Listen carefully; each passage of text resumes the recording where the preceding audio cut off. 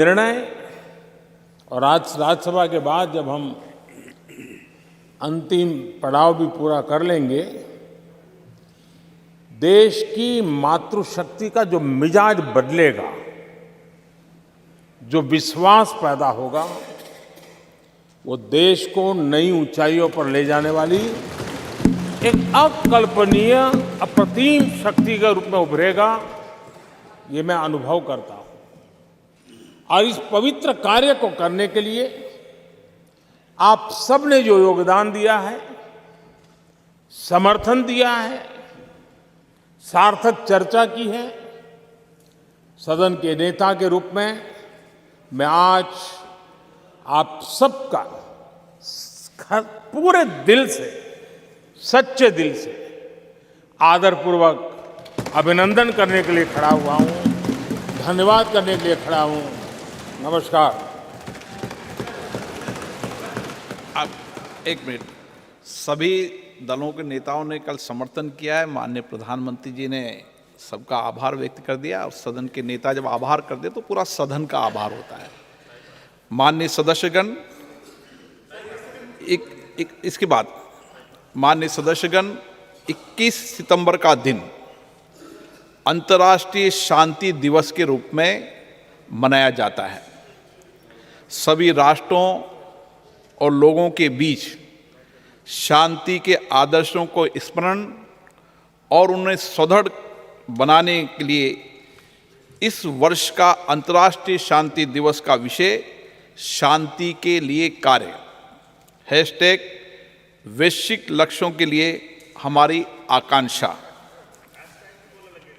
भारत विश्व शांति को प्रोत्साहित देने के लिए सदैव विभिन्न देशों के बीच सहयोग को बढ़ावा देने, परस्पर संवाद के माध्यम से आपसी टकराव का समाधान करने और वैश्विक एवं क्षेत्रीय शांति अहिंसा के आदर्शों को संरक्षित एवं संवर्धित करने के लिए प्रतिबद्ध रहा है। हमारी संस्कृति सदियों से अहिंसा की रही है। आइए हम इस अंतर्राष्ट्रीय शांति दिवस पर एक ऐसे विश्व के निर्माण के लिए संवाद, संवेदनशीलता, सहिष्णुता और सहयोग की भावना से काम करें, ताकि हम एक शांतिपूर्ण विश्व का सपना साकार कर सकें।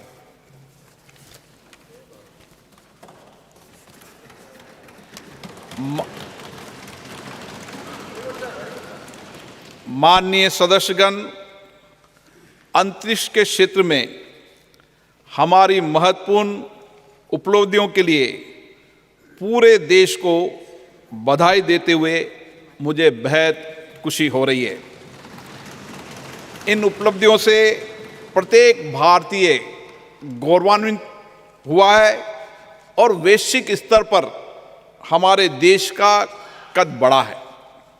23 अगस्त 2023 को चंद्रमा के दक्षिणी ध्रुव के पास उतरने वाला पहला देश बनकर हमने एक ऐतिहासिक उपलब्धि हासिल की है। चंद्रयान 3 की मिशन की सफलता हमारे वैज्ञानिकों के अथक प्रतिबद्धता का प्रमाण है, जो निरंतर ब्रह्मांड के सुदूर क्षेत्रों तक पहुंचने का प्रयास करते आए हैं। इस सदन के माध्यम से मैं इस अभूतपूर्व उपलब्धि के लिए इसरो के सभी वैज्ञानिकों और इंजीनियरों और भारत के लोगों को बधाई देता हूं।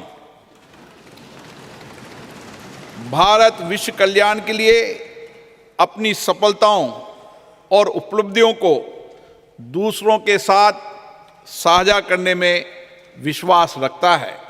इसलिए हमने चंद्रयान 3 की सफलता को विश्व के वैज्ञानिक समुदाय और पूरी मानवता को समर्पित किया है। हमारे प्रज्ञान रोवर ने हमें चंद्रमा पर sulphur, oxygen, aluminium, calcium, iron जैसे तत्वों की मौजूदगी सहित अन्य अमूल्य जानकारी भेजिए, जिससे अंतरिक्ष के बारे में मानव ज्ञान में वृद्धि होगी और भावी अभूतपूर्व खोजों का मार्ग प्रशस्त होगा। 23 अगस्त को राष्ट्रीय अंतरिक्ष दिवस के रूप में मनाना उचित होगा। एक ऐसा दिन होगा जो हमारी भावी पीढ़ियों को जीवन में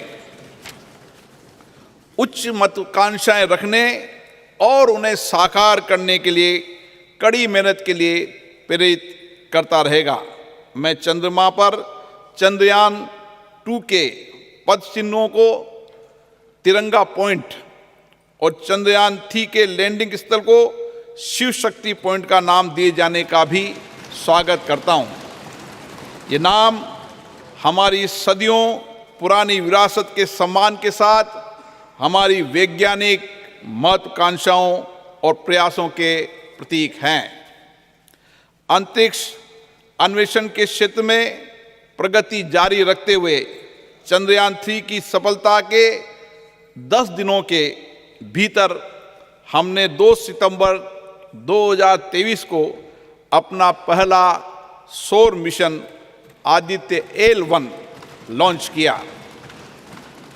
ये सूर्य का अध्ययन करने वाला हमारा पहला मिशन है, जिससे सूर्य के भीतर होने वाली भौतिक प्रक्रियाओं और पृथ्वी पर उनके प्रभाव के बारे में जानकारी में वृद्धि होगी। चंद्रयान 3 और आदित्य L1 सफल अंतरिक्ष कार्यक्रम होने के साथ ही भारत की वैज्ञानिक और तकनीकी शक्ति के उदय और हमारी प्रतिभा और क्षमता के प्रतीक हैं। इन दोनों मिशनों में बड़ी संख्या में महिला वैज्ञानिकों ने आगे बढ़कर नेतृत्व किया है, जिससे नए भारत में महिलाओं के योगदान का पता चलता है। इन दोनों मिशनों को पूरी तरह से भारत में डिजाइन और निर्मित किया है। हमारे अंतरिक्ष कार्यक्रम की जो बात दूसरों से अलग करती है, वह हमारी सभी परियोजनाओं में कम लागत। इससे अंतरिक्ष प्रौद्योगिकी में हमारी बढ़ती क्षमताओं के साथ साथ हमारे वैज्ञानिकों की प्रतिभा का परिचय भी मिलता है। इन उपलब्धियों के फलस्वरूप भारत ने अंतरिक्ष के क्षेत्र में विश्व में अग्रणी देशों में अपना स्थान बनाया है। ये सभी उपलब्धियां प्रधानमंत्री माननीय नरेंद्र मोदी जी के नेतृत्व में भारत सरकार के अथक प्रयासों से संभव हुई है। प्रधानमंत्री बनने से पहले भी श्री मोदी जी अंतरिक्ष में गहरी रुचि रही है और चंद्रयान मिशनों के साथ उनका गहरा भावनात्मक जुड़ाव रहा है।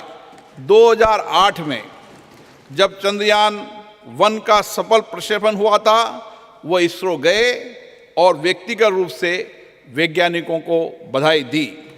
2019 में जब अंतिम समय में कुछ तकनीकी खराबी के कारण चंद्रयान 2 वांछित उद्देश्य प्राप्त नहीं कर पाए, तो उन्होंने हमारे वैज्ञानिकों के बीच जाकर उन्हें विफलताओं की चिंता किए बिना लक्ष्य प्राप्ति के प्रयास के लिए प्रेरित किया।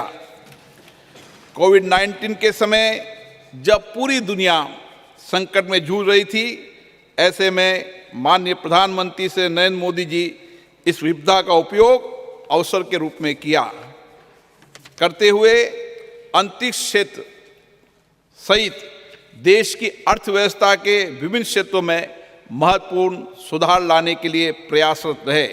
उनके इन्हीं प्रयासों के फलस्वरूप हम विश्व अंतरिक्ष शक्ति बनने की दिशा में आगे बढ़ रहे हैं। पिछले कुछ सालों में अंतरिक्ष स्टार्टअपों की संख्या में रिकॉर्ड वृद्धि हुई है। पिछले साल निजी क्षेत्र में निर्मित पहले रॉकेट विक्रम एस का प्रक्षेपण हुआ है। युवा स्कूली छात्रों ने 2 उपग्रह आज़ादी सेट और आज़ादी सेट 2 लॉन्च किए। अंतरिक्ष प्रौद्योगिकी क्षेत्र में हमें महत्वपूर्ण सफलता मिली है, जैसे प्रक्षेपण वाहनों का परीक्षण एक बार में 104 उपग्रह लॉन्च करके हमने विश्व रिकॉर्ड बनाया है। इन उपलब्धियों के फलस्वरूप भारत में दुनिया का नजरिया बदला है। हमारे देश को लेकर विश्व समुदाय के दृष्टिकोण में बदलाव आया है। माननीय प्रधानमंत्री नरेंद्र मोदी जी के दूरदर्शी नेतृत्व और विज्ञान और नवाचार को बढ़ावा देने के कारण ही संभव हो पाया है। हमारा सफल अंतरिक्ष कार्यक्रम उनके जय विज्ञान जय अनुसंधान के आह्वान का सबसे बड़ा प्रमाण है। ये विज्ञान और नवाचार का सबसे अच्छा उदाहरण है, जिसमें स्टार्टअप MSME को बढ़ावा मिला है, रोजगार अवसरों का सृजन हुआ है, हमारे विकास को भी गति मिली है। कृषि, मत्स्य पालन, संचार, नेविगेशन, राष्ट्रीय सुरक्षा सहित हमारी अर्थव्यवस्था के सभी क्षेत्रों में योगदान के माध्यम से हमारा अंतरिक्ष कार्यक्रम देश के लोगों के जीवन में गुणात्मक परिवर्तन ला रहा है। हमें विश्वास है इन उपलब्धियों में हमारी आने वाली पीढ़ियों को बड़े सपने देखने और अपने सपनों को साकार करने के लिए कड़ी मेहनत की प्रेरणा मिलेगी। सभी देशवासियों को 2047 तक एक विकसित भारत बनाने के लिए मिलकर कार्य करना होगा और अपने आप को पुनः समर्पित करना होगा। मुझे विश्वास है ये प्रतिष्ठित सदन इस ऐतिहासिक उपलब्धियों में प्रधानमंत्री मोदी जी के नेतृत्व की सराहना करने, भारत के लोगों विशेष रूप से युवाओं का उत्साहवर्धन करने तथा महिलाओं के योगदान के साथ सभी संगठनों और व्यक्तियों के योगदान की सराहना करने में मेरा साथ देगा।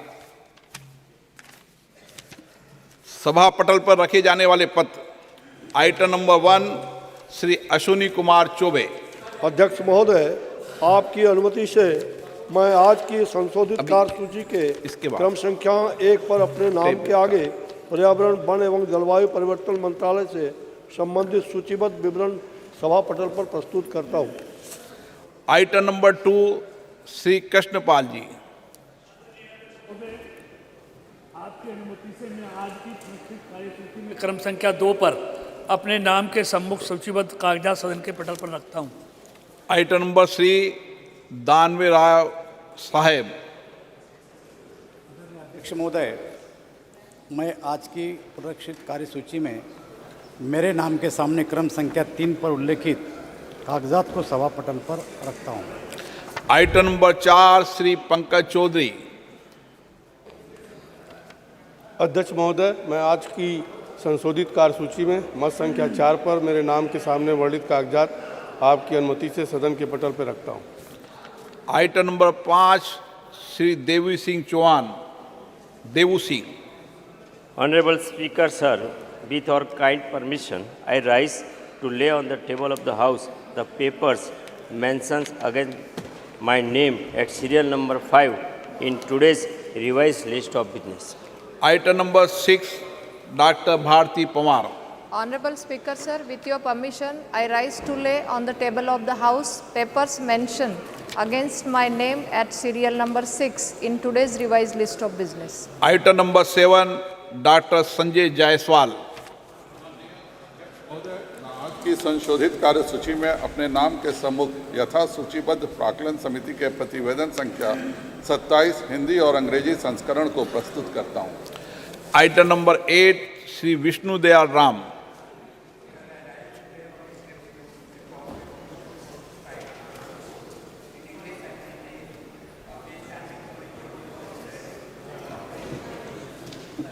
Reforms as listed against my name at serial number 8 in today's list of business. Item number 9 Shri Jagannath सरकार। आज की कार्यसूची में क्रम संख्या 9 पर मेरे नाम के समक्ष यथा सूचीबद्ध शिक्षा, बाल, महिला, युवा और खेल संबंधी स्थायी समिति के उच्चतर शिक्षा में राष्ट्रीय शिक्षा नीति 2020 के कार्यान्वयन संबंधी 356 प्रतिवेदन अंग्रेजी और हिंदी में सभा पटल पर रखता हूँ। आइटम नंबर 10 श्री तापिर गांव। Honorable Speaker, sir, I raise to lay on the table a copy of each of the 355, 356, 357, 358 and 359 report of the Standing Committee on Transport, Tourism and Culture listed against my name at serial number 10 in today's order paper. Item number 11, Dr. Mahesh Sharma. With your permission, I rise to lay on the table copy of the 149th report on the subject implementation of Pradhan Mantri TB Mukt Bharat Abhiyan in Hindi and English of the Standing Committee on Health and Family Welfare. Item number 12, Sri Devu Singh Chauhan. Honorable Speaker, sir, in pursuance of the Direction 73A of the Honorable Speaker Lok Sabha, I would like to lay a statement showing status of implementation of the recommendations, observations contained in the 44th report of Standing Committee on Communication and Information Technology on demands for grants 2023-24 pertaining to Department of Post on the table of the House. Item number 13, Sri Prahlad Joshi ji. Sir, with your permission, I rise to move the following, that this House do agree with the 45th report of the Business Advisory Committee presented to the House on 20th September 2023. प्रश्न है कि सभा कार्य मंत्रणा समिति दिनांक 20/9/2023 का सभा में प्रस्तुत 45वां प्रतिवेदन से सहमत है।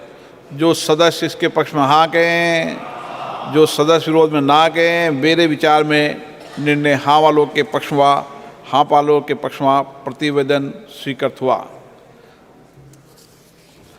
आइटम नंबर 14, चंद्रयान 3 मिशन की सफलता, अंतरिक्ष क्षेत्र में हमारे राष्ट्र की अन्य उपलब्धियों के बारे में आज चर्चा होगी।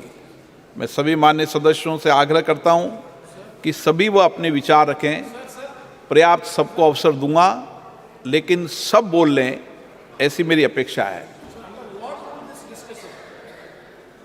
From the House, under what rule this, whether it is 184 or 193, under what rule? Item number 14 मैंने शुरू किया है। इसका विषय श्री राजनाथ सिंह जी।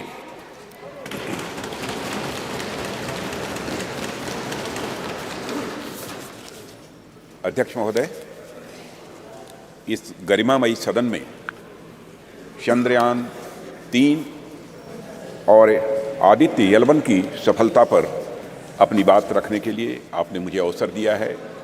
इसके लिए मैं अपनी तरफ से आपके प्रति आभार व्यक्त करता हूं।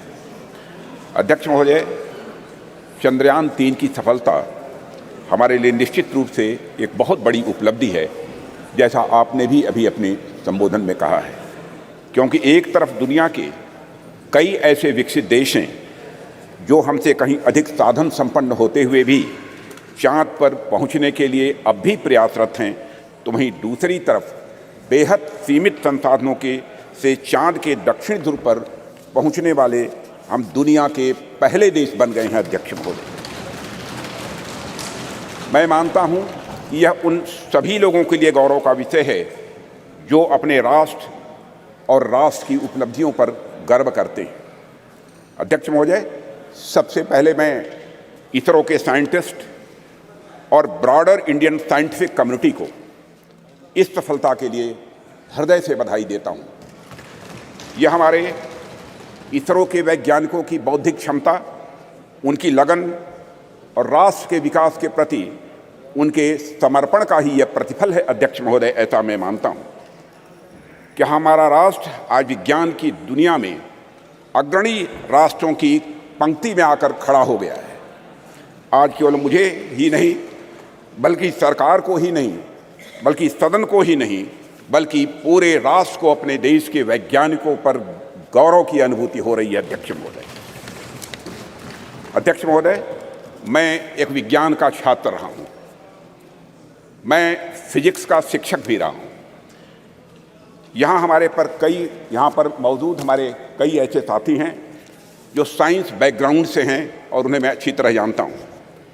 हम सभी यह बात जानते हैं कि स्पेस साइंस विज्ञान का है कि एक फ्रंटियर एरिया हुआ करती है अध्यक्ष महोदय, जिस पर artificial intelligence, quantum physics, astrophysics और जेनेटिक्स विज्ञान के फ्रंटियर एरियाज हैं। और उसी प्रकार स्पेस साइंस भी एक विज्ञान की फ्रंटियर एरिया है। और इस एरिया में प्रगति करने के लिए अध्यक्ष महोदय निश्चित तौर पर हमें एक टॉप क्लास साइंटिफिक इकोसिस्टम चाहिए होता है, और हमें उच्च गुणवत्ता वाली शिक्षा भी चाहिए और उच्च गुणवत्ता के हमें शिक्षक भी चाहिए, एजुकेशनल इंस्टीट्यूशंस भी चाहिए अध्यक्ष महोदय, इंडस्ट्रीज चाहिए होती है जो साइंटिफिक प्रोडक्ट्स का निर्माण कर सके, ऐसी हमको इंडस्ट्रीज भी चाहिए। अध्यक्ष महोदय, कहने का मेरा अर्थ यह है कि अगर चंद्रयान 3 ने चंद्रमा पर अपने कदम रखे हैं तो यह एक और इसरो की सफलता तो है ही, साथ ही यह इस बात का भी द्योतक है कि हमारे देश का साइंटिफिक इकोसिस्टम, जिसमें करोड़ों करोड़ों भारतीयों ने जाने अनजाने अपना योगदान दिया है, वह अपनी आज शेप ले रहा है। यह दिखाता है कि हमारे स्कूल्स, हमारे कॉलेजेस और यूनिवर्सिटीज़ में साइंस की पढ़ाई बेहतर हो रही है और हमारी इंडस्ट्रीज भी अच्छी गुणवत्ता वाले प्रोडक्ट्स और सप्लाई कर रही हैं। अध्यक्ष महोदय, हमें अच्छे स्टूडेंट्स, अच्छे टीचर्स और रिसर्चर्स आज मिल रहे हैं, इसलिए आज हम किसी उपलब्धि तक पहुंचते हैं तो उसके लिए वे सभी बधाई के पात्र हैं अध्यक्ष महोदय, जिन्होंने इस यात्रा में अपना किसी भी प्रकार का सहयोग दिया है और राष्ट्र के भीतर साइंटिफिक टेम्परामेंट को जन्म दिया है। और अध्यक्ष महोदय, जब मैं यहाँ साइंटिफिक टेम्परामेंट की बात कर रहा हूँ तो उससे मेरा मतलब कुछ वैज्ञानिक उपकरणों के, कुछ साइंटिफिक अपरेटस के केवल डेवलप कर लेने भर से नहीं है, यह हमारे कहने का तात्पर्य नहीं है। साइंटिफिक टेम्परामेंट की यदि मैं बात कर रहा हूँ तो साइंटिफिक टेम्परामेंट से मेरा आशय यह है कि वैज्ञानिकता और तार्किकता ये दोनों हमारी सोच में हो, वह हमारे बात और हमारे व्यवहार में हो, और वह हमारे स्वभाव में भी हो। आवश्यक नहीं हम जब विज्ञान का विषय पढ़ें तभी हम साइंस से दो चार हों, बल्कि हम आर्ट्स, म्यूज़िक और साथ ही साथ हम उसमें भी साइंटिफिक अप्रोच रख सकें। मैं इस साइंटिफिक टेम्परामेंट की यहाँ पर अध्यक्ष महोदय बात कर रहा हूँ, और हम सब इस संबंध में बड़े भाग्यशाली हैं अध्यक्ष महोदय कि यह टेम्परामेंट प्राचीन काल से ही हम भारतवासियों को विरासत में मिला हुआ है। आप देखें, चाहे हमारे प्राचीन ग्रंथ वेद हों या फिर उपनिषद देख लें या फिर स्मृति ग्रंथ देख लें, सर्वत्र आपको विज्ञान या फिर विज्ञान से युक्त विचारों के दर्शन करने को मिलेंगे।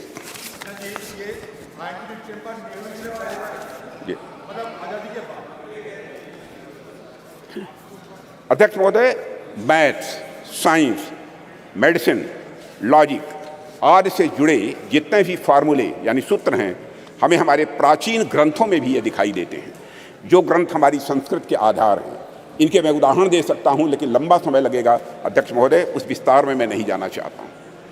अध्यक्ष महोदय, कभी कभी कुछ लोगों द्वारा यह भी कहा जाता है, और कुछ ऐसे लोग हमारे सदन में भी हो सकते हैं कि हमारी सांस्कृतिक विरासत और साइंटिफिक टेम्परामेंट के बीच विरोधाभास है। कुछ ऐसे भी मानने वाले लोग हमारे देश में हैं। यहाँ तक कहा जाने लगा कि अगर आप साइंटिफिक टेम्परामेंट के हैं तो आप पीपल की पूजा कैसे कर सकते हैं, आप नीम की पूजा कैसे कर सकते हैं, आप तालाब की पूजा कैसे कर सकते हैं, या फिर आप गाय को माता कैसे कह सकते हैं। अध्यक्ष महोदय, अगर आप वैज्ञानिक की तरह सोचते हैं तो मूर्ति पूजा कैसे कर सकते हैं, यह कहने वाले लोग हमारे देश में हैं। महोदय, बात तो यहाँ तक अब होने लगी है कि संस्कृत का विरोध करना, विरासत का विरोध करना, यह प्रगतिवाद यानी प्रोग्रेसिव होने का सूचक हो गया है। और प्रगतिवाद वह नहीं रह गया जो प्रगति की बात करे, बल्कि प्रगतिवाद वह हो गया है जो अपनी संस्कृत और विरासत का केवल विरोध करे, वह भी इसलिए कि उसे विरोध करना है। पूछा जाने लगा कि भारतीय संस्कृति और विज्ञान का भला आपस में क्या लेना देना है, इन दोनों में आपस में क्या रिश्ता है। भारत में कभी धर्म और विज्ञान का सामंजस्य रहा ही नहीं है, यह भी कहने वाले लोग हैं। विपक्ष के हमारे कुछ मित्रों का ऐसा भी आरोप रहता है, क्योंकि राज्यसभा में मैंने सुना था कि भारतीय संस्कृति और विज्ञान एक साथ चल ही नहीं सकते हैं, ऐसी उनकी मान्यता है। अध्यक्ष महोदय, इनका ऐसा मानना है कि संस्कृति विज्ञान की विरोधी होती है। मैं इस सदन के माध्यम से उनके इन प्रश्नों का जवाब देने की भी अपनी तरफ से कोशिश करूंगा। भारत में यदि कोई व्यक्ति यह कहता है कि हमारी संस्कृति विज्ञान की विरोधी है, तो मुझे लगता है कि उस व्यक्ति को न तो हमारी संस्कृति का स मालूम है और न ही विज्ञान का व मालूम है। हमारे जो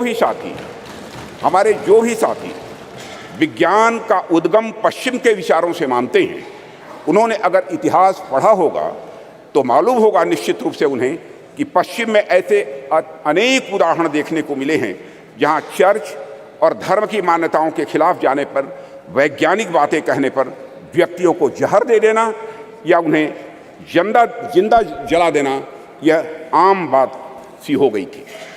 अध्यक्ष महोदय, उनको अपने वैज्ञानिक विचार छिपाकर कहने पड़ते थे, पर आज से लगभग 2000 साल पहले आर्यभट्ट ने जब कहा था कि हमारी पृथ्वी अपने एक्सिस पर घूमती है, तो क्या उनका विरोध हुआ था? बाराहमीर ने जब यह सिद्धांत दिया कि पृथ्वी का गुरुत्वाकर्षण बल, ग्रेविटेशनल फोर्स, हर वस्तु को अपनी तरफ खींचता है, तो क्या किसी व्यक्ति ने बाराहमीर के इस सिद्धांत को अधर्म कहा था? जब भी भारत में किसी ने कोई नया वैज्ञानिक सिद्धांत दिया है अध्यक्ष महोदय, तो भारतीय समाज ने उस व्यक्ति को ऋषि के रूप में प्रतिष्ठित किया है अध्यक्ष महोदय। और मेरा मानना है कि संस्कृति के बगैर, कल्चर के बगैर, विज्ञान और विज्ञान के बगैर कल्चर या संस्कृति अधूरी है। संस्कृति और विज्ञान दोनों एक दूसरे से जुड़ने के बाद ही अध्यक्ष महोदय वह पूर्णता को प्राप्त करते हैं। दोनों को एक दूसरे का पूरक कहा जा सकता है, क्योंकि दोनों ही मनुष्यता के लिए भी यह आवश्यक है। इसका एक छोटा सा लेकिन बहुत ही महत्वपूर्ण उदाहरण मैं आपके सामने रखना चाहूँगा। अध्यक्ष महोदय, लगभग 2 वर्ष पहले उत्तराखंड में भूस्खलन के रूप में एक दुर्भाग्यपूर्ण आपदा आई हुई थी। मैं समझता हूं कि सदन के सभी सम्मानित सदस्यों को इसकी जानकारी होगी, जिसके कारण एक सुरंग में हमारे कुछ मजदूर फंस गए थे। अब इससे निपटने के लिए यहाँ पर विज्ञान की भूमिका सामने आएगी। हमने सेंसर आदि के माध्यम से ये पता लगाया कि मजदूर सुरंग में कहाँ फंसे हुए हैं। उसके बाद हमने हेलीकॉप्टर से उन लोगों को वहाँ से निकालने में भी कामयाबी हासिल की। लेकिन अध्यक्ष महोदय, जैसे ही सुरंग से पहले मजदूर को बाहर निकाला गया, अन्यथा कोई न ले, जैसे ही मजदूर को सुरंग से बाहर निकाला गया, बाहर निकलते ही इसने दोनों हाथ ऊपर करके बड़ी तेजी के साथ जय घोष किया, बद्री विशाल की जय। अध्यक्ष महोदय, इस वाक़ये ने सारी दुनिया को बताया कि धर्म और विज्ञान किस तरह से यह आपस में जुड़े हुए हैं। एक दूसरे से अलग नहीं है धर्म और विज्ञान, बल्कि यह एक दूसरे से जुड़े हुए हैं। निश्चित रूप से विज्ञान ने उस मजदूर को सुरंग से बाहर निकालने में अध्यक्ष महोदय बहुत बड़ी भूमिका निभाई है, इसमें कहीं दो मत नहीं है। लेकिन उन मजदूर बंधुओं को सुरंग के भीतर जिसने जिजीविषा की शक्ति प्रदान की, जिसने साहस प्रदान किया, जिसने मनोबल प्रदान किया, जिसने आखिरी समय तक प्रयास करते रहने की शक्ति प्रदान की, वह और कुछ नहीं हमारा सांस्कृतिक विश्वास ही था अध्यक्ष महोदय, जिसने कि यह संबल उन्हें प्रदान किया। अध्यक्ष महोदय, वह हमारी कल्चर, वह हमारी संस्कृति ही थी जिसने सुरंग में फंसे उस मजदूर को यह भरोसा दिलाया कि वह इस संकट से बचकर निकल जाएगा, उसके ईश्वर इस संकट से उसे निकाल लेंगे, यह उसका विश्वास था, भरोसा था। अध्यक्ष महोदय, हमारी आस्था, हमारी संस्कृति इंक्लूसिव नेचर की है, समावेशी या स्वभाव की है। हमारा सांस्कृतिक राष्ट्रवाद हमें अखिल मानवता के बंधुत्व का पाठ पढ़ाता है।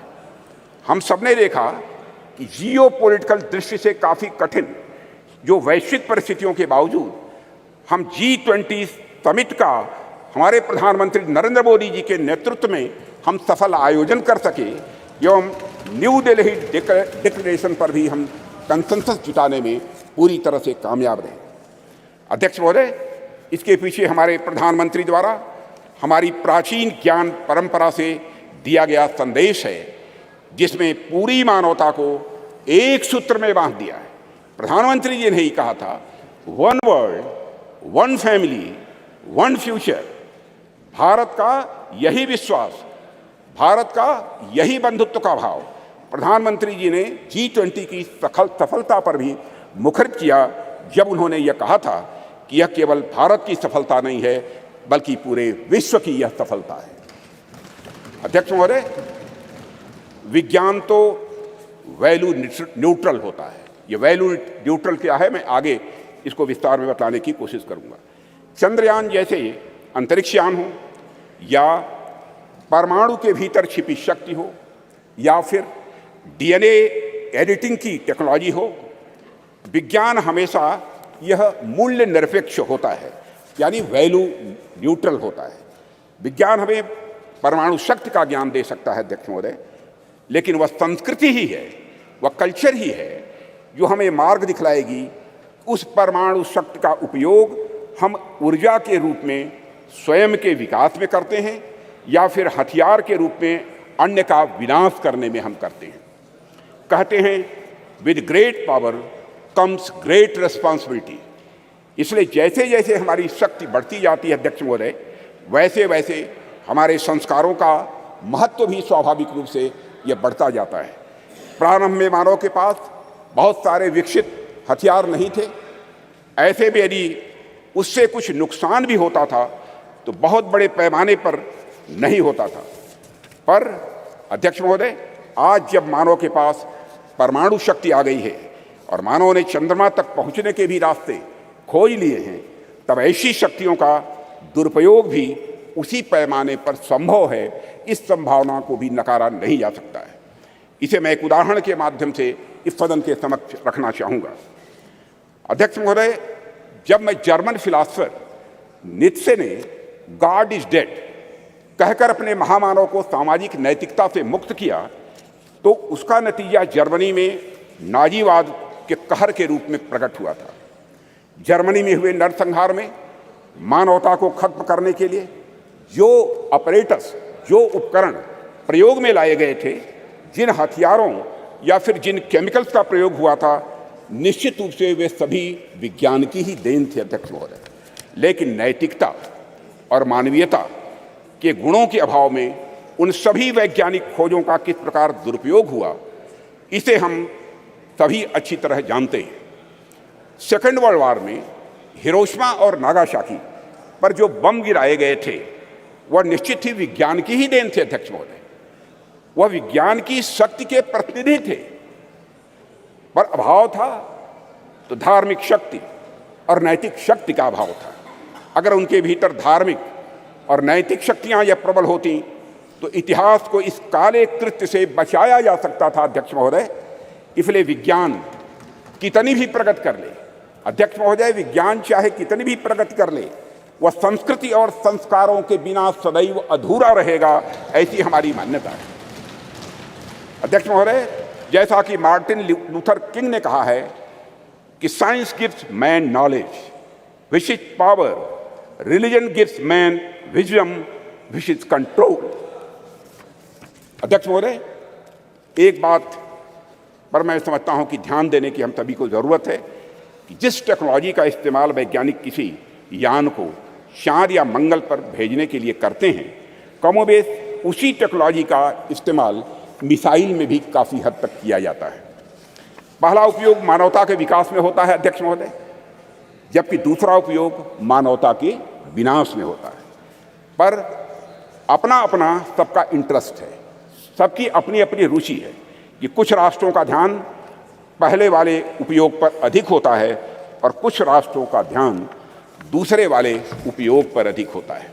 अध्यक्ष महोदय, कई बार कुछ लोगों का यह भी आरोप रहता है, अब देश में ऑलरेडी जमीनी विकास के इतने कार्य करने के लिए पड़े हैं जिसमें रिसोर्सेज की जरूरत होती है, संसाधनों की जरूरत होती है, तो ऐसे में चंद्रयान जैसे मिशन भेजने की क्या आवश्यकता है?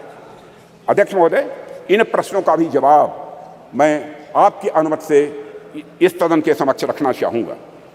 जब हम इस प्रकार के मिशन भेजते हैं या फिर हम किसी प्रकार की वैज्ञानिक प्रगति हम करते हैं तो इसका जमीनी विकास से किसी भी प्रकार का विरोधाभास नहीं होता है। हम यदि स्पेस रिलेटेड कोई भी मिशन भेजते हैं तो बाहरी तौर पर दिखने में सिर्फ स्पेस से रिलेटेड यह लग सकता है हम सबको, लेकिन वास्तव में उसका प्रभाव आम जनमानस पर भी पड़ता है। इस सच्चाई को भी नकारा नहीं जा सकता है। अध्यक्ष महोदय, हमारे यह स्पेस प्रोग्राम्स भारत का तो नाम रोशन करते ही हैं, लेकिन साथ ही साथ इन मिशंस का जो बहुआयामी उपयोग होता है उसका प्रभाव आम जनता के ऊपर भी बहुत ज़्यादा पड़ता है। स्पेस मिशंस हमें अनेक प्रकार से सहायता प्रदान करते हैं, जैसे यदि हम इसके माध्यम से रेनफॉल पैटर्न यानी वर्षा होने का जो पैटर्न है इसका बेहतर प्रेडिक्शन यदि कर रहे हैं तो ये हमारे किसान बंधु बांधवों के लिए फायदेमंद हो रहा है। यदि हम इसके माध्यम से चक्रवात साइक्लोन को यदि हम प्रेडिक्ट करते हैं तो हमारे कोस्टल एरियाज में रह रहे लोगों के लिए भी अध्यक्ष महोदय यह लाभदायक होगा। इस प्रकार के प्रेडिक्शंस हमारे मछुआरों के लिए लाभदायक सिद्ध होंगे। यह तो मैंने एक दो उदाहरण केवल दिए हैं अध्यक्ष महोदय। बाकी स्पेस एप्लीकेशन से डेवलपमेंट में जो मदद मिलती है उससे भी मैं समझता हूँ सदन के अधिकांश सदस्य अच्छी तरह परिचित होंगे। इन सबसे भी महत्वपूर्ण बात यह होती है कि जब भी हम इस प्रकार के मिशन स्पेस में या फिर चंद्रमा और सूर्य की ओर भेजते हैं तो सुदूर गांव में बैठे किसी बच्चे के मन में साइंटिफिक टेम्परामेंट स्वाभाविक रूप से जगता है और उसके भीतर भी इस बात की अलख जगती है अध्यक्ष महोदय कि वह भी आगे चलकर कुछ ऐसे ही करेगा। उसके अंदर यह प्रेरणा आती है कि एक दिन वह भी वैज्ञानिक बनकर भारत का नाम दुनिया में रोशन करेगा। और यही कुछ करने की तमन्ना ही अध्यक्ष महोदय राष्ट्र को स्वाभाविक रूप से आगे ले जाने का काम करती है।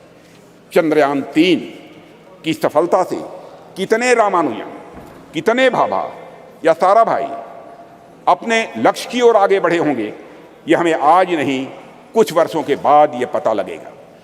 अध्यक्ष महोदय, हमारे प्रधानमंत्री मोदी जी के नेतृत्व में हम संस्कृति और विज्ञान दोनों को समान रूप से महत्व देते हुए आगे बढ़ रहे हैं। और ऐसा बिल्कुल भी नहीं है, ऐसा बिल्कुल भी नहीं है कि यदि हम एक को महत्व दे रहे हैं तो दूसरे का महत्व कम हो जाएगा। यह कोई जीरो सम गेम नहीं हुआ करता है अध्यक्ष महोदय। अध्यक्ष महोदय, हमारे ऋषियों मनीषियों ने बरसों पहले विज्ञान को न केवल धर्म के साथ जोड़ा बल्कि लोगों को इसके व्यवहारिक ज्ञान के बारे में भी बतलाया है। उनका मानना था कि यदि विज्ञान को सुव्यवस्थित ढंग से संवार कर मनुष्य के वेलफेयर के लिए, उनके कल्याण के लिए लगाया जाए तो स्वाभाविक रूप से वह अपने आप धर्म बन जाता है। यही वजह है कि हमारे वेद, उपनिषद, दर्शन आदि जितने भी धर्म ग्रंथ हैं उनमें विज्ञान स्वाभाविक रूप से यह पिरोया हुआ हम पाते हैं। उदाहरण के तौर पर वैदिक रिचुअल्स में, स्वर्ण सूत्रों में ज्योमेट्री का सिद्धांत ये निहित पाए जाते हैं। जैसे मैं बतलाना चाहूँगा इस सदन को अध्यक्ष महोदय, जैसे हवन कुंड हम बनाते हैं तो वह भी हमारे प्राचीन ज्योमेट्रिक कंसेप्ट पर ही आधारित होता है। यह बिल्कुल हमारी जनता के मन में, उनकी सोच में यह पूरी तरह से रचा बसा है। और यही कारण है कि बड़े बड़े वैज्ञानिक भी सांस्कृतिक विरासत की महत्ता को अच्छी तरह स्वीकार करते हैं। अध्यक्ष महोदय, अभी चंद्रयान 3 की सफलता के नायक डॉक्टर यश सोमनाथ, जिनका पूरे सदन ने अभिनंदन किया, उनके साथ सारे वैज्ञानिकों का अभिनंदन किया। श्री डॉक्टर यश सोमनाथ जी ने भी इस बात की ओर इशारा किया था कि वेदों में कई सारी वैज्ञानिक पृष्ठभूमि वाली बातें कही गई हैं। भारत के प्रसिद्ध गणितज्ञ श्रीनिवास रामानुजन का तो संस्कृत के प्रति इतना गहरा विश्वास था कि वे अपने गणित के क्षेत्र में किए गए किसी भी कार्य को स्पिरिचुअलिज्म, अध्यात्म का ही वह अंग मानते थे। और अध्यक्ष महोदय, इसीलिए जो लोग यह कहते हैं कि हमें अपनी संस्कृति से विरक्त होकर विज्ञान को अपनाना चाहिए, दरअसल उन लोगों का यह समझना पड़ेगा उन्हें कि संस्कृत और विज्ञान एक दूसरे के विरोधी नहीं हैं, बल्कि संस्कृत और विज्ञान एक दूसरे के पूरक हैं। अध्यक्ष महोदय, मैं देश का रक्षा मंत्री हूं। रक्षा मंत्रालय का दायित्व मेरे ऊपर है और देश की सुरक्षा का कार्यभार देख रहा हूं।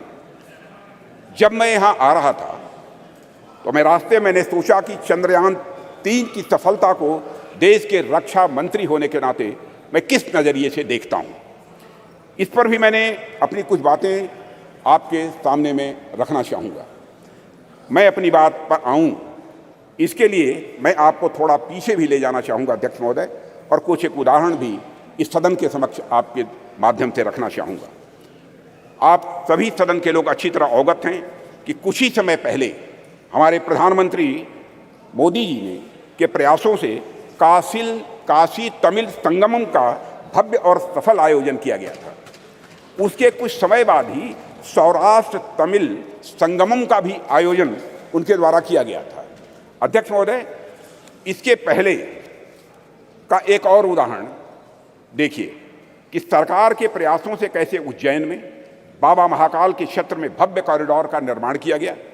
विश्व की प्राचीनतम नगरी ज्ञान नगरी काशी में बाबा विश्वनाथ धाम के परिसर के पुनरुद्धार का काम भी वहाँ पर किया गया। प्रधानमंत्री मोदी जी ने बाबा विश्वनाथ के चरणों में श्रद्धा के सुमन अर्पित किए अध्यक्ष महोदय। और राम मंदिर का एक और उदाहरण इसके साथ ही अध्यक्ष महोदय मैं देना चाहूँगा।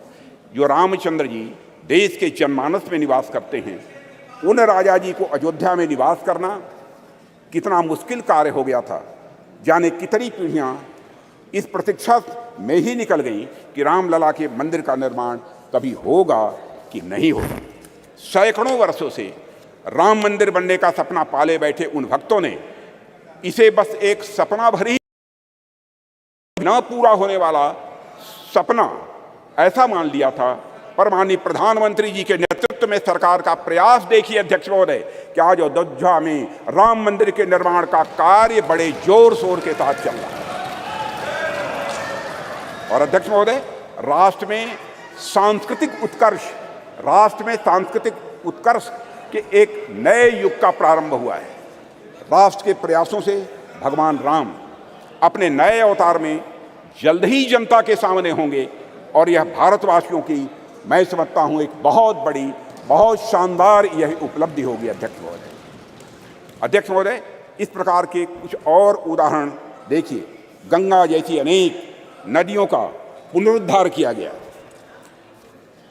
हम देशव्यापी अभियान चलाकर हम गंगा, यमुना और नर्मदा जैसी नदियों की सफाई और उनके संरक्षण का कार्य कर रहे हैं। ऐसे ही अनेक उपक्रम सरकार द्वारा किए जा रहे हैं जो हमारी संस्कृति और परंपरा से जुड़ी चीज़ों को सहेजने और सुरक्षित रखने का वह काम कर रहे हैं। अध्यक्ष महोदय, आप सभी राष्ट्र के उपयुक्त विकास के लिए अनेक प्रकार की सुरक्षा से भी मैं समझता हूं सदन के सम्मानित सदस्य अच्छी तरह अवगत होंगे। आप सभी सीमा सुरक्षा, आर्थिक सुरक्षा, सामाजिक सुरक्षा, खाद्य सुरक्षा, ऊर्जा सुरक्षा और पर्यावरण सुरक्षा के बारे में मैं समझता हूं हम सभी समय समय पर चर्चा भी करते रहते हैं। अब तो पूरी हिम्मत है, पूरी हिम्मत है, पूरी हिम्मत है, पूरी हिम्मत है।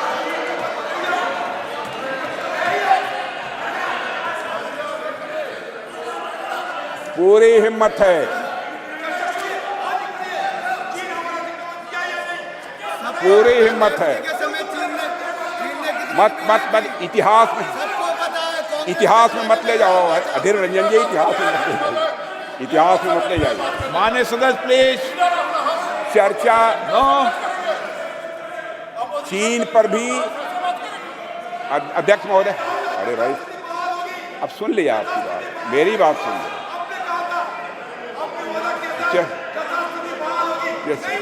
माननीय सदस्य आपको मौका देंगे जब आप बोलना, सबको पर्याप्त समय पर्याप्त अवसर मिलेगा। और मैं बतलाना चाहता हूं अध्यक्ष महोदय, मैं बीच में कहीं पर अपने को डिबेट नहीं करना चाहता हूं। मैं चर्चा करने को तैयार हूं और सीना चौड़ा करके मैं चर्चा करने के लिए तैयार हूं। अध्यक्ष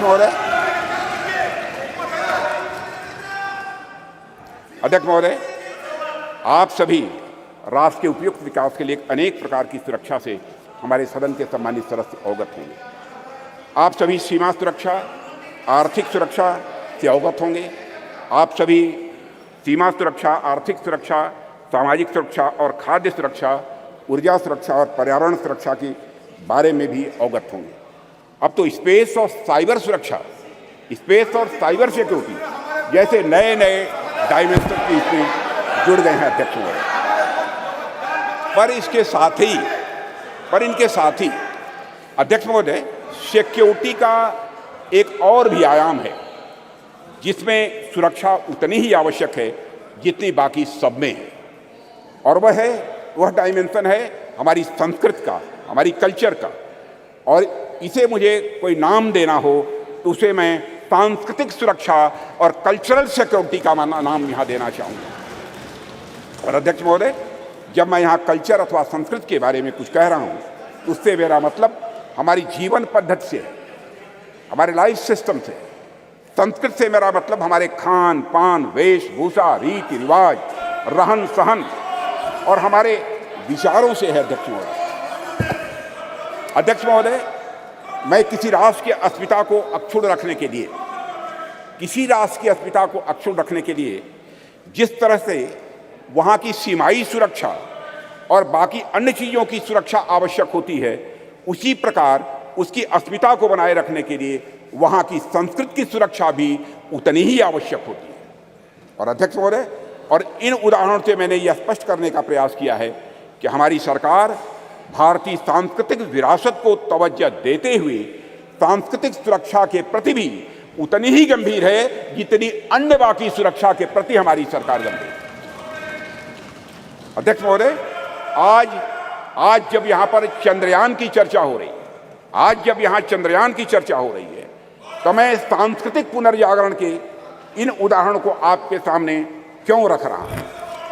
अध्यक्ष महोदय, वैसे तो ये दोनों निश्चित रूप से अलग अलग विषय हैं, इसमें कहीं दो मत नहीं है, पर ध्यान से देखेंगे तो यह सदन के सभी सम्मानित सदस्य यह पाएंगे कि इनके भीतर एक गहरा संबंध है, इन दोनों के बीच एक गहरा रिश्ता है। अध्यक्ष महोदय, विश्व का इतिहास उठाकर कोई देखे तो आप पाएंगे कोई भी ऐसा राष्ट्र नहीं है, कोई भी ऐसा समाज नहीं है जिसने सांस्कृतिक पुनर्जागरण के बिना आर्थिक, सामाजिक, राजनीतिक और वैज्ञानिक प्रगति की हो। दुनिया में कोई देश नहीं मिलेगा। जब तक संस्कृति समाज को जीवंत नहीं करती, उन्नत नहीं करती, उसे एक दिशा नहीं देती, तब तक समाज जड़ बना रहता है।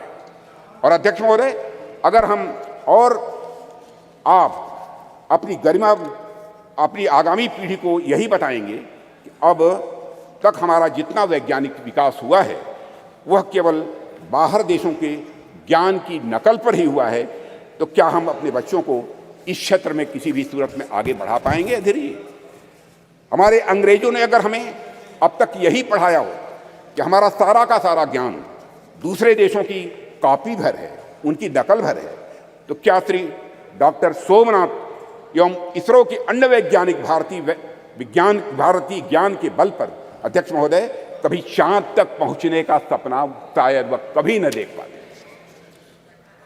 अगर उन्हें इस बात का विश्वास हुआ, अगर उनके मन में संकल्प जगा, तो इसलिए कि उन्हें मालूम था कि उनके पूर्वज आर्यभट्ट थे, उनके पूर्वज वराहमिहिर थे, उन्हें मालूम था कि उनके पूर्वज भास्कराचार्य थे, उनके पूर्वज ब्रह्मगुप्त थे और उनके पूर्वज सवाई जय सिंह थे। अध्यक्ष महोदय, इसलिए उनको यह प्रेरणा प्राप्त हुई।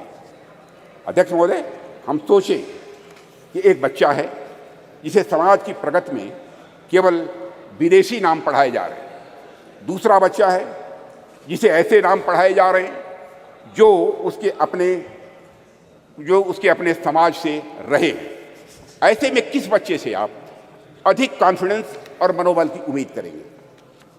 यह स्वाभाविक है अध्यक्ष महोदय कि वैसे तो मुझे बाहरी नामों से कोई इतराज नहीं है अध्यक्ष महोदय, ज्ञान विज्ञान में उनका भी महत्वपूर्ण योगदान है, यह भी मैं स्पष्ट करना चाहूँगा। पर हमारे बच्चों के मन मस्तिष्क में केवल और केवल बाहरी नाम यदि छाए रहे तो ऐसी स्थिति में बच्चा अपने बल पर समाज के विकास के सपने को जीवन में कभी नहीं देख सकता है। उसमें सपने भी आएंगे तो बाहर के समाज के विकास के ही सपने आएंगे। इसलिए अध्यक्ष महोदय, जब हम महिलाओं और छोटी बच्चियों को इंस्पायर करने की बात करते हैं तो हमें यह प्रयास करते हैं कि उनके सामने विमेन आइकन का उदाहरण रखें। तो जब हम भारतीय बच्चों को इंस्पायर करने के लिए प्रेरित करने का हम प्रयास करते हैं तो क्या हमारा यह कर्तव्य नहीं होना चाहिए कि हम उनके सामने भारतीय आइकन्स का भी उदाहरण प्रस्तुत करें? इसलिए अगर हमें अपने समाज, अपने राष्ट्र को आगे ले जाना है अध्यक्ष महोदय, हम अपने समाज और संस्कृति से सीखें, हमारे अपने आइकन्स को अपने बात व्यवहार में प्रतिष्ठित करें और उनका अनुकरण करें। यही हम सभी के लिए श्रेयस्कर होगा। अध्यक्ष महोदय, एक बात और मैं यहाँ कहना चाहूँगा और वह यह है कि चंद्रयान 3 की सफलता में देश की नारी की शक्ति की योगदान की मैं यहाँ चर्चा करूँगा। पूरा सदन अच्छी तरह जानता है कि इस मिशन में महिला साइंटिस्ट का भी बहुत बड़ा महत्वपूर्ण योगदान है। यह मिशन अगर इतना सफल हो पाया है तो इसके पीछे हमारे देश की नारी शक्ति का समर्पण, उनका त्याग और राष्ट्र को नई पहचान देने की उनकी तमन्ना रही है अध्यक्ष महोदय। और संसद का यह विशेष सत्र नारी शक्ति वंदन विधेयक को समर्पित सत्र है, इसलिए इसकी मैं चर्चा कर रहा हूं। और ऐसे में मैं नारी शक्ति वंदन विधेयक को इसरो की महिला साइंटिस्ट और उनके साथ भारत की पूरी फीमेल साइंटिफिक कम्युनिटी को कृतज्ञ राष्ट्र की ओर से प्रस्तुत यह मैं उपहार के रूप में इसे मैं देखता हूं, नारी शक्ति वंदन को अध्यक्ष महोदय। और यह सदन और राष्ट्र इसरो की महिला साइंटिस्ट और हर भारतीय बेटी को यह नमन करता है, उनकी सराहना करता है और उनके प्रति कृतज्ञता प्रकट करता है अध्यक्ष महोदय। अध्यक्ष महोदय, अपनी बातों को सार रूप में मैं यहाँ रखना चाहूँ तो यह है कि चंद्रयान 3 की सफलता कोई एक्सेप्शन नहीं है या कोई अपवाद नहीं है। यह सहस्राब्दियों से चली आ रही हमारी सामाजिक, हमारी सांस्कृतिक और वैज्ञानिक धारा का एक स्वाभाविक और सहज रूप से एक विकास है अध्यक्ष महोदय। इस सफलता के सूत्र हमारे अतीत में ही छिपे हैं। ऐसा अतीत जहाँ वैज्ञानिकता एक स्वभाव के रूप में विद्यमान थी हमारे यहाँ, जहाँ विज्ञान और आस्था के बीच एक पूर्ण सामंजस्य था। हालांकि विदेशी आक्रांताओं के चलते कुछ समय के लिए थोड़ा पिछड़ापन आ गया था, पर हम एक बार फिर से हुंकार भरते हुए पहले से भी अधिक ताकत के साथ उठ खड़े हुए हैं और सूरज, चांद, तारे अब हम छूने के लिए तैयार हैं और वहां पहुंच रहे हैं अध्यक्ष महोदय। अध्यक्ष महोदय, जिस देश में बुद्ध के देवता श्री गणेश प्रथम पूज्य हों, ओम श्री गणेशाय बोलकर ही हम कोई काम प्रारंभ करते हैं, एवं विद्या की देवी सरस्वती प्रथम आराध्या हों, वह देश तो स्वाभाविक रूप से साइंटिफिक टेम्परामेंट को आत्मसात करते हुए सदैव एक नॉलेज सोसाइटी रहा है। हमारे यहाँ कहा गया है तेजस्विनावधीतमस्तु, यानी may what we study be represented, की प्रार्थना करने वाले भारतीयों को सिर्फ चंद्रयान तक ही नहीं रुकना है अध्यक्ष महोदय, बल्कि उसके आगे जाना है। अभी अंतरिक्ष में अनेक लक्ष्य हमारा इंतजार कर रहे हैं। अभी हम भारतीयों को कई मानदंड यहाँ स्थापित करने हैं अध्यक्ष महोदय। अध्यक्ष महोदय, मैं अपने वैज्ञानिकों की कामयाबी की एक दो और चर्चा करके अपनी बात यहाँ समाप्त करना चाहूँगा। अध्यक्ष महोदय, भारत द्वारा हमारे वैज्ञानिकों का करिश्मा देखिए। भारत द्वारा अब तक लॉन्च किए गए 424 विदेशी उपग्रह, इनमें से 389, 424 में से 389 आउट ऑफ 424 जितने भी हमारे विदेशी उपग्रह हैं उसमें 389 प्रधानमंत्री श्री नरेंद्र मोदी के नेतृत्व वाली सरकार के पिछले 9 वर्षों में लॉन्च किए गए हैं अध्यक्ष महोदय। और विदेशी उपग्रहों के सफल प्रक्षेपण के साथ भारत का अंतरिक्ष क्षेत्र दुनिया में बहुत तेजी से एक प्रमुख स्थान हासिल कर रहा है। भारत द्वारा अब तक लॉन्च किए गए 424 विदेशी उपग्रहों में से 389 प्रधानमंत्री श्री नरेंद्र मोदी की नेतृत्व वाली सरकार के पिछले 9 वर्ष में लॉन्च किए गए थे। इसके अलावा अध्यक्ष महोदय 174 मिलियन अमेरिकी डॉलर में से 157 मिलियन की कमाई पिछले 9 वर्षों में हुई और इसी तरह अब तक की अर्जित 256 मिलियन यूरो में से 223 मिलियन मोदी शासन के 9 वर्षों के दौरान आए हैं अध्यक्ष महोदय। यह भी मैं सदन की जानकारी में यहाँ लाना चाहता हूँ।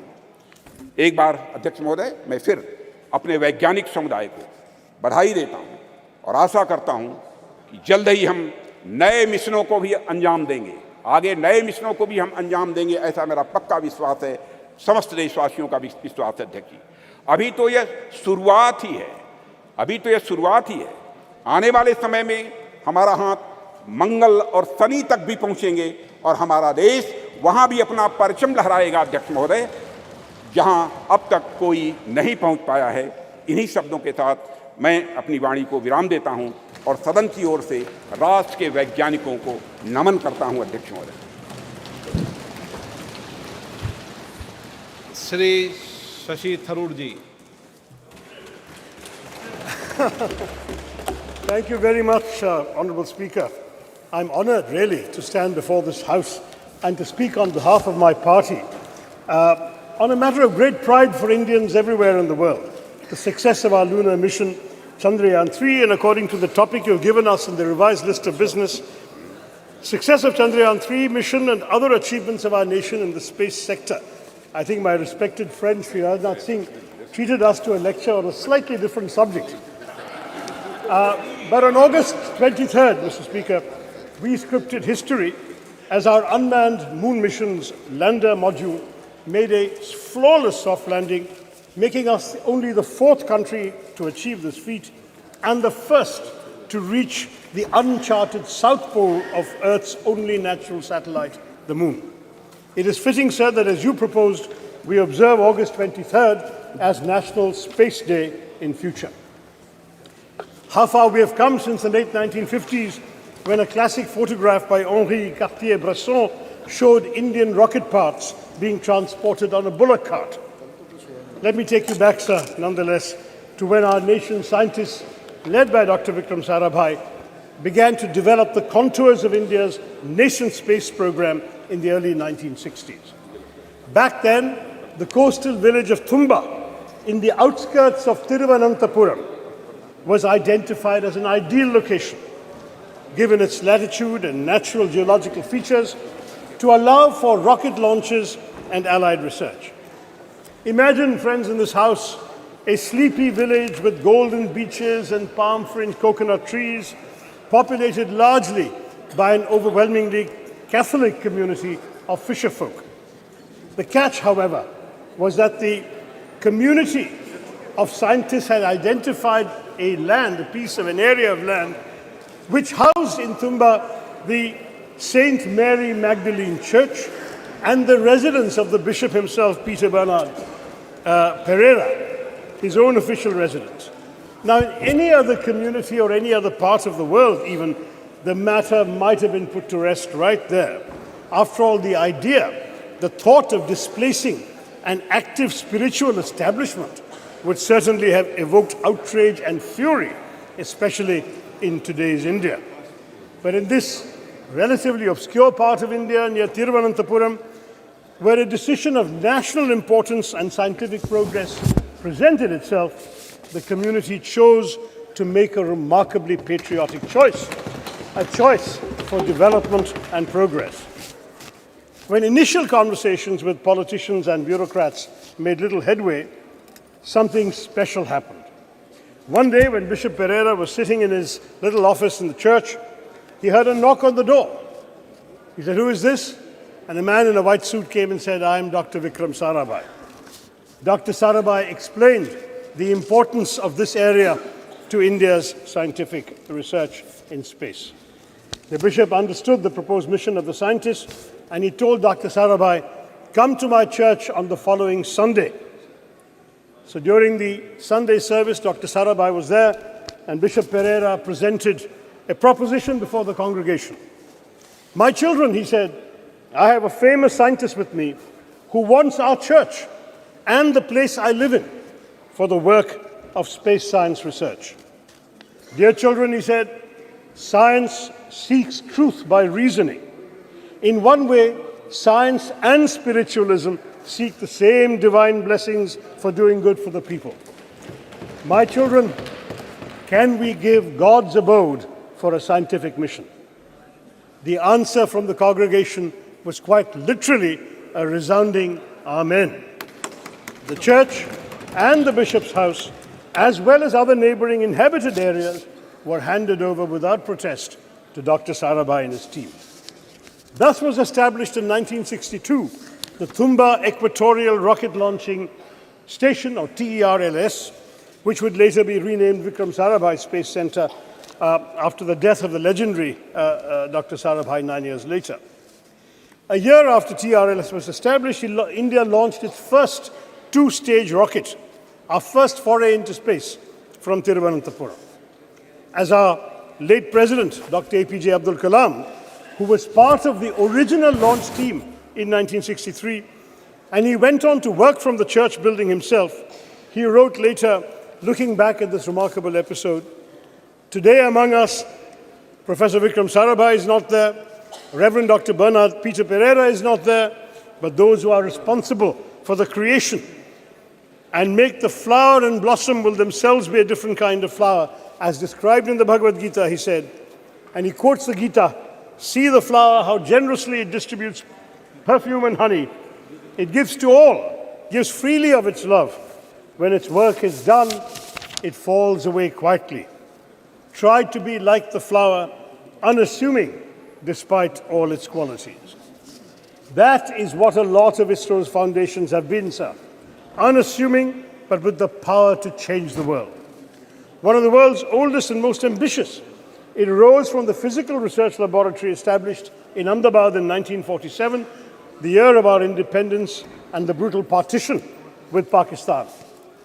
Our visionary first Prime Minister, Jawaharlal Nehru, then created the Indian National Committee for Space Research, or INCOSPA, marking our country's official entry into space exploration. This committee was set up on the recommendation of the Scientific Advisory Committee to the Cabinet for the promotion and exploration of space and its utilization for peaceful purposes, a committee led by the legendary Homi Bhabha. Then in 1962, as we've seen, TRLS was established. On 15th August 1969, our 22nd Independence Day, under the trusted guidance of Vikram Sarabhai, INCOSPAR and TRLS became the Indian Space Research Organization, ISRO giving Indian space a developmental boost. There was a tragic setback, as I mentioned, when Dr. Sarabhai died suddenly of a heart attack at the age of just 52. Dr. Satish Dhawan, the head of the Indian Institute of Science in Bangalore, was invited by then Prime Minister Indira Gandhi to lead the organization, because she knew that the vision and legacy of Vikram Sarabhai could only be fulfilled by someone like Dhawan. He accepted the invitation, though on condition that the headquarters be shifted to Bangalore, and guided ISRO as a leader who is still admired by many. In July of 1979, sir, our first satellite launch vehicle failed, and Mr. Dhawan, an exemplary leader, took responsibility for it. He gave a statement saying, "Dear friends, we have failed today.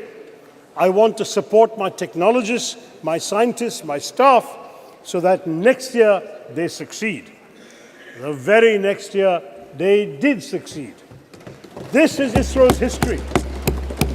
Every setback became a stepping stone to greater success. And so we Indians are proud of our space program for good reason. Since then, ISRO has undertaken missions to the moon, Chandrayaan 1, 2, and 3, and the failure of 2 became a stepping stone to the success of 3. To Mars, the Mangalyaan Mars Orbiter mission, And we have created our own launch vehicles and satellites. Moreover, of course, as the Speaker has said, India launched the solar observatory Aditya L1 this month and aims to put 2 or 3 people into low Earth orbit by the end of this year to emulate the legendary Rakesh Sharma, who orbited the planet on a Soviet spacecraft in 1984. Notably, Indian space research is the only program which has been a civilian program from the very beginning. We are focused on the development angle, like the use of space for rural development, weather forecasting, and communication, in addition to high-end research. And this, sir, is just the beginning. India's space program is set literally to skyrocket. Experts predict that India could account for at least 10% of the global space economy in the next decade, up sharply from 2% currently. India's space program bolsters our development, having made important contributions even in seemingly unrelated areas such as disaster management, education, healthcare, agriculture, fisheries, and urban planning. Moreover, it serves India's global diplomacy as well, sir, enhancing our credibility and influence. Those who once scoffed at the idea that a poor developing country aspired to send rockets into space must concede that India is now a technological force to be reckoned with in the world. To my mind, there is yet another sterling triumph within India's Chandrayaan moment.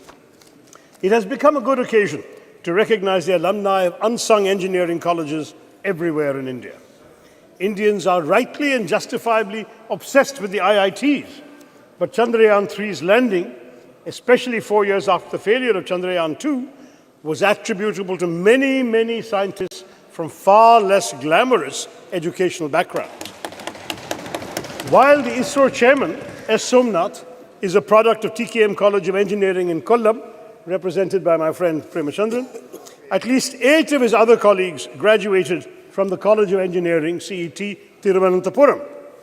Somnath Institution was founded in 1956 by a successful Muslim cashew merchant, Tangal Kunju Musliar, abbreviated soon enough to TKM, and has gone on to establish a stellar local reputation, while CET in my constituency, established in 1939 as the first engineering college in then Travancore state, retains its record and repute as the premier engineering college in the state of Kerala. Yes, at least 7 more engineers from CET were involved in the Chandrayaan 3 success, and there were others, alumni from small engineering colleges in Tamil Nadu, in small towns throughout India. We've had graduates of these small colleges contributing to ISRO because, let's face it, we must, yes indeed, it was in the very first launch, Dr. Abdul Kalam. We must proudly salute these alumni of unsung engineering colleges because they serve the public sector with dedication and are the backbone of national enterprises like ISRO. As I wrote on social media at that time, if IITians went to Silicon Valley, CETians took us to the moon.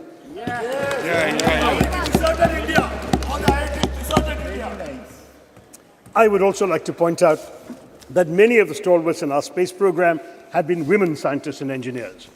Some 20% of ISRO's key personnel are women. And as women increasingly excel in science and technology studies, this number may only go up. And unlike in our parliament or legislative assemblies, they won't even need reservations either, sir. I can tell you from my experience of addressing many convocations, I'm in favor. But I have been giving away prizes at many convocations of science and technology and engineering colleges. And even when the women students are a small minority, maybe 20-30% of the student body, they are 90% of the medal winners, prize winners, and honors winners. This is becoming increasingly a woman's field, and we'll all be the better for it, sir. Now, the only thing that disappoints me today is that some in the government seek to make this their moment to bask in glory and polarize the country by speaking as if all space endeavors only began in 2014. First in the ancient years of the Vedas, and then in 2014. I mean, that's what we're hearing today. Now, the truth is, sir, that our space successes are a consequence of continuity in our national governance, and what has been achieved today stands on the shoulders of many past achievements, as I have described to you with my stories earlier. Any mature democracy would recognize that grooming the brilliance of our scientists, developing infrastructure, R&D, and global synergies on technology cannot be achieved unilaterally by any one government. This is the achievement of successive years of making the right governance choices. For example, we've heard so much about Aditya L1 mission. It began in 2006, sir. It took 17 years to be conceived, planned, executed, and finally launched this year. Thus, the Chandrayaan triumph is truly pan-Indian. Across, I hope, the political divide, it does not belong to any one person or any one party. If we all came together yesterday to affirm the solidarity we all feel for women's reservation bill, let us also come together, sir, to recognize the collective contributions of all governments in bringing glory to India's space endeavors. But after all, who can deny India owes its remarkable progress in space exploration in large part to Pandit Nehru's dedication to developing a scientific temper amongst the Indian people, his understanding of technology's role in national development, and his faith in the country's scientists. Though India was indeed beset by poverty, illiteracy, food insecurity, and disease, Nehru knew that it must and could aim for the stars. We did not have much money, and we relied on ourselves. Nehru's doctrine of self-reliance, though he didn't use the word Atmanirbharta, the concept was there, within very tight budgetary constraints, had an enduring influence on India's space program, exemplified by ISRO's decision, even in this Chandrayaan-3, to take a slower, fuel-saving approach to the moon. Both Mangalyaan and Chandrayaan-3 were the least expensive ventures of their kind, costing about a tenth of equivalent NASA, the American space mission. They cost less even than Hollywood depictions of space. Mangalyaan costs less than the Hollywood film Gravity, and Chandrayaan costs less than Interstellar. The shoestring budget was only 615 crore. Not just, much cheaper than G20, what our government spent on it. But this is not just a small fraction of what the US spent, but not even a third of China's budget for its own moon mission. ISRO's last 40 years spending is equivalent to NASA's 6 months of expenditure. That is the history we have to understand, sir. But they should not be punished for it. I'm looking at my good friend Jitendra Singh there. The Department of Space's budget has shockingly been slashed by 8%, down to 12,550 crore from the 13,700 crore that we were all presented in the budget estimates, sir. The cuts are highest in space technology, including the Human Spaceflight Center, as well as developmental and operational projects involving satellite launch vehicles. And space science, including space missions, has been cut by 32%. Why? NASA, sir, has been allocated $25.4 billion in 2023, and ISRO has the equivalent of $1.5 billion. That is the situation, sir. Our government needs to be more generous. Now, I want to stress that ISRO's strengths extend well beyond frugality. With Chandrayaan-3, India has also demonstrated familiarity with the major types of interplanetary spacecraft: orbiters, landers, rovers. The Chandrayaan-3 rover is rudimentary, but it speaks to an important focus area for the Indian space program, the planning and implementation of high-tech scientific missions. The data from Chandrayaan-3's scientific instruments will be crucial because the mission will be the first to physically, chemically, and thermally characterize the soil, subsoil, and air near the moon's south pole on location. No other country has done this. India has some measure of technological superiority now compared to most other spacefaring countries, and it should press the advantage by going to more places in the solar system. And of course, we must conduct stellar science. The better space-based scientific instruments currently operated by India are largely concerned with Earth observation and remote sensing, with a focus on indigenous development of technologies and techniques We have become a premier manufacturer of both launch vehicles and satellites and a sought-after provider of low-cost launch services to other countries.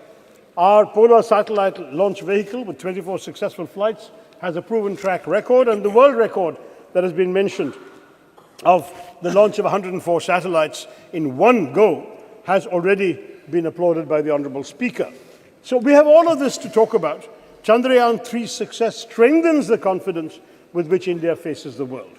The country has spent the year, as we all know, presiding over the G20, though as has been pointed out by my colleagues, we spent much more on it than we did on ISRO or on the Chandrayaan mission. But it is an influential voice for the global south. This adds to our prestige and our clout. We are also playing leading roles in other international bodies. How these relationships and how our global role generally, more broadly, will evolve remains to be seen. We are having unfortunate controversies going on this week with Canada. But nonetheless, the country's achievements in space undoubtedly strengthen our diplomatic hand, not least because of the respect they inspire in other countries. Thank you. I'll just take 2-3 minutes, sir. Among the foreign countries that have used India's space program to launch their own satellites and benefit from space cooperation include France, a space partner since 1964, which has supported India's development of launch vehicle satellites, applications and spaceflight, has also launched several satellites using our PSLV and GSLV. Russia, another long-term collaborator on various aspects of space exploration, including some of these same things, and Russia supplied key components for the crew module of Gaganyaan, and the US, with which India has a strategic partnership in space, covering areas such as Earth observation, satellite navigation, space science, planetary exploration, launch services, and human spaceflight. So France, Russia, and the US are all involved with us. And ISRO tells us that India has pursued bilateral and multilateral relations with space agencies and space-related bodies with the aim also of strengthening existing ties with these countries, taking up new scientific and technological challenges, refining our space policies, and defining international frameworks for exploitation and utilization of outer space for peaceful purposes. This is the diplomatic strength I'm talking about. So the US, Israel, Singapore, Canada, Germany, Indonesia, Japan, Luxembourg, the Netherlands, South Korea, the UK have all launched their satellites using our Indian PSLV and GSLV. And as a result, the government has earned $174 million from these launches alone. It's all the more a pity that our government has trimmed the budget for space education and research between last year and this one, even though on the whole our expenditure on space has gone up, and I know Jitendra will tell us that. Educating the next generation of Indian space pioneers ought to receive more funding. I'll conclude, sir, by recalling the proud moment when India's lander touched down on the moon and Prime Minister Narendra Modi wisely resisted parochial triumphalism of the kind we've seen later, and he hailed the achievement as a victory for all of humanity. But he also correctly noted that the achievement mirrors the aspirations and capabilities of 1.4 billion Indians. By showcasing its technological prowess, India's space program reminds the world not only of our innovative capabilities, but also of our capacity to help shape solutions to global challenges in other areas, from cyberspace regulation to peacekeeping.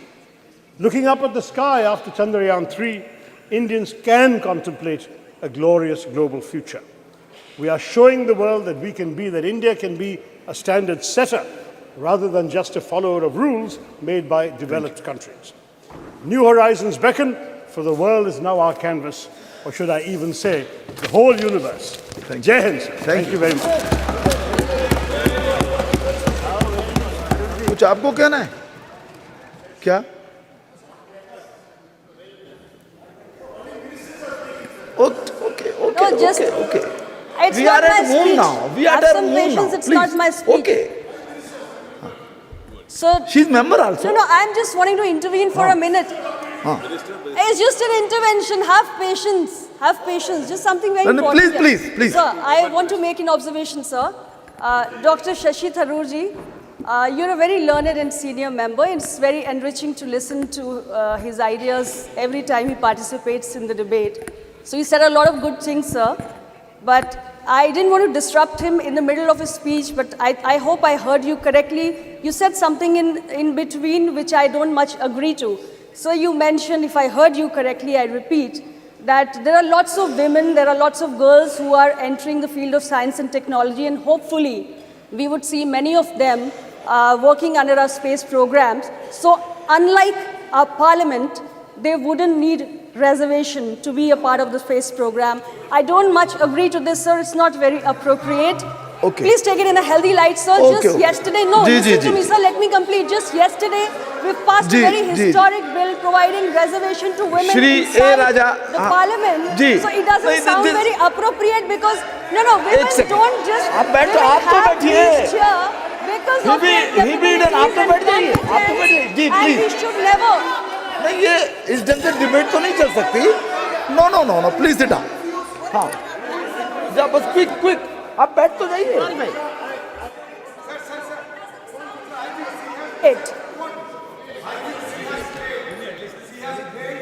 नहीं आप बैठ जाइए. Sir, your party has supported this very historic bill, Shri A. Raja, which please. means you agree to the idea of providing reservation to women for them to बैठ जाइए. iतना जी आप बैठिए please. Only A Raja. Only no आप भी बैठ जाइए. बाद में बात कर लीजिएगा please mister A Raja. No एक सेकेंड. आप मिस्टर थरूर बैठ जाइए. प्लीज बैठ जाइए. प्लीज बैठ जाइए. नो भाई अधीर जी आप बैठिए. आप बैठ जाइए. आप बैठिए तो सही. आप भी बैठ जाइए ma'am. Nothing is going on now. Okay now please. एक सेकंड क्या कहना चाहते हैं आप?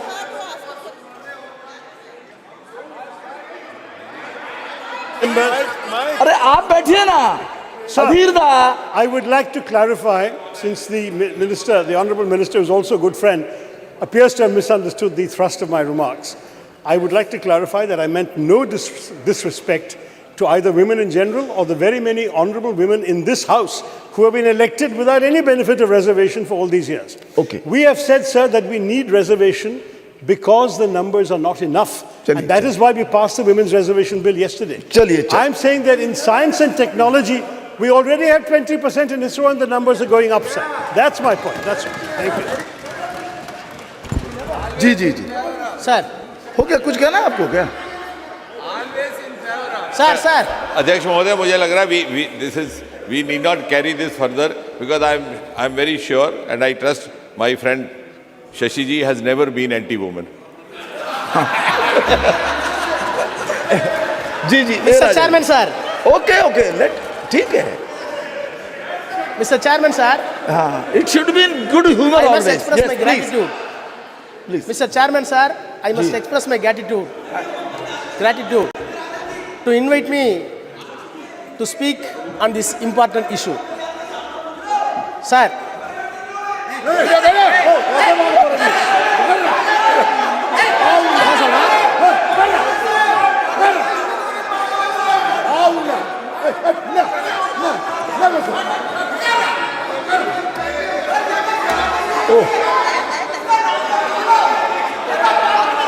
चंद्रमा पर इतना हल्ला गुल्ला नहीं होना चाहिए. हाँ जी प्लीज.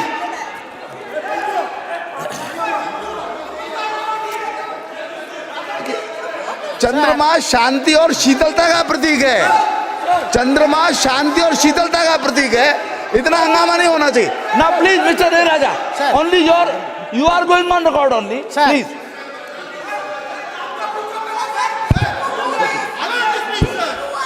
आप बोलिए ना. Sir, how can I speak, sir? अरे नहीं, you can speak. आप बोलिए. House must come for order. हाँ बैठिए. आप बैठ जाइए please. You are not helping the chair. आप बैठ जाइए प्लीज. बैठ जाइए. हाँ प्लीज. Sir. अरे भाई. Sir.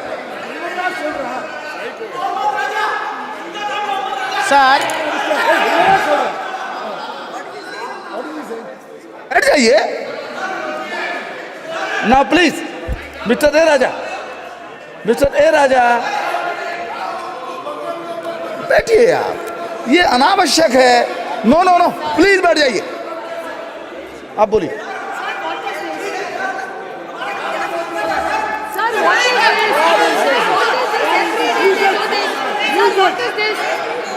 Sir, yesterday also the same thing. Rakesh Singh ji देखिए डिबेट भी शुरू नहीं हुआ। राकेश सिंह जी देख लीजिए। Rakesh Singh ji what?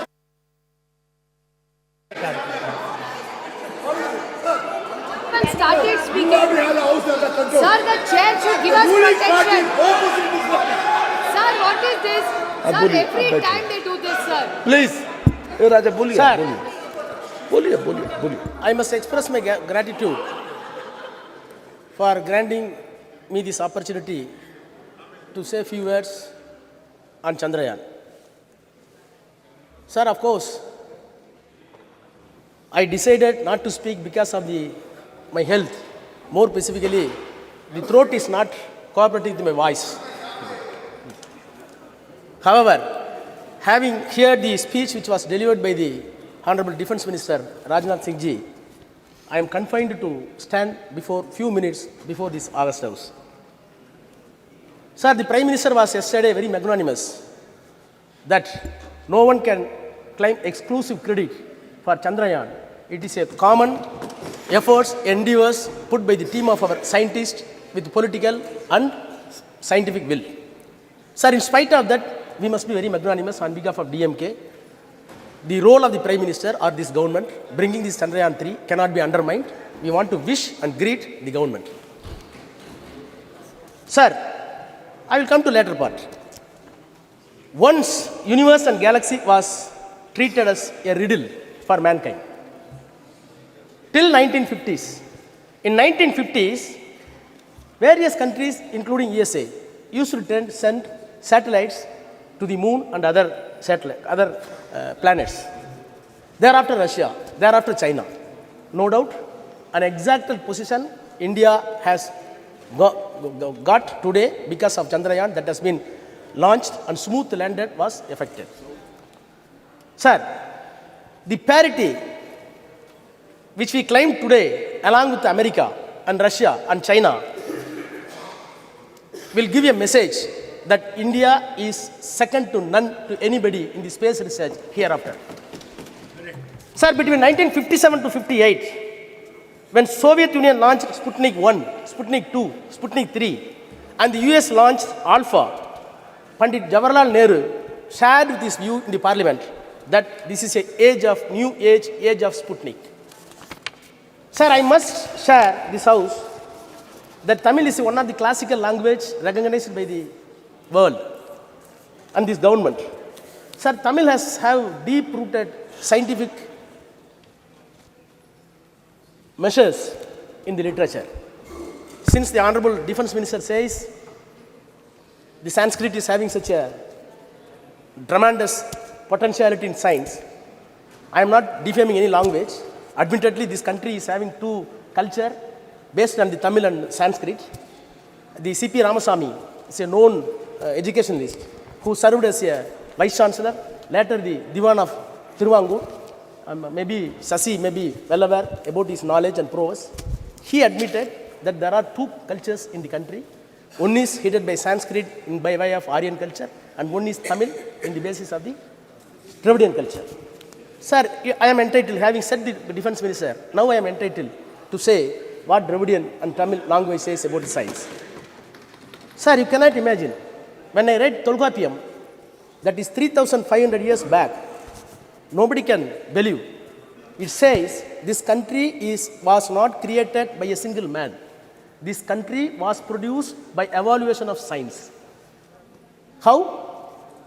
Nilam, Neer, Thi, Vali, Visumbodu, Kalanda, Aindin, Mayakam, Ivulaham. What does it mean in English? Sir, there is a metabolical change out of water, land, fire, air and space, what we call Panchabhutas. Panchabhutas. The entire world that has been made because of these Panchabhutas, you cannot create a new thing. New building has come. Does it mean to say Delhi weight has gone? No. For this bench, somewhere else a tree has been cut off. So this is the science which was later, after all 200 years back, it was scientifically put into a proper phrase that the weight of the universe is constant by Newton.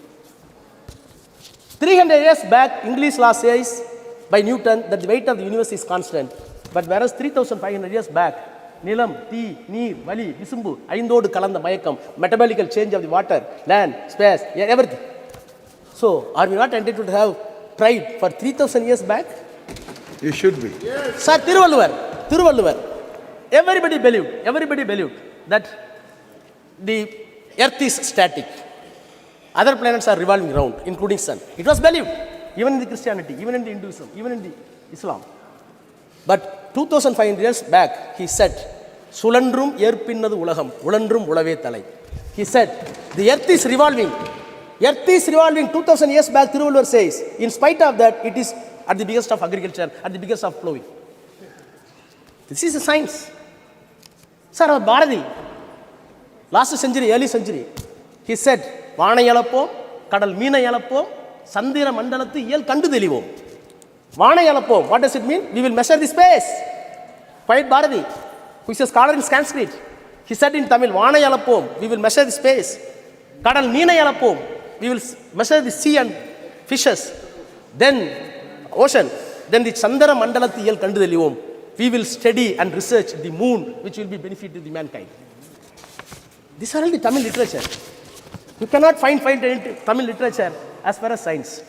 You cannot say one incident that the language Tamil is traveling as against the science. Sir, Bharati is being a Tamil and Sanskrit scholar.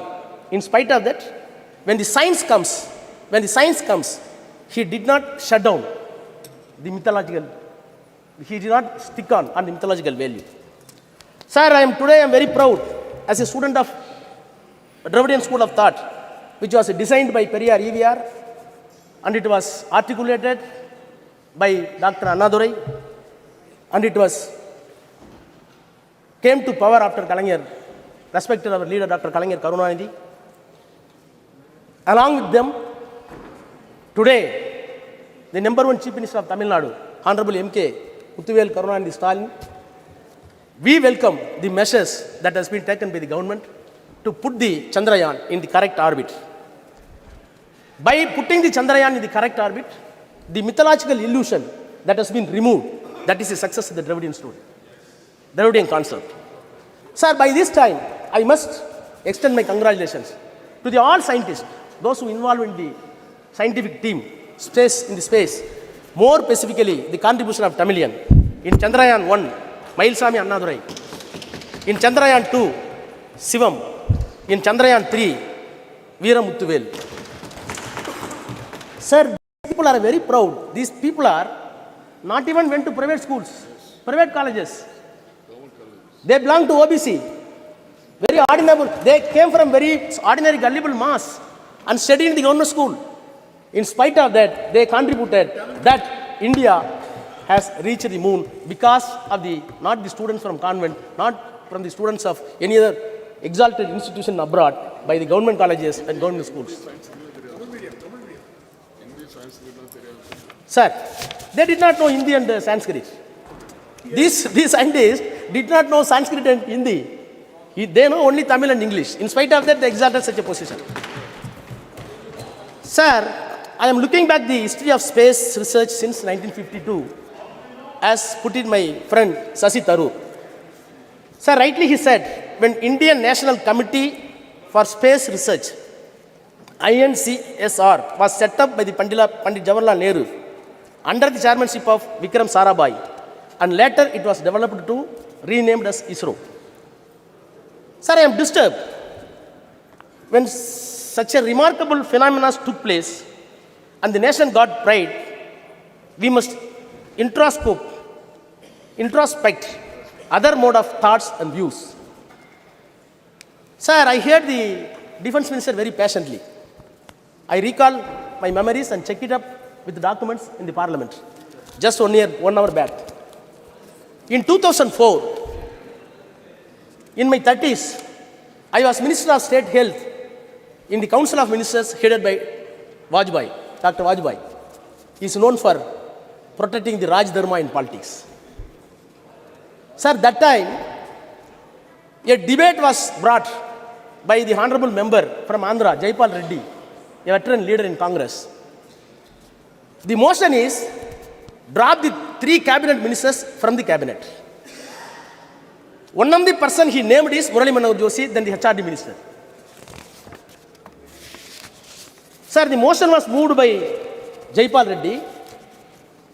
The house was rapt attention. Murali Manohar Joshi was there. Atal Bihari Vajpayee was there. Then the Arun Jaitley said, I quote, I have always regarded Dr.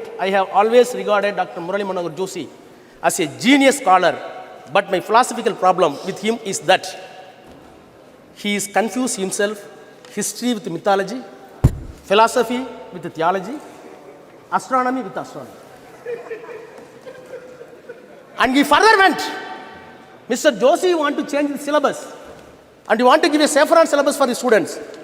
I am entitled to call, he said, I am entitled to call you in the house that you are a textbook terrorist. Unquote. Sir, I was part of the government, in BJP government, no doubt. The reason is something different.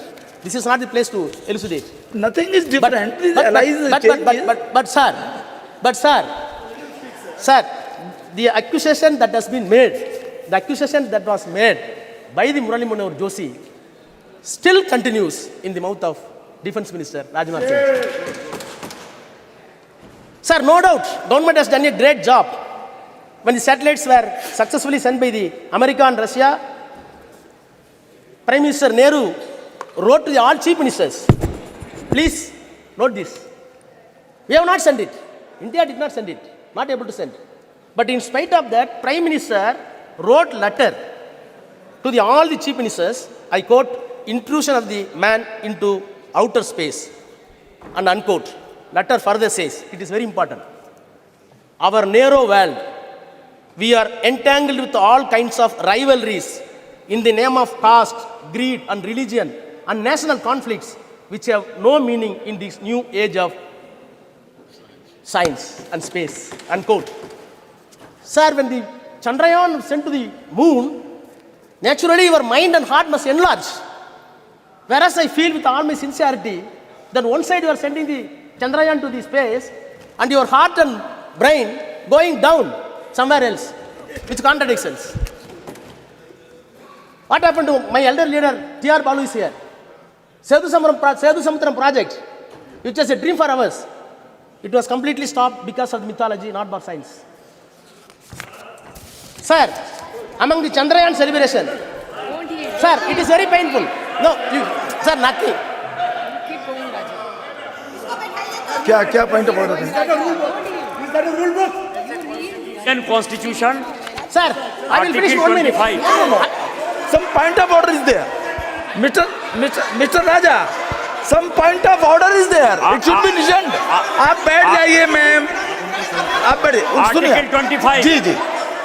Bharat का संविधान 25 sir, वो कहता है कि कोई भी आदमी किसी भी धर्म को मानने के लिए स्वतंत्र है और किसी आदमी को यह आज़ादी नहीं है कि वो उसके धर्म के आस्था के ऊपर जो अटैक करे। ये भारत का संविधान कहता है।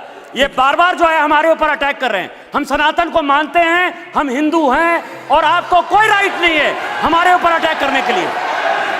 बैठिए ओके देख लेंगे, इसको देख लेंगे। बैठ जाइए जी, बैठिए mister Raja please, mister Raja now please continue. Continue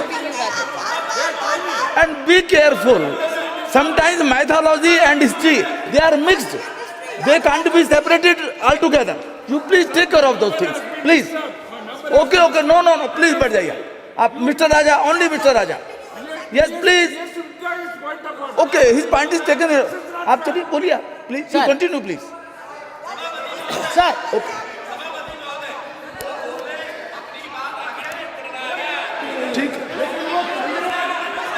ठीक है बैठिए, बोलिए सर। जी बोलिए sir. We should be careful. Sir. I am repeating the words. sometimes mythology Sir, and history amongst are the- mixed. sir. They are mixed. Yes, sir. Sir, I am not doing it. Sir, I am not. I am In not our speaking anything nation, now. in our country, no. Sir. It is a tradition Sir. to tell the history through mythology. It is also a tradition Sir, there. Please now. Sir, without any Balu reservation. Sahab, you are very senior, sir. Sir, Please. without any reservation, cutting across the political parties, we are ready to shower encomium upon this government, the Prime Minister, no doubt. But am I not entitled to say the other side also? Sir, Chandrayaan went successfully to the moon. We are celebrating, no doubt. We are entitled. The world should know that where India is going. As a superpower of fourth place, after USA, after Russia, after China, no doubt. I am also Indian. I am having my own pride towards the country, towards the Prime Minister, towards the ministers. But, sir, my heart is, sir, my heart is bleeding. Sir, my heart is bleeding. One side, Prime Minister was jubilant for Chandrayaan 3. Other side, Prime Minister was very proud to launch Vishwakarma scheme. For what purpose? At the age of 18, boys, you want to launch a scheme to enslave a barber as barber ever. To enslave a shoemaker as a shoemaker ever. To enslave a goldsmith as a goldsmith ever. No. To enslave a carpenter as a carpenter ever. No. Please. आप बैठिए ना, आप बैठिए. बालू साहब, please come to the Chandrayaan only. Vishwakarma Yojana here is not to be discussed now. Please. You repel it. No. You repel it. There could be different interpretation also. Mr. Raja, there could be different interpretation also. Please don't go into those details. Please. This is a minute problem for our. Sir. No. Sir, when I am seeing. Sir, the advertisement came. The advertisement came in the newspaper. You see the photograph. The man is chewing the shoe. And another man is proving the gold. Is there scientific... No, Mr. Raja, please. Sir. No. It doesn't mean like that. No, please. Sir. It doesn't mean like that. To help some barber. To help some... No. Austin will... Okay. Sir. Ji. Sir. नहीं अब बैठिए. देखिए ये एक second ये no मैं मेरा एक आपसे Sir, I will complete after that. You can. जी चलिए. Sir, the Nehru's political and scientific temper was assessed by one David Michael. He said, I quote, "The arrival of humanity on the moon was interpreted by Nehru as an opportunity to emancipate humanity in India from all cycles." Unquote. So, how we are viewing this Chandrayaan? It is not a mere scientific glory. Other side, it should give equal sociological effect to the common people to maintain equality and give all accessible science to everybody. Sir, I am finally, sir, I plead, government, don't give any unscientific color to Chandrayaan. Yes. America did not do that. USSR did not do that. China did not do that. Please put the name of. Please. No, I am finishing. Sir, please put the name of Vikram Sarabhai name for Chandrayaan 3. Thank you. Yes. Very good. Shri स्वागत Rai ji. Sir, I rise to speak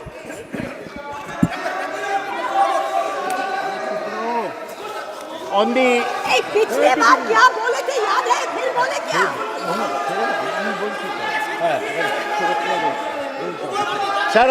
Sir, I rise to speak on the success of the Chandrayaan. I congratulate S. Somnath and all the scientists of ISRO. देखिए एक second जब आपका बोलने का सुनिए आपकी कोई चीज रिकॉर्ड में नहीं जा रही है. Please listen. आपकी कोई चीज रिकॉर्ड में नहीं जा रही है. आपको अवसर मिलेगा बोलने का। माननीय शांत बैठिए, बैठिए विदुड़ी जी, नो, बैठ जाइए आप। आपको जब अवसर मिलेगा अपनी बात कहिएगा, अपना तर्क रखिएगा। अभी जो बात कही जा रही है उसको सुनिए आप, please. Sir, please please. I congratulate Somnath and all the scientists of ISRO. I may mention. अब बोलिए। I want to mention that there are many Bengali scientists from Bengal in the Chandrayaan project. Hey, तुम बैठो तो, फालतू आदमी बैठो, बैठो तुम, ताला बोल नहीं, भाषण दो ना। नहीं प्लीज, अगर सकते हो तो भाषण दो। They are scientists from Bengal, from Tamil Nadu, from Kerala, from other states, but they all are Indian scientists. Please, आप तो दादा, you know the delicacy of the things. Now please, आप बैठिए. He doesn't need your support. Please, Sagadda. Every scientist from any region, any part of India, he was Indian scientist. Ji, please. When we are seeing Okay. Chandrayaan soft landing on the moon, in front of the TV, we saw Chandrayaan, then suddenly the Prime Minister's photograph came. The whole country wanted to see the soft landing. They saw the Prime Minister photograph. Why should this happen? Chandrayaan is not the result of one particular individual's effort. It is the result of 50 years of scientific work done by hundreds of scientists throughout the country. Sir, I was very pleased to hear Rajnath Singh speak on scientific temperament. The man who spoke of scientific temperament in this country was Jawaharlal Nehru. Scientific temperament means you do not accept anything without experiment, without logic. Science is knowledge which is certain and systematic. I am like Rajnath Singh, former professor of physics. But in my physics, while speaking on Chandrayaan, I don't bring Ram Mandir like Rajnath Singh thought. There is no connection between the two. Sir,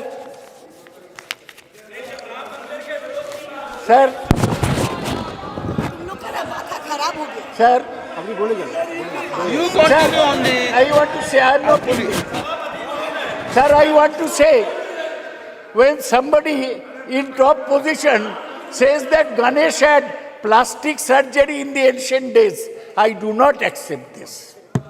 When somebody says that Kauravas were born due to in vitro fertilization, I do not accept this.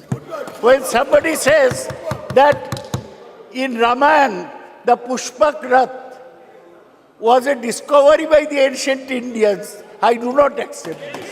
I accept only that which is proved by science. Let me make it very clear. Sir, let me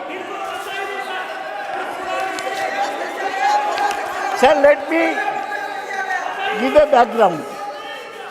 Sir, the background is this. In 1957, the Soviets sent the Sputnik to the space. In 1961, Yuri Gagarin became the first person in space. In 1963, Valentina Tereshkova became the first woman in space. It was at this time that Jawaharlal Nehru felt that we must go into space science. In 1962, he set up the INCOSPAR, Indian National Committee for Space Research, headed by Dr. Vikram Sarabhai, a cosmic ray physicist. Nehru died in 64. In 69, when Indira Gandhi was Prime Minister, the ISRO was set up. And in 72, when Indira Gandhi was still Prime Minister, the Department of Space was set up. So whatever is happening today is continuation of what Dr. Vikram Sarabhai started in 1962. His legacy. He unfortunately died in 1971 in Thumba, the space which he liked so much. So now, India has... अरे चुप करो sir चुप करो sir India got the first success in Aryabhatta, which was completely designed and fabricated in India and launched by a Soviet Cosmotos 3M rocket from Kapustin Yar on 19th April 1975. ISRO has successfully launched almost 150 satellites since 1975. Sir, ISRO has established major space systems for communication, television broadcasting, meteorological services, resources monitoring and management, space-based navigation services. ISRO has its headquarters in Bengaluru. Its facility spreads across various centers. Launch vehicles are built at Vikram Sarabhai Space Center, Thiruvananthapuram. Satellites are designed and developed at U.R. Rao Satellite Center, Bengaluru. Integration of launching of satellites and launch vehicles are carried out from Satish Dhawan Space Center in Sriharikota, Andhra Pradesh. Development of liquid stages, including cryogenic state, very cold state, is done in Liquid Propulsion Laboratory at Bengaluru.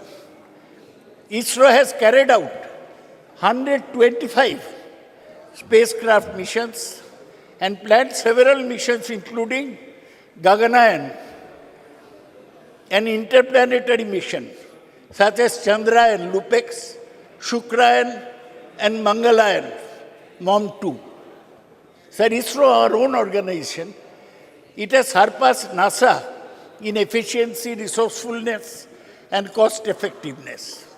In 2005, NASA launched the solar mission that cost $550 billion. Now ISRO is planning to launch the similar solar mission, Aditya L1, at a cost of $55 million only. That is 1/10 of the cost of NASA. There are 4 types of satellites sent by ISRO. One is communication satellite, which helps our communication system. 2 is Earth observation satellite, which takes the pictures of the Earth. 3 is navigational satellite, and 4 is astronomical satellite. These works are going on.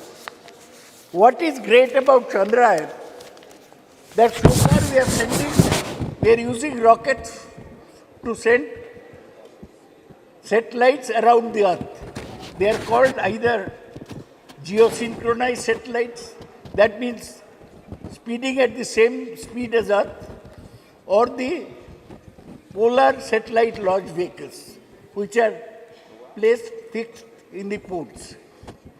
Now, for the first time, sir, we have gone that from a satellite, our rocket has taken a lander mission, lander and a rover, onto the surface of the moon.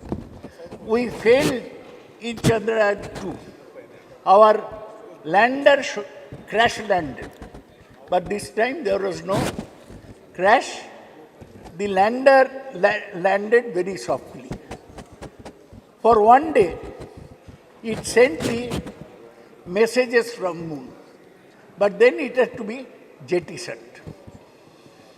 We are very happy, all of us, that India has achieved this. But we must have things in perspective. We are talking of a moon, not a moon landing, sending a lander in moon. There is a propulsion module and there is a landing module. Propulsion module takes it from the Earth orbit into the moon. Then landing module goes to the moon surface. Sir, I must remind you, आपको याद दिलाने चाहता हूँ कि 57 में मैं बोला Soviet Sputnik भेजा, हम अभी मून में एक तो सॉफ्ट लैंडर भेजा 1969 में, आज से 54 साल पहले Neil Armstrong stepped on the moon as a man. Stepped on the moon. He said, it's a small step for me, but a giant step for mankind. Giant leap for the mankind. So हम लोग 54 साल पीछे है. अभी तक हम moon में कोई इंसान को लैंड करेगा इतना टेक्नोलॉजी नहीं हुआ. अच्छा काम कर रहा है इसको. एक तो और ये भी सही है कि स्पेस प्रोग्राम में जो पैसा लगता ये खर्चा करना मुश्किल है. जितेंद्र सिंह का बजट काटता है, उसको वेट भी नहीं है उतना, बजट मेंटेन नहीं कर पाता. तो गरीब देश में, डेवलपिंग देश में स्पेस प्रोग्राम रखना मुश्किल है. ये आसान बात नहीं है. तो हमें बैलेंस करके चलना चाहिए. लेकिन हमारा जो सैटेलाइट सिस्टम है ये बहुत सर्विस दिया. दे प्रिडिक्ट वेदर, कब तूफान आ रहा है, they predict crop development, and they GPS, our taxi walas use GPS now. That is also based on satellite tracking. So I want to say that Chandrayaan-3 has demonstrated safe and soft landing on the lunar surface. It has demonstrated rover roving onto the moon. Thoda hi gaya, and to conduct in situ scientific experiments. What are the technologies there?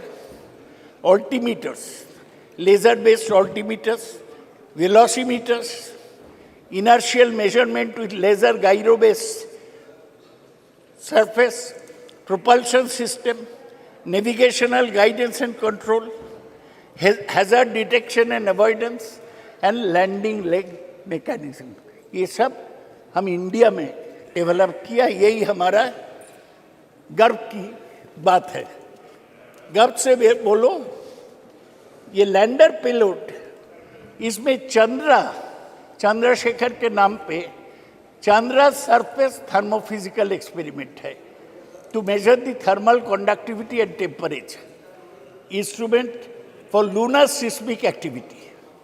Langmuir probe to estimate the plasma density and its variation.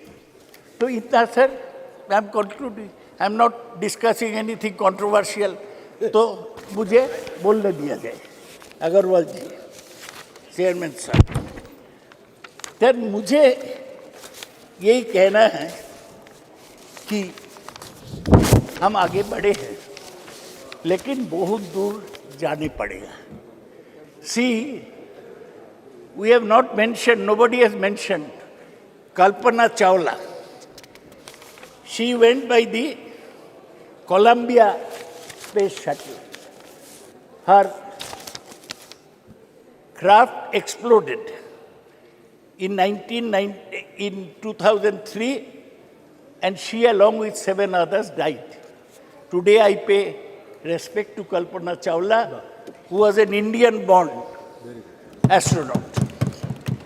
Sir, आज क्या है? 1 साल पूरा हुआ. क्या? किसका? Frank Rubio, एक NASA के एस्ट्रोनॉट है. वो 1 साल स्पेस में है. 1 साल इंसान स्पेस में है, is set to return to Earth this fall after setting the record for the longest single space flight by astronaut. He arrived at the International Space Station 21st September 2022 and will return home after 371 days in space. Rubio and his fellow crew members conducted dozens of scientific investigation and technology demonstration. Sir, ये NASA 58 में setup हुआ. उस समय Soviet union आगे था. वो पहले Sputnik भेजा, पहले मैन ऑन द मून भेजा, पहले मैन ऑन द मून नहीं, मैन इन स्पेस भेजा, वुमेन इन द स्पेस. लाइका मर गया, लेकिन वेलेंटिना टेरेस्कोवा पहुंच गया. तो हमारा लक्ष्य जो है, आप लक्ष्य सिनेमा देखे होंगे ऋतिक रोशन का. लाइफ में एक लक्ष्य होना चाहिए. लक्ष्य यही है कि हम देश को आगे बढ़ाएंगे. देश में जो कुसंस्कार है इन लोग का बीच, ये दूर करेंगे.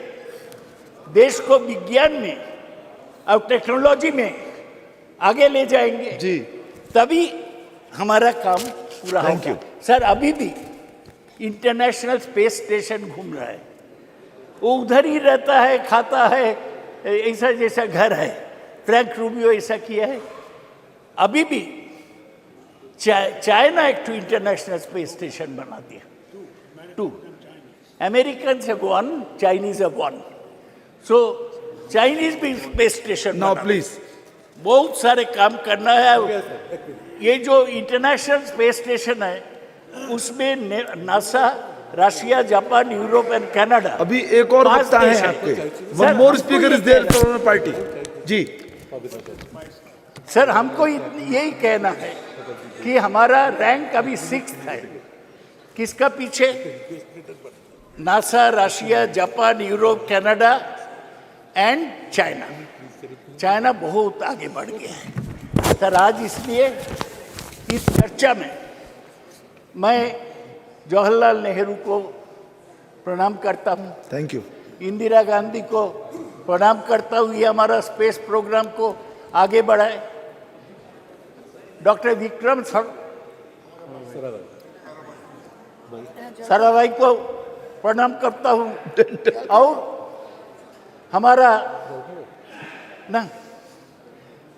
हमारा सतीश धवन और युवा राव, इन लोगों को प्रणाम करता हूँ. ये सब लोग मिलके हमारा स्पेस प्रोग्राम आगे बढ़ाया. ये बीजेपी का कोई कंट्रीब्यूशन नहीं है, ये साइंटिस्ट का कंट्रीब्यूशन है. Thank you. Thank you. लक्ष्य में Shri लाबू Shri Krishna ji.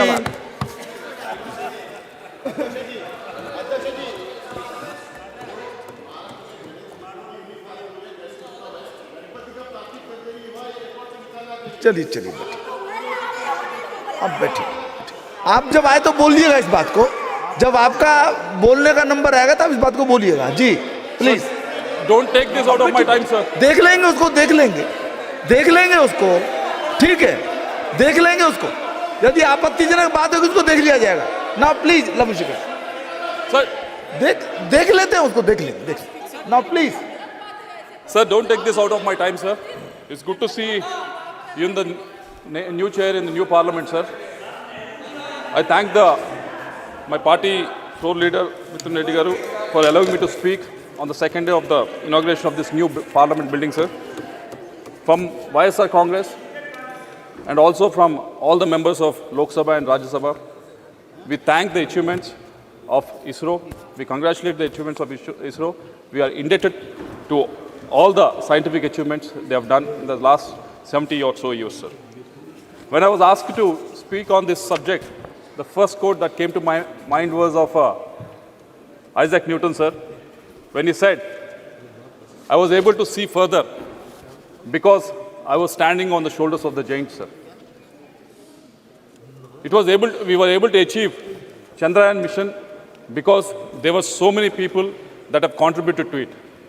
Just now, Professor Dada has mentioned about Vikram Sarabhai Satish Dhawan, UR Rao, Madhavan Nair, Kastur Rangan, because of what they've achieved in the last 65 to 70 years. Shivan, all these people have achieved and contributed to the frontiers of the space exploration, sir. Because of them, we were able to achieve Chandrayaan mission to the moon, sir. And also congratulate Somnath and his team, who was able to place a lander on the far side of the moon, sir. When I was watching it as a tech geek, like all of us, I was so happy for three different reasons, sir. The first one was, it was launched from Sriharikota, Andhra Pradesh. It's my Telugu land, sir. And it has been found to be lucky for all the launches, and they've all been successful, sir. And the second reason that I'm really happy was because of when I was going through the profiles of all the contributors for this success, all the scientists who were involved in this, majority of them came from state universities, sir, or engineering colleges run by state governments, sir. It was a great achievement. They didn't come from any IITs or NITs, sir. They just came from the state-run universities, sir. Third thing that we all should be happy is the participation of women in this endeavor, sir. They all dressed in kanchi saris very beautifully, but they were having that vigor to make sure that our Chandrayaan mission was very successful, sir. But there are a lot of questions raised, not in the Western media, sir, why India is doing this activity when there's so much poverty in the country. For them, sir, there are three reasons. The first one being, we want to cross the frontiers of the science and space exploration, sir. It won't happen just like that, sir. Take, for example, as Dada was mentioning earlier, in 1965, we were human was able to land on the moon, sir. But from the last 50 or 55 years, the space exploration of most of the countries has actually gone back, sir. We think just because we have something like an iPhone in our hand, iPhone 1 to iPhone 15 actually accidentally happens. But it doesn't happen like that, sir. Unless some sort of impetus is given, some sort of iteration is given at some point of time, it doesn't happen just accidentally, sir. That's what has been happening in the space exploration. And as a country that is growing, as a country that is in the top 5 of the economies, this is the time to actually push those boundaries, sir. And second reason being, we have to dream big for the next generation. And we have to prove to the next generation that anything can be possible in India, sir. But I, being the member of Standing Committee on Education, I was able to go through the funding that was available to most of the colleges that people like Somnath has gone through, sir. Like TKM College, which was there in Prem Chandraji's constituency, sir. There's a funding called RUSA, which was given to the state university, sir. Allocation was around 8,120 crores, sir. It was almost the same for the last 4 or 5 years. If you look at the spending, it's not even 60% of the spending is happening, sir. This spending is expected to take these state universities, state-run universities, from where the scientists who are working in ISRO are coming from, sir. But somehow this funding is not able to reach them. The reasons, whenever we ask them, the state is not contributing 30% or 40%. That is the reason that they always come up with, sir. But who is the person that are actually losing, sir? It's the scientific community of this country. So I hope the minister was here, but I hope the point is taken so that this scheme can be altered, so that the maximum amount of funds can be utilized by all the state universities and state governments, sir. And coming to the women participation, Shashi Tharuji has mentioned about it, and there were some comments from the other side also, sir. There's 20 to 25% of the women participation in ISRO, which has a workforce of almost 16,000, sir. And if you look at the STEM graduates from India, women STEM graduates who are pursuing science, technology and engineering in India, 43% of them are women, sir. When you compare to US, it is only 34%. When you compare to the developed countries like Canada, it's only 31%. Even in UK, it is only 38%, sir. We are far, far, far ahead, sir. And also 30% of the research papers across 186 fields, this information I got it from Scopus, sir, are being published by women, sir. But only 14%, even though there's 43% of them are STEM graduates, of them are women, only 14% of the women are participating in STEM-related jobs, sir. This, yesterday we were very proud that we have passed the Women Reservation Bill, sir, but these people are putting the effort for almost 15 to 16 years to graduate, coming out with these degrees, but not able to participate in this workforce, sir. Unless we come up with new schemes to encourage them, unless we place the money where we talk, this situation is not going to increase, sir. And third, this Minister Jitendra Singh ji is also here, sir. It is regarding National Research Foundation, sir. I wish somehow every Friday the House gets adjourned, sir, and he always gets the time. We always get the time to ask him the question only on the Friday, but somehow it gets adjourned and we never get to ask the question. But National Research Foundation is been envisaged almost 4 years back with the outlay of 50,000 crores that has been mentioned. And until now, not a single rupee has not been, correct me if I'm wrong, but not been actually given out to any of these IITs or NITs or any of the state-funded universities, sir. For the last 4 years, that all these institutes have been actually waiting for it, sir. Mike, please. We can't hear. Yeah. Mike, sir, Mike. Because it's still being structured. So when my turn comes to speak, I'll elaborate on that. Yes, sir. I'll also elaborate on, because out of this 50,000 crores, we thought it's all coming from the state government, sir, but we have been told that 36,000 crores are supposed to be mopped up from the private. Yes. If you can give us the modalities of how you're going to raise it. I don't want to interrupt you, no. So I'll elaborate when my turn comes. Yes, because you're right. Almost 36,000 will be from non-government sources. That's the difference now. Because yes. Dada, please.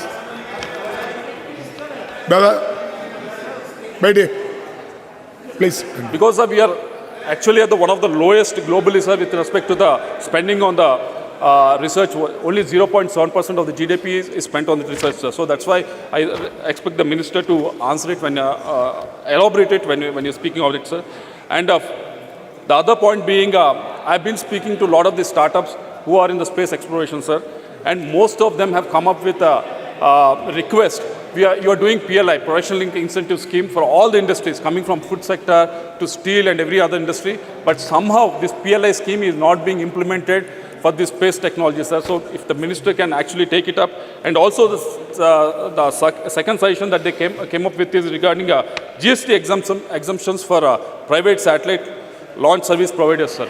There's a company called Skyroot, which is based out of Hyderabad. They're trying to, most of the cost that happens is during the launch, sir. And this company, Skyroot, is trying to reduce the cost, like how SpaceX is doing. But indigenously, they're trying to reduce it. So if some sort of encouragement can be given with regards to this, that will be a big favor to them, sir. Because, let me put this on record, sir, because there's no disrespect to our scientific community or anything like that, sir. But if you look at GSLV Mark 4, correct me if I'm wrong, it can only put 4 tons into the geostationary orbit, sir.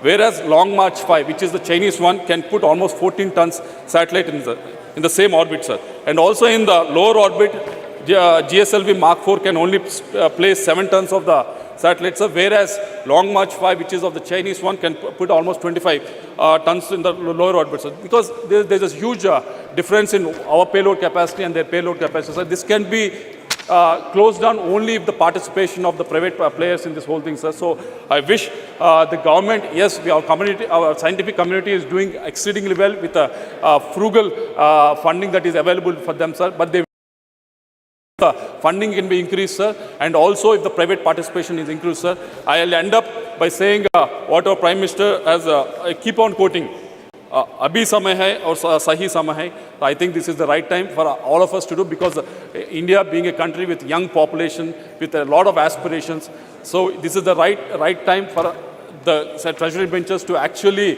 put the money where they're talking, sir. Thank you very much. Thank you. Honorable Member Pratap Rao Jadhav.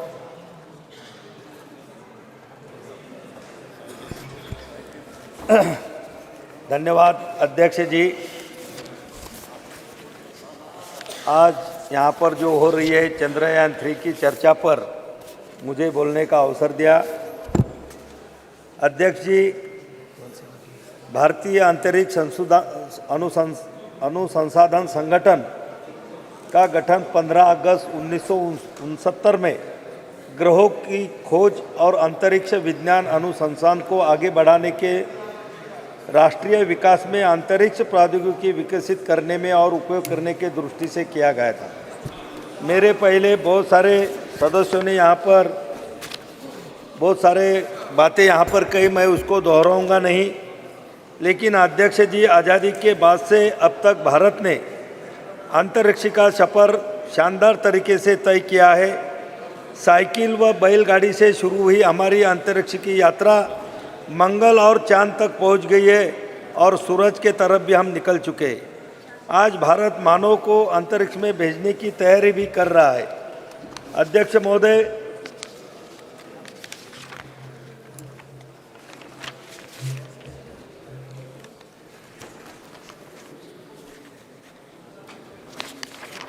अध्यक्ष जी, 19 अप्रैल 1975 को भारत ने अपना पहला उपग्रह आर्यभट्ट रूस के प्रक्षेपण केंद्र से सफलतापूर्वक प्रक्षेपित कर अंतरिक्ष के दुनिया में अपना भारत के सुनहरे भविष्य के लिए नींव तैयार की थी। आर्यभट्ट उपग्रह का निर्माण इसरो के लिए बड़ी चुनौती थी, क्योंकि उस समय न तो भारतीय वैज्ञानिकों के पास आधारभूत सुविधाएं थी और न ही पर्याप्त संसाधन थे।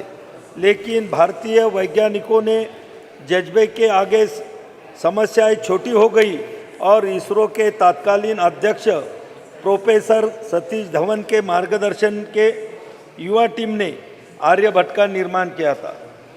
अध्यक्ष जी, हमारे वैज्ञानिकों ने 22 सितंबर 2008 को 1380 किलोग्राम का चंद्रयान 1 भेजा, जो 14 नवंबर 2008 को चंद्रमा की सतह पर पहुंचा।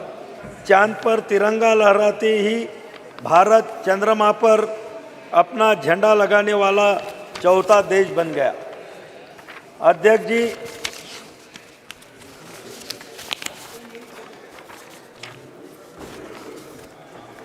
यह सिलसिला यहाँ नहीं रुका। 22 जुलाई 2019 को भारत ने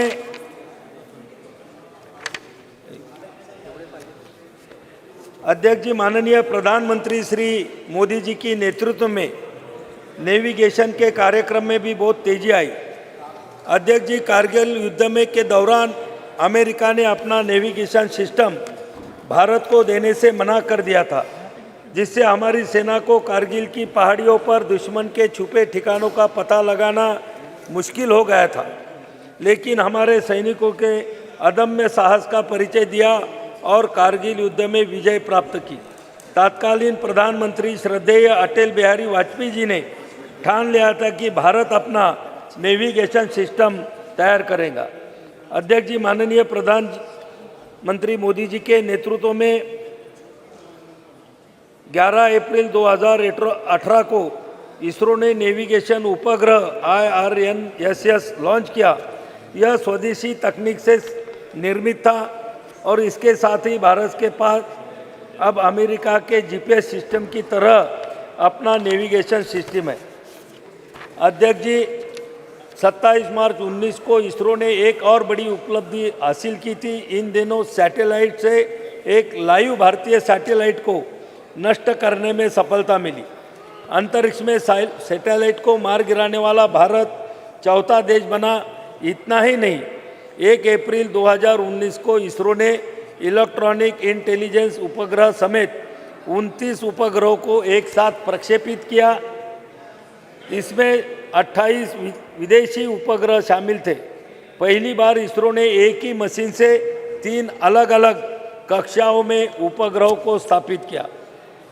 अध्यक्ष जी, इसरो के समक्ष बहुत चुनौतियाँ थी, जैसे कि अंतरिक्ष यात्रियों की प्रशिक्षित करने और मानव अंतरिक्ष उड़ाने के लिए लॉन्च व्हीकल की उन्नत तकनीक भी कमी थी। श्रीहरिकोटा स्थित सतीश धवन अंतरिक्ष केंद्र में तकनीकी दक्षता का अभाव, निजी क्षेत्र की सीमित भूमिका, परियोजना का धीमा कार्यान्वयन, सरकार द्वारा पर्याप्त समर्थन नहीं होना, बजट की कमी। लेकिन जब केंद्र में माननीय श्री मोदी जी के नेतृत्व में एनडीए की सरकार आई, परियोजनाओं के क्रियान्वयन में तेजी आई और बजट की कमी भी दूर हुई। अध्यक्ष जी, चंद्रयान 2 से मिली सीख और राष्ट्रीय स्तर के विशेषज्ञों द्वारा दिए गए सुझाव के आधार पर चंद्रयान 3 पर भी काम किया और सफल प्रक्षेपण किया। अंतरिक्ष विज्ञान के क्षेत्र में मिली लंबी छलांग लगाई। इसरो ने वैज्ञानिकों की इस बड़ी कामयाबी से देश भर में खुशी की लहर आई और दुनिया ने भारत की बड़ी उपलब्धि को खुले दिल से सैल्यूट किया। अध्यक्ष महोदय, मुझे यहाँ बताने में बहुत गर्व महसूस हो रहा है कि जिस लोकसभा क्षेत्र बुल्ढाना से मैं आता हूँ, वहाँ से चंद्रयान मिशन में जो सिल्वर स्टर्लिंग ट्यूब्स लगी है, वह मेरे लोकसभा क्षेत्र बुल्ढाना के खामगांव तहसील से बनाई गई थी और महाराष्ट्र के हिंगोली भूमि में एक शुष्क हिस्सा दुनिया के सबसे महत्वाकांक्षी विज्ञान कार्यक्रमों में से एक गुरुत्वाकर्षण तरंगों का अध्ययन करने के लिए LIGO वेधशाला का स्थल बनने जा रहा है। यह साधारण प्रयास वैज्ञानिक अनुसंधान और नवाचार के लिए सरकार के दृढ़ समर्थन का एक चमकता उदाहरण है। प्रधानमंत्री नरेंद्र मोदी जी के नेतृत्व में भारत ने अभूतपूर्व वैज्ञानिक अन्वेषण का एक युग देखा है, जिसने हमारे देश को वैश्विक वैज्ञानिक उपलब्धि में सबसे आगे खड़ा कर दिया है। अध्यक्ष महोदय, हिंगोली के परिदृश्य को शुभशोभित करने के लिए तैयार LIGO इंडिया प्रोजेक्ट अंतर्राष्ट्रीय वैज्ञानिक सहयोग के शिखर का प्रतिनिधित्व करता है। यह प्रधानमंत्री मोदी जी के दृढ़ नेतृत्व द्वारा समर्थित ब्रह्मांड के रहस्यों का पता लगाने के हमारे देश के संकल्प का प्रतीक है। अध्यक्ष महोदय, यहाँ पर बहुत सारी बातें यहाँ पर कही गई, ब्रह्मांड के बारे में भी यहाँ पर बोला गया, लेकिन अध्यक्ष महोदय, हमारे जो सनातन हिंदू धर्म के जो ग्रंथ है, वो ग्रंथ में भी ब्रह्मांड में जो ब्रह्मा विष्णु महेश को हम मानते हैं, और कुछ लोग ब्रह्मा विष्णु महेश का जो कार्य है उसको अंग्रेजी में गॉड कहते हैं। अध्यक्ष महोदय, प्लीज मैं 2 मिनट में खत्म करूंगा। 1 मिनट। जो ब्रह्मा विष्णु महेश को जो कार्य है उसको गॉड मानते हैं, उसको गॉड बोलते हैं। गॉड जी बोले तो जनरेट करना, ओ बोले तो ऑपरेट करना, और डी बोले तो डिस्ट्रिक्ट करना, बोले तो ब्रह्मांड का निर्माण, ब्रह्मांड की रक्षा और ब्रह्मांड की समाप्ति, ये तीनों हमारे ब्रह्मा विष्णु महेश में समाई गई है। अध्यक्ष महोदय, मैं ये वैज्ञानिक को इसका श्रेय देते हुए हमारे ग्रंथ लिखने वाले ऋषि मुनियों को भी मैं इसका श्रेय दूंगा कि जिन्होंने अपने ग्रंथों में पुराने जो 5000 नहीं कई हजार साल पहले हिंदू धर्म के जो हमारे ग्रंथ है, वो ग्रंथ में ये सभी चीज़ों का उल्लेख वहाँ पर क्या है। आज चंद्रयान का जो उल्लेख यहाँ पर हो रहा है, अध्यक्ष जी, हम बचपन में जब हमको समझ भी नहीं थी तो तब हमारी माँ, हमारी नानी, हमारी दादी हमको चंद्रमा की लोरियाँ सुना कर वहाँ पर हमको सुलाती थी, खाना खिलाती थी, और आज वो चंद्रयान की जो उत्सुकता थी हमारे दिल में पहले से ही मौजूद थी, और आज हमें यह भी महसूस हो रहा है कि हमारा देश और हमारा देश का तिरंगा वो चंद्रमा पे जाके लहरा रहा है। मैं हमारे वैज्ञानिकों को और उनको पूरा सपोर्ट करने वाले हमारे एनडीए सरकार को, आदरणीय नरेंद्र मोदी जी को बहुत बहुत धन्यवाद देता हूँ, और मैं मेरी भाषण समाप्त करता हूँ। धन्यवाद। ऑनरेबल मेंबर दिनेश कामित जी। माननीय सभापति महोदय, आपने मुझे चंद्रयान 3 की सफलता पर बोलने का मौका दिया, इसके लिए बहुत बहुत धन्यवाद। महोदय, मैं सबसे पहले भारतीय वैज्ञानिकों का आभार प्रकट करता हूं कि उन लोगों के प्रयास से हमारा देश का नाम गौरवान्वित हुआ है। सभी भारतवासियों के लिए एक बड़े हर्ष गर्व की बात है कि भारतीय वैज्ञानिकों ने चांद पर अपना यान भेजा है। अब हम सभी देशवासियों को यह उम्मीद रखनी चाहिए कि हमारे वैज्ञानिकों की मेहनत सफल हो। जैसा कि हम जानते हैं, भारत में सबसे पहली बार 2008 में चांद पर अपना यान भेजा था। उसके बाद 10 से 15 साल की मेहनत के बाद दोबारा यह समय आया है कि हमारा यान फिर से चांद पर अपना कदम रखा है। महोदय, चंद्रयान 3 का लॉन्च सतीश धवन अंतरिक्ष केंद्र श्रीहरिकोटा से 14 जुलाई 2023 शुक्रवार को भारतीय समय अनुसार दोपहर 2:35 बजे हुआ था। यह यान चंद्रमा के दक्षिण ध्रुव के पास की सतह पर 23 अगस्त 2023 को भारतीय समय अनुसार सायं 6:04 के आसपास सफलतापूर्वक उतर चुका है। इसी के साथ भारत चंद्रमा के दक्षिण ध्रुव पर सफलतापूर्वक अंतरिक्ष यान उतारने वाला पहला और चंद्रमा पर उतरने वाला चौथा देश बन गया है। इसके अलावे भारत एवं भारतीय वैज्ञानिकों के अंतरिक्ष के क्षेत्र में एक नई पहचान प्राप्त हुई है। अब हम सभी देशवासियों को अपने वैज्ञानिकों का समर्थन करना चाहिए। हम सभी को उनके द्वारा किए गए इस कार्य के लिए उनको प्रोत्साहित करना चाहिए। महोदय, चंद्रयान 3 के मिशन का उद्देश्य चंद्रमा की सतह पर सुरक्षित लैंडिंग का प्रदर्शन करना, चंद्रमा पर रोवर के चलने का प्रदर्शन करना और इन सीटू यानी चांद की सतह पर ही वैज्ञानिक प्रयोगों का संचालन करना है। मिशन के उद्देश्यों को प्राप्त करने के लिए लैंडर में कई उन्नत प्रौद्योगिकी मौजूद हैं, जैसे कि लेजर और RF आधारित अल्टीमीटर, वेलोसीमीटर, प्रोपल्शन सिस्टम आदि। ऐसी उन्नत तकनीकों को पृथ्वी की स्थितियों में सफलतापूर्वक प्रदर्शित करने के लिए कई लैंडर विशेष परीक्षण जैसे integrate cold test, integrate hot test और लैंडर लैंग मैगजीन प्रदर्शन भारत परीक्षण की योजना बनाई गई है और इसे सफलतापूर्वक किया गया है। महोदय, चंद्रयान 3 के माध्यम से भारत का लक्ष्य अपनी तकनीकी कौशल, वैज्ञानिक क्षमताओं और अंतरिक्ष अन्वेषण के प्रति अपनी प्रतिबद्धता को प्रदर्शित करना है। यह सफलता अंतर्राष्ट्रीय अंतरिक्ष समुदाय में भारत की स्थिति को और मजबूत करेगा।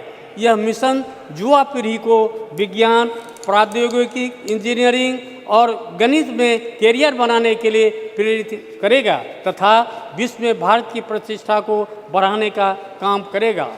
महोदय, इस अवसर पर मैं कहना चाहता हूं कि भारत ने सबसे पहली बार 2008 में चांद पर अपना चंद्रयान भेजा था और 2008 में ही हमारे संसदीय क्षेत्र सुपौल तथा कोसी में भयानक विनाशकारी बाढ़ आई हुई थी, जिसकी वजह बहुत ही बड़े स्तर पर जान व माल की क्षति हुई थी। साथ ही कई रेल मार्ग ध्वस्त हो गए थे, जिन पर आज कुछ खंड भी परिचालन का शुभारंभ नहीं हो पाया है। महोदय, सदन के माध्यम से मैं माननीय प्रधानमंत्री, माननीय रेल मंत्री जी से आग्रह करता हूं कि पूर्वी मध्य रेलवे के समस्तीपुर मंडल अंतर्गत ललित ग्राम से फारबिसगंज तक CRS का इंस्पेक्शन 11 जनवरी को हो चुका है, किंतु अभी तक उस खंड पर रेल परिचालन का शुभारंभ नहीं हो रहा है। बस मालिकों द्वारा जनता का शोषण हो रहा है, जबकि कई बार माननीय रेल मंत्री से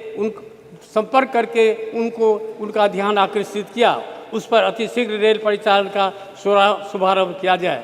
जोगबनी दानापुर तथा जोगबनी सहरसा एक्सप्रेस ट्रेन का शुभारंभ किया जाए, जिसे रेलवे बोर्ड के द्वारा जोगबनी से चलने वाली ट्रेन जिनका नया समय सारणी निर्गत हो चुका है उसे भी हरी झंडी दिखाकर परिचालन शुभारंभ किया जाए। साथ ही राजधानी एक्सप्रेस गाड़ी 12,527 और 12,528 सरायगढ़ या सुपौल तक विस्तार किया जाए, जिससे सुपौल जिला सहित कोसी तथा सीमावर्ती क्षेत्र के सभी जनता को इसका लाभ मिले। महोदय, इसी के साथ पुनः मैं अपने पूरे संसदीय क्षेत्र की जनता की तरफ से हार्दिक धन्यवाद एवं बधाई देता हूं और ईश्वर से यह प्रार्थना करता हूं कि आप सभी वैज्ञानिकों को उनके कार्य क्षेत्र में सूर्य की तरह तेज प्रकाश बना रहे और इसी तरह देश को सर्वोच्च सम्मान मिलता रहे। इन्हीं शब्दों के साथ बहुत बहुत धन्यवाद। Thank you. Dhanyavad. Honorable Member Shri Achudanand Samanji. I would like to thank Honorable Chair to grant me this wonderful opportunity to participate in the discussions regarding success of Chandrayaan-3 mission and other achievements of our nation in the space sector. It's my first address in this new house that has brought with the historic passage of Nari Shakti Bandhan Adhiniyam, and today we are to discuss the other momentous milestone of soft landing of Chandrayaan-3 near the south pole of the moon, making Bharat the fourth country to achieve a soft landing on the moon after the US, Soviet Union and also China. 23rd August, all of us were glued to the screen and were keeping updates of what was happening second by second. Whole of India watched it through group live streams with finger crossed, becoming a part of this majestic lunar mission by heart. And when it landed, there was celebration and joy all over. It was the victory of each of 140 crore Indians. Really, it was the day when we saw the best of the poetic and literary references of Chand in relation with the space achievement. Chand pe ghar, Chanda mama ke paas, Chand dilaunga, etc., etc., and so on. In this regard, Russia's president acknowledged the impressive progress made by India in science and technology. South Africa president celebrated the moment as a significant achievement for the BRICS coalition, while Nepal's prime minister termed it historic. The European Space Agency was thoroughly impressed, and the United States praised the success for its inspirational and historic significance. In this regard, we acknowledge this and celebrate the significant contribution of Indian scientists who made this possible. It is their efforts and perseverance that paid off. They are shining examples of knowledge, dedication, and expertise. The exceptional analytical abilities of our scientists, their steadfast commitment to exploration, and relentless drive to overcome challenges consistently places India at the forefront of global scientific achievements. Their quest for excellence and curiosity not only solidify our global reputation, but also inspire others to dream big and contribute to the world's knowledge. The involvement of large number of women scientists have contributed to the success of Chandrayaan-3, and India's space program in general motivates aspiring women scientists like no one else.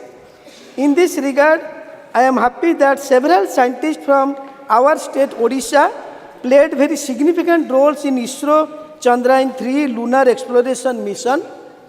Devashish Mahapatra, Sarath Kumar Das, Atal Krishna Khotua, and Naga Raju, and so many Odias have contributed in this mission.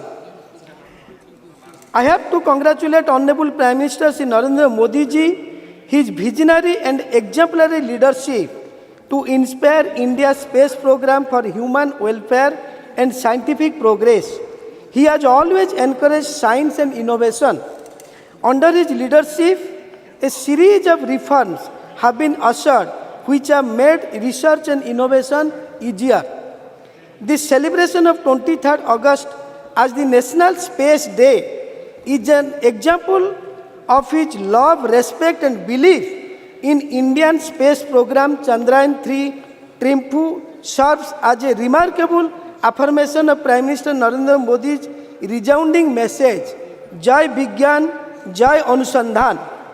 I have to express my thanks for his leadership of including common man, everyone in the process, whether it is sports or space launch or G20. Thanks for Jan Bhagidari. Similarly, it has huge impact. It has opened up web of opportunity for several sectors that could boost India's economic growth. It has opened up a new horizon of opportunity for several startups and companies involved in sectors such as space technology, aerospace, defense, and R&D. It will also boost private investment in allied sectors. Coupled with higher budgetary allocation, it will ultimately contribute to economic growth. It also paves the way for an increased scientific temper amongst the youth of India, an accelerated pathway for self-reliance in emerging sectors and technology, and instilling the confidence to be amongst the top 3 economy of the world, solidifying the Made in India image. Lastly, the future of the Indian space sector is vibrant with several major initiatives and projects in progress, continuing government funding and private sector collaboration. India is poised to make an indelible imprint in the field of space exploration and technology. India is and will continue to be in the forefront of the space technology race. Thank you, sir. Thank you. Honorable Member Shri Ram Shiromani Verma ji.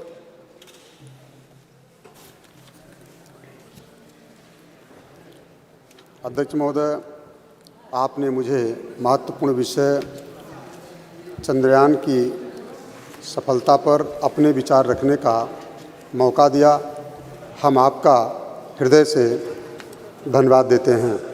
मुझे गर्व है कि इस नए सदन में अपनी party की तरफ से बोलने का पहली बार मौका मिला है। इसके लिए हम अपनी पार्टी की राष्ट्रीय अध्यक्ष बहन कुमारी मायावती जी का दिल से आभार व्यक्त करते हैं। महोदय, चंद्रयान 3 की सफल प्रक्षेपण में अपना पूरा देश गर्वान्वित महसूस कर रहा है। अब हम वैश्विक मानचित्र पर अपना स्थान रॉकेट प्रक्षेपण के संदर्भ में अंकित हो चुके हैं। इस सफल प्रक्षेपण हेतु मैं इसरो के वैज्ञानिकों, इंजीनियरों सहित उक्त चंद्रयान के लिए काम करने वाले समस्त कर्मचारियों को भी, जो दिन रात मेहनत करके चंद्रयान 3 को सफल बनाया है और आज विश्व में भारत पहले स्थान पर अंतरिक्ष प्रक्षेपण के मामले में पहुंच चुका है। मैं और मेरी बहुजन समाज पार्टी और देश के सभी सम्मानित नागरिकों की तरफ से इसरो के सभी वैज्ञानिकों को दिल से धन्यवाद देते हैं और विश्वास करते हैं कि समय समय पर देश की जनता की मांग को देखते हुए नित्य प्रतिदिन हमारे वैज्ञानिक अपनी लगन, परिश्रम और मेहनत से सफल अंतरिक्ष प्रक्षेपण करते रहेंगे। इसी के साथ अपने लोकसभा क्षेत्र श्रावस्ती की सम्मानित जनता जनार्दन की तरफ से भी समस्त वैज्ञानिकों को बधाई देता हूं। बहुत बहुत धन्यवाद।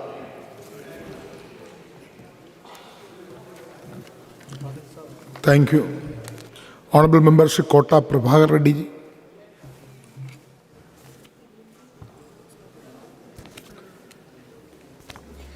नया सदन में पहली बार बात करने का मौका मिला। बहुत बहुत धन्यवाद speaker ji. I extend my heartfelt congratulations to all of us on the notable achievement of the Chandrayaan-3. Today, as I stand here, I want to reflect on the ISRO's history, which started from teeny outwise in the great scientist Sarabhaji ji and becoming the powerful counterpart of the elite international space agencies of the world. As we know, Pandit Jawaharlal Nehru and scientist Sarabhai are considered among the founding further Indian space program ISRO, which today I know for its unique and cost-effective technologies. In this regards, we express our heartfelt gratitude to all the Honorable Prime Minister standing with the Nehru ji to our current Prime Minister in the Narendra Modi ji for the further invaluable contribution of the transforming ISRO's trajectory into the historic and I pay my respects to all of the scientists from the Aryabhatta to Somanath ji for the having contributed so much to the nation of the mission to the space. ISRO, through its hard work and the achievements, becomes a great role model, not just for the other countries, but also amongst the private companies invested in the space exploration, which ISRO was set up in the 1960s. Moon and Mars missions were not too in the agenda. Even in the for future, the aim was the initiate the space exploration, the expeditions to learn more about the world's space for the benefit of our people. With such clear objective, even in time when in the country was still struggling with issues of poverty and the limited resources, ISRO leaders developed in the style and the products exam maximum benefits within the minimum of efforts. We are very grateful to contributions of our brilliant scientists and leaders of ISRO. Since its inspection, the journey of ISRO from the 1960s to the today has simply been remarkable. Sir, Chandrayana's successful landing in our south pole of the moon was a joyous and the historic moment of the country. The country joined in the elite club of the countries to soft land and on the moon. The successful landing on the south pole of the moon, which no country has ever achieved so far, also shown the technologies programs that India has made so far and the scientific capabilities and the commitment to work to our Indian scientists and the engineers. The success Chandrayana 3 is not only an achievement for the country to fulfill global aspirations, but also open the avenue for the economic growth across various sectors. In the believed the bolster of Make in India initiative to contribute to the growth. Sir, of domestic companies which are engaged in the developing satellite systems and the telecommunications. The success of the great missions has also paved the way of the fostering heightened scientific mindset among the Indian youth, accelerating the journey towards the self-reliance of the emerging sectors and the technologies and installing confidence position ourselves among top of 3 economics globally. While taking about the many achievements of the ISRO, it is the quality important also take about the extensive role played by the Telangana for our same the Telangana state emerging as the commercial hub of the space related products and the services in the well known that over 30% of the components used in the ISRO highly acclamated Mars orbits missions in the supplied by SME based in Hyderabad. Sir, 1 minute, sir. I can proudly to say that I am the first state that effectively take about the mate waivers and most receptive state of encourage youth and relay space of the behind this was is the dream that turned out of the true overturn. There was no vision of the mission of the Chief Minister of Chandrasekhar Rao and our IT Minister of the KT Ramarao, which is the launch of the space technology framework in the April 23. Telangana government under the leadership of Chandrasekhar Rao unvalued, and this is the aim of the blustering private industry involvement in the space technology sector. This framework has been the magic position establishment, the state of the globally recognized the one-stop designations in the technology. And we are the emerging closer to that dream. My launching is the space tech framework and the implementing of the plan initiated to the Telangana state is the intents of the further achievements realize vision the promoting the domestic products and the launch of the vehicle satellite systems and their companies ground the equipment manufacturing and the various other facilities within the state of Telangana. The state's government of India can be matched, guided by the vision of the Chandrasekhar Rao Chief Minister, dedicated effect the Ramarao young individuals of the T-Hub established by the Telangana government are the achieving the remarks factors on the across the various domestic expansional talents in the Telangana, pushing the boundaries, achieving the significant milestones in the nations of the setup and the provide the satellite launch of the history. Hyderabad startup companies spended the door of the new opportunities in the Indian space sectors. 1 minute, sir. One notable achievements in the economy, Skyroof Aerospace Private Limited, which has successfully pioneered Indian the maiden private rocket launches in the Vikram S, setting the remarkable presented. This is the epitome of the Telangana government.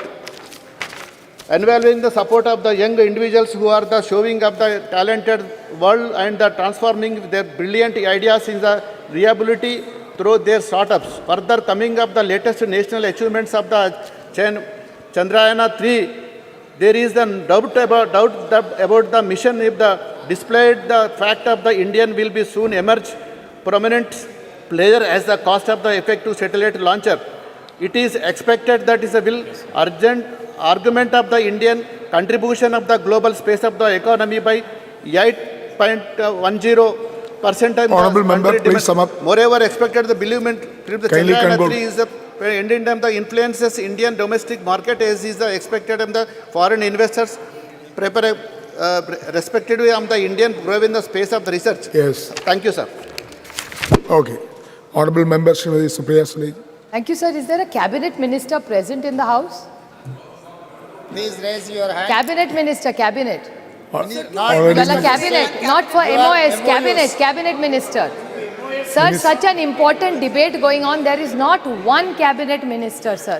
We can expect ministers. Sir, please, you must put it, sir. It's such how serious they are about Chandrayaan-3, sir. Yes. It's such a we are so proud of what has happened, sir. You must give a ruling. There has to be one cabinet minister here, sir. Message will convey it to ministers. Sir, please put it on record. Start. There is not one cabinet minister for such an important debate, sir. Your point is noted. It will convey it to ministers. Please do, sir. Please give us. You can start now. Aap ruling kijiye, sir. They don't have any right Not to a single like this, cabinet minister. That's really shameful, sir. Sir, I'd like to take this opportunity to congratulate the success of Chandrayaan-2. Every scientist and technocrat that has contributed in this 60-year journey. So I would like to congratulate everybody who has contributed in their way. Success of Chandrayaan is about competencies, capabilities, and capacities of people who have contributed in 60 years. Sir, I was very fortunate enough to grow in a city of Mumbai, which had Nehru Science Center and Nehru Planetarium. And I was brought up completely with a scientific temper. I see this whole debate actually with absolute respect to Rajnath Singh ji, who we always look up to.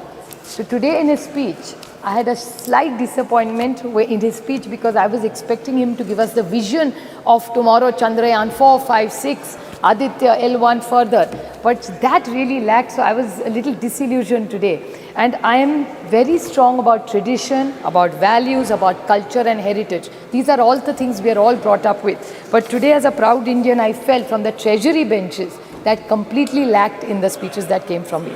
I will not repeat the points about Dr. Tharoor and Dr. Roy said, but I would definitely put it on record that it was like Pandit Jawaharlal Nehru and Dr. Sarabhai, who we grew up learning and reading about. It was Dr. E.V. Chitnis also, who substantially contributed in the growth story of ISRO.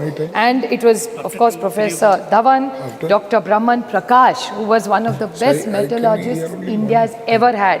U.R. Rao, Dr. Nair, Dr. Kasturanga, Dr. Krishna, Dr. Shivam, and now Dr. Somnathan, who have contributed to the growth of ISRO where we are today. Sir, the Honorable Prime Minister always talks about indigenous growth of India.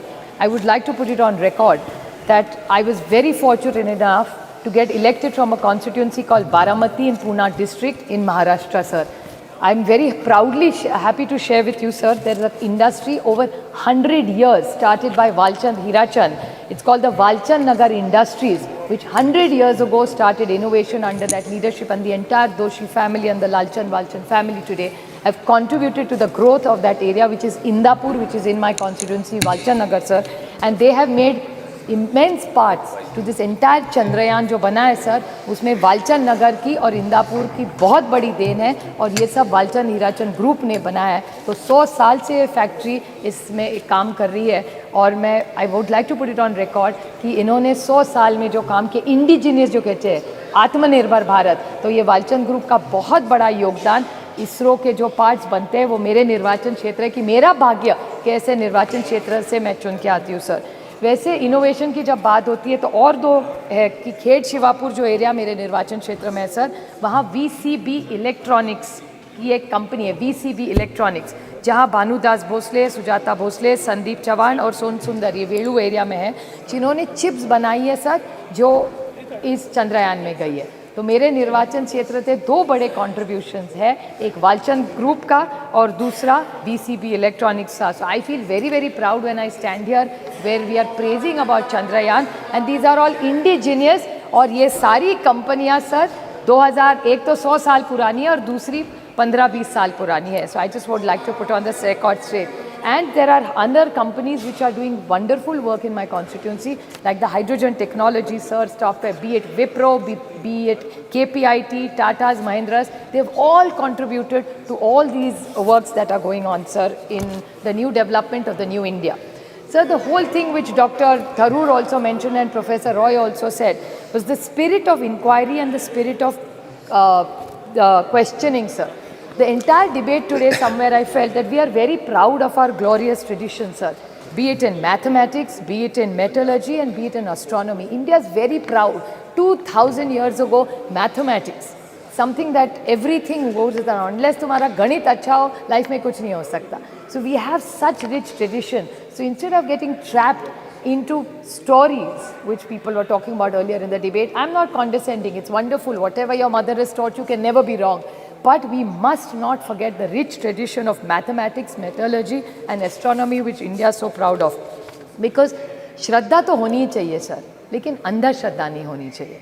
सो श्रद्धा जो आपको सिखाया वो जो आप चाहते हैं उस पर आप विश्वास रखिए, वो आप it is in a democracy, it's your right.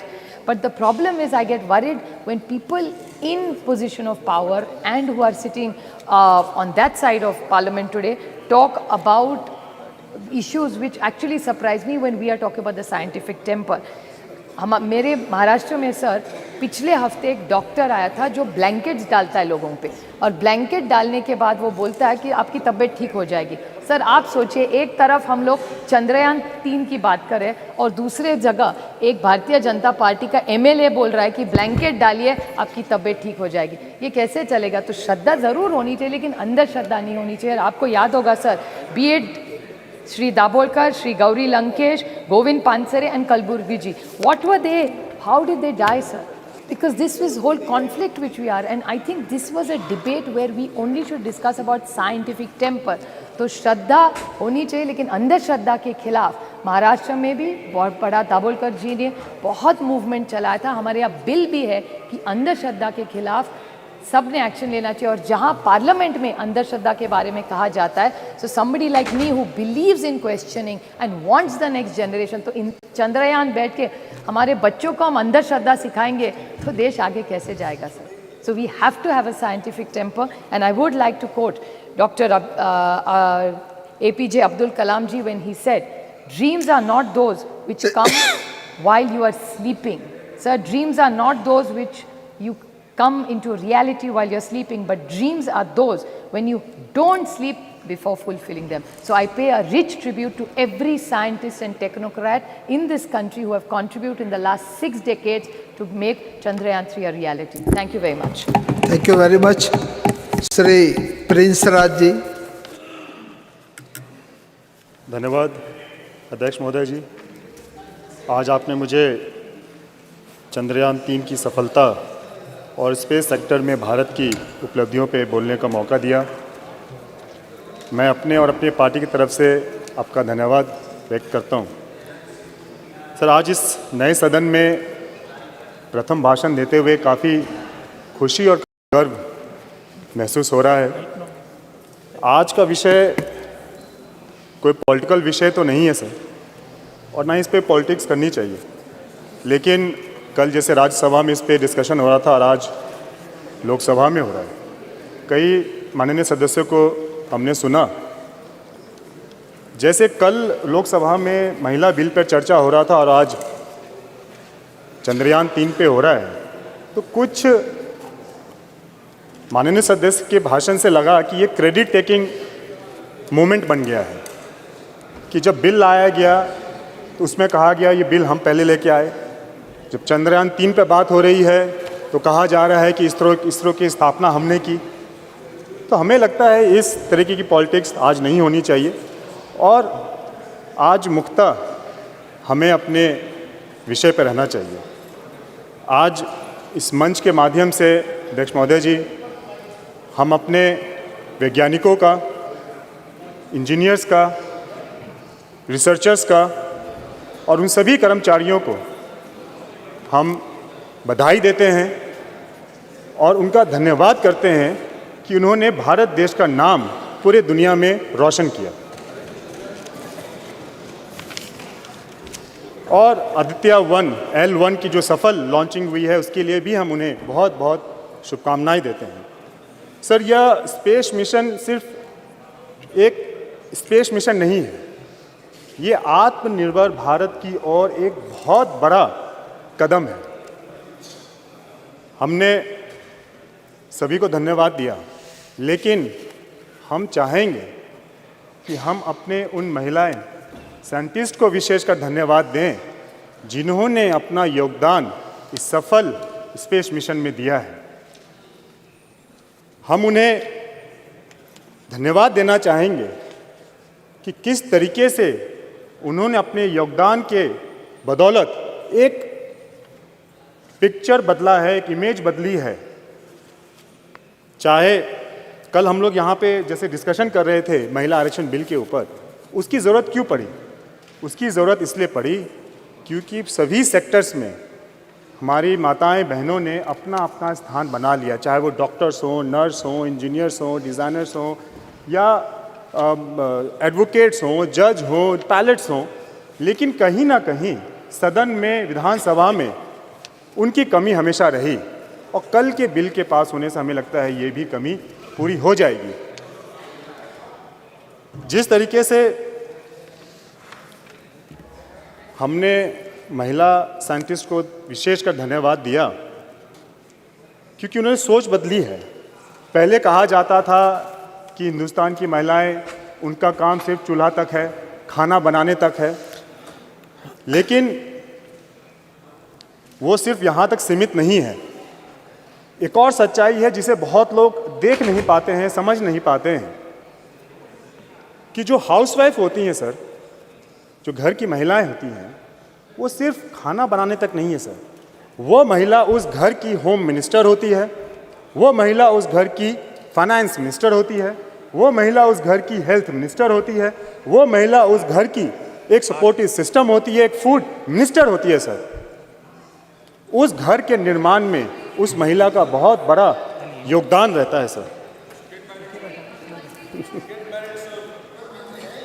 Sir, ये बात दुनिया समझ नहीं पाती है कि किस तरीके से हिंदुस्तान में एक तरफ हमारी माताएं आ रहे और यहाँ मंत्री जी भी है उपस्थित।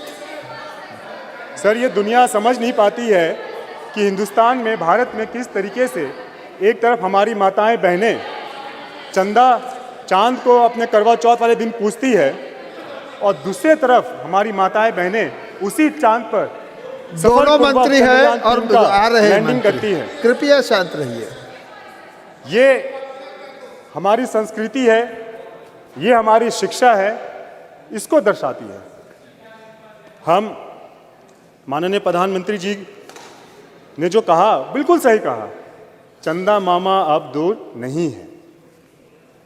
सर, विश्व के अन्य देशों के मुकाबले हम लोगों का जो बजट है, जो स्पेस मिशन का बजट है, वो बहुत कम है और बहुत कम बजट में भी हम लोगों ने काफ़ी उपलब्धियां प्राप्त की। अगर हम देखें, अन्य देशों ने भी प्रयास किया, लेकिन भारत ही एक प्रथम ऐसा देश है जो कि दक्षिण ध्रुव में पहला सफलपूर्वक लैंडिंग उन्होंने किया। तो इसके लिए हम अपने साइंटिस्ट को बहुत बहुत बधाई देते हैं और एक आत्मनिर्भर भारत की ओर बढ़ता एक भारत का पहचान उन्होंने बनाया है। सर, हम अपने प्रधानमंत्री आदरणीय नरेंद्र मोदी जी का भी धन्यवाद और करेंगे कि जिस तरीके से बुरे परिस्थिति में उन्होंने अपने साइंटिस्ट का साथ दिया, उनका हौसला बढ़ाया, उनको हिम्मत दी, उनका नेतृत्व किया, उसी का परिणाम है सर कि आज हम लोगों ने एक सफल मिशन, स्पेस मिशन हम लोगों ने पूरा किया। हमें पूर्ण विश्वास है सर कि उनके कौशल नेतृत्व में जिस तरीके से कोरोना काल में हम लोगों ने देखा कि देश ने एक स्वदेशी वैक्सीन का निर्माण किया, जिस तरीके से आज देश डिफेंस सेक्टर में सर इक्विपमेंट्स बना रहा है, इसको एक्सपोर्ट कर रहा है, हम लोग देख रहे हैं, हम लोग वहाँ गए थे, देखे भी थे।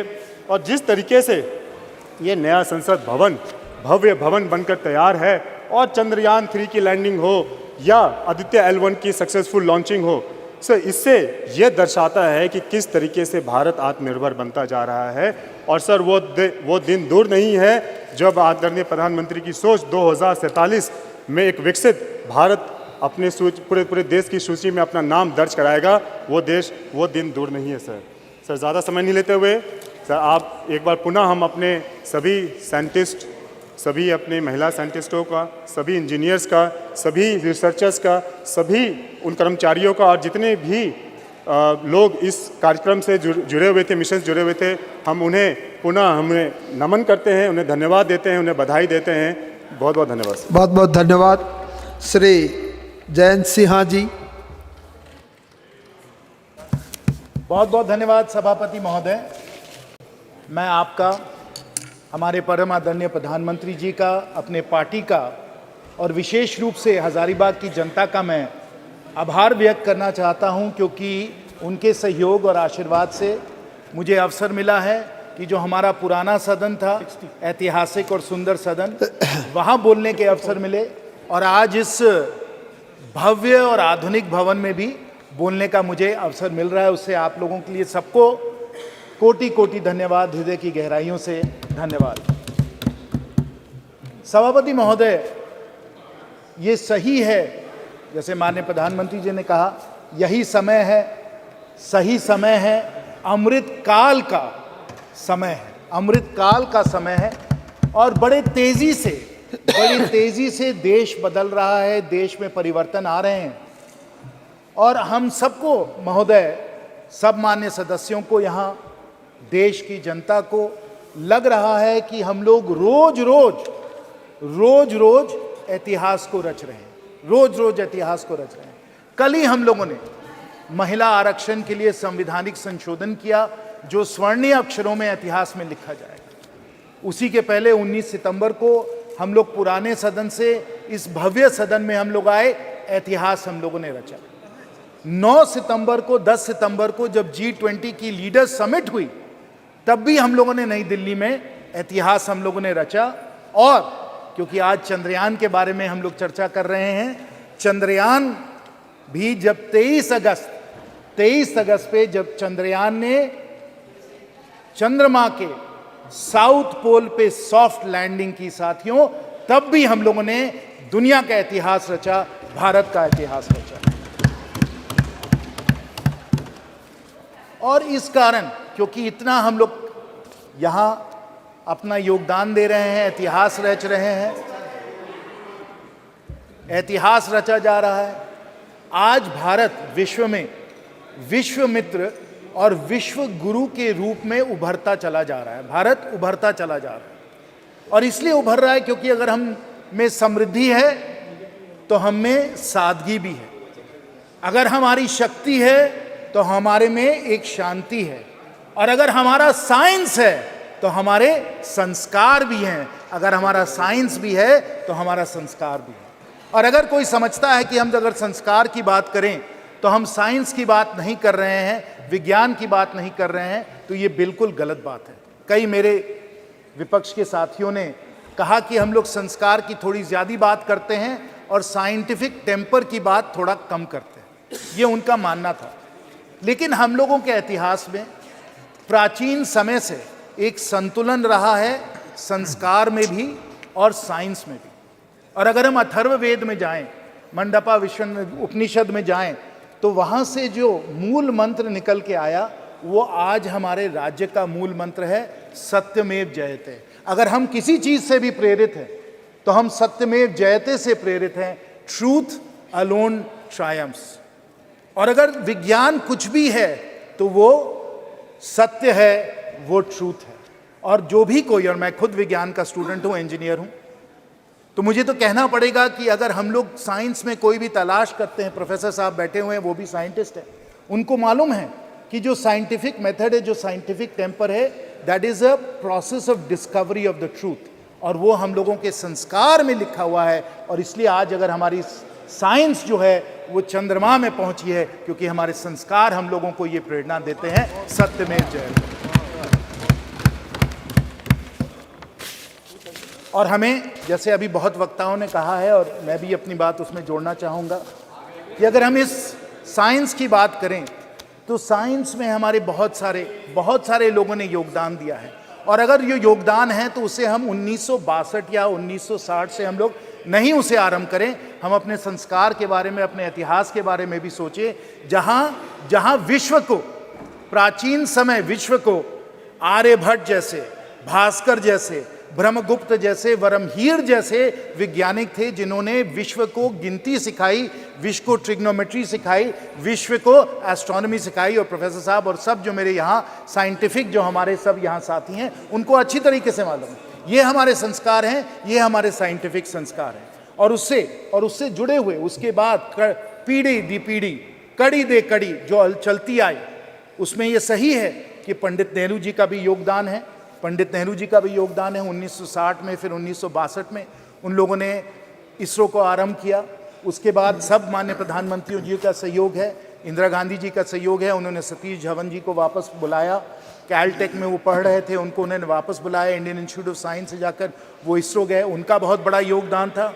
और उसी प्रकार हमारे भारत के बहुत सारे ऐसे वैज्ञानिक रहे हैं जो मुझे प्रेरणा जिन्होंने दिया है, जैसे सीवी रमन साहब, मेघनाथ साहा साहब, विक्रम साराभाई, होमी भाभा, एचजीएस मूर्ति, वमन पटवर्धन, हमारे परम आदरणीय एपीजे अब्दुल कलाम जी, सतीश धवन जी, इसरो के सब जो चेयरमैन रहे हैं, सतीश धवन जी, राधाकृष्णन जी, शैलेश नायक जी, किरण कुमार जी, शिवन जी, और अब सोमनाथ जी, यूआर राव जी, कस्तूरी रंगन जी, माधवी नायर जी, इन सबको हमें धन्यवाद देना है। और विशेष रूप से इन सबको तो धन्यवाद देना ही है, लेकिन हम लोगों को सब जो हम लोगों की साइंटिफिक कम्युनिटी है, ना सिर्फ आईआईटी दिल्ली में या और सब आईआईटीज़ में जहाँ से मैं हूँ, लेकिन जो हमारे सैकड़ों इंजीनियरिंग कॉलेजेस हैं, हज़ारीबाग में विनोबा भावे में भी इंजीनियरिंग कॉलेज है, वहाँ से हमारे इंजीनियर आए हैं जिन्होंने इसरो में और साइंस में उन्होंने योगदान दिया है। अभी हमको बता रहे थे विद्युत जी कि जमशेदपुर से भी बहुत सारे लोग हैं जो इसरो में जुड़े रहे हैं, त्रिवेंद्रम से लोग जुड़े हुए हैं,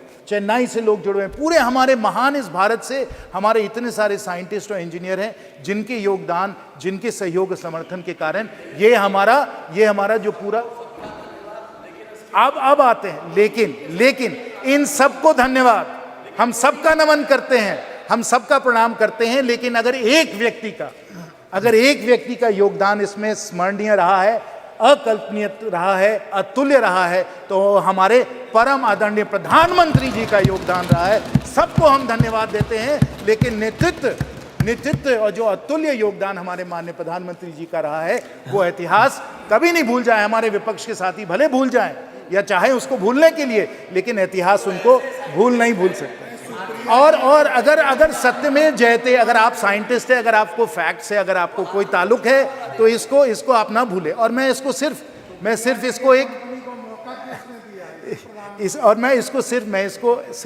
ऐसे ही राजनीतिक तौर से मैं नहीं कह रहा हूँ, मैं तर्क और तत्वों के आधार पे कह रहा हूँ कि अगर योगदान विशेष और अकल्पनीय रहा है प्रधानमंत्री जी का, क्यों रहा है, मैं आपको बताता हूँ।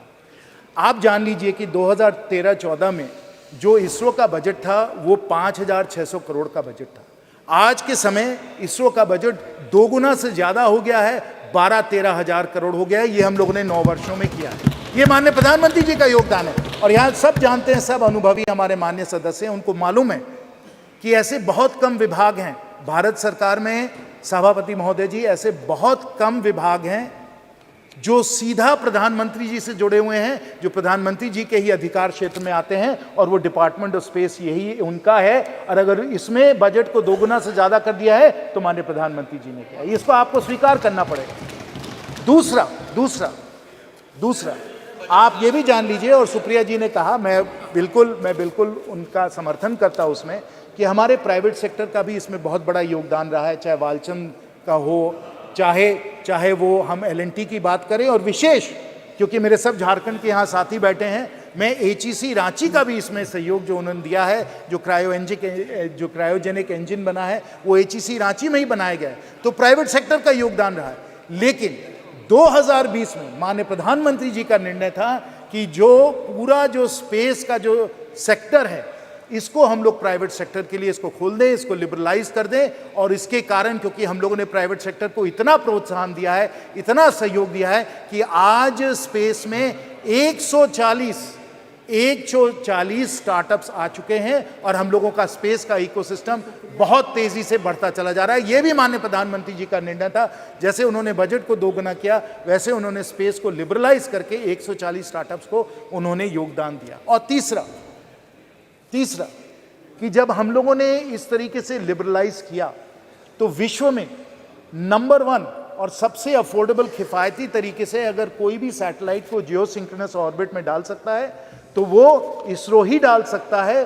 और पिछले कुछ वर्षों में हम लोगों ने कुल मिलाकर, मैं आपको ये आंकड़े बता दूं, स्पष्ट आंकड़े जो हैं कि हम लोगों ने करीब लगभग 400 फॉरेन सैटेलाइट्स को हम लोगों ने अर्थ ऑर्बिट में डाला है, जिससे हम लोगों को इसरो में 3300 करोड़ का हम लोगों को इसमें रेवेन्यू हम लोगों को मिला है। वो भी माननीय प्रधानमंत्री जी की सोच थी कि इस तरीके से इसरो को हम लोग पूरी तरीके से ओपन अप करके सैटेलाइट लॉन्च में हम लोग ले आए, और इस तरीके से अगर किसी को भी पूरी तरीके से श्रेय इस सफलता को मिलना चाहिए तो माननीय प्रधानमंत्री जी को मिलना चाहिए, ये हम सब लोग स्वीकार करें। इसरो का इतिहास बहुत दिनों से चलता है। मैं चंद्रयान पे आता हूँ, लेकिन अगर हमें चंद्रयान को समझना है तो हम उसको पहले आर्यभट्ट सैटेलाइट को समझना होगा, जो सोवियट्स ने 1975 में जिन्होंने अर्थ ऑर्बिट में डाला। उसके बाद हम लोगों का खुद का लॉन्च व्हीकल सैटेलाइट 1980 में गया, फिर रोहिणी सैटेलाइट्स गए, इनसैट सैटेलाइट्स गए, IRS सैटेलाइट्स गए, ये सब सैटेलाइट्स गए। एक लंबी हम लोगों ने एक कड़ी बनाई इसकी। हम लोगों ने नए लॉन्च व्हीकल्स हम लोगों ने तैयार किए, polar synchronous launch vehicle, GSLV, और फिर छात्रों के लिए भी स्मॉल सैटेलाइट्स को भी हम लोगों ने लॉन्च करने की क्षमता की। और हम लोगों ने मंगलयान को भी हम लोग जाकर, मार्स को भी जाकर हम लोगों ने ऑर्बिट में हम लोगों ने अपना सैटेलाइट भेजा। और आपको याद होगा तब हम लोगों ने सब जगह कहा था कि इतनी किफ़ायती तरीके से हम लोग कर रहे हैं कि बॉलीवुड की पिक्चर के, हॉलीवुड के पिक्चर के बजट से कम तक हम लोग मंगलयान के द्वारा हम लोग मार्स तक पहुंच सकते हैं। ये हमारी क्षमता है। और अगर ये क्षमता है, अगर माननीय प्रधानमंत्री जी ये काम में लगे हुए हैं, अगर पूरा भारत इस काम में लगा हुआ है, तो हमें समझना चाहिए कि स्पेस जो है और चांद पहुंचना कितना प्रेरणा का स्रोत है, और इसको कितने दिनों से इसको एक लक्ष्य बनाया गया। और उसमें मैं अमेरिका की भी बात करना चाहता हूं, क्योंकि अगर जो अमेरिकन जो स्पेस कैपेबिलिटीज़ हैं उससे हम लोग सब लोग प्रेरित हैं। और खासकर जॉन एफ कैनेडी का एक बहुत ही जाना माना एक भाषण है जो मैं अभी कोट करना चाहूँगा। और जॉन एफ कैनेडी ने कहा था वो हम लोगों को याद करना चाहिए। जॉन एफ कैनेडी ने 1962 में कहा था, why some say the moon, why choose this is our goal, this replies to India, why choose the moon, why is this our goal, and why they may well ask, why climb the highest mountain? Why climb the highest mountain? Because it is there. New hopes for knowledge and peace are there. We choose to go to the moon this decade and do the other things, not because they are easy. We choose to go to the moon. This applies to India. We choose to go to the moon not because they are easy, but because they are hard. अगर हम बड़े लक्ष्य अगर हम लोग हासिल करने के लिए हम लोग अपनी आकांक्षाओं को बनाते हैं, अगर हम इस भवन का निर्माण 3-4 साल में कर सकते हैं, इसलिए नहीं क्योंकि ये आसान काम है, इसलिए क्योंकि ये मुश्किल काम है। Not because it is easy, because it is hard that we choose to go to the moon. It is not easy to build this parliament building in 3 or 4 years. It's not easy, but because it is hard, we have chosen to do it. It is hard to build all the roads and highways and everything else, but because it is hard, we want to do it, because that's the new India we want to build. It is hard to be able to feed 80 crore people with the Garib Kalyan Yojana, but क्योंकि मुश्किल है, इसलिए हम इसको करने के लिए प्रतिबद्ध हैं और हमने करके दिखाया. It is not because it is easy, but because it is hard. And it is hard. अगर कोई समझता है कि चंद्रयान चांद में पहुंच गया और कोई भी इसे कर सकता है, तो मैं आपको लूना 25 के बारे में बताना चाहता हूं. लूना 25 के बारे में. और आप जानिए कि अगर 1950s में स्पेस रेस चालू हुआ और अगर जॉन एफ कैनेडी ने कहा कि हम लोगों को 1960s में ही हम लोगों को मून पे पहुंचना है, तो क्यों किया उन्होंने? क्योंकि उनके सामने एक चुनौती थी, एक कंपटीशन था. और वो कंपटीशन किसके साथ था? वो सोवियत यूनियन के साथ था, क्योंकि सोवियत यूनियन ने स्पेस फ्लाइट और स्पेस का पायनियरिंग जो उन्होंने किया था, यूरी गगारिन वगैरह आप सबको याद होगा. उस स्पेस रेस के कारण जॉन एफ कैनेडी ने कहा कि we must get to the moon. वही सोवियत यूनियन, वही स्पेस प्रोग्राम उसी समय जब चंद्रयान अगस्त में पहुंच रहा था south pole of the moon, उनका लूना 25 जो था वो भी अगस्त में फेल हो गया. Not because it is easy, it is because it is hard that we go to the moon. The Russians who developed, who pioneered space flight, they were the ones who were not able to succeed. They tried a South Pole landing and they failed. They failed. And they used a 30 kg robotic launcher, a 1750 kg launch mass, not because it is easy. What did we do? Instead of putting a 1750 kg launch mass, Professor Saab, we put a 4000 kg launch mass and a much larger payload on Chandrayaan 3. We put it into Earth orbit, we moved it out of Earth orbit into the lunar orbit, and then on August the 23rd at 6:04 p.m., and I'm sure everybody here must have been spellbound watching, and I will tell you also that the number of concurrent users on the ISRO channel on YouTube that day was the highest YouTube has ever recorded. पूरा भारत उस ऐतिहासिक क्षण को देख रहा था YouTube के channel पे. और 6 बजे अगस्त 23 को हम लोगों का चंद्रयान वहां चांद पे पहुंचा. साउथ पोल की लैंडिंग हुई. 14 दिन उन लोगों के सब साइंटिफिक एक्सपेरिमेंट चले. Not because it is easy. The Russians were not able to do it. It is because it is hard that we did it, and we accomplished something that the Russians were not able to accomplish. Because it is hard, not because it is easy. That is the India we are building. That is the India that we want to see. That is the India our Prime Minister wants to see. और इसी कारण जो हमें चंद्रयान में सफलता मिली, सब हमारे scientist और इंजीनियर्स की सफलता थी. और मुझे तो खुद निजी तौर पे बहुत खुशी हुई, बहुत मुझे गर्व हुआ. हजारीबाग के भी कई लोग उससे जुड़े हुए थे, मेरी फ़ोन पे भी उनसे बात हुई. और जब आप उनसे बात करें, हर से वो गदगद थे कि इतना बड़ा लक्ष्य हम लोगों ने हासिल किया है. लेकिन ये तो एक और ही कड़ी है. अभी हमें और बहुत दूर जाना है, बहुत दूर जाना है. चांद पे तो हम पहुंच ही गए, फिर आदित्य L1 तो हम लोगों को सूरज तक ले गया. और सूरज पे जो हम लोगों ने एक्सपेरिमेंट्स किए, जो कोरोना पे जो एक्सपेरिमेंट्स हो रहे हैं, जो कोरोना का स्टडी हो रहा है, वो भी बहुत ही ऐतिहासिक है. लेकिन आपको मालूम है कि हम लोगों की सोच ये है कि हम लोग जल्द ही हम लोग गगनयान के द्वारा, और मैं आपको बता दूं कि इसकी ट्रेनिंग हमारे एस्ट्रोनॉट्स वगैरह की हो गई है. हमारे पास वो पेलोड कैपेसिटी है हमारे रॉकेट्स की, लॉन्चर्स की, कि हम लोग कुछ लोगों को हम लोग 400 किलोमीटर सैटेलाइट के पार हम लोग स्पेस में ले जाना चाहते हैं. गगनयान के द्वारा मैन्ड स्पेस फ्लाइट भी यहाँ भी हम लोग जाना चाहते हैं. तो ये लक्ष्य, ये हमारा लक्ष्य है. यहाँ हम लोग पहुँचना चाहते हैं. और इसके द्वारा जो हम लोगों का स्पेस का इकोसिस्टम बन रहा है, उसे भी हमें समझना चाहिए. ये हमारे माननीय प्रधानमंत्री जी की दूरदर्शी सोच है कि हमें सिर्फ ये मिशंस जो है इसमें हमें सफल नहीं होना है. हमें मिशन से और आगे बढ़कर पूरा स्पेस का एक इंडस्ट्री, पूरा स्पेस का एक इकोसिस्टम भी हम लोगों को बना देना है. और क्यों हमें इस तरीके से बनाना है? क्योंकि जब स्पेस का इकोसिस्टम बनता है तो बहुत सारे एडवांस टेक्नोलॉजीज़ भी हम लोग उसके द्वारा उसमें बहुत आगे बढ़ जाते हैं. और ये एडवांस टेक्नोलॉजीज़, क्योंकि हम लोग डेवलपमेंट के तौर पे इन एडवांस टेक्नोलॉजीज़ पे हम लोग अपना कंट्रोल हासिल करना चाहते हैं, ये बहुत ही ज़रूरी है. और इसमें मैं हमारे भारत रत्न पूर्व राष्ट्रपति श्री अब्दुल कलाम जी का मैं एक कोट आपको बताना चाहता हूँ. ISRO's vision was clear. ISRO's vision was clear. If Indians were to play a meaningful role in the community of nations, they must be second to none in the application of advanced technologies to real-life problems. That is our Honorable Prime Minister's vision.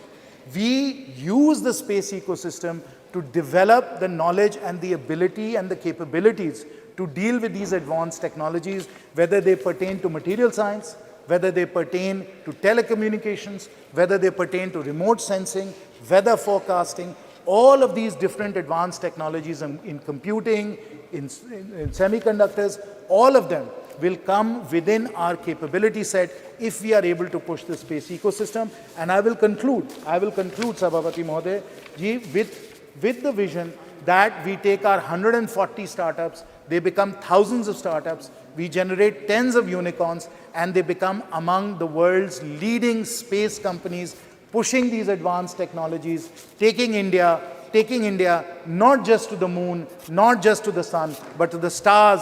That is the new India that we are building, not because it is easy, because it is hard, and we want, as John Thank you very much. said, progress of all the Thank you very much. Sri Karti Chidambaram ji.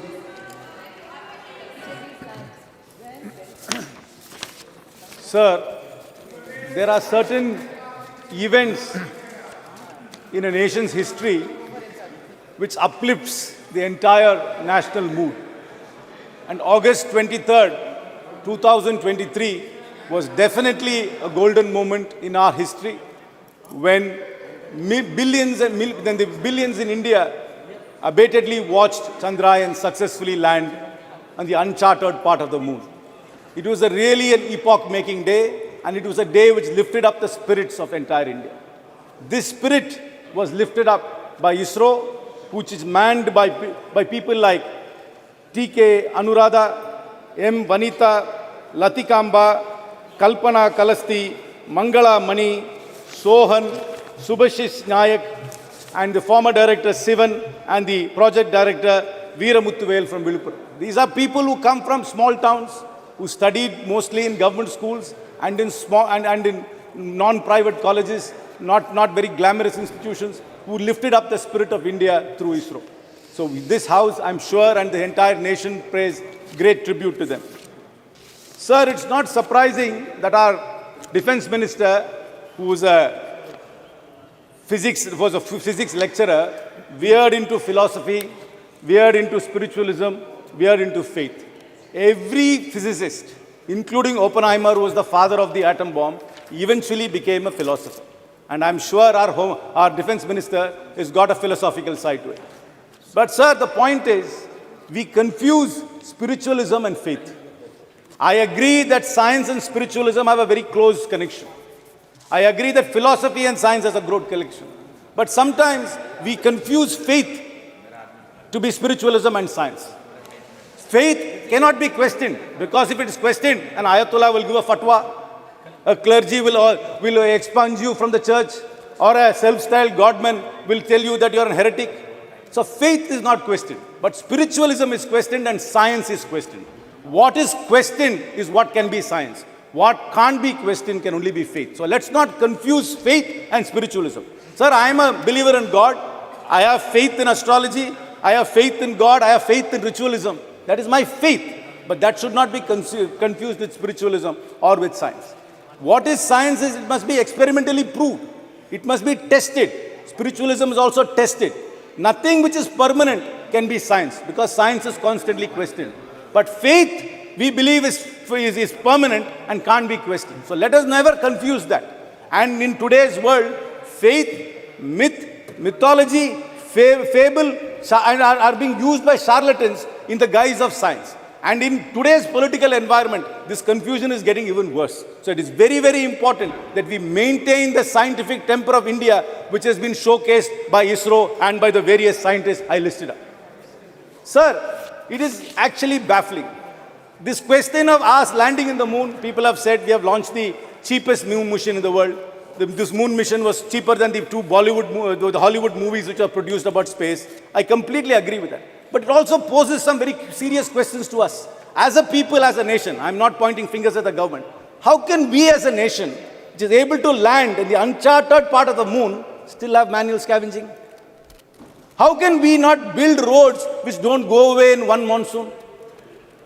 While we have this great scientific capacity, where have we lost this?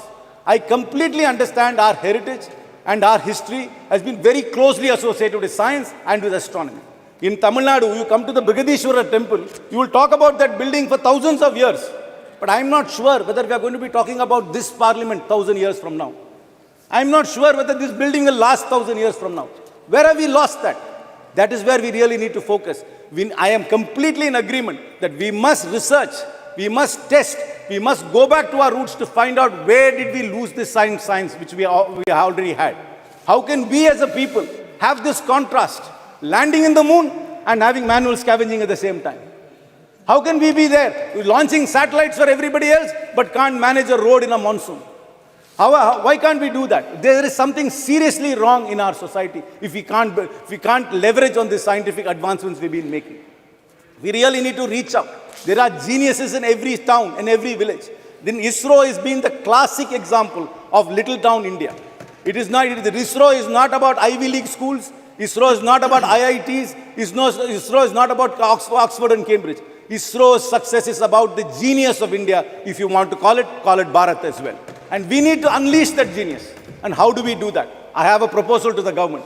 Please institute fellowships, scholarships, and internships for ISRO in government schools, particularly aimed at government schools. You are very, very good in running national campaigns, I must confess. Please run a national campaign. Identify the next Kalpana Chawla. Identify the next Vikram Sarabhai from the government schools of India. Run a nationwide program. Encourage people to believe that they can also be part of it. Because people, until this landing happened, many people don't even know that ISRO was there. Many people do not know that they can become scientists. And here we have living examples of people from small towns who went to government schools becoming great scientists. Run a national campaign. Run fellowships. Run scholarships and run internships. Open the doors of ISRO to the average Indian who's so curious, who's fired by ambition, who's fired by aspiration to be part of it. Sir, this is a great day and a great time in our lives. It is important for us to merge our historic scientific knowledge with modern science. But let us never ever confuse ourselves. Let us never ever confuse ourselves with charlatans who confuse faith and who use that as a propaganda. I know many years ago, I am a firm believer in the Lord Ganesha, but they were telling us that Ganesha was drinking milk. But nobody ever explained it was actually capillary effect of a porous body which was actually sucking up a liquid. They tell us that first plastic surgery was on Ganesha without ever explaining how the circumference of an elephant trunk can be fitted on a human body. But sir, faith is different, spiritualism different. Spiritualism is questioned, faith is not questioned. But let us never ever confuse that. I am not disparaging any faith. I am a man of faith. I believe in God. I believe in rituals. I even believe in astrology. But that should never take away the scientific temperament of India. And we must be a scientific nation, build on the foundations and answer these contrasting questions which are being posed to us. I once again salute the unsung heroes of ISRO and hope we unleash the true potential of India. Thank you very much. Thank you very much. Sri K. Subaryam ji.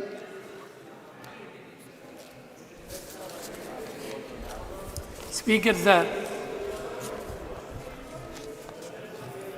மனிதர்களை மூட நம்பிக்கையிலிருந்து விடுவிப்பது விஞ்ஞானம். மனிதர்களுக்கிடையில் நிலவக்கூடிய மூட பழக்க வழக்கங்களும் நம்பிக்கைகளும் விஷமத்தனமான விஷம் நிறைந்த கருத்துக்கள் புதர்போல் மண்டி வளர வாய்ப்பளிக்கிறது. எனவே மனிதர்களை மூட நம்பிக்கைகளிலிருந்து விடுவிக்க வேண்டிய அவசியம் இன்றைக்கு நம்முடைய இந்திய நாட்டில் ஏற்பட்டிருக்கிறது. அதற்கு இந்த விஞ்ஞானம் மிகப்பெரிய அளவிற்கு துணை நிற்கிறது. முதலில் இதற்கு நாம் நன்றி சொல்ல வேண்டியது ஜவஹர்லால் நேரு அவர்களைத்தான். எதிர்கால இந்தியா எந்த திசை வழியில் வளர வேண்டும் என்று ஊடுருவி கண்டு உணர்ந்து முன்கூட்டியே தடம் போட்டு விட்டு சென்றவர் மறக்க முடியாத மகத்தான மனிதர் ஜவஹர்லால் நேரு. நேரு அவர்கள்தான் விதை போட்டார். நேரு போட்ட விதை தான் இன்றைக்கு சந்திராயனாக சந்திராயன் 1, 2, 3 என்று வளர்ந்திருக்கிறது. புதிய புதிய விவரங்களை மனிதர்களுக்கு தந்து கொண்டிருக்கிறது. அதற்கு துணை புரிந்த நேரு அவர்களுக்கு என்னுடைய நன்றியை முதலிலே தெரிவித்துக் கொள்கிறேன். ஒரு 50 ஆண்டு கால தொடர் முயற்சியின் விளைவாகத்தான் இந்த சந்திராயன் வெற்றி அடைந்திருக்கிறது. இந்த சந்திராயன் வெற்றியின் மூலம் நிலவை பற்றி மூன் பற்றி கற்பிக்கப்பட்டிருந்த கற்பிதங்கள் பொய் என்பதை நிரூபித்திருக்கிறது. இதுவரையிலும் சொல்லப்பட்டு வந்த நிலவு குறித்து சொல்லப்பட்டு வந்த விஷயங்கள் முற்றிலும் சந்திராயன் 3 தகர்த்தெறிந்திருக்கிறது. இந்த மூடக்கருத்துக்கு முற்றிலும் தவறு என்று உணர்த்தப்பட்டிருக்கிறது. அதற்காகவும் விஞ்ஞானிகள் முதல் சாமானிய வேலைகளை செய்து உதவிய அனைவருக்கும் நெஞ்சம் நிறைந்த நன்றிகளை வாழ்த்துக்களை தெரிவித்துக் கொள்ள விரும்புகிறோம். சயின்டிஃபிக் டெம்பர் என்பதுதான் அரசியல் சட்டம் முன்வைத்திருக்கிற ஒன்று. ஆனால் சயின்டிஃபிக் டெம்பர் வலியுறுத்தப்பட்டுள்ள அரசியல் சட்டத்தினால் உறுதிமொழி எடுத்து பதவியேற்றுக் கொண்டவர்கள் தவறான கருத்துக்களின் அடிப்படையில் தவறான கருத்துக்களை மக்களுக்கு ஊட்டி தவறான திசை வழிக்கு அழைத்து சென்று கொண்டிருக்கிற விபரீதமான போக்கு இங்கே வளர்ந்து வருகிறது இந்தியாவில். இவையெல்லாம் கவலையோடு கவனிக்கப்பட வேண்டிய விஷயங்களாகும். இதற்கு விஞ்ஞானத்தின் துணை கொண்டுதான் நாம் தீர்வளிக்க வேண்டும். அதற்குரிய நடவடிக்கைகளை மேற்கொள்ள வேண்டியிருக்கிறது. உலக அளவில் விஞ்ஞான வளர்ச்சியில் குறிப்பிடத்தக்க வெற்றியை இன்றைக்கு இந்தியா பெற்றிருக்கிறது. இந்தியர்கள் என்று சொல்லுவதில் நாம் பெருமை கொள்ளுகிறோம். இந்த மகத்தான வெற்றியை நமக்கு ஈட்டி தந்தது ஜவஹர்லால் நேரு அவர்கள் போட்ட விதை என்பதை நாம் மீண்டும் நன்றியோடு நினைத்து பார்க்க வேண்டும். அதனுடைய விளைவாகத்தான் இன்றைக்கு ஒரு நல்ல நிலை ஏற்பட்டிருக்கிறது. அரசியல் சட்டம் குறித்தும் கவலையோடு நாம் பார்க்க வேண்டும். அரசியல் சட்டத்தில் வலியுறுத்தப்பட்டுள்ள அறிவியல் பூர்வமான கருத்தோட்டம் இந்தியர்களுக்கு கொண்டு செல்லப்படவில்லை. அறிவியல் பூர்வமான கருத்தோட்டம் இந்தியர்களுக்கு கொண்டு செல்லப்படுகிற போதுதான் இந்தியர்கள் மூடக்கருத்துக்களிலிருந்து வெளியிலே வந்து உண்மை என்ன என்பதை புரிந்து தெளிவடைவார்கள்.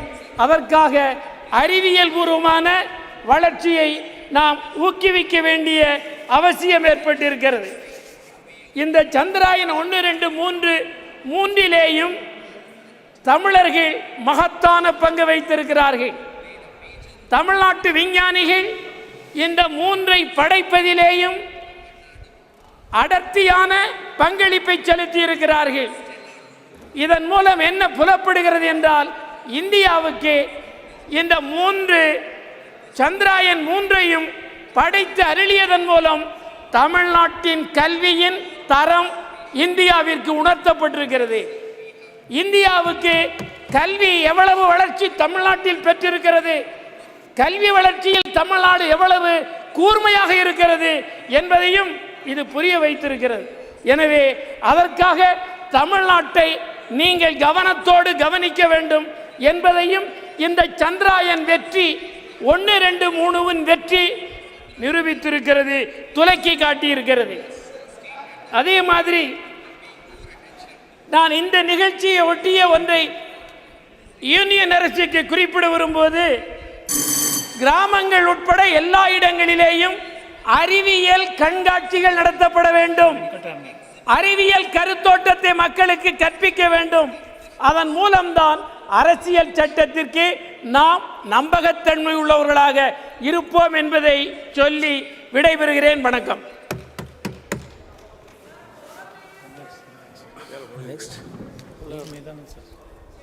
Honorable Member Sumidanand Saraswati.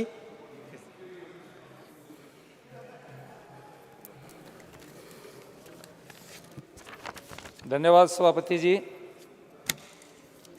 आपने मुझे बोलने का मौका दिया है।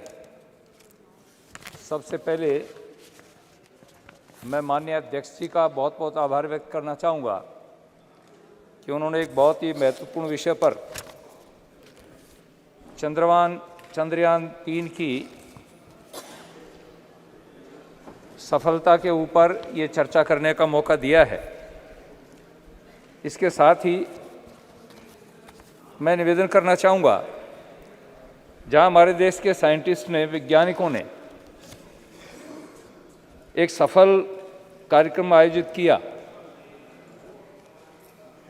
14 जुलाई को चंद्रयान ने पृथ्वी से उड़ान भरी और 23 अगस्त को सफलतापूर्वक जब चंद्रमा के दक्षिण ध्रुव के ऊपर ये चंद्रयान उतरा, जहाँ का वातावरण अलग ही रहता है, 200 डिग्री माइनस तक का टेम्परेचर जाता है, अंधकार छाया रहता है।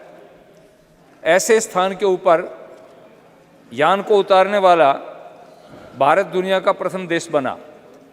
इसलिए मैं देशवासियों को भी, माननीय प्रधानमंत्री जी को भी और हमारे सभी साइंटिस्ट को बहुत बहुत बधाई, साधुवाद और आभार व्यक्त करना चाहूँगा।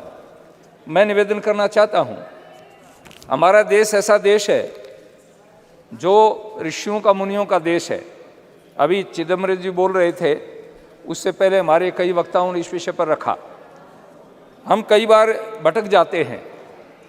जब कोई अध्यात्म की बात आती है, धर्म की बात आती है, तो विचलित होने का प्रयास करते हैं। हम जब अपने प्राचीन साहित्य को देखते हैं, इतिहास को उठा करके देखते हैं, वेदों को देखते हैं, तो हमारे यहाँ प्राचीन साहित्य में इस प्रकार का स्पष्ट उल्लेख मिलता है। हम अपने प्राचीन ऋषियों को देखते हैं। ऋषि का अर्थ क्या है?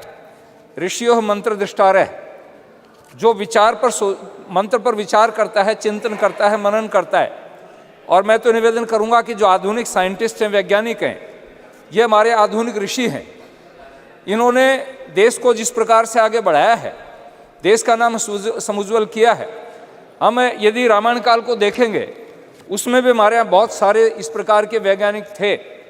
पुष्पक विमान का उल्लेख रामायण में मिलता है, जो साउंडलेस था, ध्वनि रहित था। हमारे यहाँ भास्कर आचार्य का जो ग्रंथ है बृहद विमान शास्त्र, मैंने उस ग्रंथ को अच्छी तरह से पढ़ा है एक संस्कृत का विद्यार्थी होने के नाते।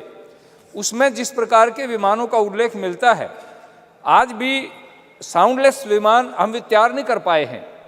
और रात्रि को जो विमान उड़ते थे तो अंधेरे के अंदर भी दिखाई देता था। तो उस स्थान तक पहुँचते पहुँचते हमारे दुनिया के वैज्ञानिकों को भी अभी अध्ययन करना पड़ेगा, रिसर्च करना पड़ेगा।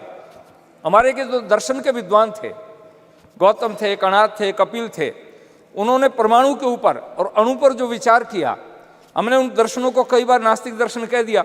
जिस ग्रंथ के अंदर यदि धर्म की चर्चा ने, हम उसको नास्तिक कह देते हैं, और यदि धर्म की चर्चा होती उसको हम अंधविश्वास कह देते हैं। ये दोनों का समन्वय जब तक नहीं होगा, मैं हमेशा एक बात कहा करता हूँ, एक पक्षी जैसे उड़ान भरता है, पक्षी के एक पंख को बांध दीजिए, एक पंख को बांधने के बाद पक्षी उड़ान नहीं भर सकता। यदि मनुष्य अपने जीवन में पूर्ण विकास करना चाहता है, कोई भी देश पूर्ण विकास करना चाहता है, वो बिना अध्यात्म के आगे नहीं बढ़ सकता। अध्यात्म से विल पावर मिलता है। विल पावर क्या करता है? जैसे आपने देखा, हमारा 1 साल पहले एक यान हमारा असफल हुआ। माननीय प्रधानमंत्री जी हमारे साइंटिस्ट के बीच में गए और उनकी पीठ थपथपाई, उनको धीरज बंधाया। यदि हम उसमें निराश हो जाते, हताश हो जाते और हमारे अंदर विल पावर नहीं होती, तो हम आगे नहीं बढ़ सकते थे। और उसका परिणाम ये निकला कि विल पावर के कारण, आत्मबल के ऊपर हम आगे बढ़े, और आगे बढ़ते बढ़ते 1 साल के बाद में हमारे साइंटिस्ट ने, हमारे वैज्ञानिकों ने वो काम करके दिखा दिया जिसको पूरी दुनिया ने लोहा माना है।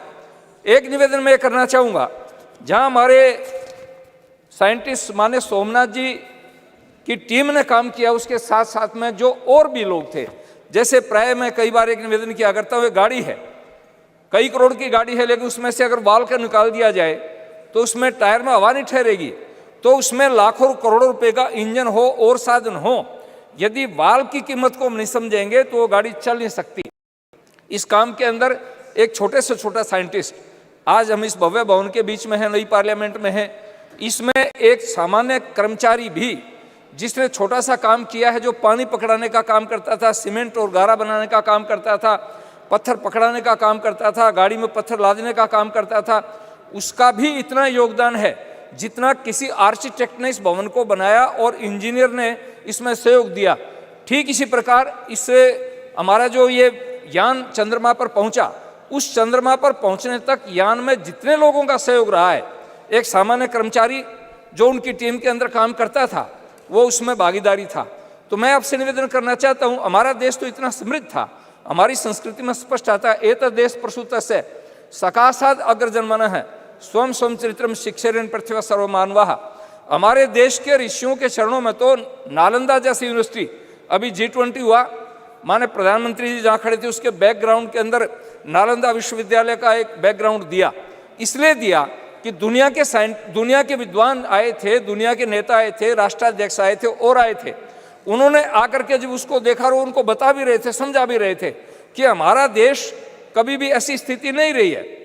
बीच में गुलामी की जंजीरों में हम जकड़े गए और गुलामी होने के कारण हम विकास नहीं कर पाए, लेकिन हमारी जो प्राचीन धरोहर थी उस धरोहर का स्मरण करेंगे, उसका स्मरण करके उसके ऊपर अनुसंधान करेंगे, रिसर्च करेंगे तो हम और आगे बढ़ सकते हैं। अभी तो हमारे देश ने उड़ान भरी है और अभी चंद्रमा के साथ साथ में सूर्य की तरफ बढ़े हैं। सूर्य का अध्ययन करने के लिए हमारे साइंटिस्ट जो काम कर रहे हैं और बहुत सारे ग्रह उपग्रह हैं। मैं जब प्राचीन साहित्य को पढ़ता हूँ तो प्राचीन साहित्य में उल्लेख मिलता है कि अन्य ग्रहों के ऊपर भी मनुष्य हो सकता है। इस पर हमारे साइंटिस्ट रिसर्च कर रहे हैं और वैज्ञानिकों को मैं सबसे बड़ा आभार इसलिए करना चाहूँगा, कोई भी वैज्ञानिक किसी काम को करता है फुल स्टॉप नहीं लगाता है, वो आगे के लिए रिसर्च का काम छोड़ देता है, अनुसंधान का काम छोड़ देता है। इसलिए मैं निवेदन करना चाहता हूं कि हमारे सारे जितने भी वैज्ञानिक हैं उन्होंने जिस काम को किया है चंद्रयान 3 के ऊपर और दूसरे इसके ऊपर, प्रारंभ से लेकर के देश की आज़ादी के बाद में जब से इस काम इसरो का काम प्रारंभ हुआ या हमारी जितने अन्य रिसर्च सेंटर हैं उनमें काम हुआ, उन सब का आभार व्यक्त करता हूँ। और ख़ास तौर से आज ये महिला बिल आया है, मैं उन बहनों को भी, महिलाओं को भी बहुत बहुत आभार व्यक्त करूंगा जो इसमें शामिल थी। हमारी नंदिनी हरिनाथ, डॉक्टर रितु कारीधाल, श्रीवास्तव जी, मिनल जी, रोहित, अनुराधा टीके सहित अनेक महिलाएं जो इसमें थी। मेरे क्षेत्र की भी एक बेटी इस टीम के अंदर सम्मिलित थी। मैं उन सबको बहुत बहुत बधाई देना चाहूँगा और मैं आशा करूँगा कि हम अपनी प्राचीन अध्यात्म की धरोहर को लेकर के, प्राचीन दर्शन शास्त्र वेदों की धरोहर को लेकर के और आधुनिक विज्ञान का समन्वय करके इस देश को आगे बढ़ाने का प्रयास करेंगे। मैं पुनः माननीय प्रधानमंत्री जी का आभार व्यक्त करूँगा। कई बार हमें ये कहते साहब आप इनका धन्यवाद क्यों कर रहे हो, किसी के किए हुए उपकार को न मानना कृतज्ञता होती है। और हमारा शास्त्र कहता है कि दुनिया में सभी पापों का प्रायश्चित हो सकता है लेकिन कृतज्ञता का प्रायश्चित नहीं हो सकता। इसलिए हमें उन सभी लोगों के प्रति कृतज्ञ होना चाहिए जिन्होंने इसमें योगदान दिया है। तो माननीय प्रधानमंत्री जी ने पर्याप्त मात्रा में बजट दे करके, और जिस दिन प्रधानमंत्री जी विदेश की धरती से यहाँ पहुँचे, मैं प्राय सुबह टेलीविज़न नहीं खोलता हूँ, लेकिन सुबह एक्सरसाइज कर रहा था, मैंने टेलीविज़न खोला और प्रधानमंत्री सीधे बेंगलुरु गए और वैज्ञानिकों के सामने जब जाकर के कहा कि मैं आपके दर्शन करने के लिए आया हूँ, देश की दुनिया का एक सबसे बड़ा नेता और हमारे साइंटिस्ट के सामने जाकर के जब उनके सामने कहता है मैं आपके दर्शन करने के लिए आया हूँ, आप अनुमान लगा सकते हो कि हमारे साइंटिस्ट का कितना प्रोत्साहन बढ़ा होगा, कितना उत्साह बढ़ा होगा। और उत्साह बढ़ने पर ही आदमी काम करता है। तो मैं पुनः माननीय प्रधानमंत्री जी का और हमारे सभी वैज्ञानिकों का बहुत बहुत आभार व्यक्त करता हूँ और आशा करूँगा कि हमारा देश दुनिया की बुलंदियों को नापे और ये देश आगे बढ़ता चला जाए। हमारे प्राचीन ऋषियों के जो भाव थे वो भाव सफल हों। धन्यवाद। जय Bharat. Yadav.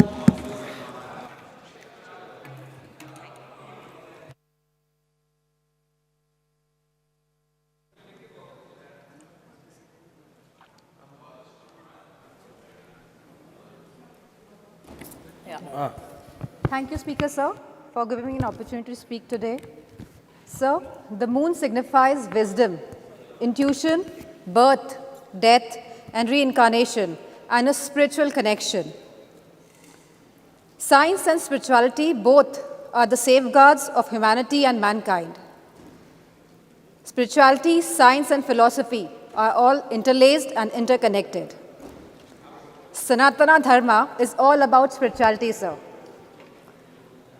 Moon also signifies powerful feminine energy. And sir, yesterday we passed the Women's Reservation Bill. And sir, I would like to congratulate all the women of the country. And I would also repeat the demand of the Samajwadi Party that the OBC women should have reservation in the reservations for women's bill, because sir, Bhajpa का जो अस्तित्व है, जो भाजपा सरकार में है, वो OBC vote bank की वजह से ही है। और हम ओबीसी महिलाओं का हक, सम्मान और अधिकार और उनका उनको राजनीतिक अधिकार मिलना चाहिए सर, उससे हम उनको दूर नहीं रख सकते हैं। Sir, as we know, the Chandrayaan 3 landed successfully on 23rd August 2023 on the moon's south pole. With this great achievement, India has also become a member of Artemis Accord. I would like to congratulate all the scientists of ISRO from its very inception.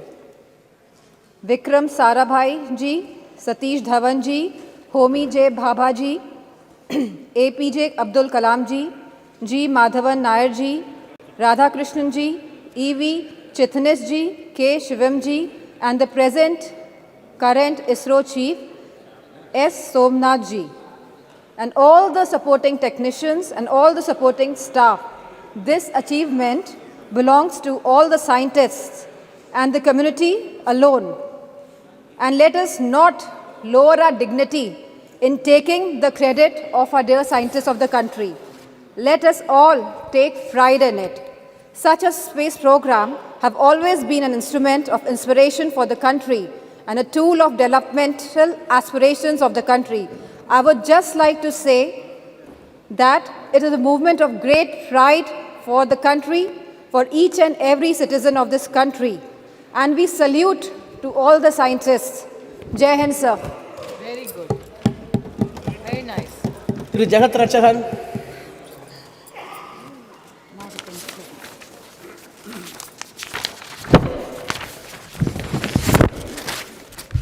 Thank you, Mr. Renowned astronomer Galileo from West had discovered moon in 1678.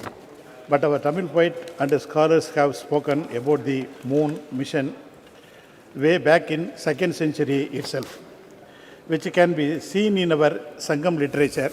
Tamil literature is a testament to the fact that Tamils know the scientific method of measuring the planets and their orbits in the sky, their movement and time scales.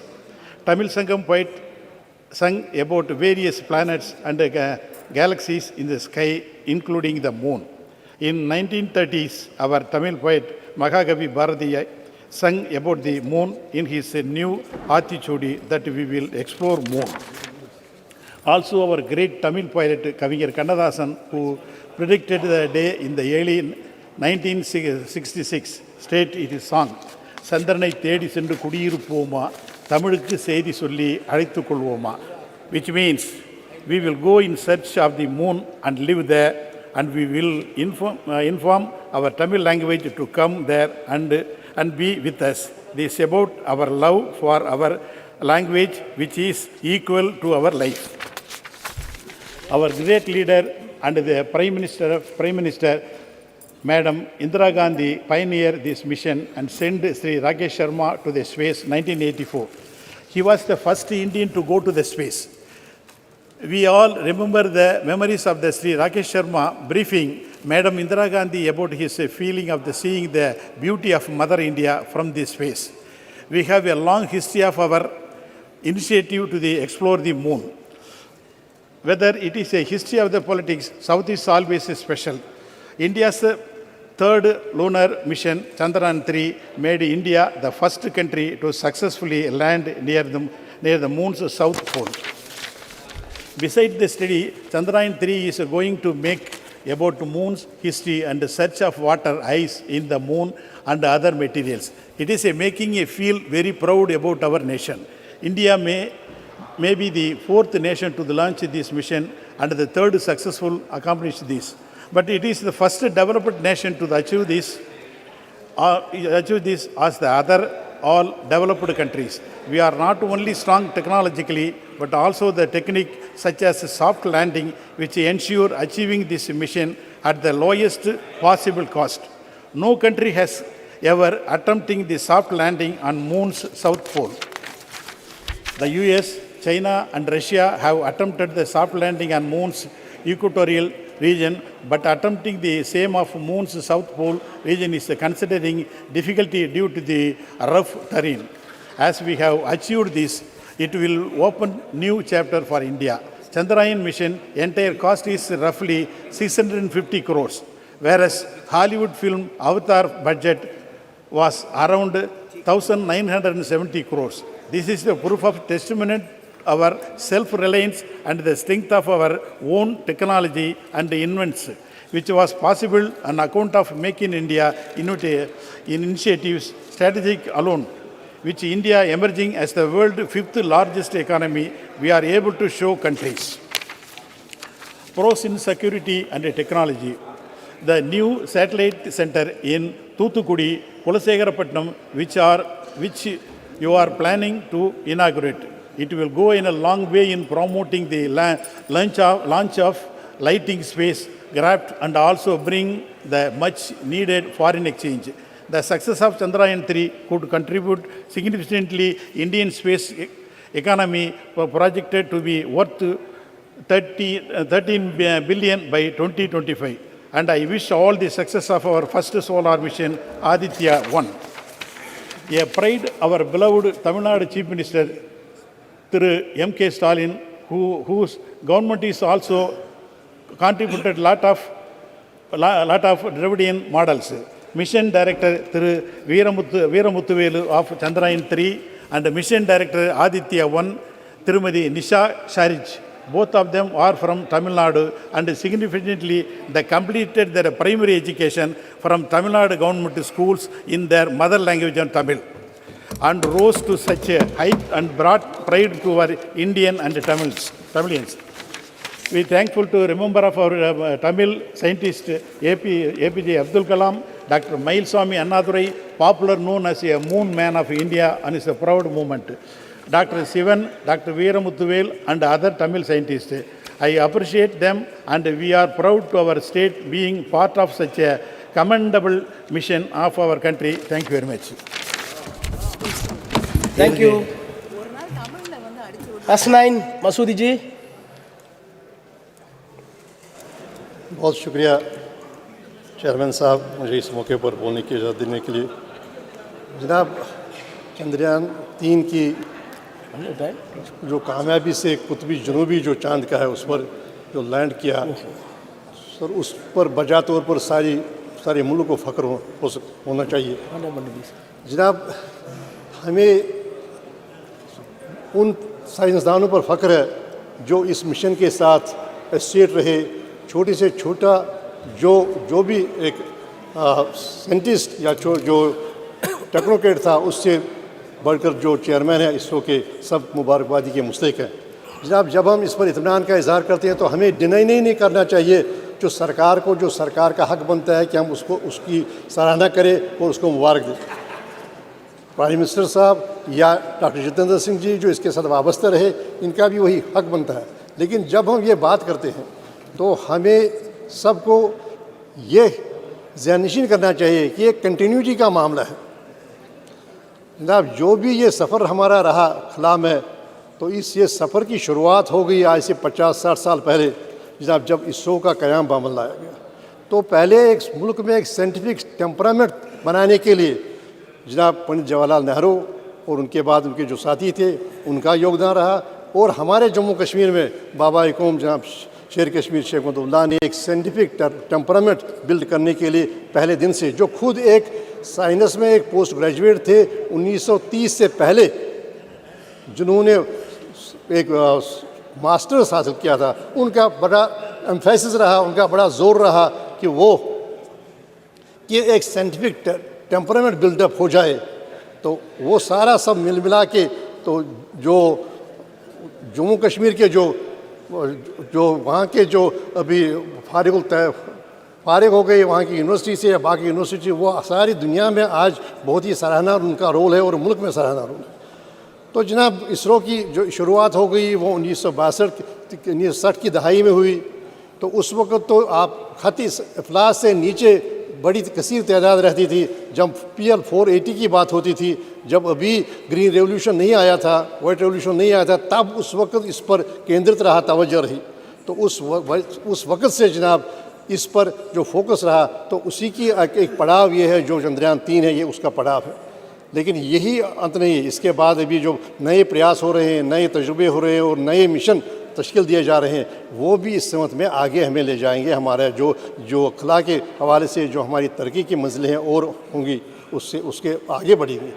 तो जनाब इसी पर हमें बस नहीं करना है, लेकिन जहाँ तक हमें उनको क्रेडिट देना चाहिए जो पहले दिन से इसके साथ वाबस्ता रहे, जो उन्होंने पहले दिन से साइंटिफिक जो टेम्परामेंट है उसकी बिल्डअप करने में जो उन्होंने अपना रोल किया, वहाँ हमें जनाब आगे ले जाना है। और उसके लिए हमें 2-3 चीज़ें अहम हैं। एक ये है कि जो आज की तारीख में बड़ा सितारा किया जा रहा है इसरो को, या जो बाकी स्पेस के हवाले से जो रिसर्च प्रोग्राम है, वो होना नहीं चाहिए।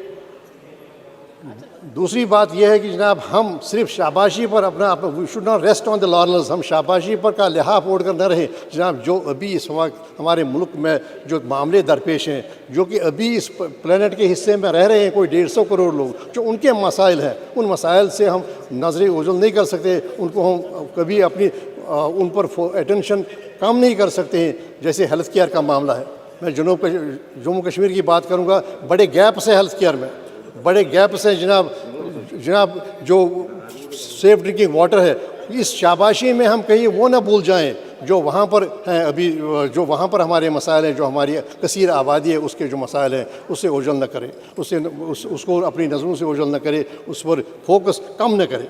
तो जो हमारे इस वक्त के मसाइल हैं, तो उन मसाइल की तरफ तवज्जो देने की ज़रूरत नहीं, ज़रूरत है सिर्फ हम शाबाशी पर हम नहीं रहेंगे। जब जम्मू कश्मीर का एक बहुत बड़ा मसला है, आज जनाब कनाडा के प्राइम मिनिस्टर ने कहा, एक एडवाइजरी जारी की है कि यहाँ जो वहाँ के नागरिक हैं यहाँ न जाएं, और उसका समर्थन और लोगों ने किया। और देखिए ये एक बड़ी परेशानी का मामला है। तो कैसे हम अपने जो जमहूरियत की बात करेंगे, जब जम्मू कश्मीर के कोई 1.5 करोड़ लोग हैं, उनको जमहूरी हुकूक का हासिल ही नहीं है, और वहाँ पर 10 साल से एक चुनी हुई हुकूमत नहीं है। अब ये सही बात है, यह इस विषय के बाहर होगा थोड़ा, लेकिन बात यह है कि मेरा कहने का मकसद है कि हम सिर्फ शाबाशी की लिहाफ ओढ़कर बस गाफिल न हो जाए जो हमारे मसले हैं, जो हमारे चैलेंजेस हैं, इन चैलेंजेस से। तो यहाँ और एक और इत्मीनान की बात है इस हवाले से, जो इसरो का जो हमारा प्रोग्राम है चंद्रयान का, एक ये है कि हमारे सारे विषयों में हमारी ये खुसूसियत रही, हमारे ये गौरव है कि हम कुतुबी जनूबी पर ये लैंड किया सॉफ्ट की। और दूसरी बात यह है कि इसके साथ जो वाबस्ते थे सारे साइंटिस्ट, वो ख़वातीन भी हैं, ख़वातीन साइंटिस्ट भी हैं, और हर कम्युनिटी से हैं, मुस्लिम से हैं, और बाकी जो भी कम्युनिटीज़ हैं उनसे वाबस्ता हैं। और दूसरी बात है सब पढ़ कर आए हैं मुल्क से ही, कोई विदेश से पढ़कर नहीं आया। तो इससे हमें एहसास होना चाहिए कि जिन्होंने यहाँ पर ये बड़े जो हमारी यूनिवर्सिटीज़ हैं, ITS, उनकी उन्होंने दागबिल डाली। हमारे पहले प्राइम मिनिस्टर के बाद जो कहते थे कि बिलाई, बोकारो और ये सारे इंस्टीट्यूशंस जो हैं ये नए हिंदुस्तान के टेम्पल्स हैं, टेम्पल्स ऑफ न्यू इंडिया, उसके करके वो बुलाते थे ताकि वो पनपे, वो साइंटिफिक टेम्परामेंट वो मुल्क का वो पनपे। तो ये बड़ी फ़ख्र की बात है कि सारे जो भी इसके साथ वाबस्ता रहा, छोटे से छोटा लेकर बड़े से बड़ा जो साइंसदान रहा, वो सारे उन्होंने यहाँ ही तालीम हासिल की, और हर सेगमेंट ऑफ सोसाइटी जो है उससे वाबस्ता है, उससे आए हुए हैं, और हर कम्युनिटी से आए हुए हैं। तो मैं जहाँ बधाई देता हूँ इस सरकार को जो मौजूदा है, उन साइंसदानों को जिसके साथ वाबस्ता है। साथ ही मैं ये तलकीन भी करता हूँ, हमें भूलना नहीं चाहिए उनको जिन्होंने इसकी दागबिल डाली। अब हम अगर किसी इमारत की 5वीं मंजिल तामीर करें तो उसका मतलब नहीं है कि हम उनको भूल जाएं जिन्होंने इस इमारत की बुनियाद डाली और 4 मंजिलें बनाई। और बाकी जो हमारा लक्ष्य है, जो हमारे आगे का जो मिशन है, वो आगे कहा है कि सितारों से आगे जहाँ और भी है, अभी इश्क के इम्तिहान और भी है, अभी हमें और आगे जाना होगा, और हमें कामयाबियाँ हासिल करनी होगी। और जब सबका सहयोग होगा और सबकी हम मान्यता देंगे और सबको रिकग्नाइज़ करें, और हम युसर्ब न करें, सिर्फ अपने लिए सारा जो गौरव होगा, जो सारी शाबाशी होगी। बहुत शुक्रिया। श्री जी सत्यपाल सिंह जी। आदरणीय अध्यक्ष महोदया, आपका मैं बहुत बहुत धन्यवाद करता हूं। और ये मेरा सौभाग्य है कि कल ही हम सब लोगों ने इस पूरे सदन ने मिलकर के जिस नारी शक्ति वंदन अधिनियम को पारित किया है, उसकी प्रत्येक रूप में इस शासन पर आज विराजमान है। जब मैं बोल रहा हूं, अध्यक्ष महोदय, ये आपके आसन के ऊपर धर्म चक्र लगा है और इस शासन का काम है कि देश में इस पूरे समाज के अंदर धर्म का चक्र चलता रहे। इसलिए हम लोग आज हम जिस चंद्रयान की और इसरो की सफलता की बात कर रहे हैं, लाखों करोड़ों वर्षों से जब हम अपने कल्याण की कामना करते हैं, हम लोग हमारे ऋषि मुनि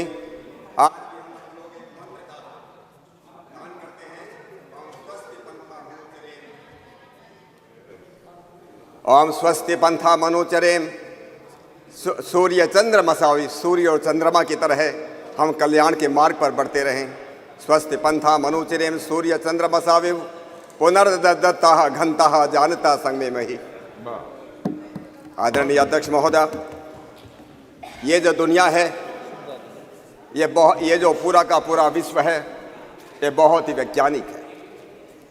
हम लोग भी मानते हैं, आज के वैज्ञानिक भी मानते हैं, ये सारी की सारी दुनिया, इस विश्व के अंदर प्रत्येक वस्तु, चर और अचर जगत में प्रत्येक वस्तु बड़ी वैज्ञानिक है, बहुत व्यवस्थित है और बहुत ही सुंदर है और बहुत ही उद्देश्यपूर्ण है। It is very organised, very scientific, very beautiful and very purposeful. और इसका उदाहरण हम देखते हैं, एक शरीर, मानव शरीर की तरफ हम देखते हैं। ये मानव शरीर इतना वैज्ञानिक, इतना साइंटिफिक है कि दुनिया के लाखों करोड़ों साइंटिस्ट मिलकर के भी आज तक इस शरीर को सुधारने के लिए कि 2 की जगह 3 आंख होनी चाहिए थी, 2 कान के बजाय 4 कान होना चाहिए था, 5 उंगलियों के बजाय 6 उंगली 4 उंगली होना चाहिए, इस बारे में कुछ सोच नहीं सका।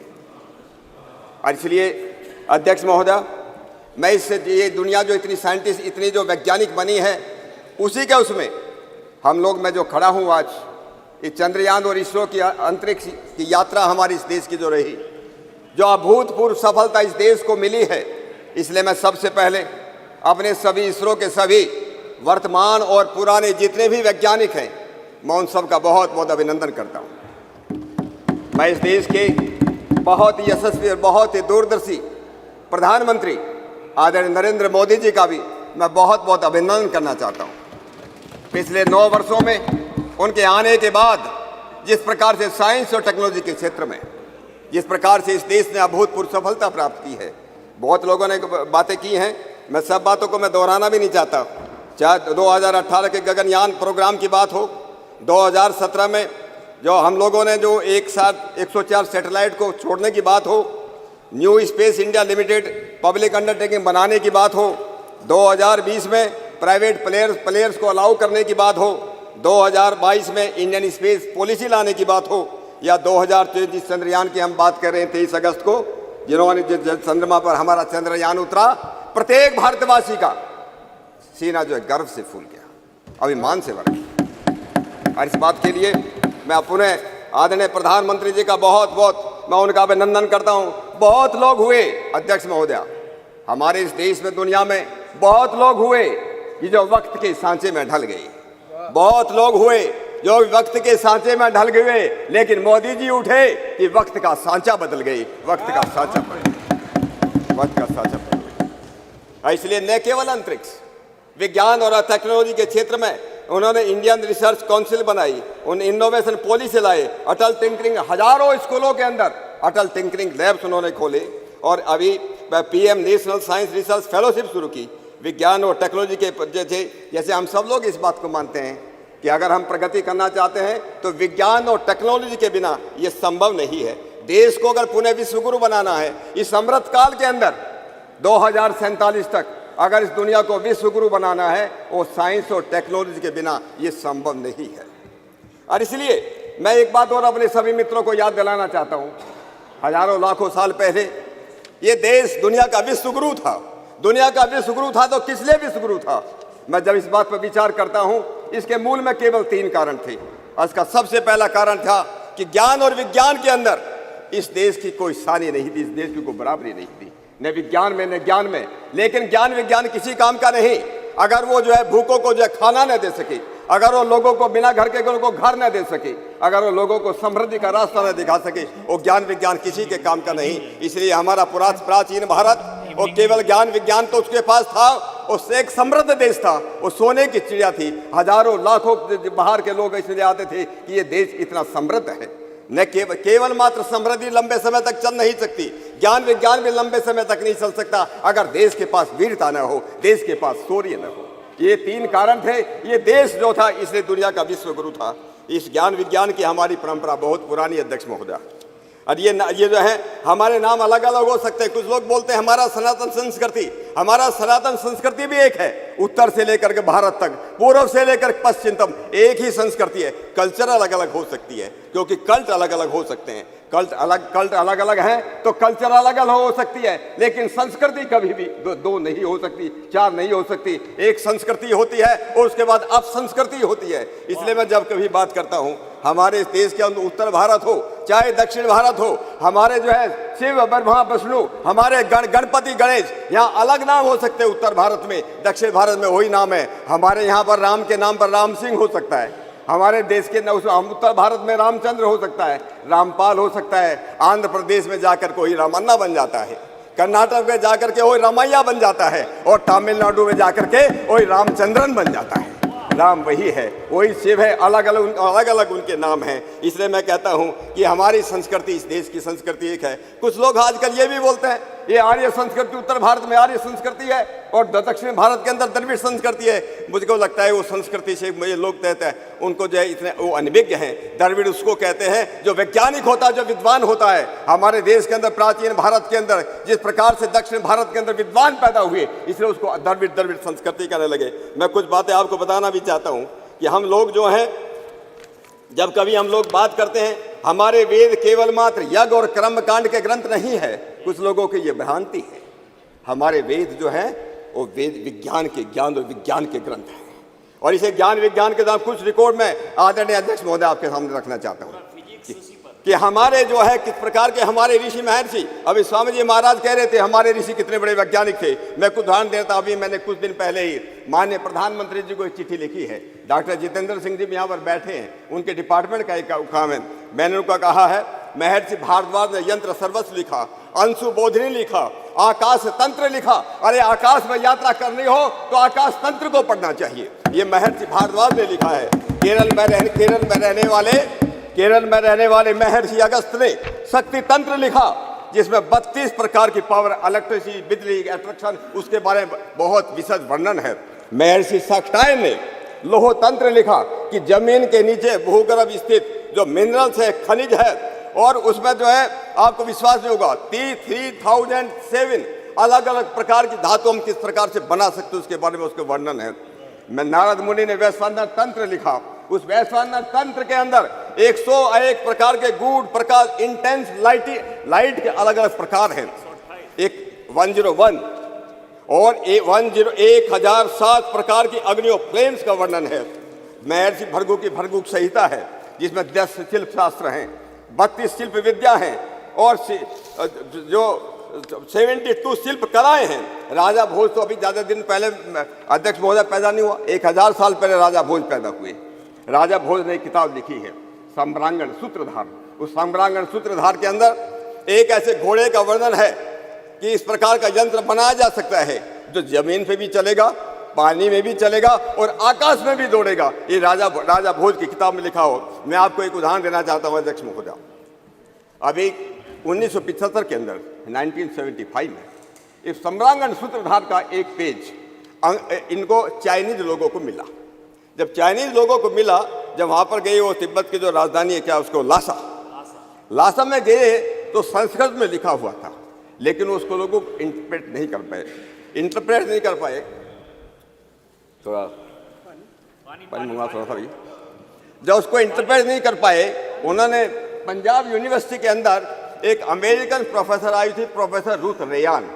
ये रुद्रयान संस्कृत की विद्वान थी, उनके पास भेजा। रुद्रयान ने इसका संस्कृत का इंटरप्रेट किया, इंटरप्रेट करके एक कॉपी चाइनीज को भेजी और एक copy Indian institute of science Bangalore को भेजी, इंडियन इंस्टीट्यूट ऑफ साइंस को भेजी। अरे बोलने दीजिए भाई। उसके बाद 10 साल इस पेपर पर रिसर्च करने के बाद उस जमाने में इंडियन इंस्टीट्यूट साइंस के लोगों ने कहा कि हमको जो इसमें स्टार सैटेलाइट के बात हमको कुछ समझ में नहीं आई, लेकिन चाइनीज ने उसके ऊपर रिसर्च किया और चाइनीज ने रिसर्च करके ये सिद्ध किया कि जो इंटर स्टेलर स्पेस क्राफ्ट की बात जो है इसके अंदर दी हुई है। अध्यक्ष महोदय, इस बात का हमको मालूम नहीं चला। मालूम कब चला? जब एक अमेरिकन वैज्ञानिक का नाम है डेविड हैचर चाइल्डरेस, उसने किताब लिखी एंटी ग्रेविटी हैंडबुक। उस एंटी ग्रेविटी बुक के अंदर उस वैज्ञानिक ने ये वर्णन किया है कि ऐसे ऐसे एक चैप्टर मिला था जो चाइनीज को मिला, इंडिया में भेजा गया, इंडिया के लोगों ने उस पर कोई काम नहीं किया, चाइना के लोगों ने उस पर काम किया और चाइना हमसे आगे निकल गया। तो मैं अध्यक्ष महोदय ये कहना चाहता था कि ये जो बातें थी कि हमारे शास्त्र, हमारे वेद साइंस के ग्रंथ हैं, और आधुनिक काल में इस बात को याद दिलाने के लिए महर्षि दयानंद सरस्वती ने बड़े दम ठोक करके लिखा, बड़े दम ठोक करके कहा, वेद सब सत्य विद्याओं की पुस्तक है, वेद में सब सत्य विद्याओं की पुस्तक है। ऋग्वेद आदि भाष्य भूमिका उन्होंने लिखी, ऋग्वेद आदि भाष्य भूमिका अंदर लिखा कि हमारे वेदों के अंदर जो है हमारे विमान विद्या भी है, गणित की विद्या भी है, इस तरह दूसरी प्रकार की विद्या है, ये उन्होंने कहा। और उसके बाद उन्हीं का एक शिष्य, मैं एक नया उदाहरण देना चाहता हूँ।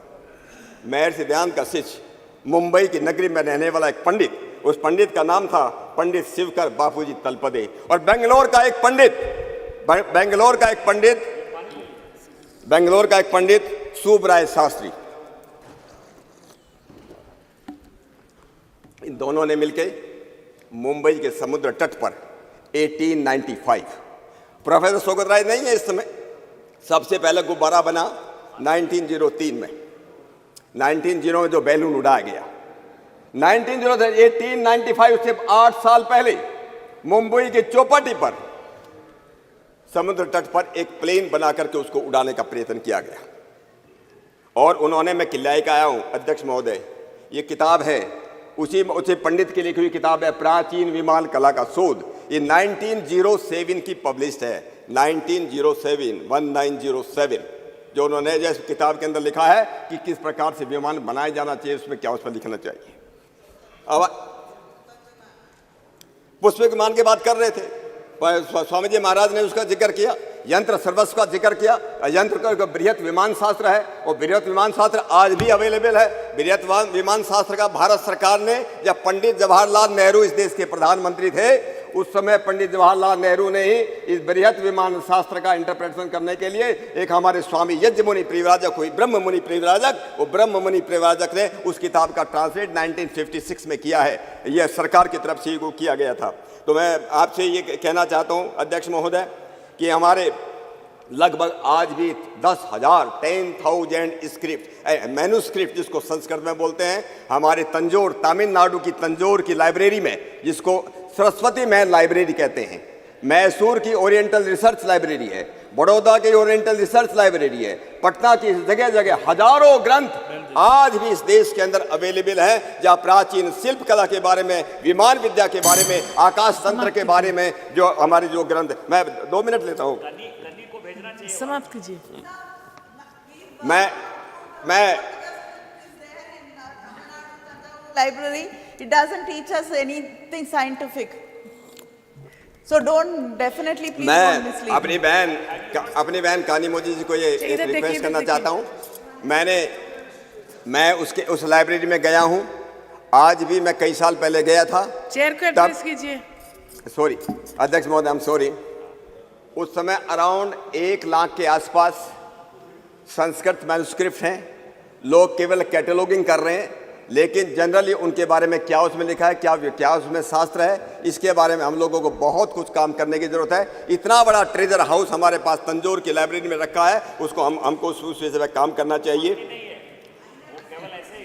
मैं एक और जिक्र करना चाहता हूं अध्यक्ष महोदय एक एरिक वॉन डेनिकन करके एक यूएस में एक बहुत बड़े लेखक हुए, वो आप लोग पढ़ सकते हैं किताब में, Eric von Daniken. Eric von Daniken ने एक किताब लिखी है अकॉर्डिंग टू एविडेंस। ये किताब जो है आज से लगभग 40 साल पहले मैंने पढ़ी है, हम लोग देख सकते हैं, मार्केट में अवेलेबल है। एरिक वॉन डेनिकन ने अकॉर्डिंग टू एविडेंस किताब में लिखा है कि दुनिया के अंदर लगभग 10,000 साल पहले भारतवर्ष के अंदर और चाइना के अंदर विमान बनाने की कला थी। एक एरिक वॉन डेनिकन लिखता है। उसी बस मैं 2 मिनट अध्यक्ष महोदय थोड़ा प्लीज, औरों को भी बोलना है ना। हाँ और भी बोलेंगे।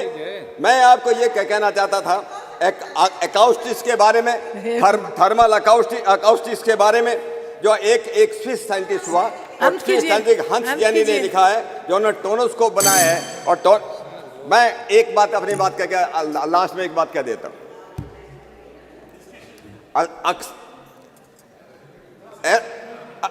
मंत्रम अक्षरम नास्ति नास्ति मूलम अनोस्दम अयोग्यो पुरुषो नास्ति योज का तुत्र दुर्लभ है। अध्यक्ष महोदय, दुनिया के अंदर कोई भी चीज ऐसी नहीं जिसका कोई अर्थ न हो, दुनिया के अंदर कोई भी ऐसी चीज नहीं जो वैज्ञानिक न हो। हम पुनः अपनी इसको मैं एक बात और जो अगर आप अलाउ करें, मैं एक बात को जो पढ़ना चाहता था, हमारे जो आपका वक्त खत्म। Honourable member Francisco Sardinha sir.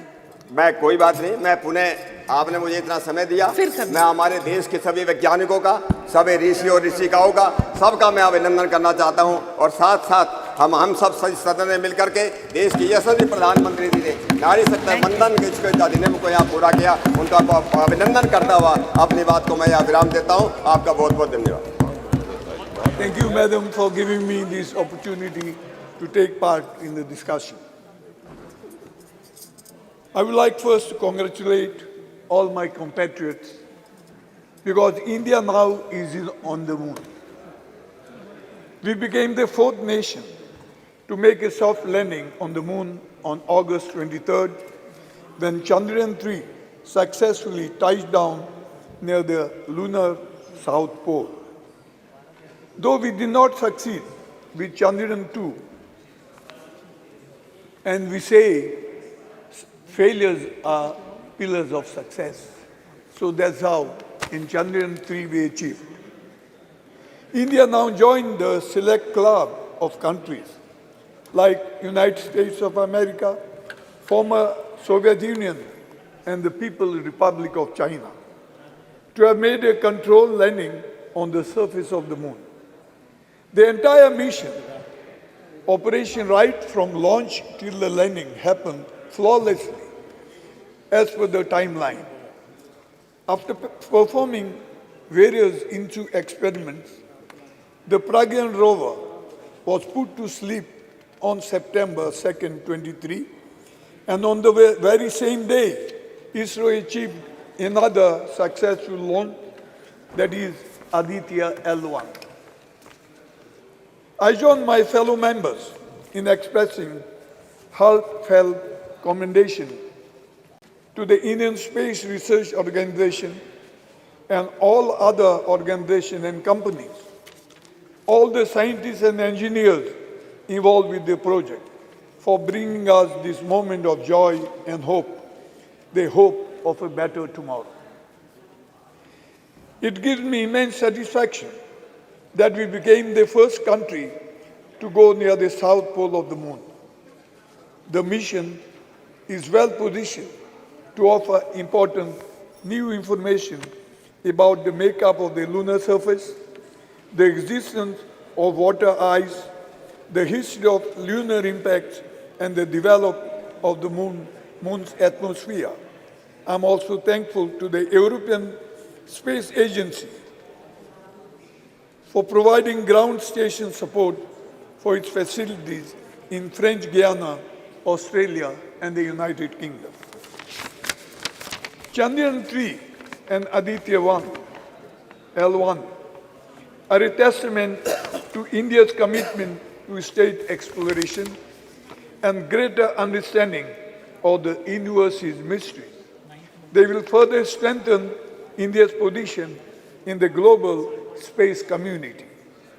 These missions will inspire the younger generation to pursue careers in science, technology, engineering, and mathematics. It should be a moment of great pride for the freedom fighters, founding fathers of our republic.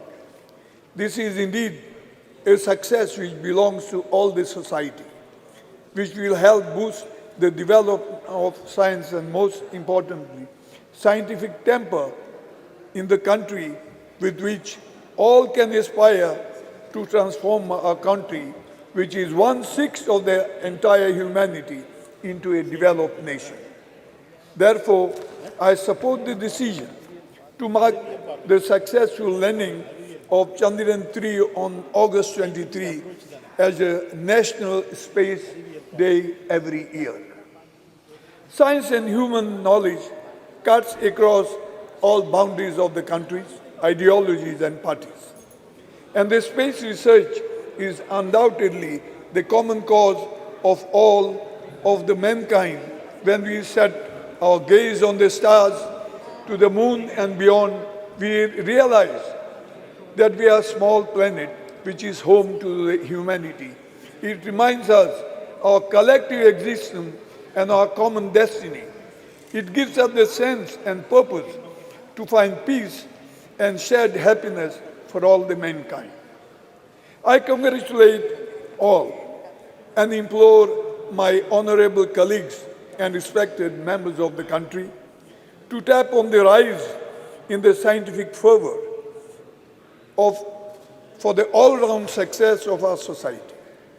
We need to strive for bringing about social modernity and harmony and surge ahead as we embrace technological modernity. In the end, I congratulate all our past Prime Ministers, Nehruji, Indiraji, Rajivji, Nasiramaji, and all others for the success of this mission. And I congratulate Modi ji that you are lucky that this achievement took place during his tenure. Thank you, Madam. Thank you, sir. Honorable Member S. Venkatasan. அவைத்தலைவருக்கு வணக்கம். புதிய நாடாளுமன்றத்தின் முதல் உரை சந்திராயனுடைய வெற்றிக்கான பாராட்டு உரையாக அமைந்தது மகிழ்வளிக்கிறது. Chandrayaan-3 வெற்றி பயணத்திலே ஈடுபட்ட இஸ்ரோவினுடைய அனைத்து விஞ்ஞானிகளுக்கும் அனைவருக்கும் எனது வாழ்த்துக்கள். செயற்கை நுண்ணறிவை பயன்படுத்தி விண்கலத்தின் வேகத்தை தீர்மானித்து நிலவின் வழித்தடத்தை துல்லியமாக கணித்து இறங்கியது தொழில்நுட்பத்துறையில் நம்முடைய பாய்ச்சல் வேக முன்னேற்றத்தினுடைய ஒரு சான்று. உலகத்தில் கடந்த 5 ஆண்டுகளில் நிலவு நோக்கிய பயணம் 7 பயணங்கள் நிகழ முயற்சி நடந்திருக்கிறது. அதில் 4 தோல்வி அடைந்திருக்கிறது. 3 வெற்றி, 1 இந்தியா, 2 சீனா. மிக துல்லியமான இடத்தை வெறும் 1/2 கிலோமீட்டர் நீளம் 2 கிலோமீட்டர் அகலத்தில் மிக சரியாக போய் விண்கலத்தை இறக்கிய நம்முடைய விஞ்ஞானிகளுக்கு என்னுடைய வாழ்த்துக்களை தெரிவித்துக் கொள்கிறேன். ஆனால் இந்த அவையில் காலையிலிருந்து நடக்கிற விவாதம் உண்மையில் மிகுந்த கவலை அளிக்கிறது. இது விஞ்ஞானத்தை பற்றிய ஒரு விவாதமா அல்லது வேத புராணங்களை பற்றிய விவாதமா என்ற குழப்பம் இருக்கிறது. இந்த விவாதத்தை ஆரம்பித்து வைத்த அமைச்சர் அவர்கள் புராண இதிகாச கதைகளை அவ்வளவு நேரம் பேசினார். அதை கேட்பதற்கு புதிய பாராளுமன்றத்துக்கு வர வேண்டிய அவசியம் இல்லை. ஒரு கோவில் மடத்திலே அமர்ந்தால் நல்ல கதா காலட்சியத்தை நான் கேட்க முடியும். இப்பொழுது எனக்கு முன்னால் பேசிய ஆளுங்கட்சியினுடைய ஒரு எம்பி கூட சொன்னார், தஞ்சாவூரில் இருக்கிற நூலகத்தில் ஓலைச்சுவடியில் 10,000 ஆண்டுக்கு முன்பு ராக்கெட் விமானத்தை அனுப்பியதற்கான விவரங்கள் அடங்கிய ஏட்டுச்சுவடிகள் இருக்கிறது என்று சொன்னார். நான் ரெண்டு விஷயங்களை இங்கே பதிவு செய்ய கடமைப்பட்டிருக்கிறேன். அதைவிட பல ஆயிரம் ஆண்டுகளுக்கு முன்பு சொல்லப்பட்ட கதைகள் எல்லாம் அங்கே இருக்கிறது. ஆனால் அதெல்லாம் கதைகள், வரலாறு கிடையாது அல்லது அறிவியல் கிடையாது. 2, அந்த நூலகத்திற்கு கூட மோடி அரசு கொடுக்க வேண்டிய நிதியை கடந்த 4 ஆண்டுகளாக கொடுக்காமல் வைத்திருக்கிறது என்பதையும் இந்த நேரத்தில் பதிவு செய்ய கடமைப்பட்டிருக்கிறேன். ஆமாம், அது 2வது கேள்வி. ஒரு ஓலைச்சுவடி 10,000 ஆண்டுகளாக எப்படி இருக்கும் என்பது ஒரு முக்கியமான கேள்வி. அதிகபட்சம் 1000 ஆண்டுகளுக்குள்ளே தான் எவ்வளவு பாதுகாத்தாலும் இருக்கும் என்பது நமக்கு தெரியும். நண்பர்களே, அறிவியல் சூழலில் நாம் எவ்வளவு பின்தங்கி இருக்கிறோம். இந்தியாவில் 10 லட்சம் பேரில் 262 அறிவியல் ஆய்வாளர்கள் தான் இருக்கிறார்கள். சீனாவில் அது 2500 பேர் இருக்கிறார்கள். பிரிக்ஸ் நாடுகளில் மிக குறைவான எண்ணிக்கையில் நாம் தான். அதே போல ஆய்வுக்கு நாம் ஒதுக்குகிற நிதி ஒருவருக்கு $43 தான் ஒதுக்குகிறோம். பிரேசில் $173 ஒதுக்குகிறது. ரஷ்யா $255 ஒதுக்குகிறது. அது மட்டுமல்ல, இந்த ஆண்டு ஏப்ரல் மாதம் துவங்கி செப்டம்பர் மாதம் வரை பல்வேறு ஆய்வுகளுக்கு, அது பல்கலைக்கழக மாணவர்கள் மற்றும் ஆய்வாளர்களுக்கு, அறிவியல் துறையில் பணியாற்றுகிற ஆய்வாளர்களுக்கு இந்த ஆண்டு ஏப்ரல் டு செப்டம்பர் வரை ஒன்றிய அரசு கொடுத்திருக்கிற நிதி 0. வெறும் செங்கல்லை வைத்து எய்ம்ஸ் படத்தை காட்டுவதைப் போல வெறும் வாயு சாவடாலை வைத்து சந்திரயான் படத்தை காட்டிக் கொண்டிருக்கிறது ஒன்றிய அரசு. இதனுடைய உச்சமாக 2 விஷயங்களை நான் இங்கே பதிவு செய்ய கடமைப்பட்டிருக்கிறேன். ஒன்று, SSLV கலாம் உருவாக்கிய வகை ராக்கெட். அதற்கான தேவை இன்றைக்கு அதிகமாகி இருக்கிறது. ஒரு ஆண்டுக்கு 1000க்கும் மேற்பட்ட செயற்கைக்கோள்களை விண்ணிலே அனுப்ப வேண்டிய தேவை இருக்கிறது. ஆனால் இன்றைக்கு SSLV ராக்கெட்டை தனியாருக்கு கொடுப்பதற்கான டெண்டர் விடப்பட்டிருக்கிறது. அதாவது லாபகரமான விஷயங்களை தனியாருக்கு கொடுத்துவிட்டு இஸ்ரோவை நட்டத்திலே காட்டுகிற ஒரு வேலை. எப்படி விக்ரம் லேண்டர் போய் இறங்கிய இடத்திற்கு சிவசக்தி என்று பிரதமர் பெயரிட்டார் என்றால், SSLVயை தனியாருக்கு கொடுக்கிற இந்த மிஷனுக்கு அதானி சக்தி என்று பெயர் வைப்பாரா என்ற கேள்வியை நான் இங்கே கேட்க விரும்புகிறேன். அதே போல இந்த 10 ஆண்டுகளில் எத்தனை வேத ஆய்வு நிறுவனங்களை ஒன்றிய அரசு துவக்கி இருக்கிறது, ஜோதிட ஆய்வு நிறுவனங்களை துவக்கி இருக்கிறது.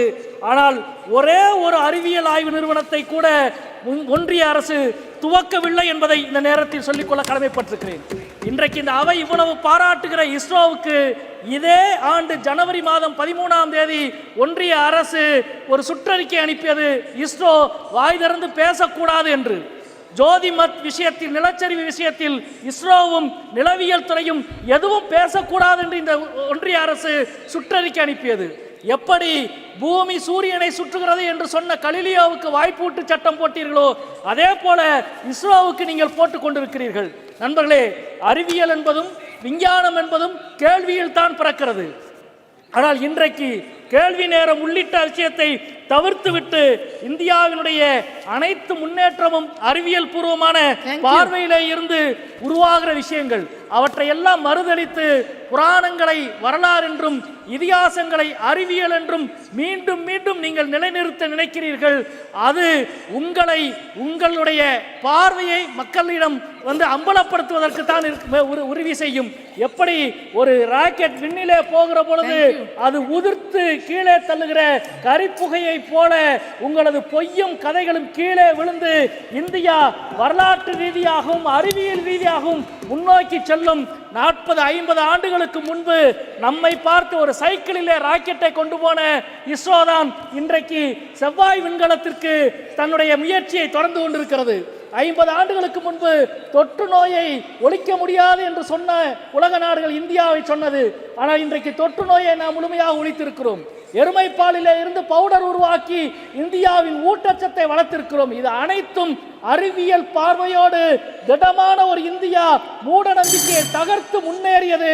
எனவே நீங்கள் உங்களது மூட நம்பிக்கையை தகர்த்து இந்தியாவின் அறிவியல் தலைமுறை முன்னேறும் என்பதை சந்திராயன் பறைசாற்றுகிறது என்று சொல்லி முடிக்கிறேன். வணக்கம்.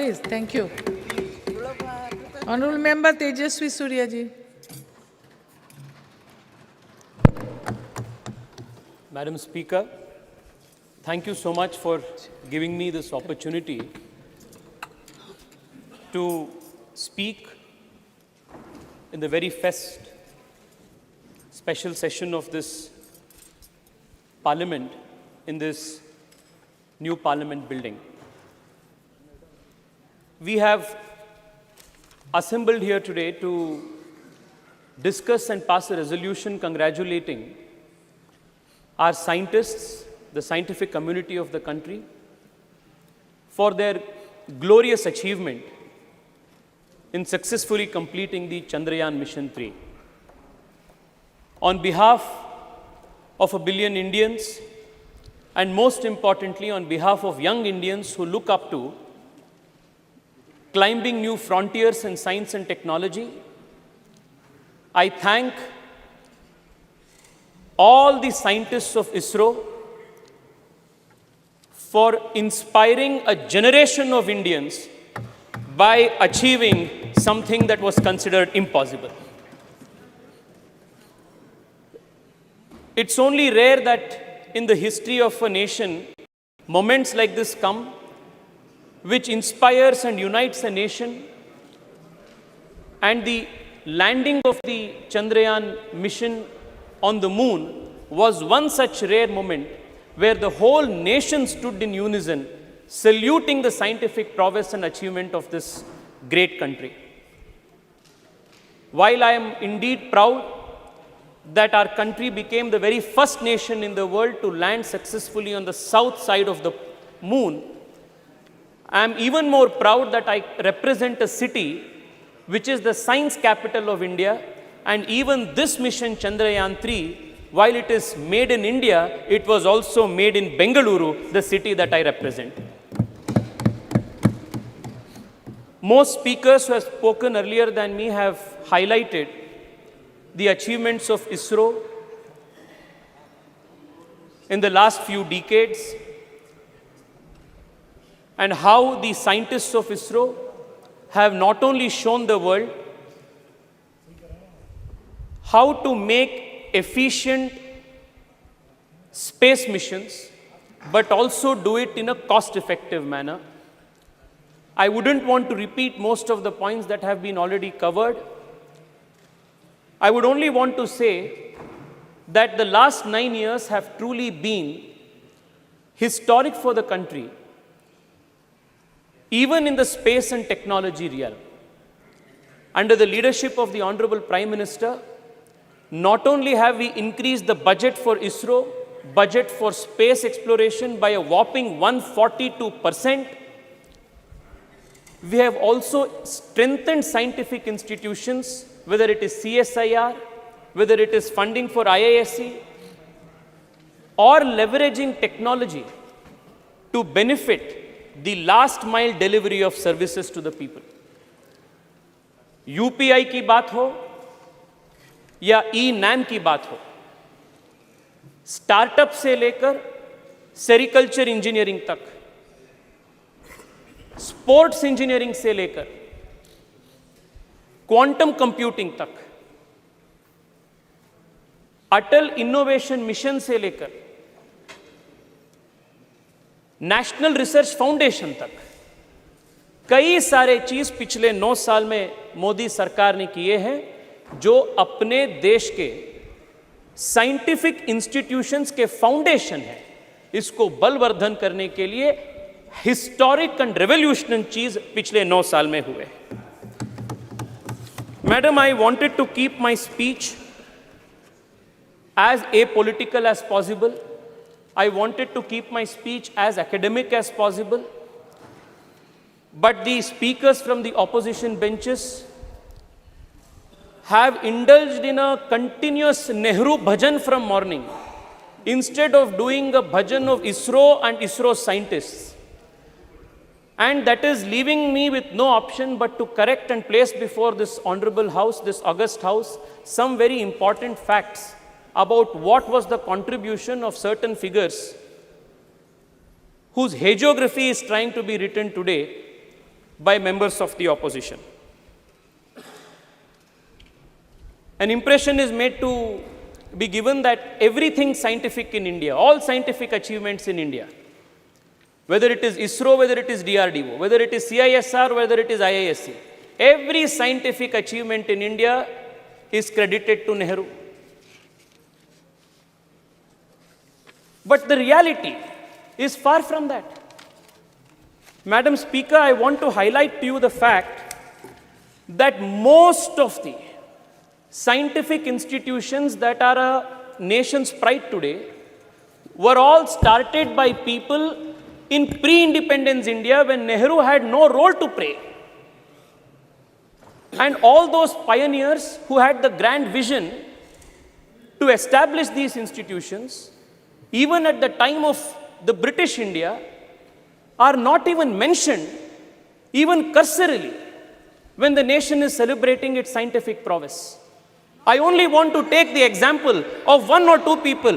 Kanimoyiji, I am quoting the example of Arkat Mudaliar, coming from Tamil Nadu. Please hear it out. In 1942, when India was not independent, Arkat Ramaswamy Mudaliar, he envisioned an institution by the name Council of Scientific and Industrial Research in India and established it from 1940 to 1942 with the help of Shanti Swarup Bhatnagar. Nehru had nothing to do with it. Today, most number of patents in the country are filed because of CSIR, and it is one of the most important scientific research organizations in the country, and Nehru had nothing to do with it.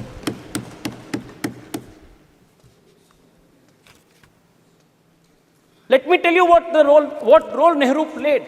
Immediately after independence, when the institute, CSIR, was brought under the Ministry of Industries and Commerce. In one of the meetings, at the very beginning of the CSIR after independence, Pandit Nehru says, the members of the governing body will appreciate that it is difficult for me to devote much time to many aspects of the work of the council. For the present everyday work, Dr. Shyama Prasad Mukherjee will, however, look after the council. It was because of Dr. Shyama Prasad Mukherjee, the founding father of my party, the earlier avatar of the Bharatiya Janata Party, Jan Sangh, that the country's earliest scientific establishments were strengthened and gotten strengthened at the root level.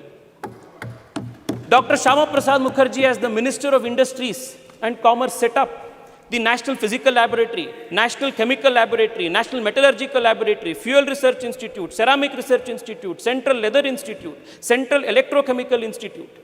All of these institutions were started, strengthened, and supported by Dr. Shyama Prasad Mukherjee.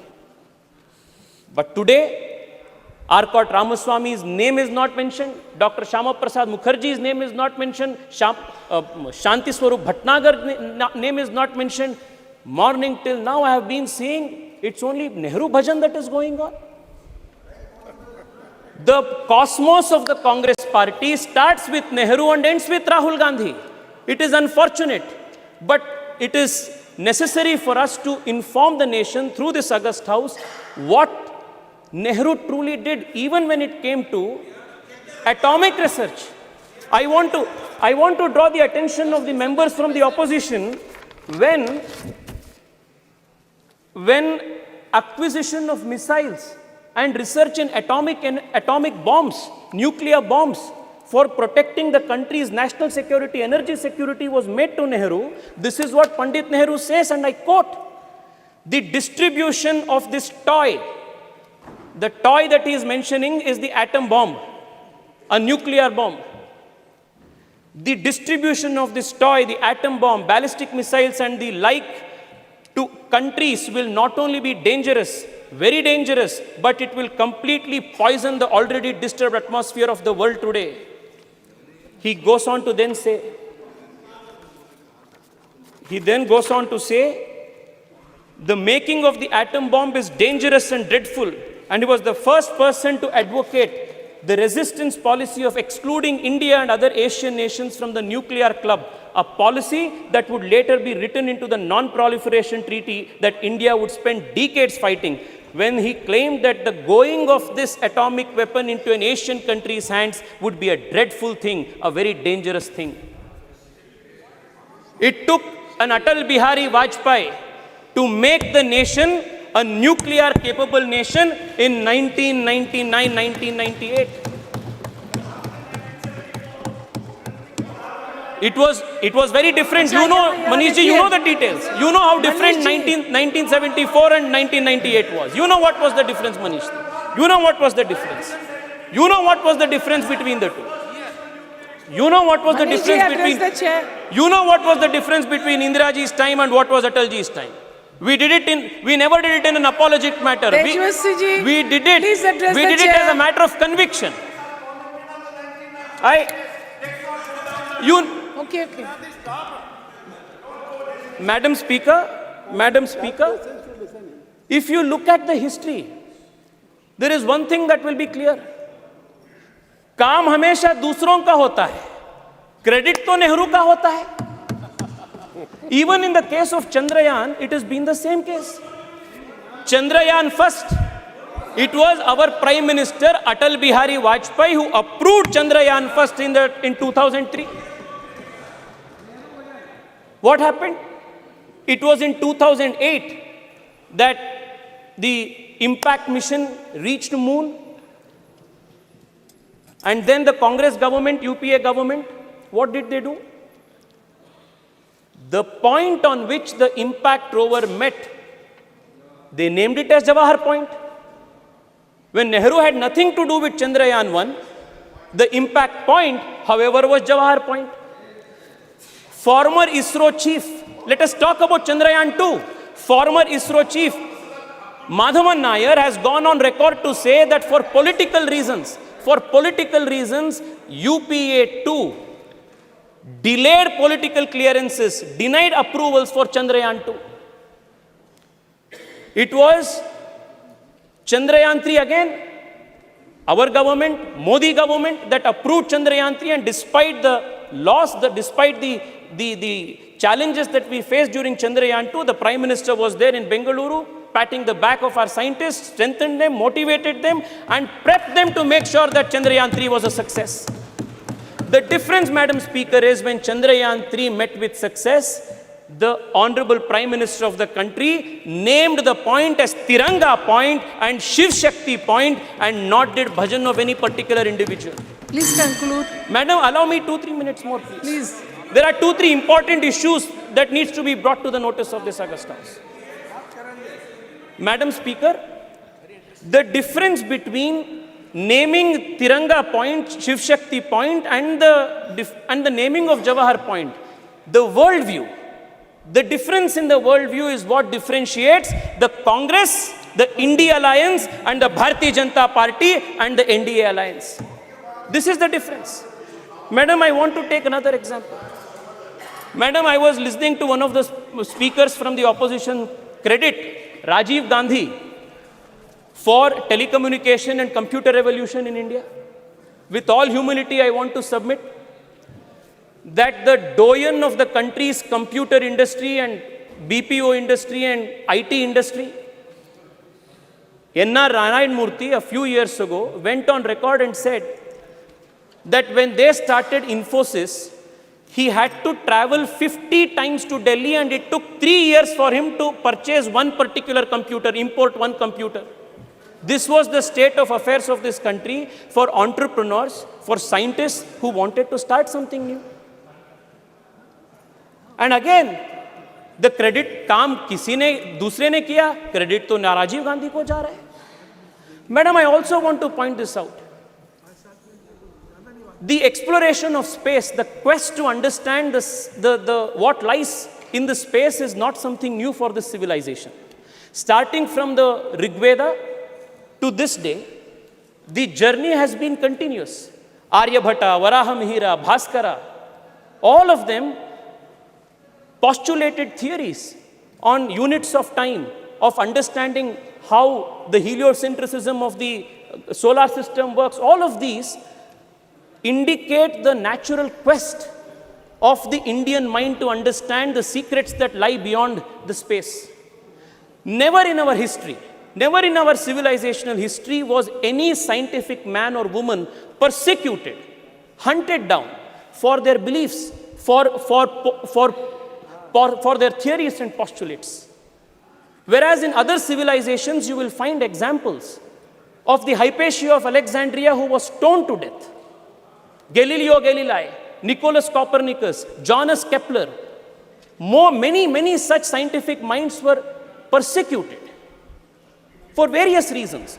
But this is the only civilization in the whole world where scientists and people of science have never been persecuted all through the civilizational history. Thank you. The only exception to this, please, madam, please give me 2 more minutes, madam.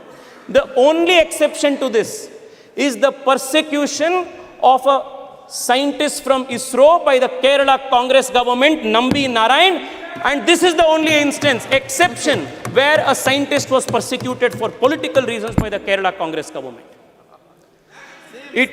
I also want to remind you that it was in 2013. It was in 2013 that Honorable Prime Minister Narendra Modi, as the candidate for Prime Minister, as the BJP's candidate for Prime Minister, when he visited Thiruvananthapuram, visits Nambi Narayan, promises that the country will stand by him again.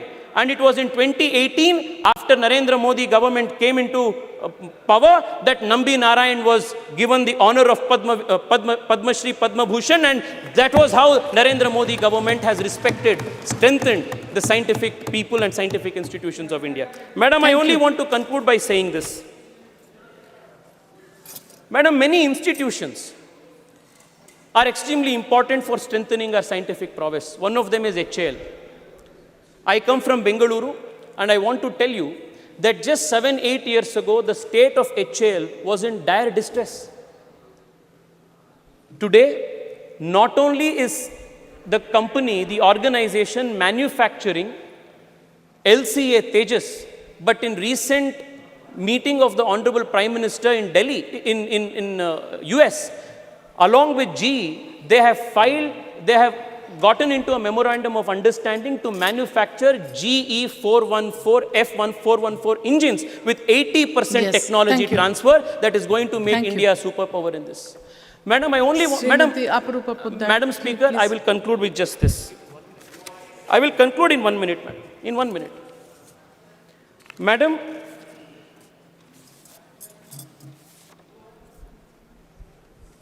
the coming decade, whether it is geopolitically, whether it is energy security, whether it is any other aspect of our national politics or geopolitics, it is going to be directly influenced by how India performs and how India takes the lead in important areas of emerging technology.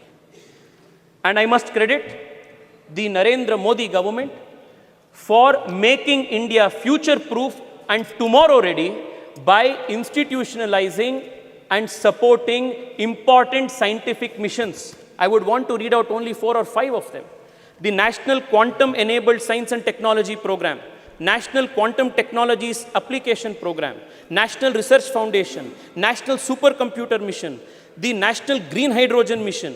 All of these are important programs that the government of India has undertaken to make India a pioneer in emerging technologies. One of the points that was made by Karti Chidambaram ji, one of the points that he made, a very relevant point that he made, was how to popularize science among young people and students. I want to tell him that the Modi government in the last few years has been working with a mission focus to popularize science among children. And the Atal Innovation Mission and building of 10,000 Atal Tinkering Labs in our high schools, with the objective of nurturing 10 lakh young minds who will explore the frontiers of science, is an example of how the Narendra Modi government is trying to make science and technology a popular culture in the whole country. Madam, I only want to conclude by saying this. Please conclude, please. I will conclude. The other people. Madam, all of these aspects that has taken place in the last 9 years. I mentioned UPI, Digital India, Startup India, to the startups that are now emerging in space technology. One of the most promising startups in space called Pixel Space is run by an Indian engineer who comes from a small town called Chikmagalur, has raised a few $1 million from Google. The boy, Awais Ahmed, is a CEO of this and hails from Chikmagalur. It is possible only because the Modi government opened the space technology space for private players. Madam, the next few decades is going to be extremely important for the country in strengthening our industrial, our scientific institutions and making India future ready, India tomorrow ready. And we are extremely fortunate that at such an important point in history, we have the leadership of Narendra Modi, who has been leading this country with such foresight and vision. I want to once again congratulate the Prime Minister for his deftful leading of this country, deftful leadership for this country at such an important time. Thank you so much, madam. Thank you.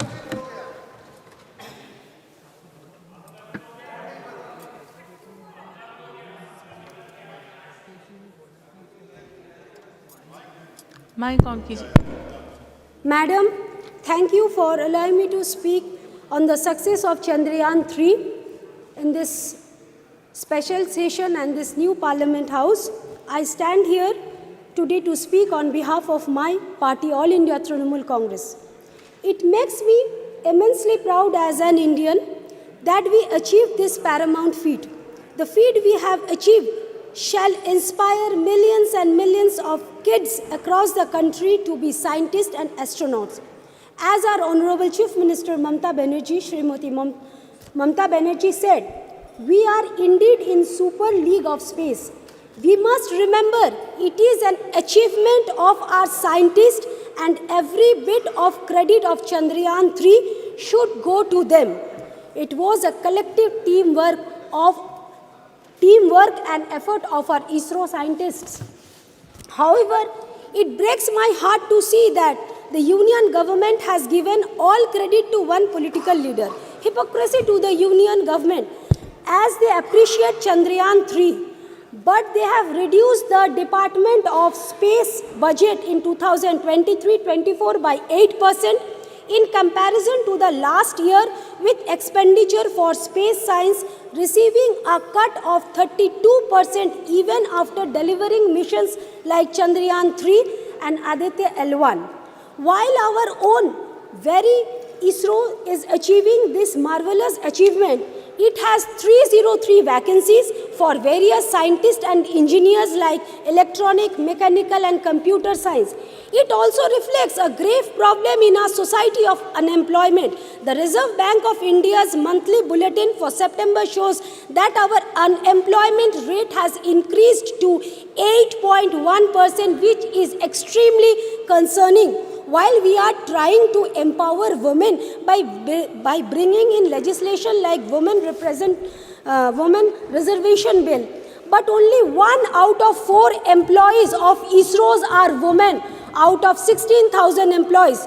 Not even a single woman in the panel that headed the Chandrayaan 3. The union government claims that India only achieved success after 2014. We must remember that we have been a democracy over 75 years and India began its space journey in 1960s. It is not today's effort that put us on this feet. Consistent effort for 60 years from the scientists and the people of India has put us on this feet. While the Indian government politics and action breaks my heart, I feel proud when I read about the contribution of Anuj Nandi from West Bengal, who designed the camera of Chandrayaan 3 spacecraft. When I hear a son of a farmer from West Bengal has been empowered to dream, empowered to catch the stars, this was the case of Chandrakant Kumar, the Deputy Project Director of Chandrayaan 2. He joined ISRO in 2001 and like every hard-working Bengali, proved his worth. This depicts our country's aspiration and we must work hard to make this aspiration possible.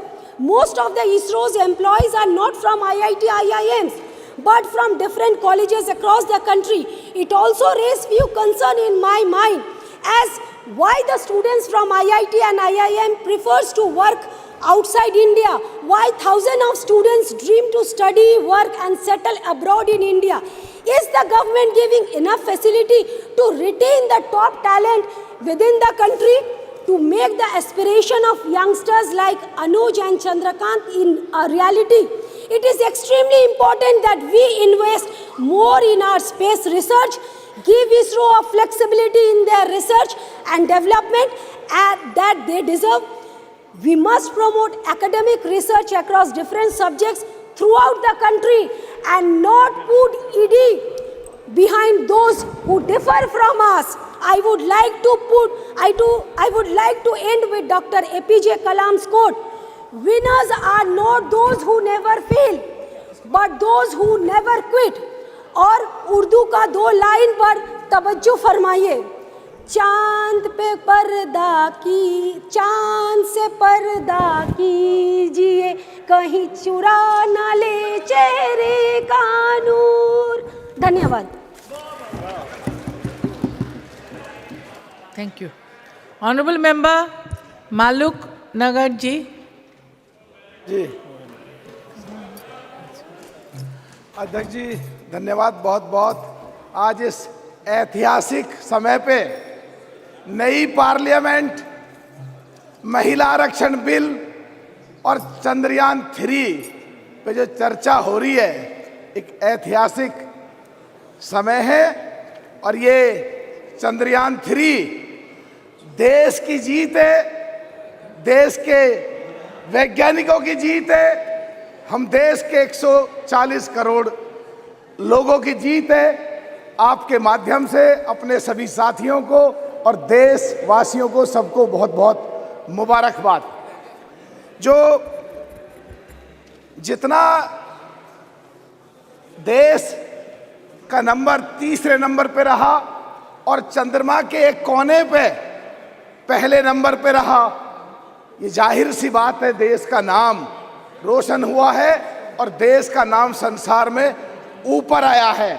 और इसके लिए ये अच्छी बात भी है और कहीं ना कहीं पूरे संसार में छोटी मोटी कहीं ना कहीं कोई जलन भी है। जिस तरह कनाडा में पिछले दिनों घटना घटी और हमारी सरकार ने संज्ञान लिया और संज्ञान लेने के बाद जो बढ़ता हुआ कद है देश का, और जो कश्मीर के लिए उन्होंने, जैसे हमने बैन किया कनाडा वालों को, कश्मीर के लिए जो बैन किया है कि वहाँ खतरा है, तो मैं आपके माध्यम से बताना चाहता हूँ कि 17 तारीख को लाल चौक के पास पार्क में एक बहुत बड़ी रैली मैं करके आया हूँ। और मसूदी साहब हमारे बैठे थे, ज़्यादातर लोग इनके क्षेत्र के थे जो मुसलमान गुजर थे, तो वहाँ बिल्कुल ऐसी कोई बात नहीं है जिस तरह का वहाँ कनाडा में बात फैलाई जा रही है। तो ये भी एक इस बारे में मैं बताना चाह रहा हूँ। और पिछले दिनों सरकार ने जो 68-70 सालों से उन गुजर बकरवालों के साथ उनको न्याय नहीं मिला, जो पिछले दिनों न्याय मिला और उनका कोटा जो फिक्स किया, उससे वहाँ खुशी की लहर भी बहुत थी। पर कुछ पार्टियां वहाँ गुमराह कर रही हैं कि तुम्हारे कोटे में कहीं कोटा लिया जाएगा। तो मुझे पूरा यकीन है कि आने वाले समय में वो क्लियर हो जाएगा और सरकार सहानुभूति पूर्वक सोचेगी और उनके कोटे को कम नहीं करेगी। अगर किन्हीं लोगों को कोटा देना भी है, पहाड़ी या दूसरे पर कास्ट के लोगों को, तो उनका एसटी से अलग कोटा फिक्स करेंगे और अलग उनको कोई सुविधा देंगे। मुझे पूरी उम्मीद है उन लोगों को जब न्याय मिला है 68-70 सालों के बाद, तो उनका कोई अब उनके साथ अन्याय नहीं होगा। आज जो सुबह में राजनाथ जी को सुन रहा था कि विज्ञान और संस्कृति दोनों को साथ जोड़ के बताया, अच्छी बात थी बहुत। और हमारे साथी कुछ ट्रैप में आके संस्कृति या दूसरी चीजों पे जो खिलाफ बोल रहे थे, तो मेरे हिसाब से जो गठबंधन, ये महागठबंधन जो बनने जा रहा है, अगर इनको आने वाले समय में कमजोर करना है तो ट्रैप में जो आ रहे हैं, मेरे हिसाब से वो देश के लिए और देश की जनता के लिए किसी भी तरह ठीक नहीं है। एक बात अध्यक्ष जी और कहना चाह रहा हूँ आपके माध्यम से, जो अभी हमारे एक कांग्रेस के बड़े, बीजेपी के बड़े वरिष्ठ साथी बोल रहे थे कि बजट हॉलीवुड की फिल्म और बॉलीवुड की फिल्म से कम था और फिर भी ये सफलता प्राप्त करी। तो मैं कहना चाहता हूं, जो सारे हमारे देश के वैज्ञानिक हैं जो पूरे संसार में फैले हुए हैं और उनको यहाँ सुविधाएं नहीं मिल रही हैं, तो सरकार उनके बारे में सोचे, ऐसा पैकेज डील डिक्लेयर करें, वो वैज्ञानिक सारे देश के देश में ही रुकें और देश के लिए काम करें और इससे भी ज़्यादा तरक्की हमारी होती रहे।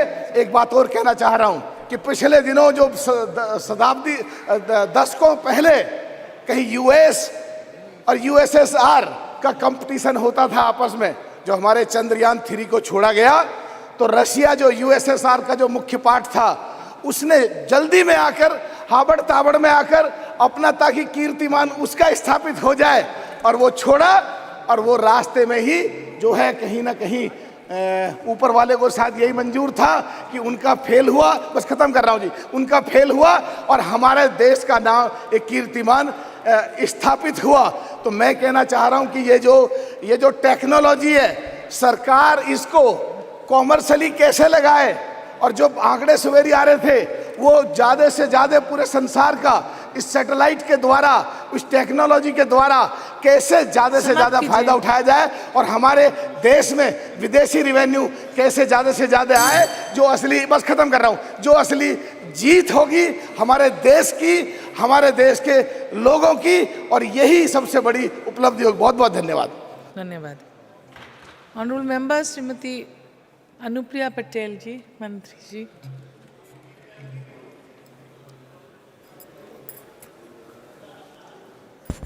धन्यवाद सभापति महोदया। इस महत्वपूर्ण विषय पर आपने मुझे मेरी बात रखने का अवसर दिया। आज हम इस नए संसद भवन के अंदर चंद्रयान 3 की सफलता और भारत की अंतरिक्ष के क्षेत्र में जो भी उपलब्धियां रही हैं उसके संबंध में विचारों का आदान प्रदान कर रहे हैं।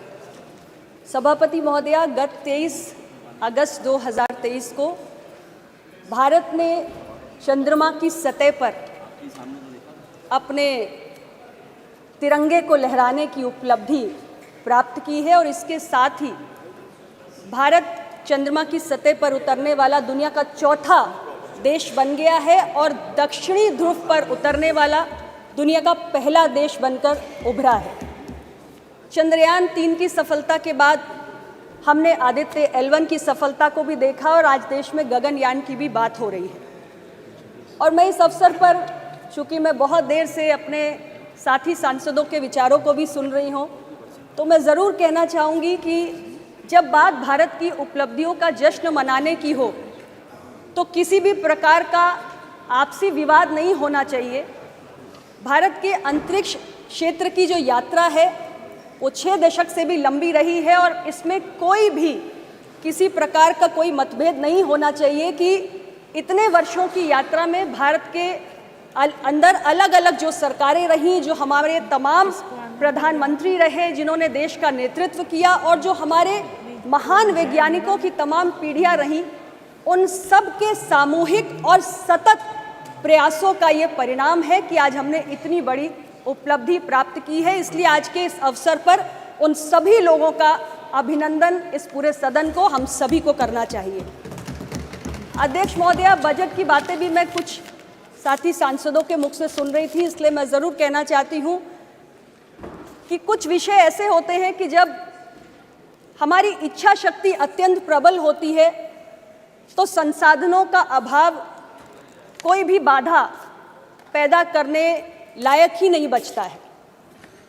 लेकिन हमारी सरकार ने इस सेक्टर को हमेशा बहुत प्राथमिकता दी है और 2014 में जब प्रधानमंत्री नरेंद्र मोदी जी के नेतृत्व वाली सरकार आई, उस वक्त जो बजट स्पेस डिपार्टमेंट को दिया जाता था तो 5,168 करोड़ हुआ करता था, जिसे हमारी सरकार ने इतने वर्षों में बढ़ाकर 13,000 करोड़ कर दिया है।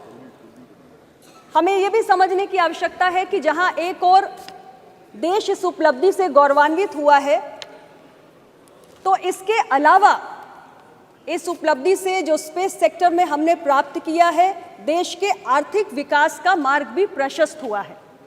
बहुत सारे ऐसे स्टार्टअप्स, लगभग 140 स्टार्टअप्स हैं आज स्पेस सेक्टर में, और मैं कहना चाहती हूँ इस अवसर पे कि 2016 के पहले भारत में कुछ 100 स्टार्टअप्स हुआ करते थे, लेकिन 2016 में हमने जब स्टार्टअप के इकोसिस्टम को बढ़ाना शुरू किया तो उसका नतीजा ये हुआ कि आज भारत दुनिया में तीसरा सबसे बड़ा स्टार्टअप इकोसिस्टम बनके उभरा है। हमारे देश के युवा आज यूनिकॉर्न्स बना रहे हैं, 100 से ज़्यादा हम यूनिकॉर्न्स बना चुके हैं, 1 लाख से ज़्यादा DPIIT रेकग्नाइज्ड स्टार्टअप्स हैं हमारे पास, और स्पेस सेक्टर में हमारे देश के युवाओं ने 140 के करीब स्टार्टअप्स बनाकर खड़े किए हैं।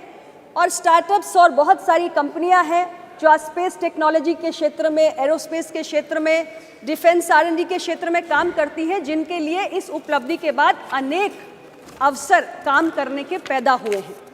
इसके साथ ही ऐसी बहुत सारी स्पेस सेक्टर में काम करने वाली भारतीय कंपनियां जिनके अंदर अब और काम करने की दिलचस्पी बढ़ेगी, क्योंकि इस चंद्रयान 3 के सफलता के माध्यम से हमारी जो अपनी इंडिजिनस टेक्नोलॉजिकल प्रोवेस है उसको भी हमने दुनिया के सामने प्रदर्शित किया है।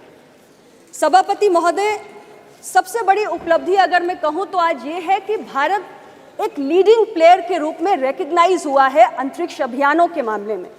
यानी स्पेस एक्सप्लोरेशन और साइंटिफिक रिसर्च में आज भारत की जो ग्लोबल रेपुटेशन है वो बड़ी है, और तमाम जो अंतर्राष्ट्रीय कम्युनिटी है वो भारत को ज़्यादा मान्यता, ज़्यादा रिकग्निशन दे रही है।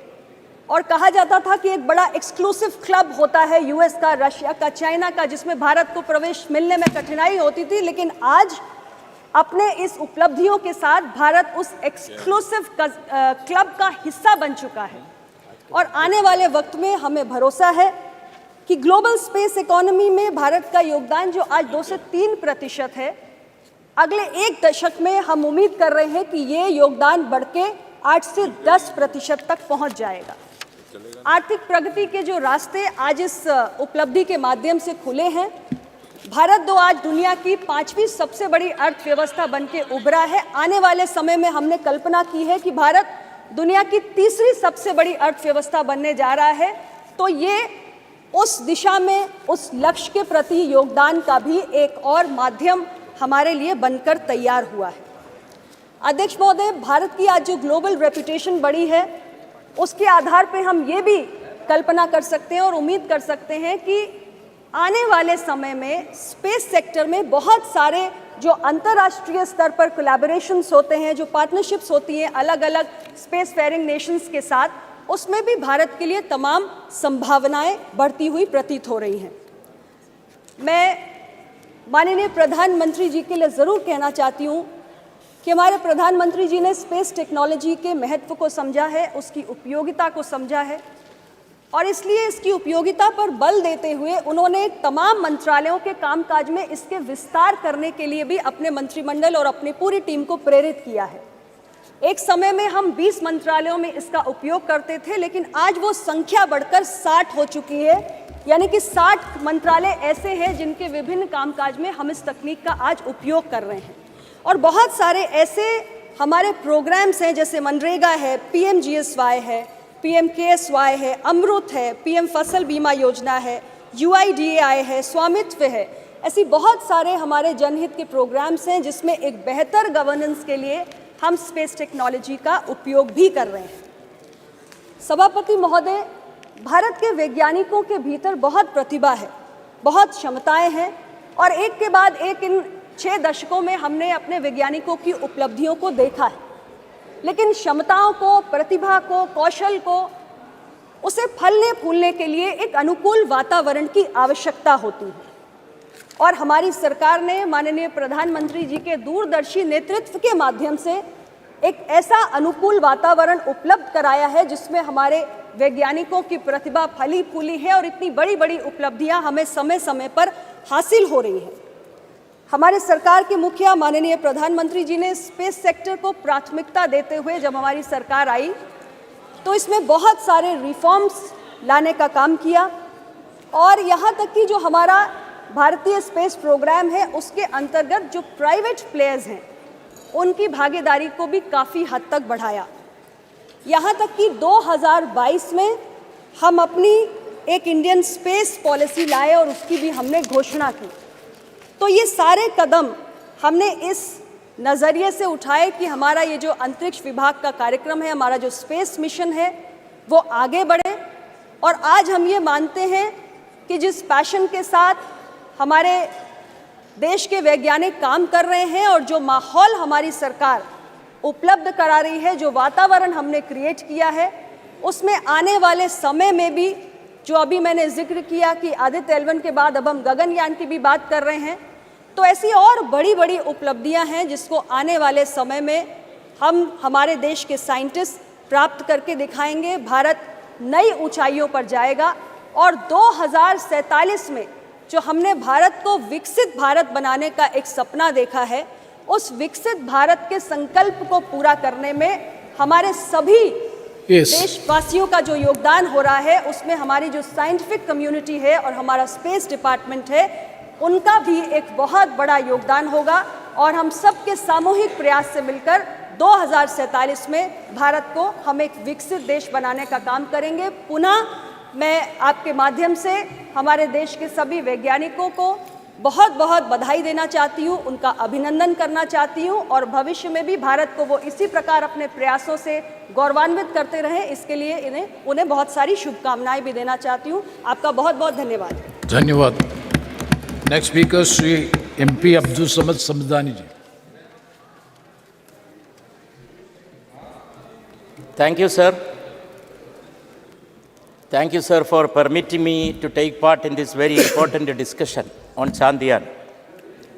Sir, moon has always captured the imagination of humanity.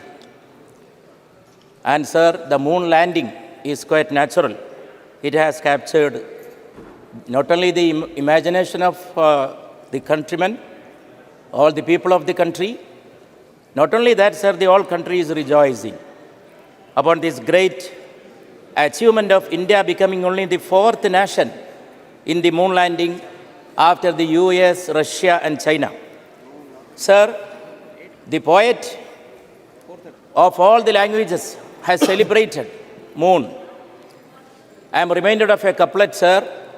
Kal chaudhवीं की रात थी, कल चौदहवीं की रात थी, शब भर रहा चर्चा तेरा, शब भर रहा चर्चा तेरा, कुछ ने कहा यह चांद है, कुछ ने कहा चेहरा तेरा। और ये चेहरा सर देश का चेहरा है, देश का चेहरा है। इस पर हर भारतवासी को फख्र है, गर्व है। And also, sir, it is the achievement of the ISRO, the great scientists of the country. When we say this is the achievement of the government of the country, sir, I have to reiterate the point that the government is a continuous entity. Government is a continuous entity, sir, that the present government also has to acknowledge. Sir, when we think of the space missions of the country, we have to think of the two great luminaries, stalwarts, whose names start with N in English, Newton and Nehru. Newton and Nehru. Newton, the luminary of science. Nehru, the great luminary of wisdom, science, learning, politics, everything. Yes, sir. And sir, there is a famous statement of Sir Isaac Newton, which has become almost like a metaphor, standing on the shoulders of giants. Everybody knows the importance and the message of this statement. Everybody making some achievement in the field of science, technology, in any branch of learning, wisdom, sir, they have to acknowledge the past, the heritage of the past, the stalwarts who have made the present generation deserving for this great achievement. And also, sir, we have to salute two other great luminaries. One, Maulana Abul Kalam Azad, the philosopher, Minister of Education, the comrade of Nehruji, who was the first as the Minister of Education when India attained independence. He great impetus for scientific temperament in inculcating in the minds of the younger generation of the country.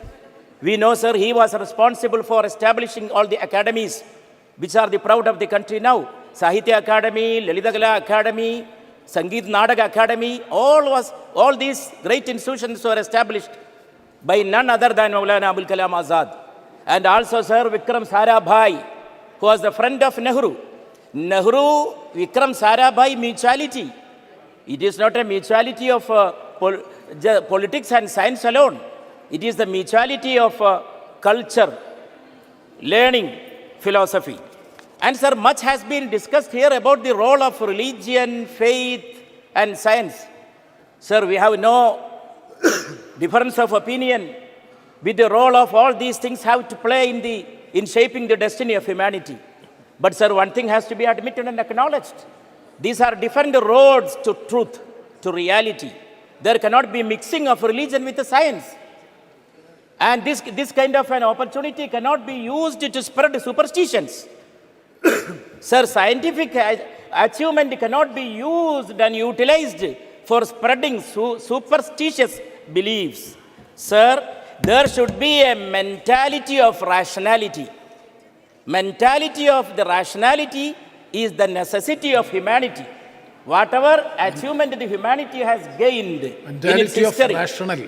Yes, sir. Everybody has, yes, sir, has to be rational.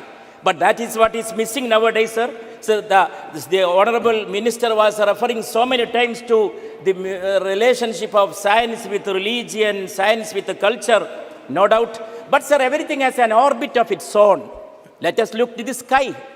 Sky is moving in its orbit. Moon is moving in its orbit. Let the faith and religion move in its own orbit and science in its own orbit. They are different roads to reality which do not collide. There should not be made a collision. There must be coalition and coordination.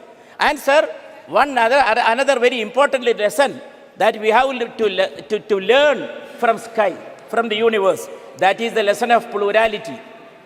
Sir, in the sky, all the stars, the planets, all the other particles of the country. Sir, Newton's theory of gravitation, what is the essence of it? Yes. Every particle is attracting another particle of the universe, attracting. Newton's theory is the theory of inclusion.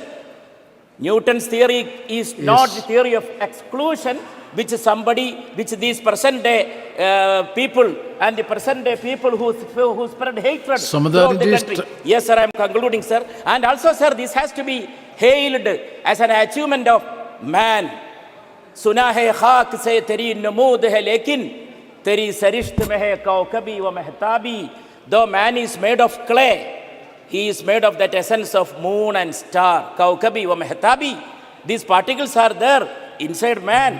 And also, sir, in this kind of a very important juncture, we have to inculcate, we have to spread the culture of pluralism. Every part of the country, every region has made its own role, played its own role in making this achievement a reality.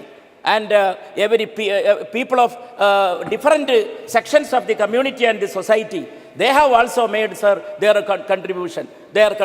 Sir, I conclude by quoting another couplet. बेचैन इस कदर था कि सोया न रात भर. बेचैन इस कदर था कि सोया न रात भर. पलकों से लिख रहा था तेरा नाम चांद पर. पलकों से लिख रहा था तेरा नाम चांद पर. हमारे देश का नाम चांद पर लिखने का वो प्रोसेस नेहरू जी ने शुरू किया. अब वो हमें फख्र है, हमें गर्व है वो जारी रखने में. Thank you, sir. Thank you so much. Thank you very much. Now the supplementary business. Honorable Minister Sri Pankaj Chaudhary ji to move the resolution. सभापति महोदय, मेरे वरिष्ठ सहयोगी श्रीमती निर्मला सीतारमण की ओर से मैं निम्नलिखित प्रस्ताव प्रस्तुत करता हूँ. सीमा शुल्क टैरिफ अधिनियम 1975 के अनुसरण में ये सदन 19 अगस्त 2023 के सूचना संख्या 47/2023 सीमा शुल्क GSR 616E दिनांक 19 अगस्त 2023 को मंजूरी देता है, जिसमें HSS कोड 070310 के तहत आने वाले प्याज के निर्यात पर निर्यात शुल्क लेवी लगाने के लिए सीमा शुल्क टैरिफ अधिनियम के द्वितीय अनुसूची में संशोधन की मांग की गई है. दूसरा, सीमा शुल्क टैरिफ अधिनियम 1975 की धारा 8 के अनुसरण में ये सदन एत द्वारा अधिसूचना संख्या 49/2023 सीमा शुल्क दिनांक 25 अगस्त 2023 GSR 628E दिनांक 25 अगस्त 2023 को मंजूरी देता है, जिसमें HSS कोड 1006310 के तहत आने वाले परबाइल्ड चावल के निर्यात पर निर्यात शुल्क लेवी लगाने के लिए सीमा शुल्क टैरिफ अधिनियम की द्वितीय सूचना में संशोधन की मांग की गई है. प्रश्न है कि माननीय मंत्री जी द्वारा प्रस्तुत संविधान की संकल्प को स्वीकृत किया जाए. जो सदस्य इसके पक्ष में है वो हाँ कहे, जो सदस्य विरोध में है वो ना कहे. मेरे विचार में निर्णय हाँ वालों के पक्ष में हुआ, हाँ वालों के पक्ष में हुआ. संवैधानिक संकल्प स्वीकृत हुआ. नेक्स्ट, श्री इम्तियाज जलील.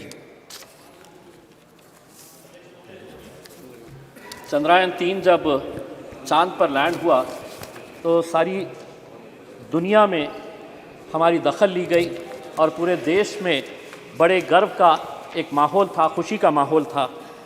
पूरी दुनिया हमें इस नज़रिए से देखा करती थी कि ये वो देश है जिसकी पहचान इलिटरेसी के लिए की जाती थी। ये वो देश है कि जहाँ पर सड़कों के ऊपर गाड़ियाँ कम और जानवर ज़्यादा घुमा करते थे। ये वो देश था कि जहाँ पर फीमेल इन्फेंटिसाइड के नाम के ऊपर हम बच्चियों को पेट के अंदर ही ख़त्म कर देते थे। ये वो देश था जहाँ बेरोज़गारी हमारा मुक़द्दर थी। लेकिन आज ये देश बदल गया है और आज पूरी दुनिया इस देश को झुक कर सलाम कर रही है। लेकिन अगर कोई ये समझ रहा है कि ये देश इसलिए बदला कि हम राजनीतिक पार्टी के नेताओं ने या कुछ राजनीतिक पार्टी के मंत्रियों और प्रधानमंत्रियों ने इसको बदला है, तो बहुत बड़ी गलतफहमी का हम शिकार है। ये देश अगर बदला है तो युवा शक्ति की वजह से बदला है। ये देश अगर बदला है तो हमारे किसानों की वजह से बदला है। ये देश अगर बदला है तो हमारी महिलाओं की वजह से बदला है, हमारे वैज्ञानिकों की वजह से बदला है।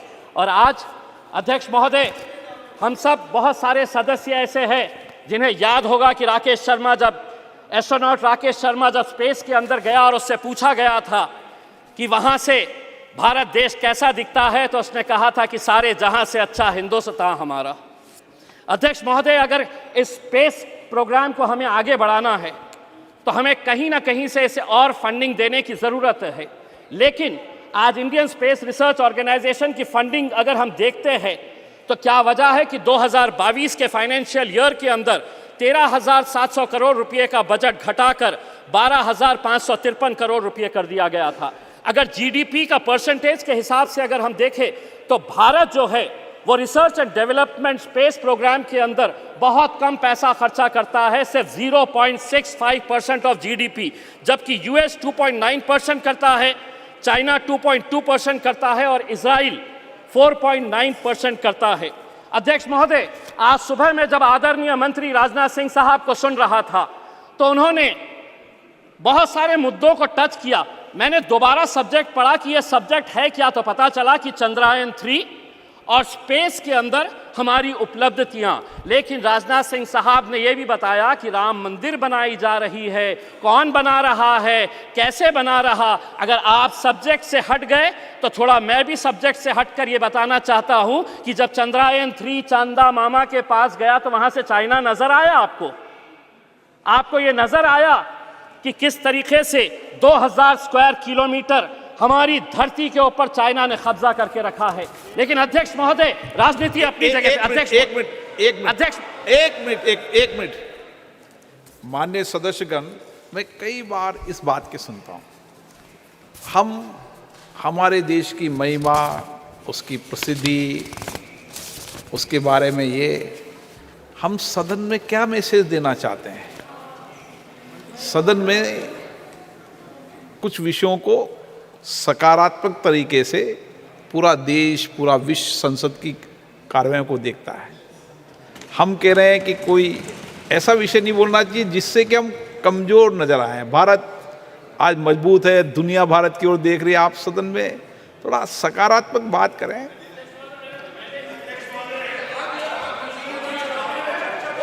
हाँ, वो विषय अलग है, वो विषय है। मनीष जी, आपका विषय ट्रैक के ऊपर मैं नहीं हटा अध्यक्ष महोदय, पढ़ते भी रहते हैं। अगर मंत्री जी अगर ट्रैक के ऊपर हटकर दूसरी बातों के ऊपर चले गए तो मजबूरन हमें भी थोड़ा सा ट्रैक के ऊपर हटना पड़ा। लेकिन अध्यक्ष महोदय, राजनीति अपनी जगह के ऊपर। मुझे आज खुशी है कि चंद्रयान के अंदर जितने लोगों का योगदान रहा है उसमें 4 मैं लोगों का खास तौर से नाम लेना चाहूंगा। यकीनन जो हमारे साइंटिस्ट हैं, इस प्रोजेक्ट के डायरेक्टर है सोमनाथ, इसरो के chairperson, mission director S Mohan Kumar, project director Veera Muthuvel, इनके साथ जितनी भी टीम। लेकिन अध्यक्ष महोदय, इसी दिल्ली के जामिया मिलिया इस्लामिया के 2 लड़के भी थे उसी टीम के अंदर जिन्होंने चंद्रयान को वहां तक पहुंचाने का काम किया, मोहम्मद काशिफ और अरीब अहमद। आसाम के एक लड़का और एक लड़की थी। आपने रिजर्वेशन नहीं दिया मुसलमानों को, महिला रिजर्वेशन के अंदर मुसलमानों का, लेकिन एक बच्ची इसरो के अंदर भी है जो आसाम से आती है, यास्मीन नाजनीन और बहरुल इस्लाम। तो हमें खुशी इस बात की है अध्यक्ष महोदय, हमें आज भी वो तस्वीर याद आती है कि जो 2019 के अंदर जब ये चंद्रयान 2 का मिशन फेल हुआ तो हम देख रहे थे कि कैसे वो साइंटिस्ट की आंखों के अंदर आंसू थे वही मंजर 2023 का देखिए, जब वो किस तरीके से खुश हो रहे थे। जब वो 2019 के अंदर नाकामयाब हुए तो उन्हें इस बात का दर्द नहीं सताया कि हम फेल हो गए। उन्होंने शायद सोहनलाल त्रिवेदी की उस कविता से कुछ सीख ली और आगे बढ़ते रहे। और वो कविता के कुछ पंक्तियां मैं आपको सुनाना चाहता हूं। असफलता एक चुनौती है, स्वीकार करो, क्या कमी रह गई देखो और सुधार करो, जब तक न सफल हो नींद चैन को त्यागो तुम, संघर्ष का मैदान छोड़ मत भागो तुम, कुछ किए बिना ही जय जयकार नहीं होती, कोशिश करने वालों की कभी हार नहीं होती। धन्यवाद। धन्यवाद। श्री उदय प्रताप सिंह जी। धन्यवाद माननीय अध्यक्ष जी। सबसे पहले तो मैं आपका हृदय से अभिनंदन करता हूं कि इस नए सदन में जो बरसों बरस इस देश के विकास को, इस देश की भाग्य को गढ़ने का काम करेगा, उसमें आपने मुझे पहली बार बोलने का अवसर दिया। मैं हृदय से आपका अभिनंदन करता हूं। माननीय अध्यक्ष जी, आज चंद्रयान, उसकी सफलता, हमारे इसरो के साइंटिस्ट, उनका गुणगान हम सुबह से कर रहे हैं। मैं सबसे पहले हमारे इसरो के चेयरमैन एस सोमनाथ जी और उनकी पूरी टीम को बहुत बधाई देता हूं, उनका हृदय से अभिनंदन करता हूं।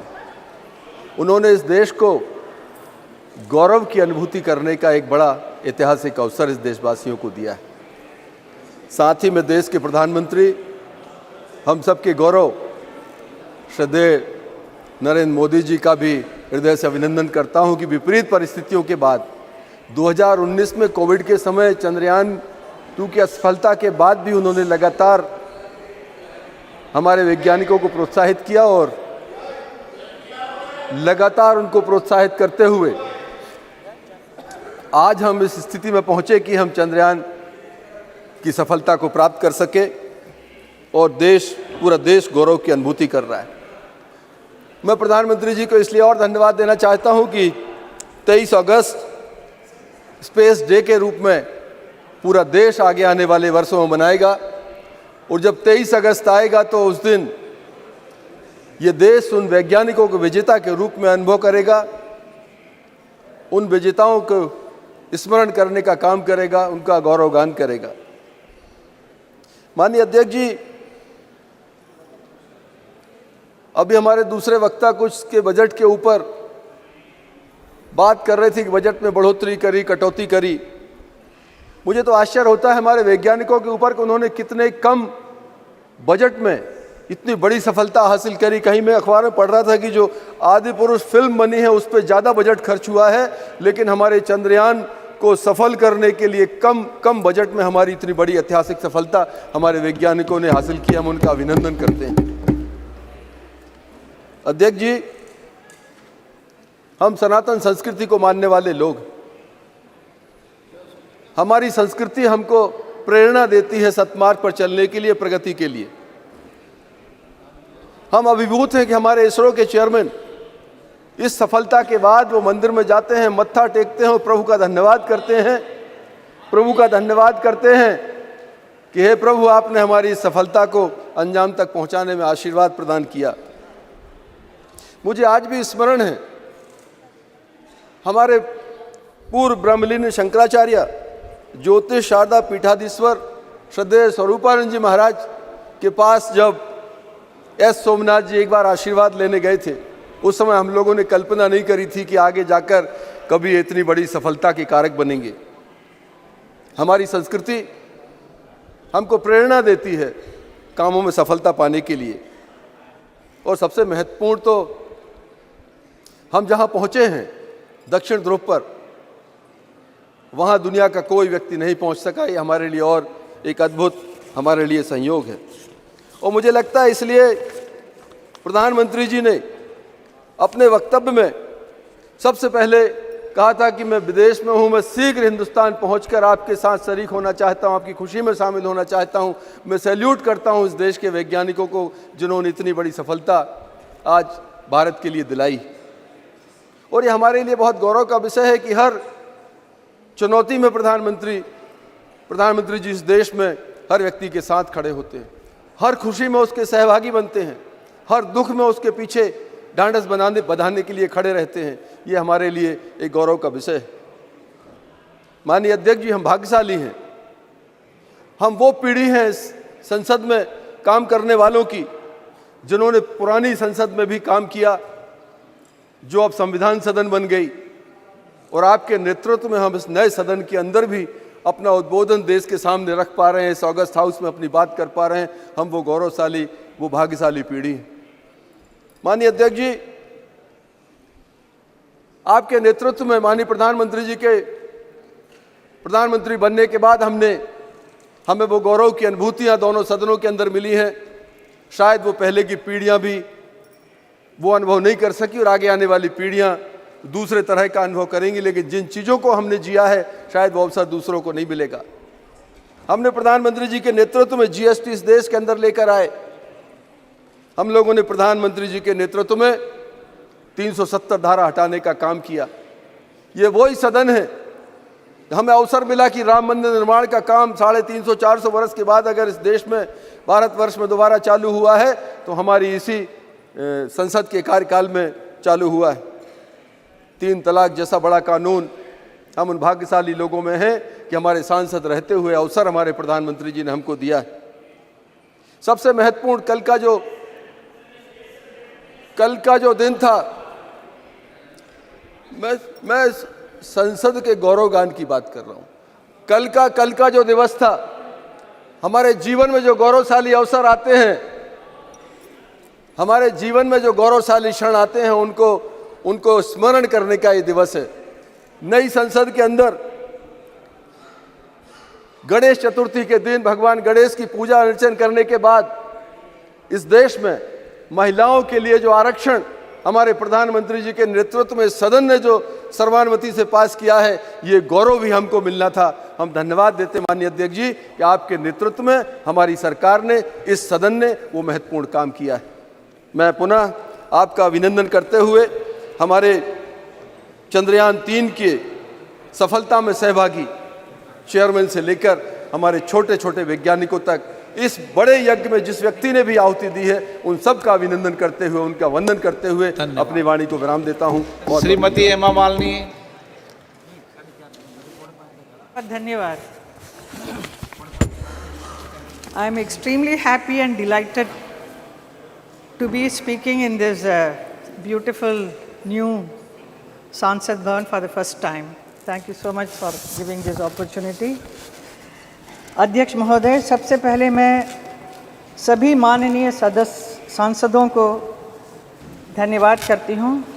नए सांसद भवन के पहले कानून के रूप में नारी शक्ति वंदन अधिनियम 2023 विशाल बहुमत से पारित करने के लिए गृह मंत्री श्री अमित शाह जी को, कानून मंत्री अर्जुन मेघवाल जी को ऐतिहासिक भाषण के लिए आभार व्यक्त करती हूँ और आपको भी और हमारे प्रधानमंत्री जी को भी अभिनंदन करती हूँ।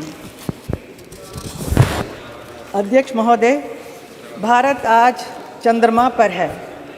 हमारा राष्ट्रीय गौरव तिरंगा और अशोक चक्र आज चंद्रमा पर है। ये आज का भारत है, 21 सदी का भारत है, जो नरेंद्र मोदी जी के सशक्त और दूरदर्शी नेतृत्व में निर्भीक और जुझारू है। हर भारतीय आज शान से कह सकता है कि मेरा देश आज अमेरिका, इंग्लैंड, फ्रांस की तरह पहली पंक्ति में खड़ा है। लेकिन ये कैसा संभव है? ये संभव हुआ हमारे कर्मयोगी प्रधानमंत्री श्री नरेंद्र मोदी जी के दूरदर्शी नेतृत्व और दृढ़ संकल्प से, हमारे वैज्ञानिकों को दिए गए प्रोत्साहन से, उनके समर्पण और परिश्रम से और 140 करोड़ देशवासियों की एकजुटता से। ये कैसा संभव है? इसलिए संभव है, कुछ पाने के लिए दिल में जुनून चाहिए। कुछ पाने के लिए दिल में जुनून चाहिए, रगों में दौड़ता हुआ खून चाहिए। आएगा आसमान भी ज़मीन पर, इरादों में बस फतह की गूंज चाहिए। ये हमारे प्रधानमंत्री में है, इसलिए वो कर सकते हैं इतना सब काम। पिछले 9 वर्षों में प्रधानमंत्री जी नरेंद्र मोदी जी के नेतृत्व में देश में निरंतर ऐसे निर्णय लिए गए हैं, नीतियां बनाई गई है जिन्होंने भारत में इनोवेशन और रिसर्च को आसान बनाया है। भारत के अंतरिक्ष प्रोग्राम में समस्त साइंटिस्ट के साथ महिला वैज्ञानिकों को भी महत्वपूर्ण भूमिका है। भारत को गर्व है कि चंद्रयान 3 की सफलता में भी हमारी महिला वैज्ञानिकों का बहुत बड़ा योगदान रहा है। ये सफलता आने वाले वर्षों में भी हमारी महिला वैज्ञानिकों को प्रेरित करती रहेगी। चंद्रयान मिशन से जुड़े 2 महत्वपूर्ण पॉइंट तिरंगा और शिव शक्ति, और ये सिर्फ नाम ही नहीं बल्कि ये हमारी हज़ारों वर्ष पुरानी विरासत और आज की वैज्ञानिक आकांक्षाओं वाले भारत को एक सूत्र में पिरोती है। जैसा कि प्रधानमंत्री जी चंद्रयान की सफलता पर इसरो के वैज्ञानिकों को संबोधित करते हुए कहा था, भारत के पास विज्ञान के ज्ञान का जो खजाना है वो गुलामी के लंबे कालखंड में दब गया है, छुप गया है। आज़ादी के इस अमृत काल में हमें इस खजाने को भी ढूंढना है, उस पर रिसर्च भी करनी है और दुनिया को इसके बारे में बताना भी है। भारत दुनिया की सबसे युवा प्रतिभा वालों देश है। नई पीढ़ी के लिए ये संदेश है कि भारत के प्राचीन ग्रंथों में खगोलीय सूत्रों को वैज्ञानिक रूप से साबित करने के लिए और उनका नए सिरे से अध्ययन करने के लिए आगे आएं। यही भावना 2047 में विकसित भारत के सपने को साकार करेगी।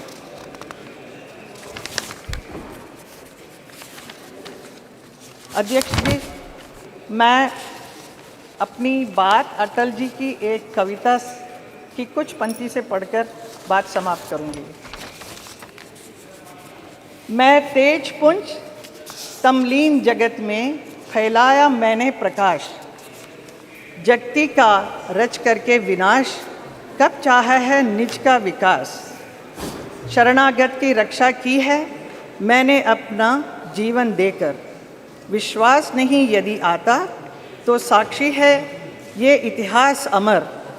यदि आज दिल्ली के खंडहर सदियों की निद्रा से जगकर गुंजार उठे ऊंचे स्वर से हिंदू की जय, तो क्या विस्मय। हिंदू तन मन, हिंदू जीवन, रग रग हिंदू मेरा परिचय।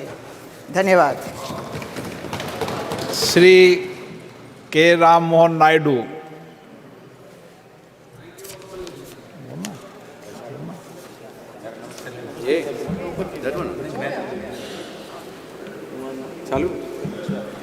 Thank you, Honorable Speaker, sir, for giving me an opportunity to participate in this important debate. I stand before you with immense pride and joy. I think both are on. I stand before you with immense pride and joy as I reflect upon the recent successes of ISRO, Chandrayaan 3, which is the world's first mission to successfully land on the lunar South Pole, and Aditya L1, which was the first satellite mission to study the sun. Sir, these achievements are not just a milestone, they are a testament to the unwavering dedication, hard work, and remarkable journey of our nation's space program, fueled by the tireless work of our scientists, engineers, and our support team at ISRO. Sir, I was thrilled to watch on TV the awe-inspiring launch of Chandrayaan 3, which happened in Sriharikota, which is in my home state of Andhra Pradesh. It is an experience that filled my heart with pride, excitement, and joy. The sight of our spacecraft ascending into the cosmos was nothing short of breathtaking. It was a moment that resonated deeply with every Indian and a moment that affirmed our status as Vishwa Guru. I also would like to take a second and appreciate all scientists, including the Telugu scientists who have contributed to the Chandrayaan mission. What makes Chandrayaan 3's triumph even more inspiring is the journey that led us here. It reminds us that failure should never deter us. Instead, it should propel us to return stronger. Chandrayaan 2 faced its own challenges, but our scientists and engineers demonstrated an unwavering spirit of resilience and determination. So they refused to let adversity define their journey, and their efforts bore fruit with the resounding success of Chandrayaan 3.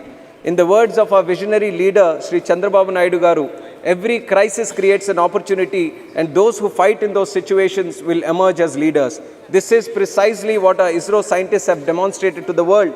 They have seized the opportunity, overcome the challenges, and emerged as leaders in the space exploration program. Respected sir, as we speak about the successes of ISRO, the first name that comes to the young minds of this country is our beloved former President Abdul Kalam ji, sir. He is commonly known as the People's President also. We have all heard inspiring stories of his association with ISRO. And it is an honor for TDP, as Sri Nara Chandrababu Naidu Garu, the then convener of NDA, was the one who proposed and supported the nomination of Kalam as the President of our nation. And I am certain that Dr. Kalam, had he been among us today, he would have been filled with immense joy and satisfaction seeing the success today. He also preached to this great nation to dream big and achieve big. But sir, ISRO not only dreamt big, but it dreamt of the impossible and achieved what no other country could today. It's now upon the central government to take these great technological advances and breakthroughs and use them for the benefit of 140 crore people of this country, sir.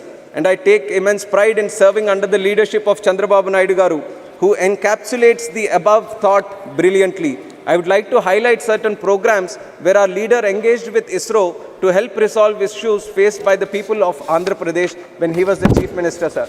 The lightning alert system, which was initiative launched to help warn people about possible lightning and staying safe, sir. And it was a lot of beneficial program for my constituency of Srikakulam, as it is a cyclone-prone area. And envisioning the use of satellite imagery for crop health monitoring, yield protections, and crop insurance payouts, sir. And the government is today using it for Pradhan Mantri Fasal Bima Yojana also. And building spatial dashboards to monitor big development infra projects like Polavaram and other ones, sir. Monitoring groundwater levels and actively working with young entrepreneurs to develop technology that can benefit the common man.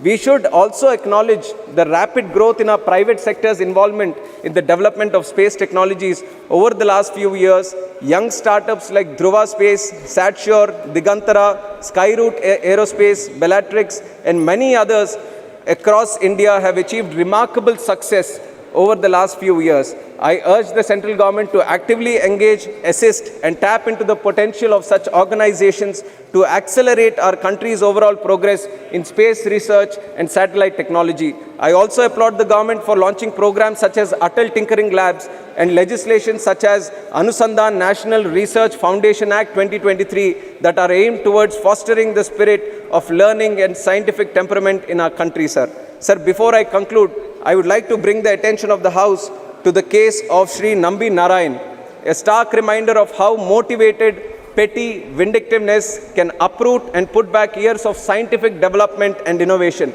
It puts fear in the hearts of people and discourages them from carrying forward the works of their leaders, lest they be termed traitors to the nation themselves. Even though he has been cleared of all the charges, the years lost fighting the allegations took an obvious toll on his health and reputation, sir. The country lost out as well on the possible immense contributions this brilliant mind could have made to our space program. Sir, we live in strange times when the corrupt are putting the honest and sincere in jail, sir. We see a similar chain of events unfold in my state of Andhra Pradesh, where our beloved leader Chandrababu Naidu, who worked relentlessly for 45 years with an unblemished career, have been jailed. Sir, if I'm speaking anything unparliamentary, you have the right to expunge it, sir. But I'm not speaking anything unparliamentary. Within my limits of being a parliamentarian, I'm speaking in this house, sir, who has worked relentlessly for 45 years with an unblemished career, has been jailed on trumped-up charges, which is an obvious case of regime revenge litigation.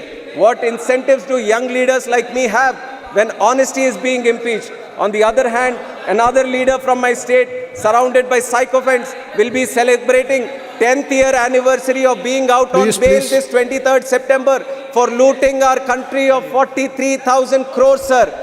Sir, respected sir, we need to fix our system before it is taken for granted. Sir, 2 lines and I'm concluding. Please conclude. Concluding, sir. Sir, many of them who have benefited from CBN's policies and leadership over the years have come out on the streets to show their concern over his arrest. not only in Andhra Pradesh, but in Hyderabad, Bangalore, Delhi, not only in India, but cities across USA, UK, Australia, Yes, and please. many other countries. Now There conclude. is support pouring in, sir.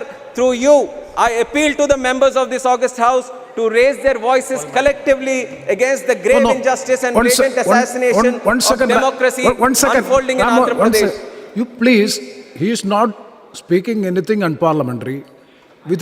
Please, you can dispute it. You can dispute. Suppose anything, anything unparliamentary, objectionable, it will be looked into. But unnecessarily, you don't create noise because you can very well dispute it after when your turn comes. No. He is comparing Nambi Narayan's case. Let me conclude, sir. Let me conclude. Please, let him complete. Let me conclude. You conclude. Let me conclude, sir. Yeah. Last 4.5 years, I'm seeing, sir, the members of parliament from YCP. After his their speech, only you can agenda very is well. to You can stop very well me say. and my members from speaking. There is nothing else. Yes. I'll just conclude. Very last point, sir. As I conclude, I am reminded of Martin Luther King's quote: "Injustice anywhere is a threat to justice everywhere," sir. Thank you. Jai Hind. Save democracy Thank you very in much, Andhra Pradesh. Sri Pratap Sarangi ji. No. You give your name when your turn. No. When your turn comes, you can speak.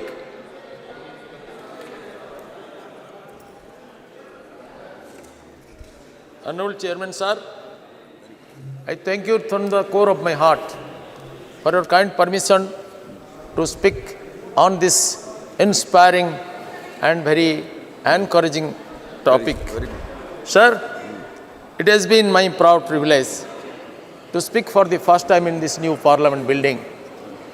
Bharat Mata is destined to create history under the able leadership of a great champion like Narendra Modi ji, our Honorable Prime Minister. Sir, entire world gazed towards the sky on the momentous occasion of August 23, 2023, when the Indian Space Research Organization, ISRO, stood on the brink of a historic achievement leveraging India's ageless traditional knowledge, rich ancient wisdom, twinned with modern scientific and technological excellence and economic prudence. With the Chandrayaan-3 August mission, touching down on the enigmatic and uncharted south pole of the moon, it's a day of anticipation and wonder, hope and aspiration. While the mission represents the zenith of modern space exploration, it's imperative to revisit the ancient Indian knowledge that has woven a celestial tapestry around the moon for centuries. In Indian rich tapestry of ancient wisdom, the moon known as Chandra, or Chandrama in Sanskrit, holds a profound significance. It has long been a source of inspiration, mystic, and spiritual connection. Ancient Indian astronomers, or the Jyotishis, meticulously observed the moon's phases, cycles, and influence on Earth. The lunar calendar, based on the moon's waxing and waning, played a pivotal role in various aspects of life, including agriculture, rituals, and festivals. The moon's ethereal glow and its ever-changing phases evoked metaphors of transformation, cyclicality, and the transient nature of life. It found its place not only in scientific treatises, but also in the realm of art, poetry, and philosophy. The silvery orb adorned countless tales where gods and goddesses, lovers and seekers were often associated with its luminescence. As Chandrayaan-3 ventures to touch the lunar surface, it's intriguing to contemplate the echoes of ancient Indian insights in the modern endeavor. The moon's south pole, a realm clogged in mystery and shadow, is a fitting canvas for both ancient wonder and modern curiosity to converge. The lunar surface, as observed through the lens of Chandrayaan mission, unveils tales of geological evolution and cosmic history. And yet the legacy of ancient Indian thought of largest universal well-being offers a perspective that extends beyond the scientific gaze. The moon's surface, with its craters and crevices, becomes a tapestry that speaks of cosmic cycles, change, and the dance of celestial bodies. Just as Chandrayaan-3 seeks to unravel geological secrets, ancient Indian wisdom invites us to explore the metaphorical depths of the moon's symbolism. The moon's waxing and waning mirrors the eternal ebb and flow of life, Its luminous radiance amidst the darkest nights reflects hope, strength, aspiration, and guidance in the face of challenges. As Chandrayaan-3's journey nears its pinnacle, it's a celebration not only of technological prowess but also of the continuum of human curiosity and exploration.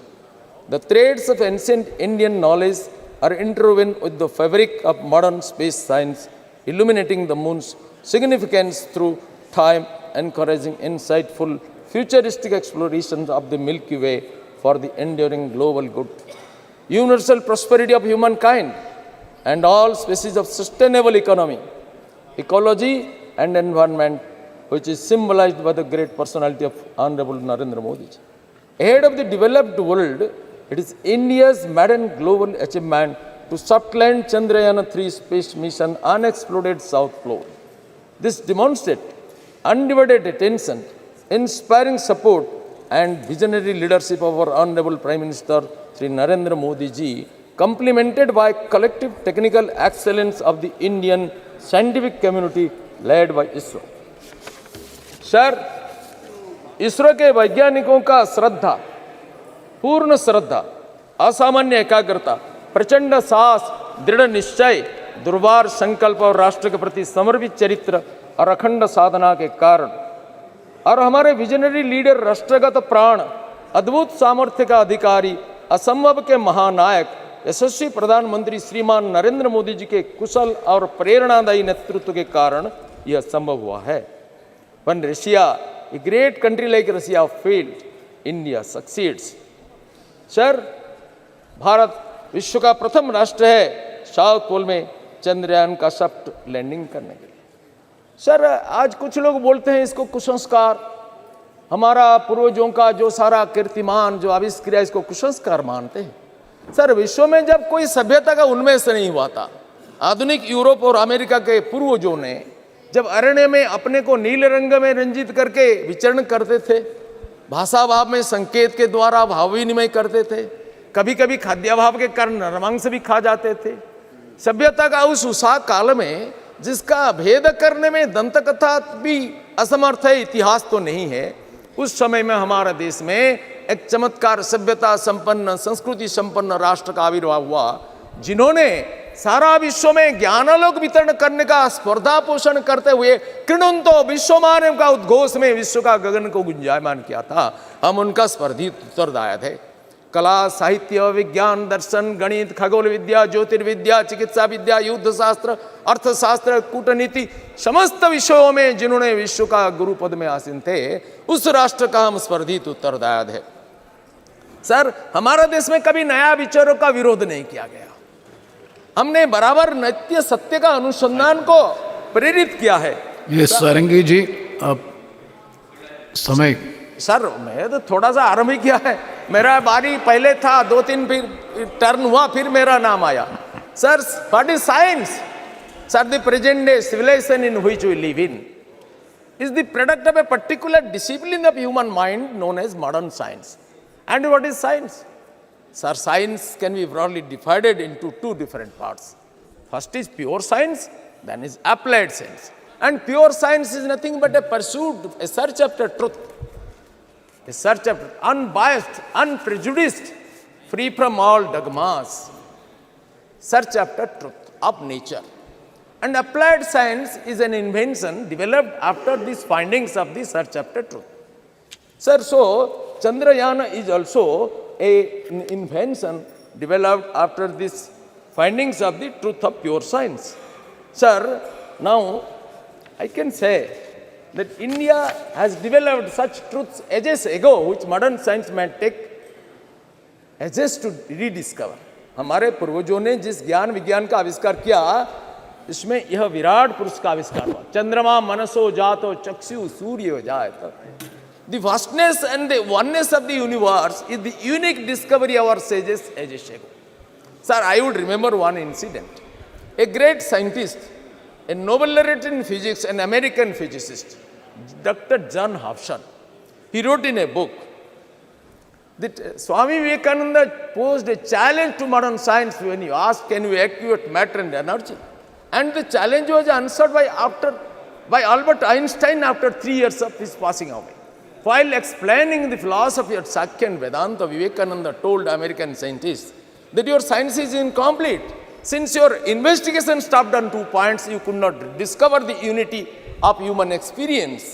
Your knowledge, your experience could not proceed further. That is energy and mass. You could not unify them.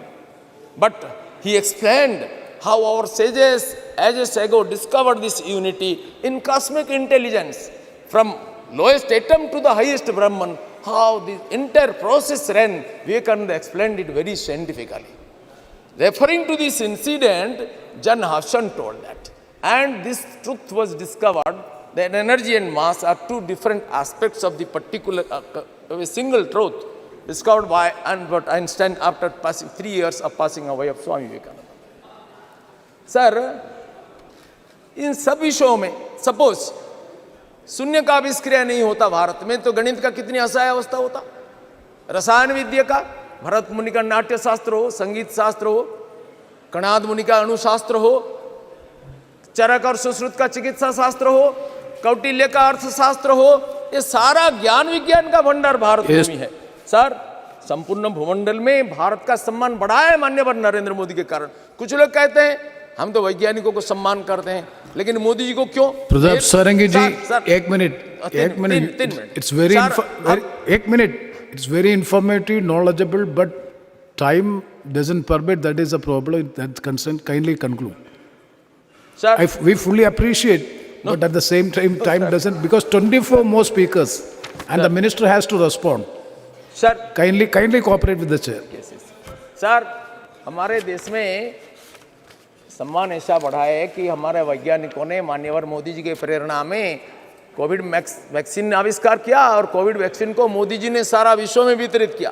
कुछ लोग कहते हैं विश्व में क्यों देते हो, हमारे देश में देते हो। सर, इस युग है दुनिया का एक्सपेंशन का युग है। विवेकानंद कहते हैं unselfishness is life, selfishness is death. Helping others is life, not helping others is death. Strength is life, weakness is death. India was weak, nobody respected her. India became strong, America respected her, Australia respected, the world respect. Sir, Chandrayaan mission में हमारी सफलता, ये हमारा विस्तार का, हमारा शक्ति का नमूना है। और माननीय मोदी जी ने घोषणा किया कि ये हमारी ये सफलता सारा विश्व का ज्ञान भंडार को समृद्ध करेगा, न केवल हमारा देश का मोनोपोली का विषय होगा। सर, ट्रस्ट द इटर्नल सनातन धर्म, जिसको आज कुछ लोग विरोध करते हैं, ये अपने को धर्मनिरपेक्ष मानते हैं, बोलते हैं सनातन धर्म को उखाड़ के फेंक दो, ये डेंगू, ये मलेरिया, ये HIV। सर, हम इसको सहन करते हैं क्योंकि हम जानते हैं कि हमारा धर्म ये सहनशीलता का वैशिष्ट्य हमें देता है। बाकी कुछ धर्मों के बारे में बोलेंगे तो फतवा जारी हो जाएगा, हम ऐसा नहीं करते हैं। हमारा स्वामी विवेकानंद ने घोषणा किया कि I am proud to belong to a nation which has sheltered the persecuted and the refugees of all the nations of and of all the nations around. Sir, we take pity on them. We take pity on their knowledge. Those who say we are separate, we belong to Ravana race. Sir, Ravana was an Arya Santan, son of Vishrava Rishi. He was accepted as the Purohita by Ramachandra in Setu and the Pratishtha. They do not know the history of the nation. The whole nation is one. Bhagavan Vyasadev वेदों का संकलन किया, अष्टादश महापुराण का रचना किया और व्यास सूत्र वेदांत सूत्र का रचना किया, श्रीमद् भागवत का रचना किया, श्रीमद् महाभारत विश्व का सबसे बड़ा महाकाव्य का रचना किया, जिनमें श्रीमद् भगवत गीता को संयोजित किया। सर, भगवान व्यासदेव का माता एक धीवर कन्या, ट्राइबल लेडी, और उनका पिता ब्राह्मण पराशर मुनि। इसलिए वेदों के ऊपर ब्राह्मणों का जितना अधिकार है, वनवासियों का भी उतना अधिकार है। अति प्राचीन काल से वंशगत सम्मिश्रण हुआ है। सर, मैं कहना चाहता हूं, ये जातिगत विद्वेष फैला करके भारत को खंडित करने का जो कोशिश कर रहे हैं, ये हमारा राष्ट्रघातक है। सर, ये अपना ज्ञान का दारिद्र्य के कारण अपना अत्याचार को दूसरों के ऊपर स्थापित करने की जो कोशिश कर रहे हैं, इसको हिंदुस्तान बर्दाश्त नहीं करेगा। सनातन धर्म अनादिकाल से चल रहा है, अनंत काल तक चलेगा, इसको विध्वंस कोई कर नहीं सकता है। और हमारा धर्म ही सारा विश्व को स्वीकार करता है। सारा विश्व का अत्याचारित समुदाय का आश्रय स्थल है सनातन धर्म, यह भारत भूमि। हमारा मार्ग भिन्न हो सकता है, लक्ष्य एक है, साधन भिन्न हो सकता है, साध्य एक, भाषा भिन्न हो सकता है, भाव एक, रचना भिन्न हो सकता है, साहित्य एक, रीति भिन्न हो सकती है, संस्कृति एक। यह हिंदू संस्कृति है, भारतीय संस्कृति। सारा विश्व का हमने समादर किया। Sir, trust the eternal Sanatan Dharma propounded by our sages and gurus guide us to realize, appreciate and acknowledge the harmonious blend of ancient wisdom and modern innovation. Chandrayaan-3 success stands as a testament to humanity's unceasing quest to reach the unreached, uncover the uncovered, the unknown, bridging the realm of old and new, ancient and modern, and embracing the moon's wisdom that has inspired generations both past and present. सारा देश, सारा विश्व इसके लिए गर्वित होता है। कुछ लोग इधर गर्व नहीं कर सकते हैं। सर, इनको कुछ बीमारी हुआ है, जो भारत का गौरव में गर्व अनुभव नहीं करते हैं, जो कहते हैं we have conceived the idea of this new parliament building, but they could not do. They have conceived the idea of women reservation bill, that they could not do. They could not make delivery. They conceived the idea, it passed away. We conceived, we furnished, and we delivered. So that is the credit of Manyavad Narendra Modi ji. With this I conclude. Sri Dean Kurias Kosh ji.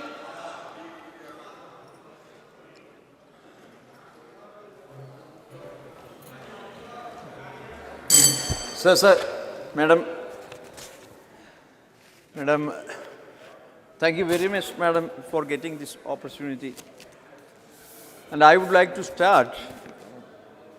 Madam, we heard so many speeches here, and I would like to point out how BJP people politicizing this matter, Chandrayaan.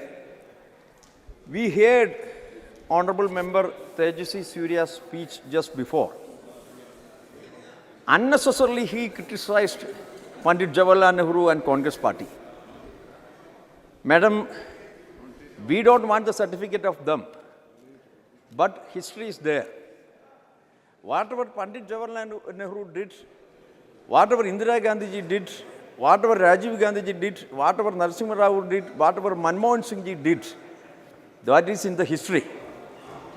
And the difference of opinion is, unnecessarily they are claiming India became independent after 2014.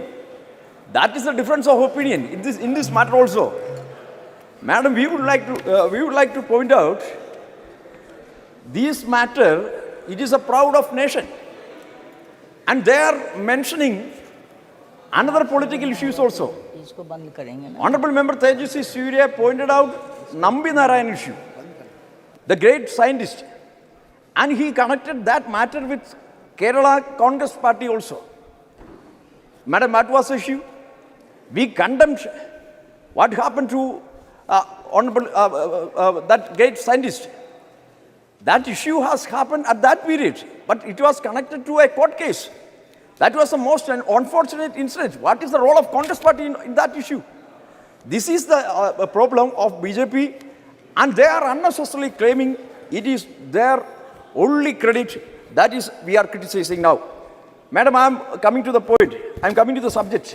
First of all, I would like to congratulate the people of India, especially the hard-working scientists of ISRO, the great Indian universities that produced them, and also the people who came before them who laid the strong foundations for this success. When the Chandrayaan-2 suffered a setback, India was sad only for a day. Deep inside, we all knew that ISRO will bounce back. That is the great Indian spirit of coming back stronger after a failure.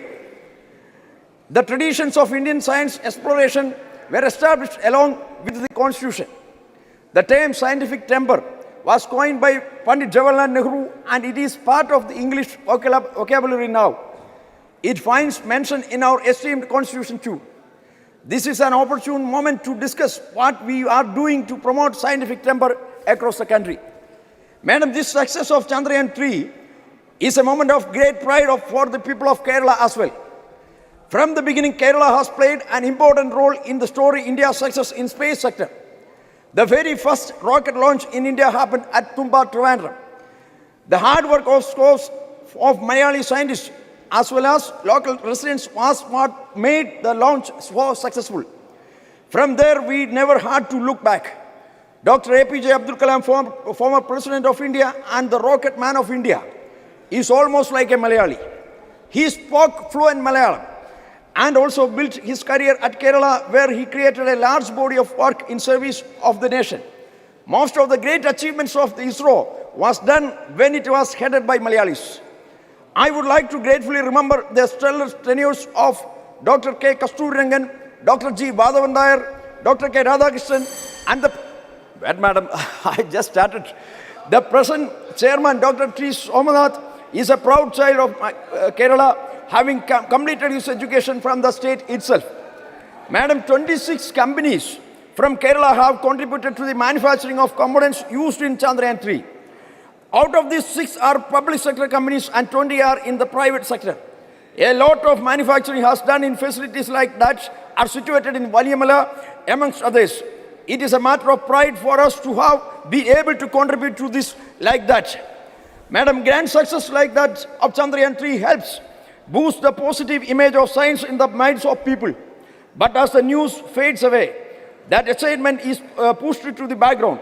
We need to have consistent engagement with the people to ensure that the message is always communicated to them. We need to build on the successes like this and make sure that children are attracted to the science. Also, being a scientist is a dream for millions of Indians, but hardly a handful of people know it from the childhood on how to work towards that aim. This has to be addressed at the earliest. Madam, science is everywhere. And concluding, just allow 2 another minutes, madam, please. Science is everywhere, but science education is not. If we are to look around, the marvels of this world is a gift of science. However, to truly appreciate that, the people of India should have a dedicated science museum close to them. A science museum at the state capital can serve only so many people. My humble submission is that there should be a mini science museums and science center at every Lok Sabha constituency. Every school in the constituency should be tried to this science center. Is it that you are allowing to contradict each other? Was it a part of a discussion or you are allowing to contradict each other? इन बात के लिए अपने पास time है. हमने पूछा तो 4 बजे का समय दिया था. अब कितने बजे है? चुप कर बैठा है, इसका मतलब युवा है क्या? मार्शल चलाता है या चेयर चलाती है? ये भी तो एक बार मालूम करना चाहिए. इसके बाद आपका है, जस्ट इसके बाद आपका है, घबराई नहीं बच्चे. इसके बाद आपका है. तरीका है क्या? शांत, इनका झगड़ा हुआ तो उसको शांत रहिए, शांत रहिए. नहीं, आप इसके बाद आप बात कीजिए ना. I have got no objection for him. He has asked. बैठिए जी, बोलिए जी. मरगनी भारत जी बोलिए. Ma'am, we are the 4th largest party. We have ample time, more than 10 minutes. Kindly may permit me. Please. Ma'am, at the outset, I thank the chair for permitting me to speak in this important discussion on the success of Chandrayaan-3. Ma'am, today I stand here to acknowledge the remarkable achievements of Indian Space Research Organization. Ma'am, as we look at the stars, everyone must be filled with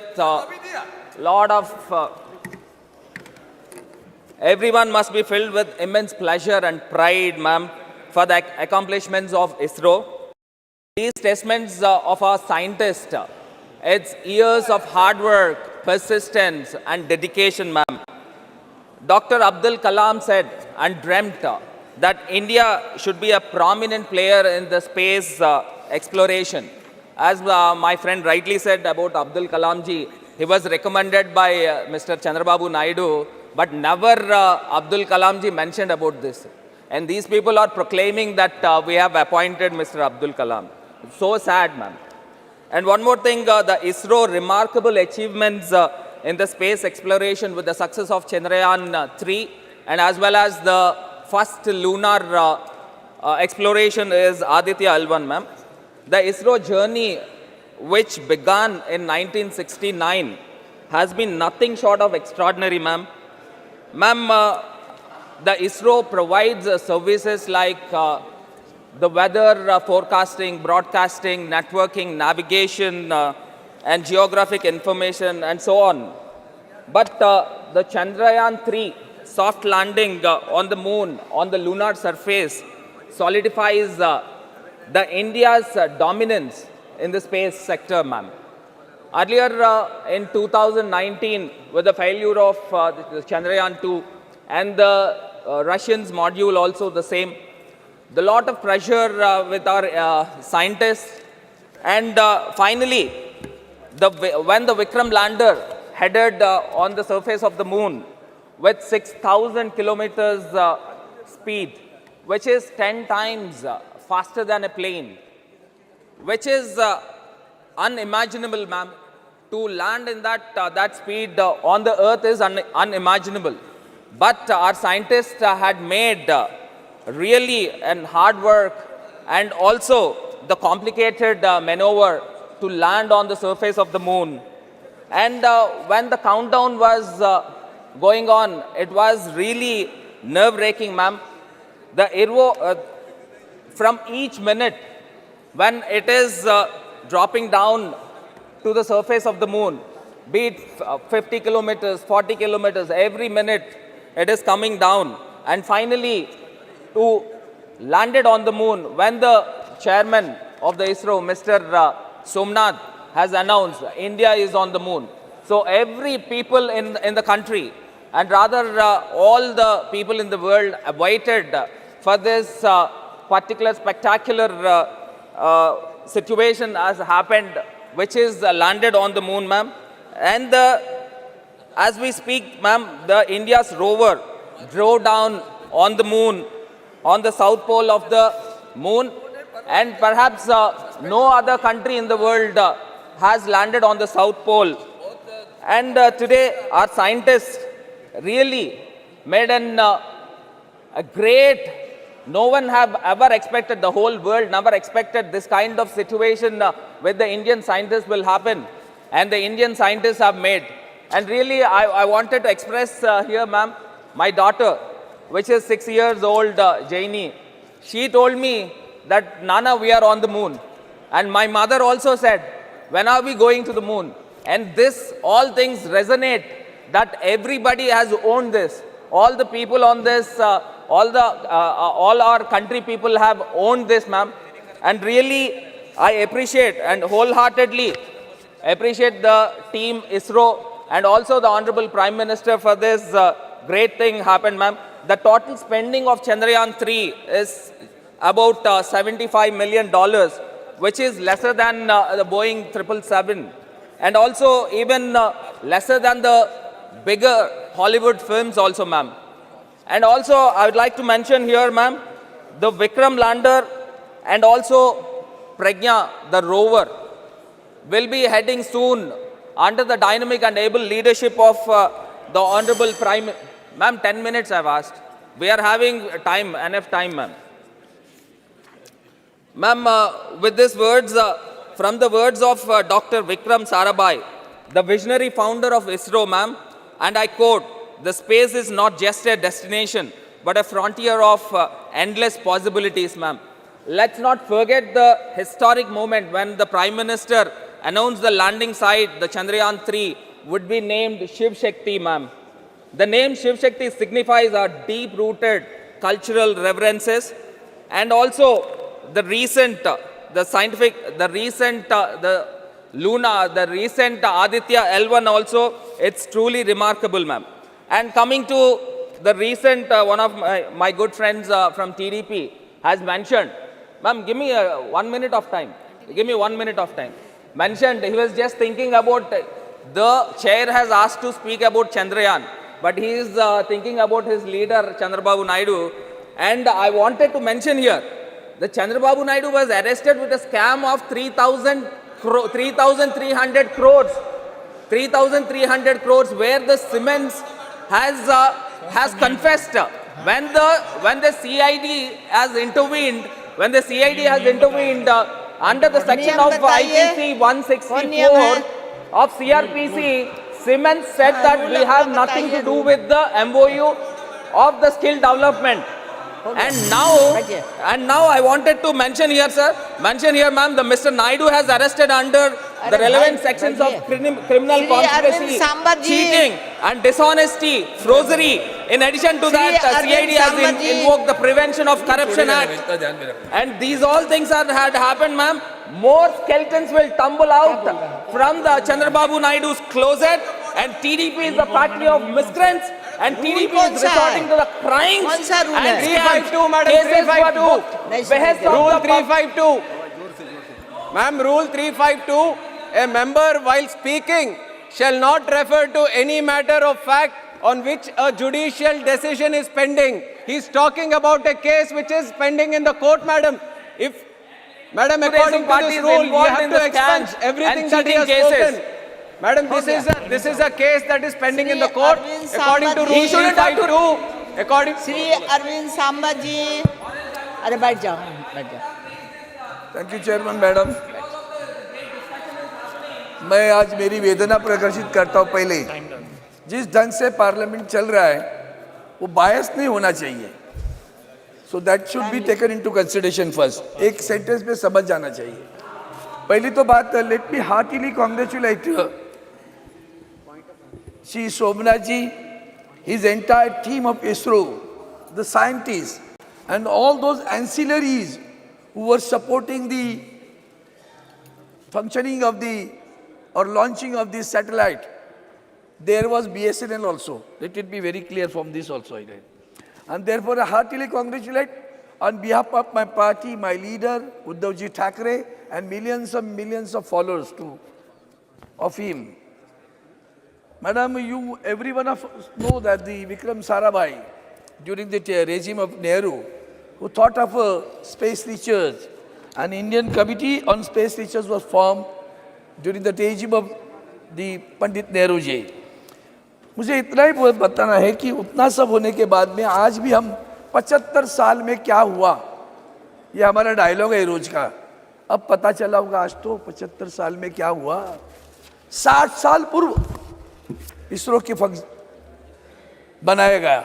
अब इसरो बनने के बाद में आज इस जो मंजिल हमने पाई है उसकी सराहना 140 करोड़ जनता तो करती है, पूरी दुनिया कर रही है और उसका हमें प्राइड है. It's a really pride movement for every one of in the country. उसमें और एक बताता हूँ कि कितनी छोटी बातें कैसी होती है मैडम, कि जब से ये चल रहा है संशोधन, तो एक चेन्नई के एक साइंटिस्ट जो कुछ साइंटिस्ट है, उसका नेम है Chennai based amateur space enthusiast name Shanmuga Subramanian, skilled in image analysis, identified the location for lander debris, and NASA later confirmed it. वो जो डेब्रिस गिरा था वो कोई इसरो का नहीं है, वो स्पेस का ऐसा ही उसका संशोधन करता है. इतना मतलब लोगों के रगों में गया कि जो कुछ हो रहा है उसमें लोग भी पार्टिसिपेट करने लगे हैं, तो उसकी सराहना जितनी करी उतनी कम होगी. Madam, everyone of know that अभी आदित्य भी है. कुछ लोगों को आदित्य नाम से भी डर लगता है आजकल, पता नहीं है, लेकिन हमारे ये अच्छा हुआ कि आदित्य एल वहाँ गए हैं. वो आदित्य एल जो इमेजेस बनाता है उसमें VLCC करके visible emission line coronagraphy and suit solar ultraviolet manager, ये सोलर वाले जो सूट बनाते हैं SUIT, inter university centre for astronomy and astrophysics is done by Pune Institute. So this is everybody is contributing on all these things. I mean अब जब मैं विक्रम साराभाई जी की बात कर रहा हूँ, Tata institute of social science is and the Colombo observatory is in my constituency, it is in Mumbai. आज मुझे उनकी याद आती है, अब्दुल कलाम जी की और खास करके इंदिरा गांधी जी की. जब राकेश शर्मा जी गए थे तो वो एक फ़ोन पे बात हुई और राकेश शर्मा जी से पूछा स्वर्गीय इंदिरा गांधी जी ने, हमारा हिंदुस्तान कैसे दिखता है. सारे जहाँ से अच्छा हिंदुस्तान हमारा. वो सारे जहाँ से अच्छा हिंदुस्तान आज दुनिया में सबको पता चला कि हिंदुस्तान छोटा नहीं है, बहुत बड़ा हो गया है. चांद पे गया, अब सूरज को भी उसकी भी जान ले, उसकी भी रिसर्च करने के लिए, संशोधन करने के लिए हमारा ऑर्बिट लैंडर उधर बड़ा खड़ा है, वहाँ आदित्य एल लैंडर ऑर्बिट में खड़ा है। अब आज सुबह जो बातें हुई उससे थोड़ा सा स्पर्श करूंगा, ज़्यादा नहीं बोलूँगा। धर्म और विज्ञान दोनों एक दूसरे से हाथ जुड़े हुए हैं, सही है। लेकिन धर्म किसको कहे, ये बात आती है मन में कि जब हम सावरकर जी की बात करते हैं तो उन्होंने खास करके धर्म के बारे में व्याख्या की है। धर्म क्या है, हिंदू नाम कैसे गिरा, सिंधु से हिंदू कैसे हुए। तो ये सारा जो है अभी हमारे सारंगी जी बताए सही है, हजारों वर्ष से हमारे पास आया है, हजारों वर्षों से है।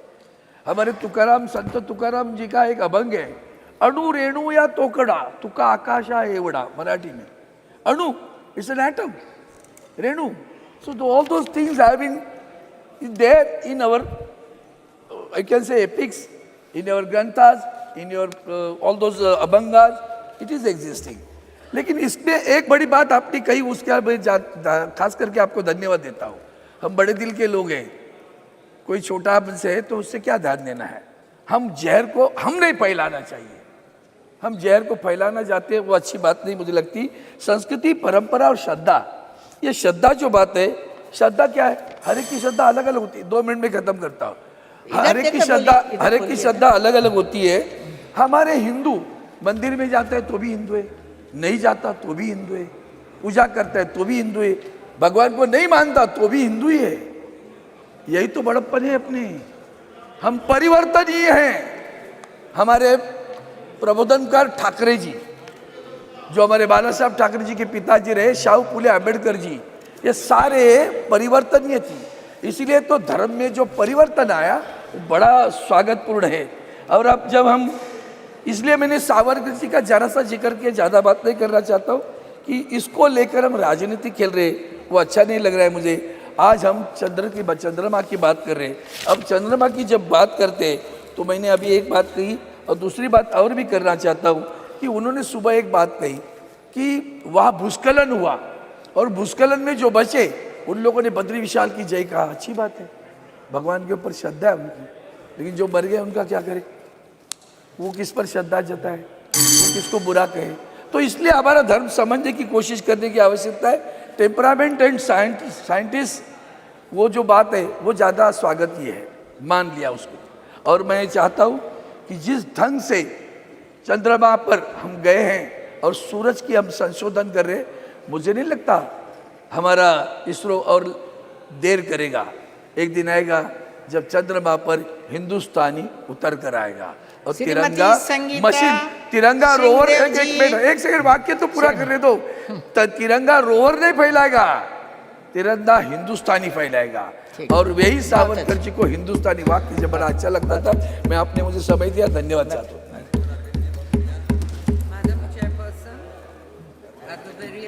I would like to thank you for giving me this opportunity to speak in this magnificent new Parliament building.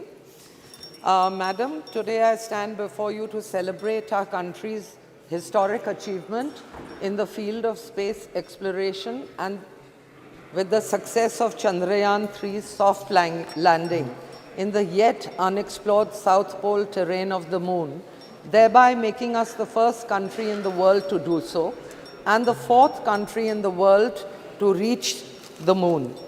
Close on the heels of the Chandrayaan success was the historic launch of Aditya L1.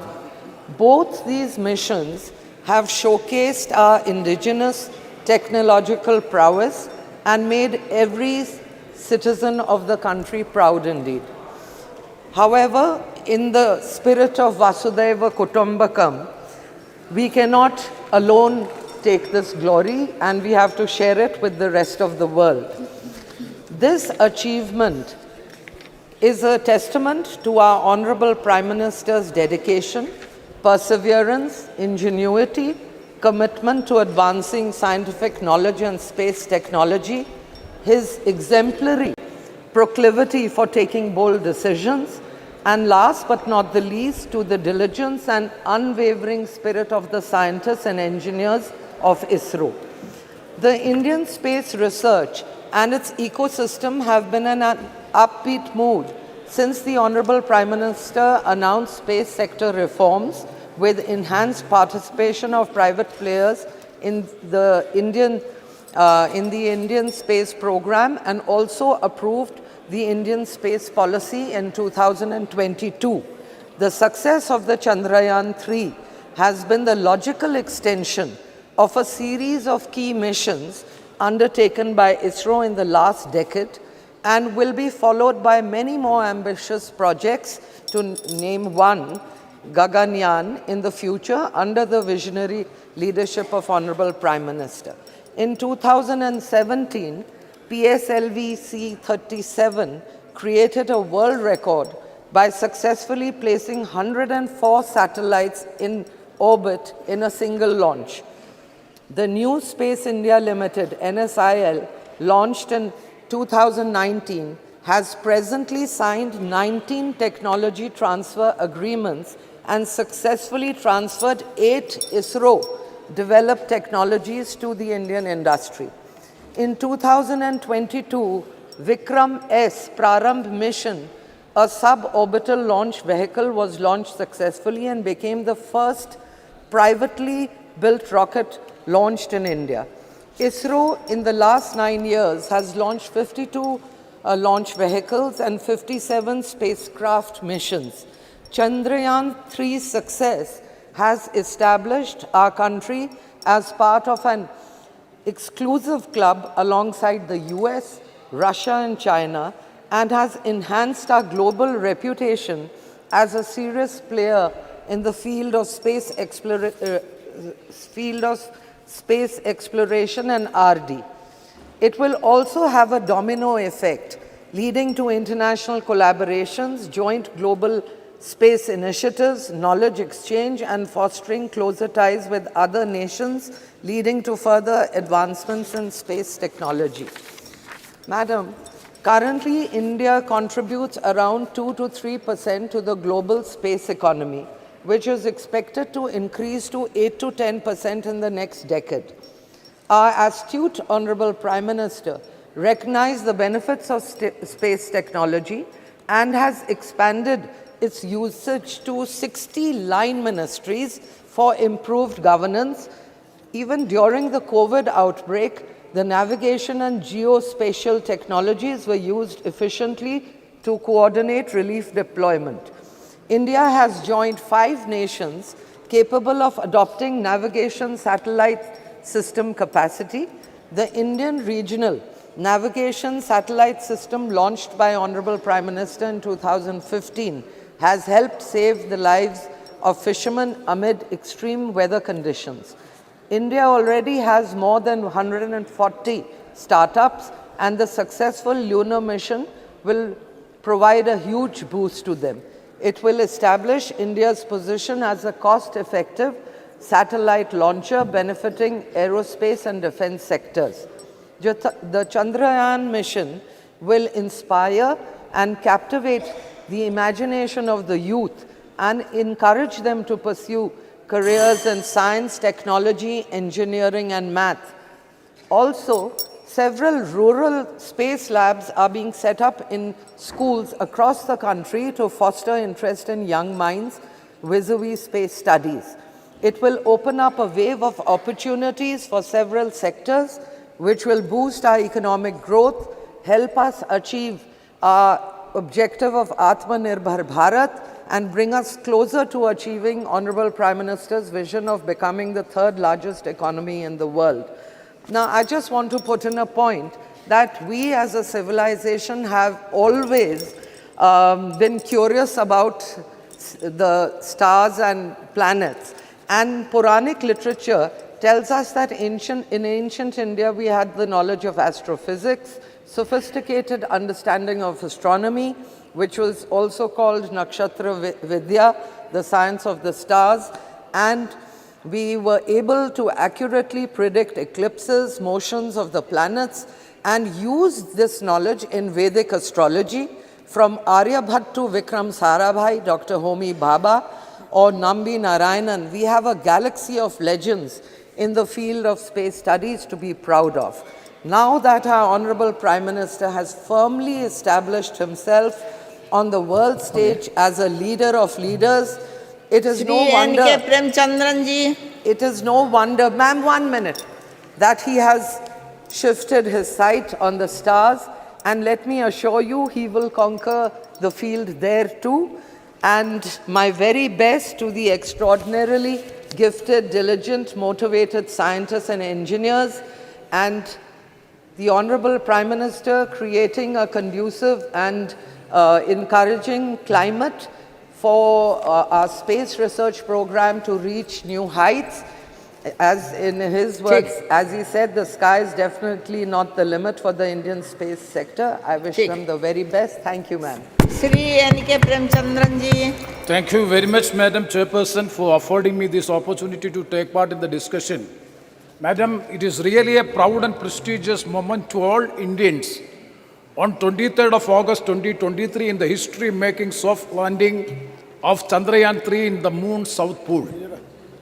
Madam, we salute the Indian scientific community, in particular ISRO, for having achieved this historic success in space technology. Madam Chairperson, 13 scientists, including the chairman of ISRO, they are the former students of the TKM College of Engineering, wherein my constituency is there. 13 scientists who are part of the mission, including the chairman, Mr. S. Somnath. He is from the TKM College of Engineering, a well-reputed, prestigious college in the state of Kerala in my constituency. And that is being installed, that is being instituted by a learned person, Sri Tangal Kunju Musliar, in the year 1955. Madam Chairperson, when Chandrayaan-3 successfully landed on the moon, 1.4 billion people of India was in full joy and triumph in its making history. Through this landmark achievement, India's space agency ISRO became the first space mission in the world to land near the south pole of the moon. Madam Chairperson, the remarkable achievement of ISRO not only underscores the powers of Indian scientists, but also highlights the extraordinary journey of scientific development that India embarked upon since the establishment of ISRO in the year 1962. Further, it showcased India's technological capabilities and its visionary approach towards leveraging science and technology to address various other areas of development. Our moon mission is always having a human-centric approach. That is why immediately after the landing, soft landing, Honorable Prime Minister has said, this success belongs to all humanity, not to any individual or not to a particular community or a country. Madam, the roots of modern India's scientific journey is from the days of great visionary leader Pandit Jawaharlal Nehru. It can be traced back to the establishment of Indian National Committee for Space Research in 1962, that is INCOSPAR. That was INCOSPAR. INCOSPAR is subsequently renamed as ISRO in the year 1969. ISRO steadily evolved from its modest beginning, achieving a series of milestones that illuminated the nature's scientific landscape. Madam, on October 22nd, 2008, India's first lunar probe was launched by ISRO. It carried 11 scientific instruments to study the moon's surface, mineral composition, and the presence of water molecule. The result was the discovery of water molecules on the lunar surface, indicating the possibility of water ice in polar regions. Further, it identified the presence of magnesium, aluminum, silicon, iron, and titanium on the moon. And Chandrayaan-2, I am not going to the details. Madam, coming to Chandrayaan-3, a testament to ISRO's dedication to exploring new frontiers. The lunar lander Vikram consists of 3 parts: lander, rover, and the propulsion module, which provide the spacecraft to traverse 384,400 kilometers wide between the moon and the earth. Thereby, India has become the 4th nation to achieve this after US, Russia, and China. Chandrayaan mission cemented India's global status as a superpower in the space. ISRO's accomplishment demonstrate how investment in scientific research can yield both knowledge and technological advancements with far-reaching impacts. What are the impacts of the mission? Madam, 4 main impacts. Number 1 is the healthcare. Number 2, the climate change mitigation. And number 3, the security. And number 4, one is the national well-being. So, Madam, the fusion of science and technology has catalyzed the transformative revolution of the healthcare, like telemedicine, and bringing the service of the expert healthcare professionals even to the remotest part of our country. In the area of climate change, India's strategic alignment of science and technology assumes paramount importance. And that too in the case of sustainable development adopted by the UN resolution in the year 2015. And we are commitment to honor them. We have to honor the commitments made in the UN as far as the sustainable development is concerned. Madam, national security demands a multi-phased approach rooted in innovation. So Madam, the realm of science and technology is intricately linked to its educational ecosystem and its ability to nurture a culture of curiosity, learning and innovation. India's educational institutions and research centers plays a pivotal role in cultivating a skilled workforce and fostering a spirit of inquiry. Initiatives that promote STEM, that is science, technology, engineering and mathematics, have the potential to propel India further on its scientific journey, for which I urge maximum budget allocation has to be provided in the field of research and innovation. The present budget allocation is not sufficient to meet the purpose. And one more suggestion I would like to make, as far as the private sector is concerned, what is the amount being spent for research and innovation and development in the field of research and innovation? It is negligible amount being spent by the private sectors. It is everything is from the public sector. Definitely, once again, I would like to take this opportunity to congratulate the scientific community, in particular the ISRO and also the college, from whom most of the members have already pointed out. Most of this engineering faculty is from the aided colleges or the government colleges. So once again, I take to congratulate and salute all the scientific community, in particular ISRO. Thank you very much, ma'am. Shri C. Thomas ji. Shri C. Thomas ji.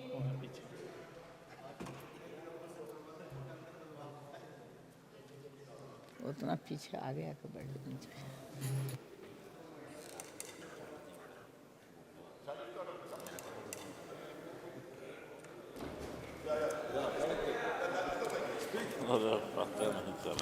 Thank you, Madam, for giving me an opportunity to participate in the discussion on the success of Chandrayaan-3 mission and other achievements of our nation in the space sector.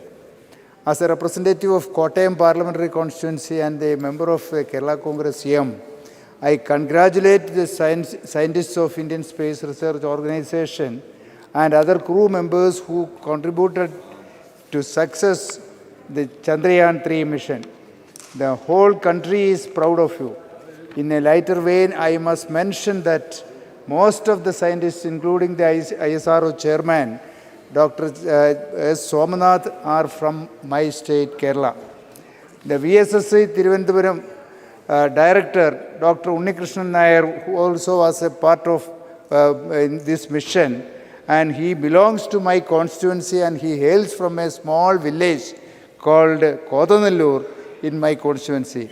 He also had his studies in Malayalam medium schools and also had the local college where he has studied in the primary level. Sir, most of the alumni of the College of Engineering at Trivandrum, then TKM College of Engineering, Kollam, as well as the Kodamangalam MA College of Engineering, Kodamangalam. 55 members of that alumni from MA College of Kodamangalam are part of this mission. Sir, that way Kerala has a glorious and prestigious position in the success of this historic mission. Sir, having said that, I want to raise a few other issues which are affecting the scientist community in India at large. First, apart from ISRO, there are so many other institutions which contribute to scientific research in India. If you want to grow in science and development cutting edge technology, we have to make sure that the institutes other than the premier agencies like ISRO also get enough funding and other support. However, the data tells us that the data which gives us is a complete different story. The expenditure on research and development as a percentage of GDP was 0.71% in 2013-14, which has now got reduced to 0.64 in 2021. Importantly, the most of the countries who are leaders in the field of technology and scientific advancement, the expenditure in research and development as a percentage of GDP is more than 3%. Sir, second, I would like to point out one more fact that in 2022, the GST rates on scientific and technological instruments to research institutes was raised from 5% to 18%. The overall impact of this decision is a reduction in the research and funding of government by two other scientists also have to pay more taxes for their laboratory instruments. I urge upon the government that the scientific and technical instruments supplied to research institutes should be exempted from GST. Third, recently the Ministry of Education and Department of Science and Technology have issued a GO to increase the fellowship amounts for junior and senior research fellowships. After 4 years of struggle of the researchers community, the increase in the amount was only 20%, sir, which is nothing in comparison to the inflation ratio. Sir, even the parliamentary panel has recommended a 60% revision in the fellowships and a minimum of 50,000 rupees. But now the government has come out with 37,000 rupees only. So the government has to understand that the scientists involved in the research are not to be treated as students. Most of them are in the age bracket of 25 to 35, and they have the responsibility of their families. So I would request the government to revise the fellowship amount from 37,000 to 50,000 as recommended by the parliamentary committee panel. Sir, while we celebrate the success of Chandrayaan-3 and the successful missions of ISRO, we must not forget that that in order to become at par with the developed economies in terms of scientific and technological advancements, the government has to provide enough funding and support to the scientist community. Thank you, Madam. Shri B. Mahtab ji.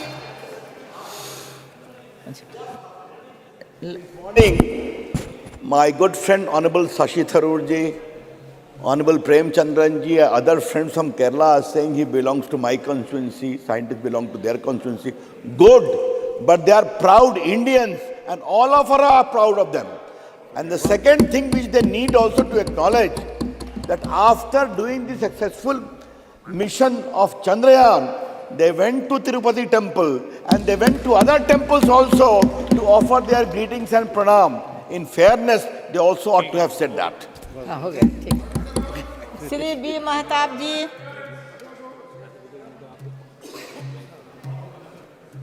Exploration of space has been one of the most challenging and fascinating ventures of humankind and continues to capture the imagination of generations.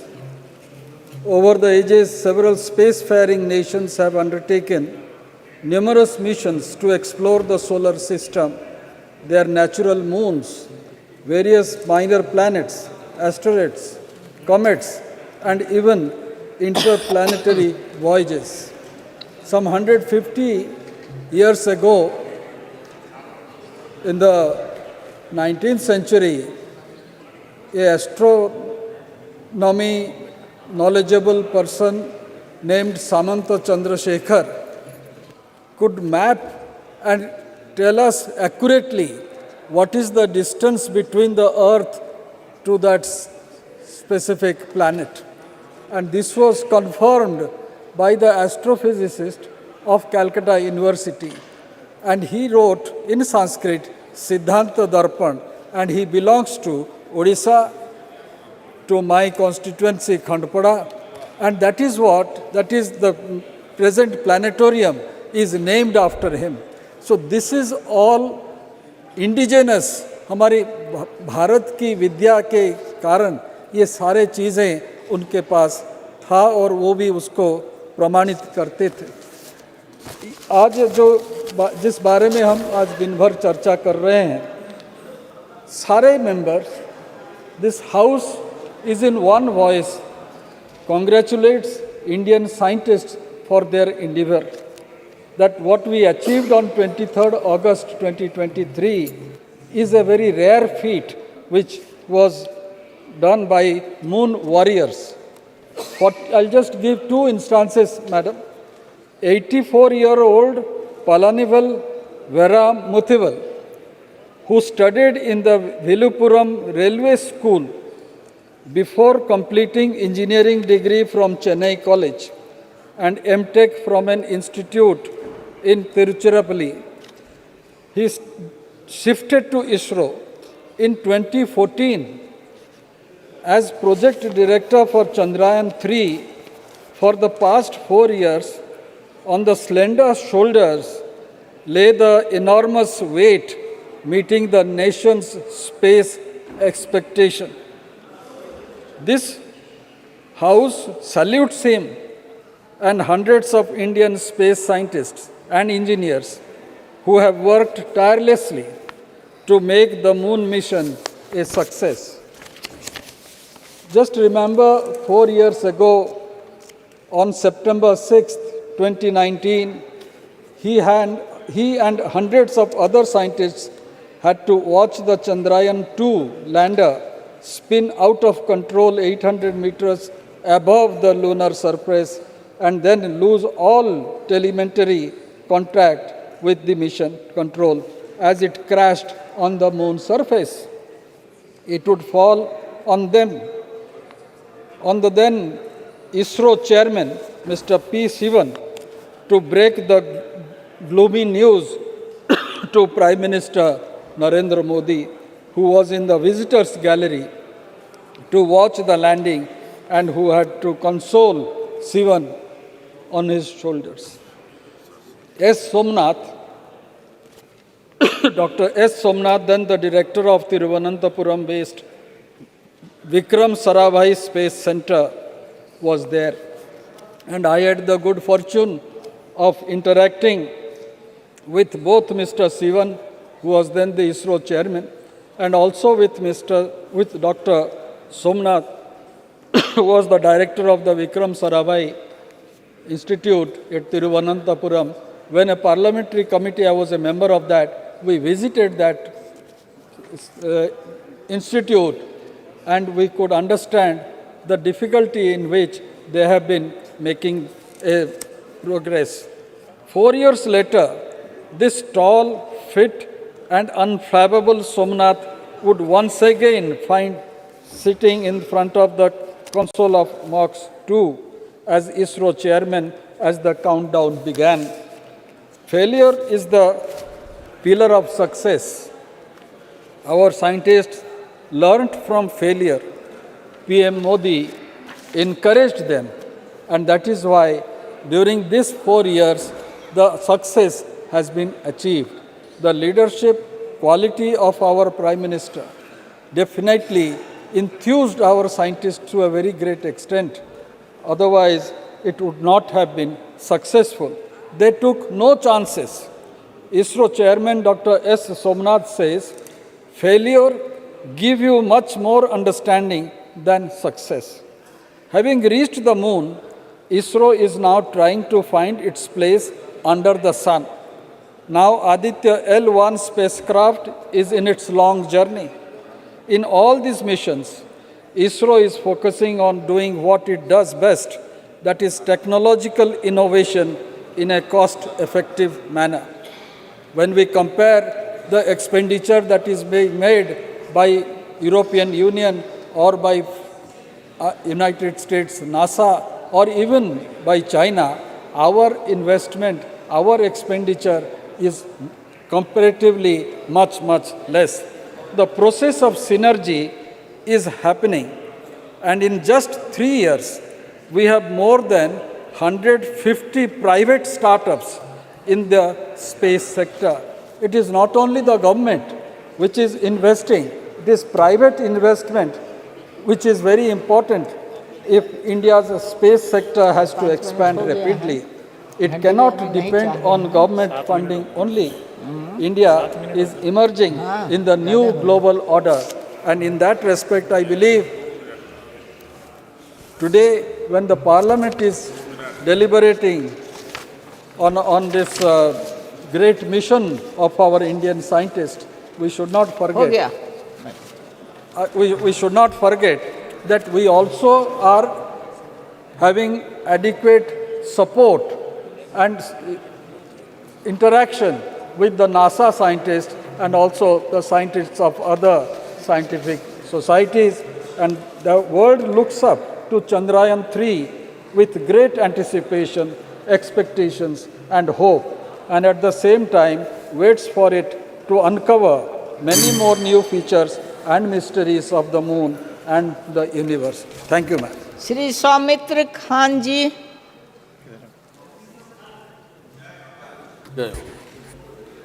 Thank you, sir. Thank you, madam. Give me opportunity for speaking the ISRO and Chandra Vision. मैं पहले मेरे प्रधानमंत्री जी को धन्यवाद देंगे जो उसी का समय में ये समय जो समय है सही समय है, और उसके साथ पूरे इसरो का जो साइंटिस्ट है सबको धन्यवाद, क्योंकि एक जब जन्म के बाद हमारा बंगाल में कहावत है आय चांदा मामा टीप दिए जा, तो आज जो बचपन में सुना था वो आज हमारा भारत चांदा मामा का जाके चंद्रा विजन हो गए, सक्सेसफुल हो गया। आज हमारा जो सपना था, हमारा जो इच्छा था, आज पूर्ण हुआ।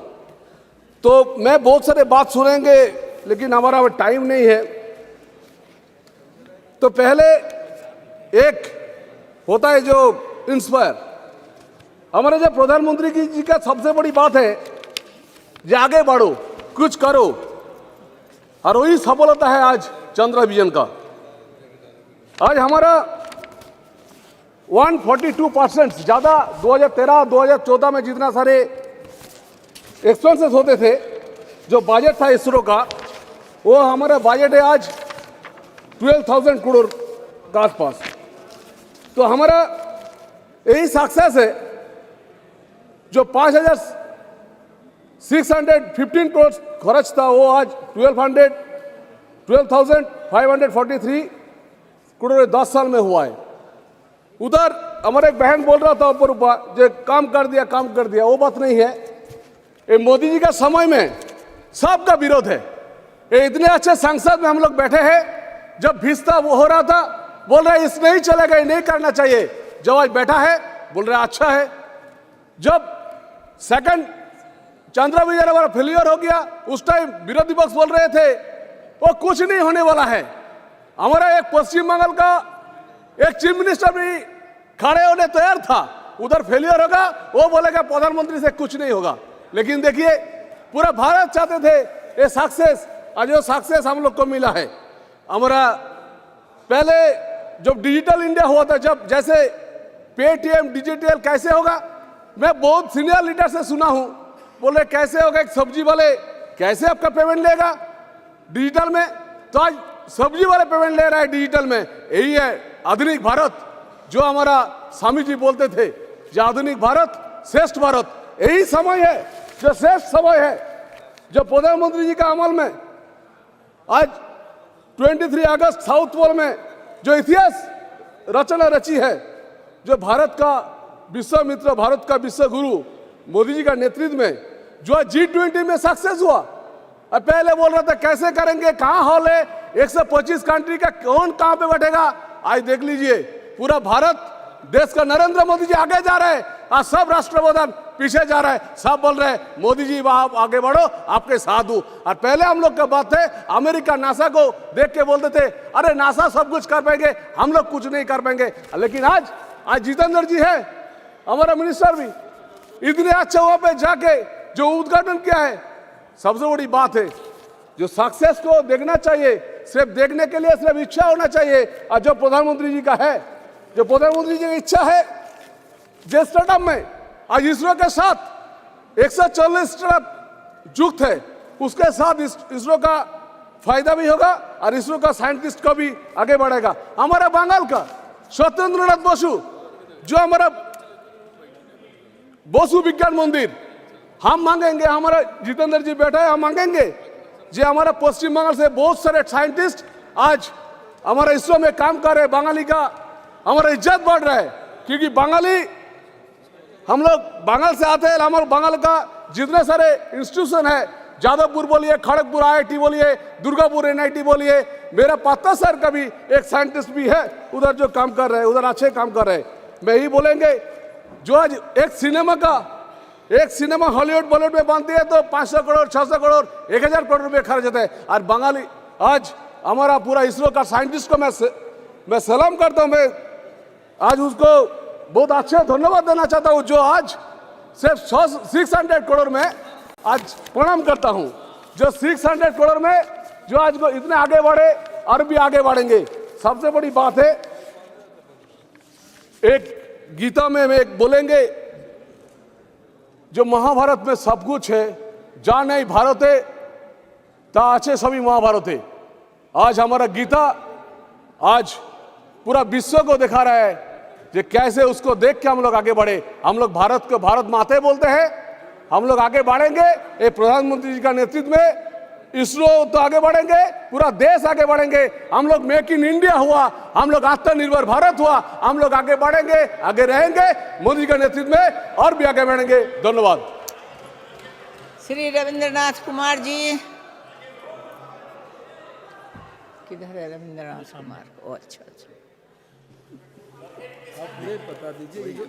Chairperson, Madam. Madam, at this historical era, when our nation has completed the 75th year of its independence, our nation have made several successful landings under our honorable leader, Prime Minister, Sri Narendra Modi ji. Madam, we have successfully landed into the magnificent new Parliament building, which will be privy to several landmarks decisions in its journey. And the successful presidency of G20 under our Honorable Prime Minister ensured the successful landing of the several most powerful world nations into our country. The G20 New Delhi Summit evidenced our nation's collective power and showcased our diversity and prosperity to the rest of the world.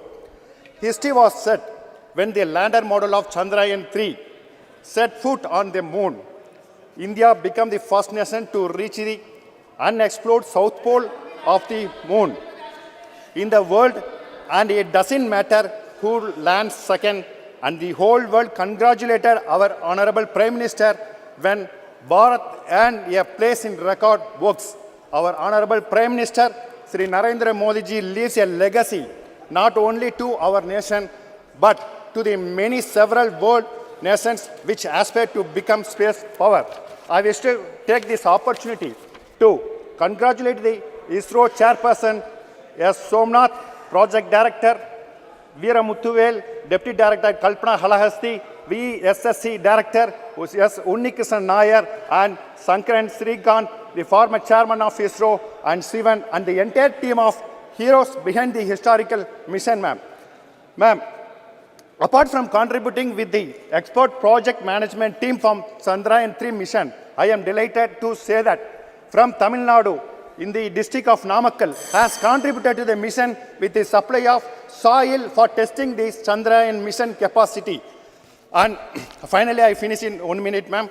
I am equally proud that Tamil Nadu is home to many top scientists of the world, notably Sir C.V. Raman, astrophysicist Radhakrishnan, S. Chandrasekhar, who later on called as mathematician Sri Srinivasa Ramanujan, and notably our former president Bharat Ratna APJ Abdul Kalam, who was also the project director of India's first SLV rocket. And finally, I conclude with the vision, our vision of our Honorable Prime Minister shall help in expanding our space sector, further contributing to the overall progress of the country. I hope that our country will leave an even more prominent mark on the history of space travel and India's human space missions in the coming years. Ma'am, after achieving its target at present, the Chandrayaan lander is in sleeping mode. I wish this week, anytime again, it will come to wake-up mode. With this, I conclude, ma'am. Thank you. माननीय सदस्यगण, अभी मेरे पास वक्ताओं की लंबी सूची है। यदि सभा की सहमति हो तो सभा की कार्रवाई 8 बजे तक बढ़ा दी जाए।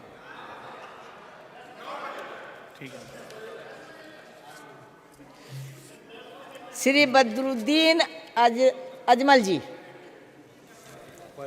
मैडम, मैं आपका बहुत बहुत आभारी हूँ कि आपने इस बिल के ऊपर मुझे बोलने का मौका दिया। मैं सबसे पहले इस मुल्क के वज़ीर आज़म श्री नरेंद्र भाई मोदी जी को मुबारकबाद देना चाहता हूँ। इसरो के तमाम उन साइंटिस्टों को और छोटे छोटे वर्करों को जिन लोगों ने इस मामले में इतने सालों से मेहनत की और रिसर्च करके इस मौके पे हमको पहुंचाया कि हम लोग चंद्रयान 3 के ऊपर पहुंच पाए। ये हमारे मुल्क के लिए बहुत बड़े सौभाग्य की बात है। इसको नेहरू जी ने शुरू किया, इंदिरा गांधी जी ने आगे बढ़ाया, राजीव जी ने आगे बढ़ाया और हमारे प्रधानमंत्री जी नरेंद्र मोदी जी ने अब इसको पूरा किया। मैं उसको दिल की गहराई से उनको मैं मुबारकबाद देना चाहता हूँ। अगर उन जैसे प्रधानमंत्री नहीं होते तो शायद यहाँ तक लोगों को, साइंटिस्टों को इसका मौका नहीं मिलता।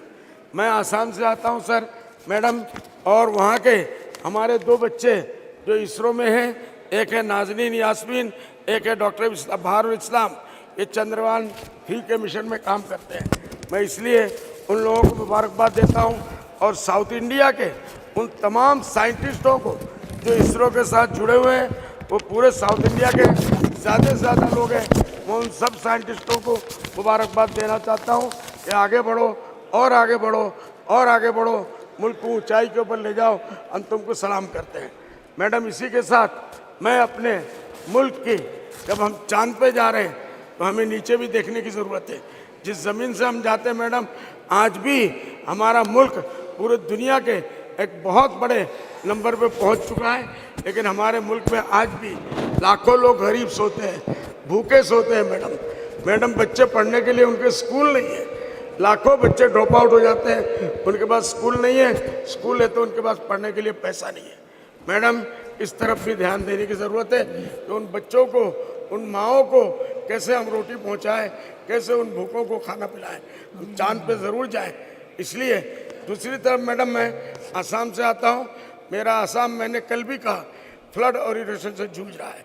मेरा क्षेत्र धुबड़ी, वहाँ फकीरगंज है मैडम, और बोरपेटा है, वहाँ पूरा इलाका का इलाका टूट रहा है। लाखों बीघे ज़मीनें चली जा रही है, हज़ारों लोगों के घर बह जा रहे हैं, बच्चे बेघर हो रहे हैं, उनके रहने की कोई जगह नहीं है।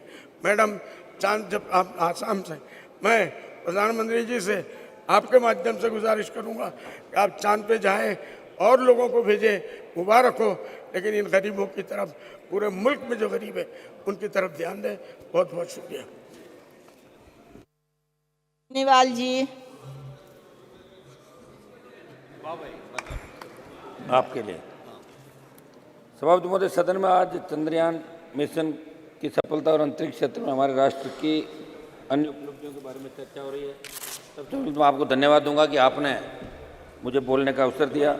चंद्रयान 3 ने चंद्रमा के दक्षिण ध्रुव पर कदम रखकर न सिर्फ एक नया इतिहास रचा, बल्कि ऐसी जगह पर उतरने में भी सफल रहा जहाँ अब तक दुनिया का कोई भी देश नहीं पहुँच सका। हम बच्चे थे जब पढ़ते थे, इतिहास पढ़ते थे, अमेरिका चांद पे जा रहा है, रूस जा रहा है, तैयारी कर रहा है, लेकिन हमने चांद की उस जगह पे कदम रखा। और उस दिन जब चंद्रयान चांद की सतह पे उतर रहा था, और वो पल जो 1 घंटा लास्ट का था, 1 घंटे से फिर 30 मिनट, 29, 28, 27, 1 मिनट 1 सेकेंड, इतना जबरदस्त उत्साह देश के हर बच्चे के अंदर, 4 साल से लेके 3 साल से लेके बच्चे, बूढ़े, महिलाएं, किसान, जवान सब टेलीविजन के सामने थे, कोई फ़ोन लेके बैठा हुआ था और उस इतनी उत्सुकता से देख रहा था कि भारत आज विश्व का पहला देश बना।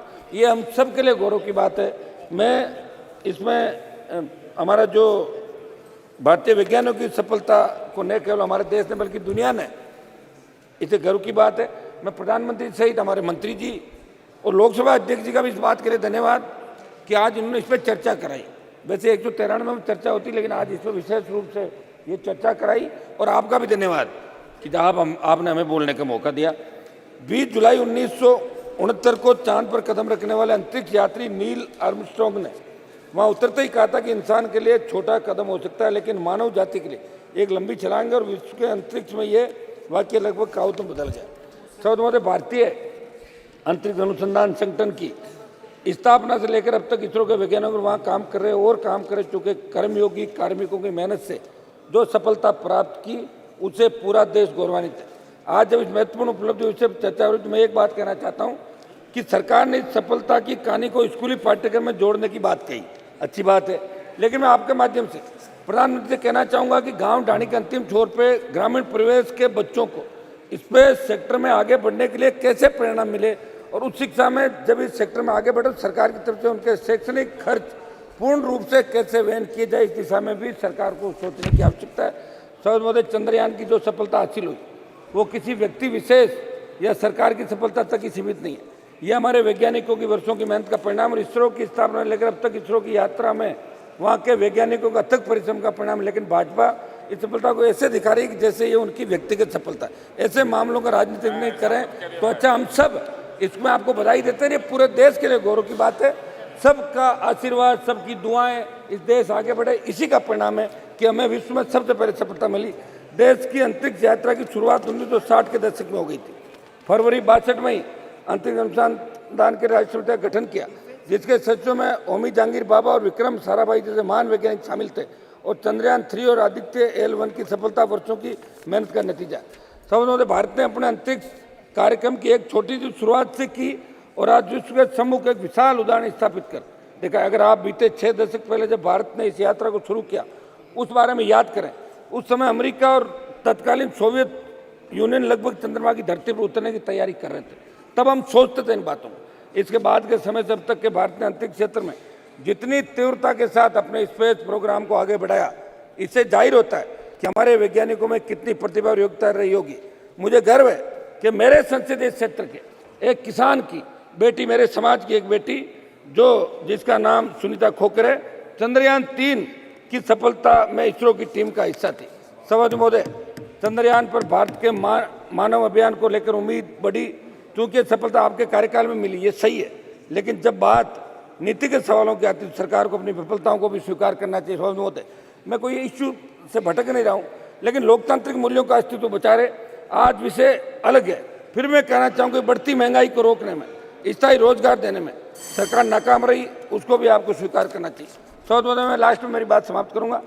आपके माध्यम से प्रधानमंत्री जी को कहना चाहूँगा कि वैज्ञानिकों के उत्साह और उनकी मेहनत से जो सफलता हमारे देश को मिली, उस सफलता में वैज्ञानिकों का उत्साह शामिल था, परंतु राष्ट्र की सुरक्षा से जुड़े मामले में आपकी सरकार ने देश की सेना और युवाओं को सेना में अग्निपथ नामक संविदा भर्ती की योजना को लाकर जो किया है, मेरा सदन के माध्यम से सरकार से अनुरोध है कि ऐसी योजना को वापस लिया जाए ताकि सेना का उत्साह बरकरार रहे। एक सभापति महोदय, मैं चाहता हूं कि बेरोजगारी पे चर्चा हो सदन के अंदर, पूरे देश का नौजवान जिन्होंने आपको सत्ता के शिखर पे बिठाया। दूसरा, एक चर्चा महिलाओं, जो महिला अपराध बढ़ रहे हैं देश के अंदर, महिला आरक्षण आप ले आए, उसका हमने सबने धन्यवाद आपको दिया था। जैसा भी आप लाए, अच्छी बात है, कम से कम शुरुआत तो करी। आगे ये भी बैठे थे कई साल, ये भी नहीं ला पाए, आप लाए। लेकिन महिला अत्याचार जो देश के अंदर बढ़ रहे हैं, इसकी चर्चा भी सदन के अंदर पूरे दिन होनी चाहिए, ये हमारी मांग है। और आपने मुझे मौका दिया, मैं पुनः इसके हमारी भारत जो आगे बढ़ा है इसको बहुत बहुत बधाई। और हम सब मिलजुल के चाहते हैं कि देश और दुनिया के अंदर राजनीति से तो ऊपर उठकर हम देश के विकास की सोचें। धन्यवाद बेटा। धन्यवाद सभापति महोदय, आपने मुझे इस चंद्रयान 3 के यश गाथा में चर्चा में सहभागी लेने के लिए हम परमिशन दी। मैं खुद को भाग्यशाली समझता हूं कि एक first time member of parliament होने के नाते इस नवनिर्मित भव्य संसद में मुझे आपने बोलने का अवसर दिया, और वो इस विषय पे जिस विषय से इस देश का नाम पूरे विश्व में रोशन हुआ है। आज के ये चंद्रयान-3 के चर्चा में हम हमारे देश के पूर्व प्रधानमंत्री माननीय श्री अटल बिहारी वाजपेयी जी का याद करते हैं, जिन्होंने 2003 में चंद्रयान की घोषणा की थी, और उनके विश्वास और संकल्पों को नमन करते हुए मैं कुछ पंक्तियों से उनको श्रद्धांजलि अर्पण करना चाहूँगा। वाकिफ़ कहाँ ज़माना हमारे उड़ान से, वो और थे जो हार गए आसमान से, रखकर चांद पर कदम आज हमने इतिहास बना दिया, जिनको शक था हमारी काबिलियत पर आज उन सबको गवाह बना दिया। सभापति महोदय, आदरणीय प्रधानमंत्री जी नरेंद्र मोदी जी के नेतृत्व में चंद्रयान-3 का यह यश हमारे जय जवान जय किसान, जय विज्ञान जय अनुसंधान का जीता जागता उदाहरण है। चंद्रयान-3 का यह यश सिर्फ विज्ञान का प्रतीक नहीं, लेकिन यह नारी शक्ति का भी प्रतीक है, जिसमें 100 महिलाओं ने साइंटिस्ट और इंजीनियर होकर इस चंद्रयान-3 की यश गाथा में अपना सहभाग लिया। और आदरणीय मोदी जी के नेतृत्व में कल पारित किया गया नारी शक्ति वंदन अधिनियम इन्हीं महिलाओं को भारत के विज्ञान की आवाज़ इन संसद में उठाने के लिए प्रेरित करेगी। और अब वो दिन दूर नहीं कि कुछ सालों में इस देश का स्पेस मिनिस्टर एक इसरो की महिला अपने विज्ञान के माध्यम से इस देश को अवगत करेगी। माननीय सभापति महोदय, बचपन में स्कूल में हमें चांद से लेके 2 ही सवाल पूछे जाते थे, first man on moon and first country on moon. उसके जवाब हमें याद हो गए थे, नील आर्मस्ट्रांग और रशिया। लेकिन आज आदरणीय प्रधानमंत्री नरेंद्र मोदी के नेतृत्व में जब देश के बच्चे को पूछा जाएगा कि which country landed on the south pole of the moon first, वो देश का बच्चा गर्व से बोलेगा भारत। यह आदरणीय प्रधानमंत्री नरेंद्र मोदी के नेतृत्व में हम कर पाए हैं। सभापति महोदय, मैं महाराष्ट्र से सांसद हूँ और महाराष्ट्र का योगदान इस चंद्रयान-3 अभियान में बहुत बड़ा है।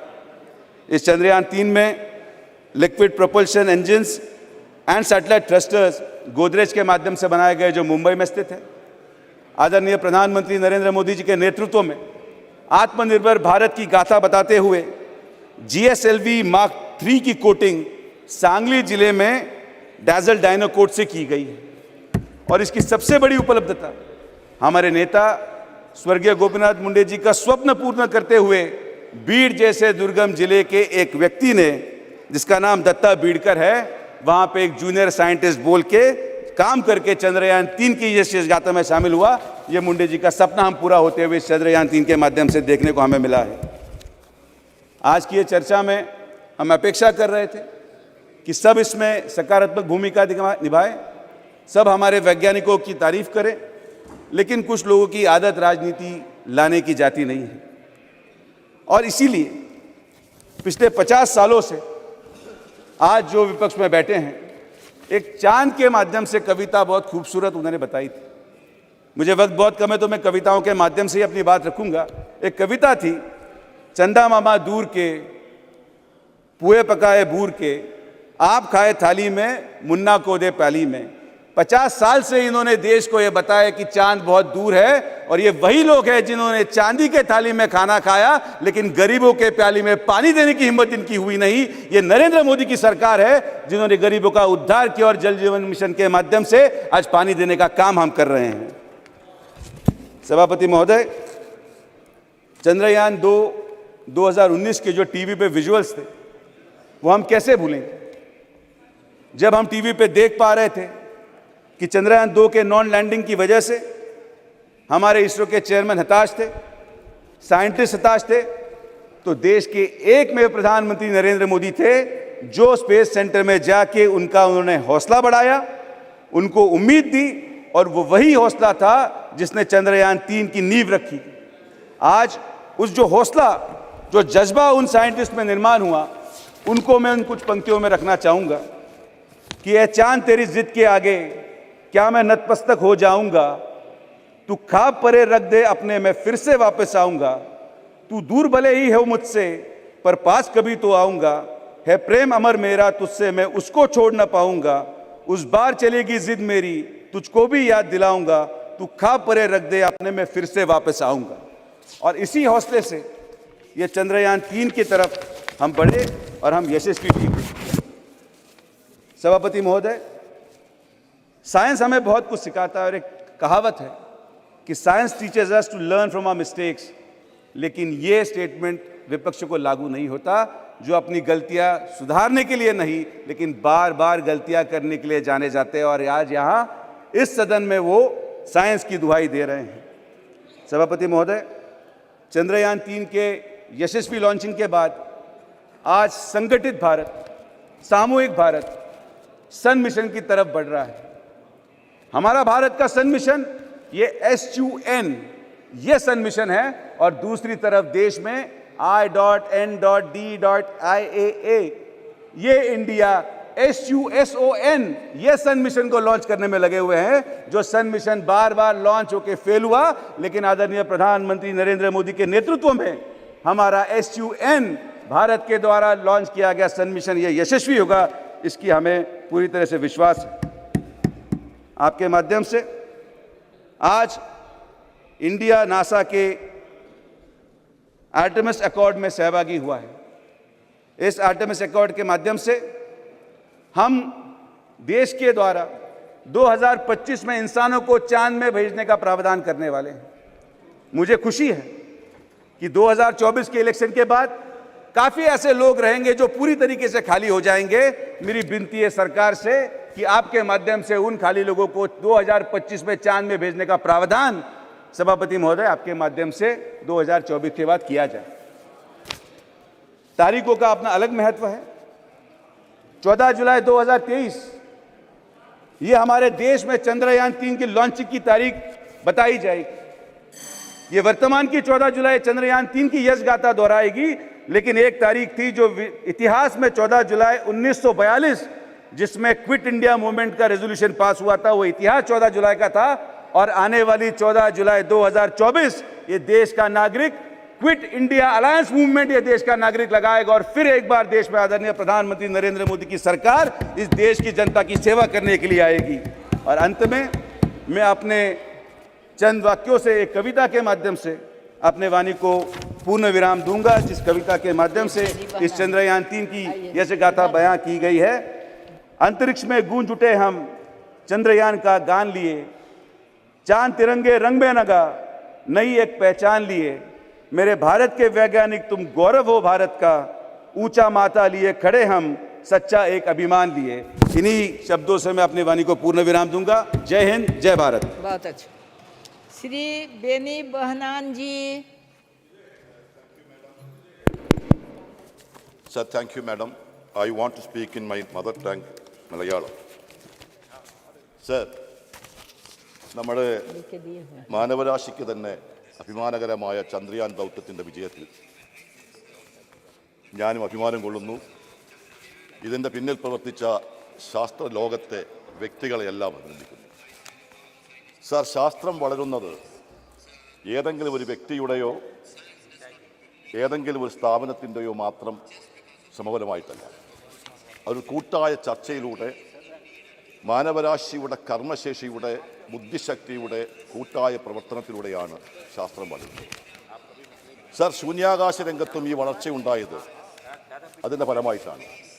959 റഷ്യയുടെ ആദ്യത്തെ ശൂന്യാകാശ വാഹനം ലൂണ 3 ചന്ദ്രതലത്തിൽ ഇടിച്ചിറങ്ങിയതുകൂടിയാണ് മനുഷ്യൻ്റെ ചന്ദ്രസ്വപ്നത്തിൻ്റെ തുടക്കം കുറിച്ചത്. 1966 റഷ്യയുടെ ലൂണ 6 ചന്ദ്രതലത്തിൽ ഇറങ്ങി. 1969 അമേരിക്ക മനുഷ്യ ചന്ദ്രനിറക്കി. സർ, ഇന്ത്യയും സ്വാതന്ത്ര്യത്തിന് മുമ്പ് തന്നെ ശാസ്ത്ര സാങ്കേതിക വളർച്ചയുടെ തുടക്കം കുറിച്ചിട്ടുണ്ട്. 1939 ഇന്ത്യൻ നാഷണൽ കോൺഗ്രസ് ഒരു പ്ലാനിംഗ് കമ്മിറ്റി രൂപം നൽകി. ആ പ്ലാനിംഗ് കമ്മിറ്റി രൂപം നൽകിക്കൊണ്ട് നമ്മുടെ ദേശീയ നേതാക്കന്മാർ invited leading scientist in the formulation of plan for scientist technological and economic development of the country. Sir, 1947 scientific and ടെക്നോളജിയുടെ വളർച്ചയ്ക്ക് വേണ്ടി ഒരു നാഷണൽ ഫിസ്ക്കൽ ലബോറട്ടറിക്ക് തുടക്കം കുറിച്ചു. സർ, 1958 നെഹ്റു പാർലമെന്റിൽ ഒരു സയന്റിഫിക് പോളിസി റെസൊല്യൂഷൻ അവതരിപ്പിച്ചു. ആ പോളിസി റെസൊല്യൂഷനിൽ നിന്നാണ് നമ്മുടെ ശാസ്ത്ര സാങ്കേതിക രംഗത്തുണ്ടായ വളർച്ചയുടെ തുടക്കം കുറിച്ചത്. സർ, ലോകരാഷ്ട്രങ്ങൾ ശൂന്യാകാശത്തേക്ക് കടക്കുമ്പോൾ തന്നെ 1963 ഇന്ത്യ അതിന് തുടക്കം കുറിച്ചു. നമ്മുടെ ആദ്യത്തെ റോക്കറ്റ് തുമ്പയിൽ നിന്നും ആദ്യത്തെ റോക്കറ്റ് വിക്ഷേപിച്ചു. അതന്ന് കാലാവസ്ഥ നിരീക്ഷണത്തിന് വേണ്ടിയായിരുന്നു. സർ, ഇന്ത്യയുടെ ശാസ്ത്ര പുരോഗതിക്ക് ഒരു മാനുഷിക മുഖമുണ്ടായിരുന്നു. നമ്മൾ മാനവരാശിയുടെ പുരോഗതിക്ക് വേണ്ടി ശാസ്ത്ര പുരോഗതിയെ ഉപയോഗിക്കണമെന്ന് ആഗ്രഹിച്ചു. കൃഷി, കാലാവസ്ഥ, ആരോഗ്യം, ഡിസാസ്റ്റർ മാനേജ്മെന്റ് തുടങ്ങി ശ്രമിച്ചു. നെഹ്റുവിനൊരു കാഴ്ചപ്പാടുണ്ടായിരുന്നു. Nehru emphasized that science was the key to addressing issues like hunger, poverty, illiteracy and wastage of resources. Sir, 1959 Khrushchev അയച്ച ആദ്യമായും ശൂന്യാകാശ ദൗത്യം പൂർത്തീകരിച്ചപ്പോൾ ക്രൂഷ്ചേവിനെ അഭിനന്ദിച്ചുകൊണ്ട് മഹാനായ പണ്ഡിറ്റ് ജവഹർലാൽ നെഹ്റു പറഞ്ഞത്, this achievement is the establishment of peace and good will on the earth എന്നാണ് പറഞ്ഞത്. Sir, നമ്മുടെ രാജ്യവും 1963 ശേഷം ആദ്യമായി ചന്ദ്രയാൻ ദൗത്യം നടത്തിയത് 1968 ബഹുമാന്യനായ ശ്രീ വാജ്പേയി ഇന്ത്യയുടെ പ്രധാനമന്ത്രിയായിരുന്ന സമയത്താണ് രൂപകൽപ്പന നൽകിയത്. വാജ്പേയിയാണ് നമുക്കറിയാം ചന്ദ്രയാൻ എന്ന പേര് നൽകിയത്. ആദ്യം പേര് സോമയാൻ എന്ന ഋഗ്വേദ പദത്തിലെ ശ്ലോകത്തിൽ നിന്നെടുത്തതാണെങ്കിൽ വാജ്പേയിയാണ് അതിന് ചന്ദ്രയാൻ ദൗത്യം എന്ന് പേര് നൽകിയത്. സർ, 2008 ചന്ദ്രയാൻ 1 ചന്ദ്രനിൽ കാലുകുത്തി എന്ന് മാത്രമല്ല, അന്നാണ് നമുക്കറിയാം നാസയുടെ ഉപഗ്രഹങ്ങളുടെ ഉൾക്കണ്ണുകൾക്ക് പോലും കണ്ടെത്താൻ കഴിയാത്ത ജലാശയം ചന്ദ്രനിൽ 1 കണ്ടെത്തിയത് നമ്മുടെ ദൗത്യത്തിനാണ്. ആ ദൗത്യം വിജയിച്ചത്. സർ, അന്ന് 2002 നവംബർ 14 അന്നത്തെ ചന്ദ്രയാൻ ദൗത്യത്തിലൂടെ മൂവ് ഇമ്പാക്ട് കോമ്പിലൂടെ ഇന്ത്യയുടെ ഒരു പതാക ചന്ദ്രന്റെ ഉപരിതലത്തിൽ ഇടുകയുണ്ടായി. ആ സ്ഥലത്തെയാണ് അന്ന് രാഷ്ട്രീയ നേതാക്കന്മാരല്ല, ഇന്ത്യയുടെ പ്രസിഡന്റായിരുന്ന ചന്ദ്രയാൻ ദൗത്യത്തിന് നേതൃത്വം കൊടുത്തിരുന്ന ഡോക്ടർ കലാം നെഹ്റു പ്ലേസ് എന്ന് പേരിട്ടത്. സാർ, പിന്നീട് വന്ന ഭരണ നേതാക്കന്മാർ നമുക്കറിയാം, വാജ്പേയി, അതുപോലെ തന്നെ PV നരസിംഹറാവു, ശ്രീ മൻമോഹൻ സിംഗ് തുടങ്ങിയ ഒട്ടേറെ ആളുകൾ നമ്മുടെ ശാസ്ത്ര സാങ്കേതിക വളർച്ചയ്ക്ക് വേണ്ടിയിട്ട് ഒട്ടേറെ സംഭാവന നൽകിയിട്ടുണ്ട്. ഇതൊരു തുടർച്ചയാണ്. ഞാൻ അവസാനിപ്പിക്കുന്നു. സാർ, 1970 കാലഘട്ടത്തിൽ ഞങ്ങൾ വിളിച്ച ഒരു മുദ്രാവാക്യമുണ്ട്. രാജസ്ഥാനിലെ മരുഭൂവിൽ ആറ്റം കതിരൊളി മിന്നുമ്പോൾ, അന്തരീക്ഷ വികായസിൽ ആര്യഭട്ടൻ പൊങ്ങുമ്പോൾ, ക്ഷീരപഥത്തിൽ മൂവർണ്ണക്കൊടി വാനിലുയർന്നു പറക്കുമ്പോൾ, ഗോളാന്തരങ്ങൾ ഇന്ത്യക്കാരുടെ കാലടിയേറ്റു ധരിക്കുമ്പോൾ ആരെ നമ്മൾ സ്മരിക്കണം, ആരെ നമ്മൾ സ്തുതിക്കണം? ജവഹർലാലിനെ, ഇന്ദിരയെ, ഇന്ത്യൻ നാഷണൽ കോൺഗ്രസിനെ എന്ന്. സർ, പിന്നീട് ഞാൻ സമ്മതിക്കുന്നു, ആ പട്ടികയിലേക്ക് നമുക്ക് ഒട്ടേറെ പേരുകൾ എഴുതി ചേർക്കാം. അവിടെ വാജ്പേയിയുടെ പേരുണ്ട്, അവിടെ മോഡിജിയുടെ പേരുണ്ട്, അവിടെ മൻമോഹൻ സിംഗിന്റെ പേരുണ്ട്. ഞങ്ങൾ അംഗീകരിക്കുന്നു. സാർ, ഒരു കാര്യം ഞാൻ സൂചിപ്പിക്കുന്നു. നമുക്കറിയാം, നമ്മൾ ചന്ദ്രയാൻ ദൗത്യത്തിന് വേണ്ടി ചർച്ച നടക്കുമ്പോൾ ശാസ്ത്രലോകം ചന്ദ്രന്റെ ഉപരിതലത്തിൽ ഉറക്കുകയാണ്. ഉറങ്ങുന്ന ചന്ദ്രയാനെ ഉണർത്താനുള്ള കഴിവ് ഇന്ത്യയുടെ ശാസ്ത്ര ലോകത്തിനുണ്ട്. പക്ഷേ ചരിത്രത്തിന് മുന്നിൽ ഇന്നും ഉറക്കം നടിക്കുന്ന ചില വ്യക്തികളെ ഉയർത്താൻ ശാസ്ത്ര ലോകത്തിന് കഴിയുന്നില്ല. ഞാൻ ആശംസിക്കുന്നു, ചരിത്രത്തിൻ്റെ മുന്നിൽ ഇന്നും കണ്ണടച്ചുറക്കം നടിക്കുന്ന വ്യക്തികളെ ഉണർത്താൻ നമ്മുടെ ശാസ്ത്ര ലോകത്തിന് കഴിയട്ടെ. ഇതിൻ്റെ പിന്നിൽ പ്രവർത്തിച്ച മുഴുവൻ ആളുകളെയും ഞാൻ അഭിനന്ദിക്കുന്നു. ഇന്ത്യയുടെ കുതിപ്പ് മുന്നോട്ട് കൊണ്ടുപോകാൻ കഴിയട്ടെ എന്ന് ആശംസിക്കുന്നു. ഞാൻ അവസാനിപ്പിക്കുന്നു. നന്ദി.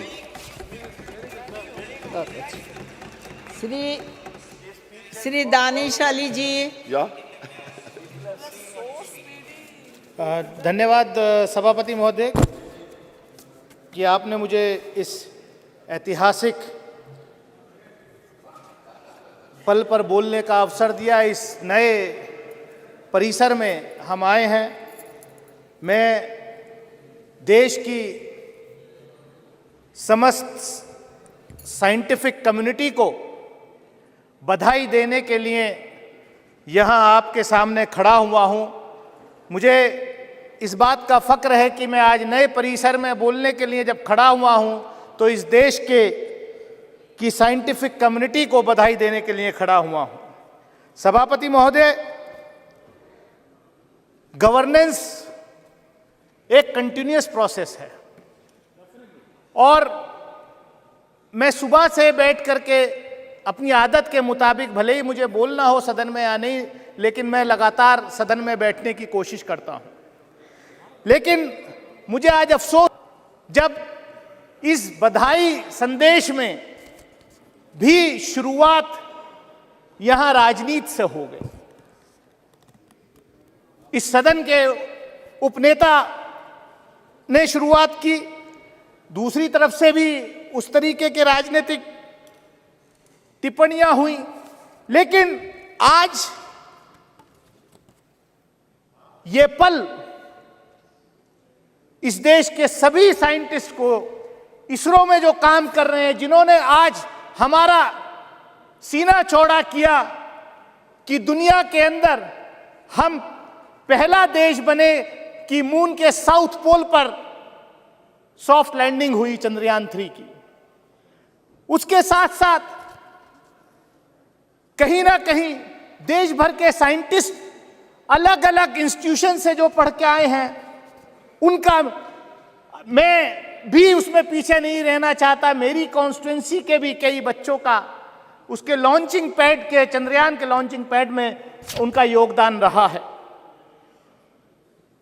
सभापति महोदय, इस सदन ने कल विमेंस रिजर्वेशन बिल भी पास किया और चंद्रयान 3 के सफल लैंडिंग में महिलाओं का बहुत बड़ा योगदान, फीमेल साइंटिस्ट का बहुत बड़ा योगदान रहा है। मैं पढ़ रहा था कि किस तरीके से तमिलनाडु की एक बहन फातिमा शाहजी, जो इस प्रोजेक्ट में जिसका बहुत बड़ा योगदान है, कितने गरीब परिवार से आती थी, और ये इसलिए संभव हुआ कि हमारे देश के पहले प्रधानमंत्री से लेकर के मौजूदा प्रधानमंत्री तक कंटिन्यूअस इस क्षेत्र में इसरो को बढ़ावा देने में जो है कहीं पीछे नहीं रहे। पंडित जवाहरलाल नेहरू इस देश के पहले प्रधानमंत्री, उनके साथ जो शिक्षा मंत्री मौलाना अबुल कलाम आजाद थे, उनके जमाने में उन्होंने जो IIT वगैरह जो बड़े इंस्टीट्यूशंस खोले, उसका आज नतीजा हम ये देख रहे हैं। लेकिन यहां पर जो बात हो रही थी कि ये सिर्फ इसी सरकार में संभव हुआ है, मैं बधाई देना चाहता हूं प्रधानमंत्री आदरणीय नरेंद्र मोदी जी को कि वो इतने लकी प्रधानमंत्री हैं कि पिछले प्रधानमंत्रियों के डाले हुए दाने, बोए हुए बीज की फसल काटने का मौका आज उनको मिल रहा है। यह अच्छी बात है, लेकिन यह भी सच्चाई है कि पिछले बजट में इसरो का 8% एलोकेशन बजट में कम हुआ है। यह किसी से छुपा नहीं है, यह किसी से छुपा नहीं है। और हमने देखा पिछले दिनों सभापति महोदय, इस सरकार में जिस तरीके के अपॉइंटमेंट्स हो रहे हैं, और मैं कंक्लूड कर रहा हूं, जिसमें कुछ ज्यादा है भी नहीं, मैं कंक्लूड कर रहा हूं। हमने देखा कि पिछले दिनों मंडी के IIT के एक डायरेक्टर का वीडियो वायरल हुआ कि ये जो हिमाचल प्रदेश में जो बाढ़ फ्लड आया है, यहाँ जो भूस्खलन हुआ है, ये इसलिए हुआ है।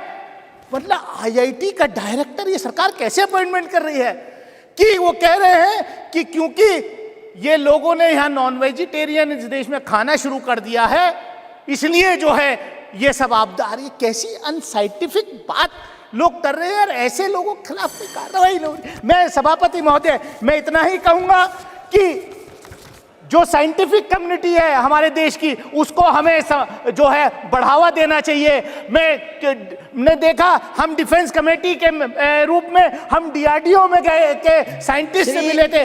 4 साल तक उनका प्रमोशन जो है वो रोका हो गया था। हमने सवाल किया, खैर अब वो प्रमोशन जो है हो रहा है। तो मैं इतना ही कहूंगा कि यहाँ पर मैं कंक्लूड कर रहा हूँ, पोखरण के टेस्ट की बात हुई। 1974 में न्यूक्लियर का टेस्ट हुआ, बाद में वाजपेयी जी के नेतृत्व में भी वो पोखरण 2 हुआ, लेकिन पोखरण 2 की तैयारी नरसिम्हा राव जी के जमाने में हो गई थी। मैं रिकॉर्ड पे कह सकता हूं कि देवेगौड़ा जी जब प्रधानमंत्री थे, फाइल आई थी उनके पास, लेकिन उनको एडवाइस किया गया, नहीं साहब हम करेंगे। श्री विनोद सोनकर, धन्यवाद सभापति महोदया, मैं अपने को सौभाग्यशाली मानता हूं कि इस नए संसद भवन में जो आने वाले युगों तक देश का राष्ट्र के निर्माण में अपना योगदान देगा और प्रथम विशेष सत्र में ही मुझको बोलने का अवसर आपने दिया है, मैं आपका बहुत बहुत धन्यवाद करता हूं। आज दिन है माननीय प्रधानमंत्री जी का धन्यवाद करने का कि उनके नेतृत्व में देश ने इतिहास रचा है। आज दिन है देश के वैज्ञानिकों का अभिनंदन करने का, जिनके नेतृत्व में, जिनकी अथक मेहनत और प्रयास के कारण आज हमारा सर पूरे दुनिया में ऊंचा किया है। आज अवसर है इसरो के सभी वैज्ञानिकों का अभिनंदन करने का, जिनके अथक प्रयास और मेहनत के बदौलत आज देश पूरे दुनिया में सम्मान से देखा जा रहा है। आज अवसर है डॉक्टर विक्रम भाई सारा को याद करने का, जिस सपना उन्होंने देखा था आज मोदी जी के नेतृत्व में सरकार ने इस काम को पूरा किया है।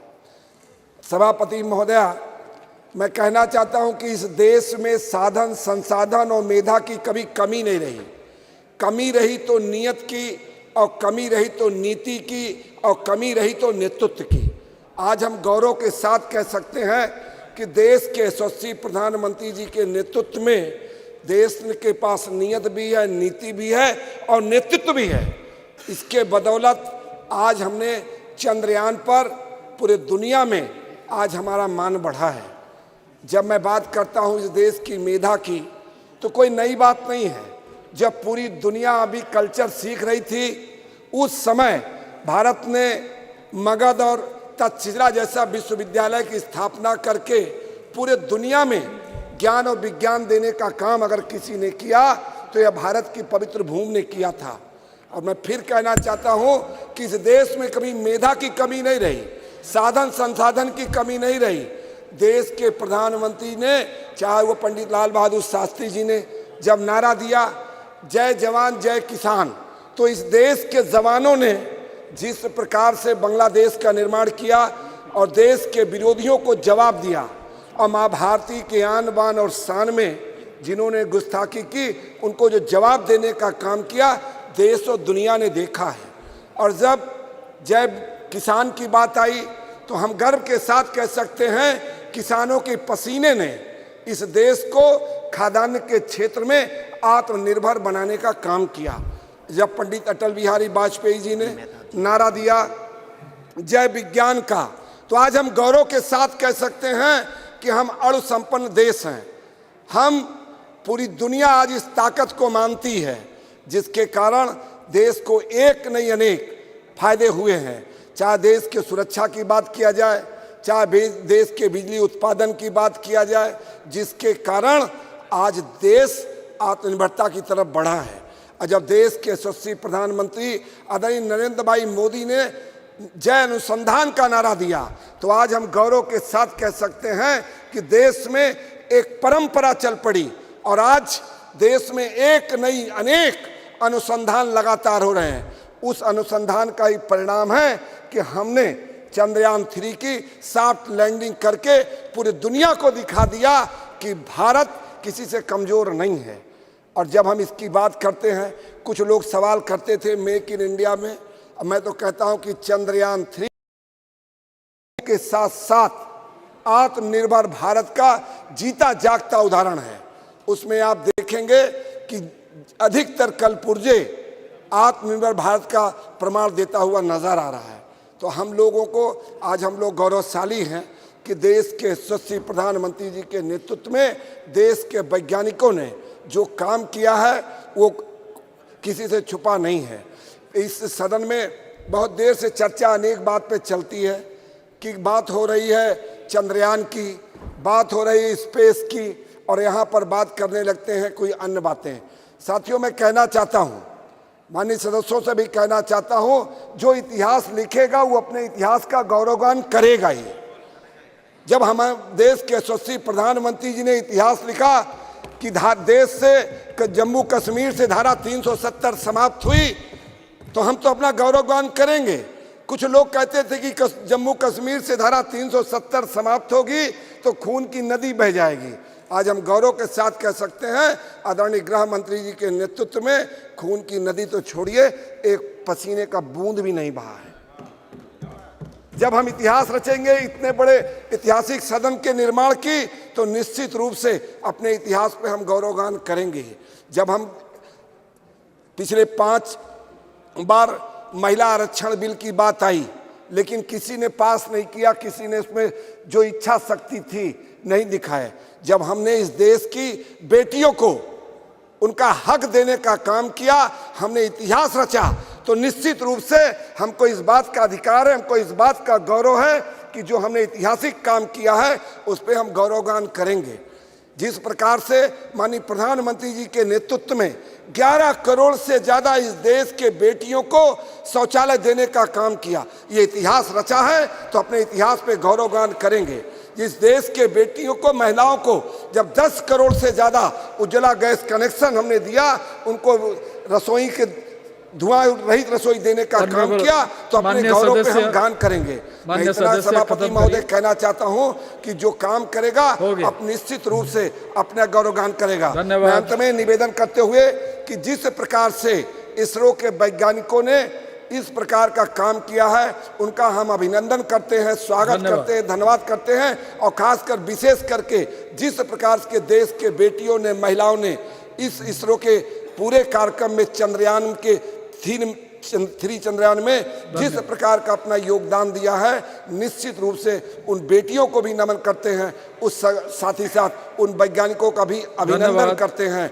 इसी के साथ अपनी बात पूरी करते हुए सभी का धन्यवाद। रवि कुमार।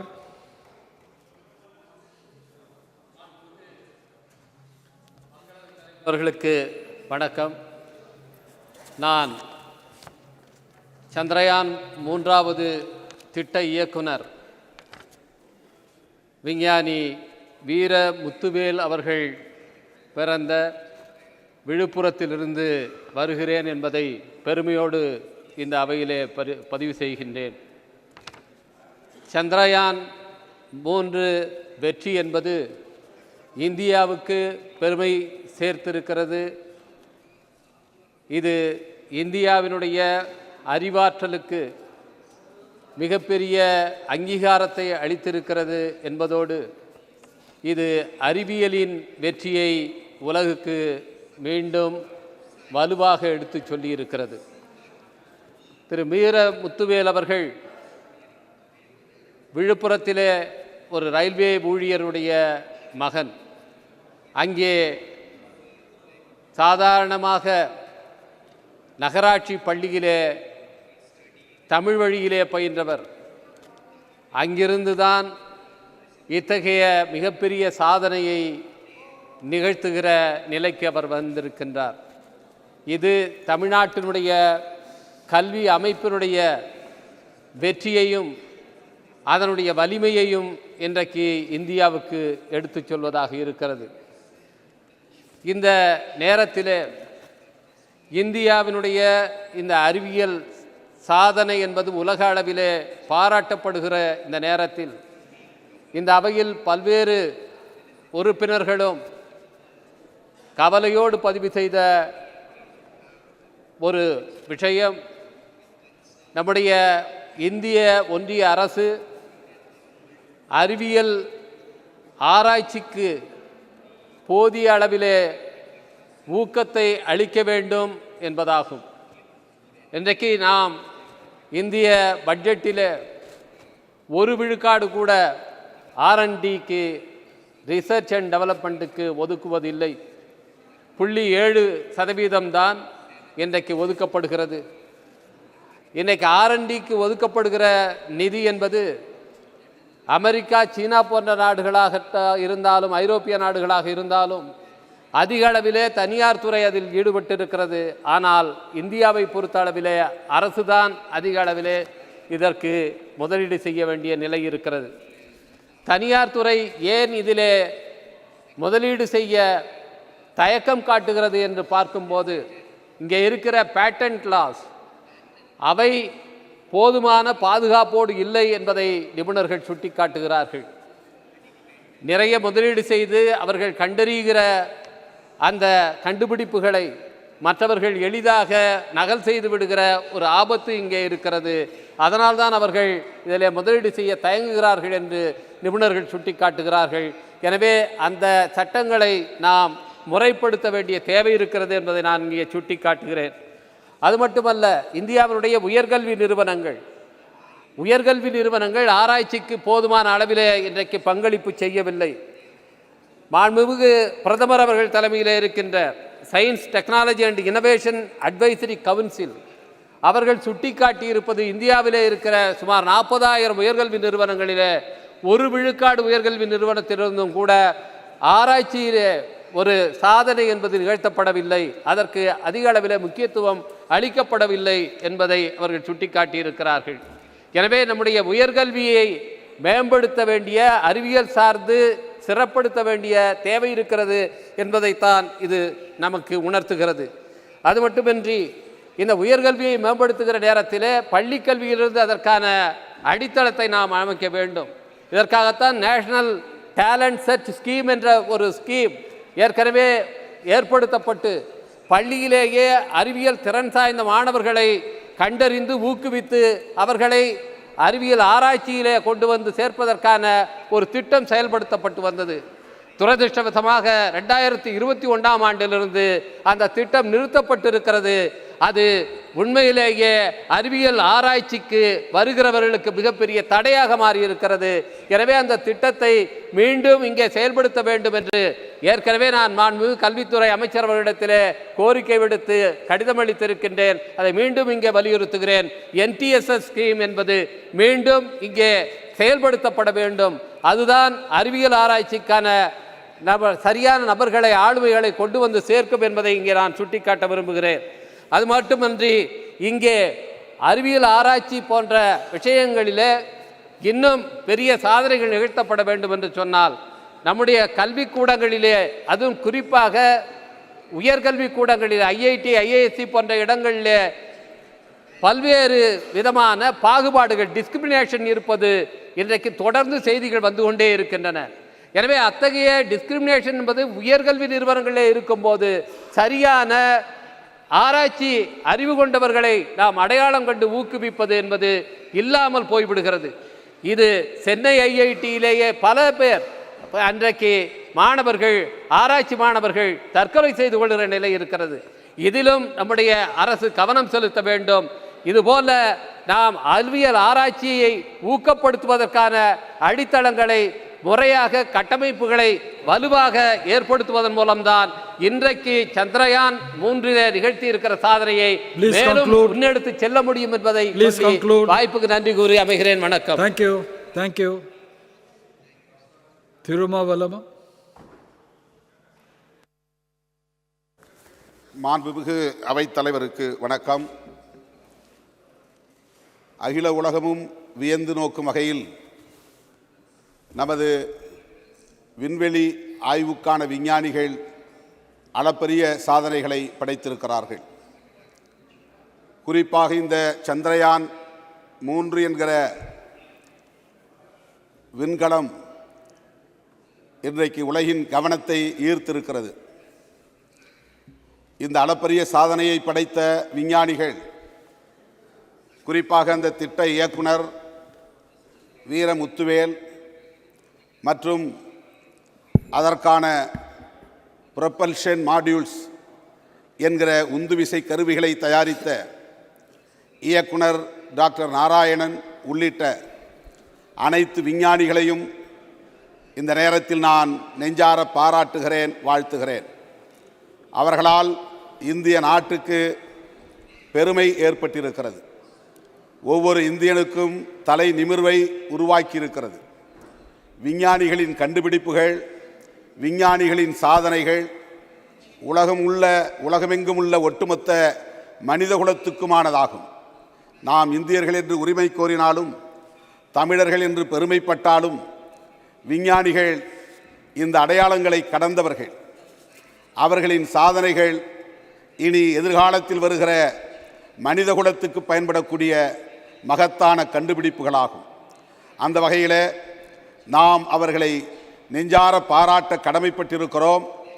குடியரசுத் தலைவர் கைகளால் அந்த விஞ்ஞானிகளுக்கு பாராட்டு சான்றிதழ்களை வழங்கி அவர்களை சிறப்பிக்க வேண்டும், அல்லது தேசிய அளவிலான விருதுகளை வழங்கி அவர்களை சிறப்பிக்க வேண்டும் என்று நான் இந்த நேரத்தில் வேண்டுகோள் விடுக்கிறேன். அவர்கள் 2 இயக்குநர்கள் மட்டுமின்றி அவர்களோடு இணைந்து பணியாற்றிய விஞ்ஞானிகள் ஏராளமானவர்கள் ஆண்களும் பெண்களுமாக இருக்கிறார்கள். இரவு பகல் பாராமல் கண் துஞ்சாமல் அரும்பாடுபட்டு இந்த அளப்பரிய சாதனையை படைத்திருக்கிற அவர்களை குடியரசுத் தலைவர் நேரடியாக அழைத்து வாழ்த்த வேண்டும், பாராட்ட வேண்டும் என்று இந்த நேரத்தில் நான் வலியுறுத்த விரும்புகிறேன். அவர்களுக்கு இன்னும் ஒட்டுமொத்த விஞ்ஞானிகளுக்கு இன்னும் ஊக்கமளிக்கக்கூடிய வகையிலே சம்பளத்தை உயர்த்த வேண்டும். அவர்களுக்கான கட்டமைப்பு வசதிகளை பெருக்கித்தர வேண்டும். விஞ்ஞான ஆராய்ச்சிகளுக்கு அது அனைத்து துறையை சார்ந்த விண்வெளி ஆய்வு மட்டுமல்ல, அனைத்து தளங்களை சார்ந்த ஆய்வுகளுக்கும் அரசு முக்கியத்துவம் கொடுக்க வேண்டும், கூடுதல் நிதி ஒதுக்கீடு செய்ய வேண்டும் என்று இந்த நேரத்தில் நான் வலியுறுத்த கடமைப்பட்டிருக்கிறேன். 60 ஆண்டுகளில் நாம் சாதித்திருக்கிற இந்த சாதனைகள் உலகை இன்றைக்கு நம் பக்கம் திரும்ப வைத்திருக்கிறது. மங்கள்யான் 1 மயில்சாமி அண்ணாதுரை சாதனை படைத்தார். மங்கள்யான் 2 வனிதா சாதனை படைத்தார். மங்கள்யான் 3 வீரமுத்துவேல் சாதனை படைத்திருக்கிறார்.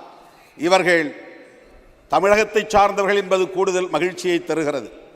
அதேபோல இப்போது ஆதித்யா L1 சூரியனை நெருங்கி நின்று சூரியனை ஆய்வு செய்யக்கூடிய ஒரு மகத்தான சாதனையை படைத்திருக்கிறார்கள்.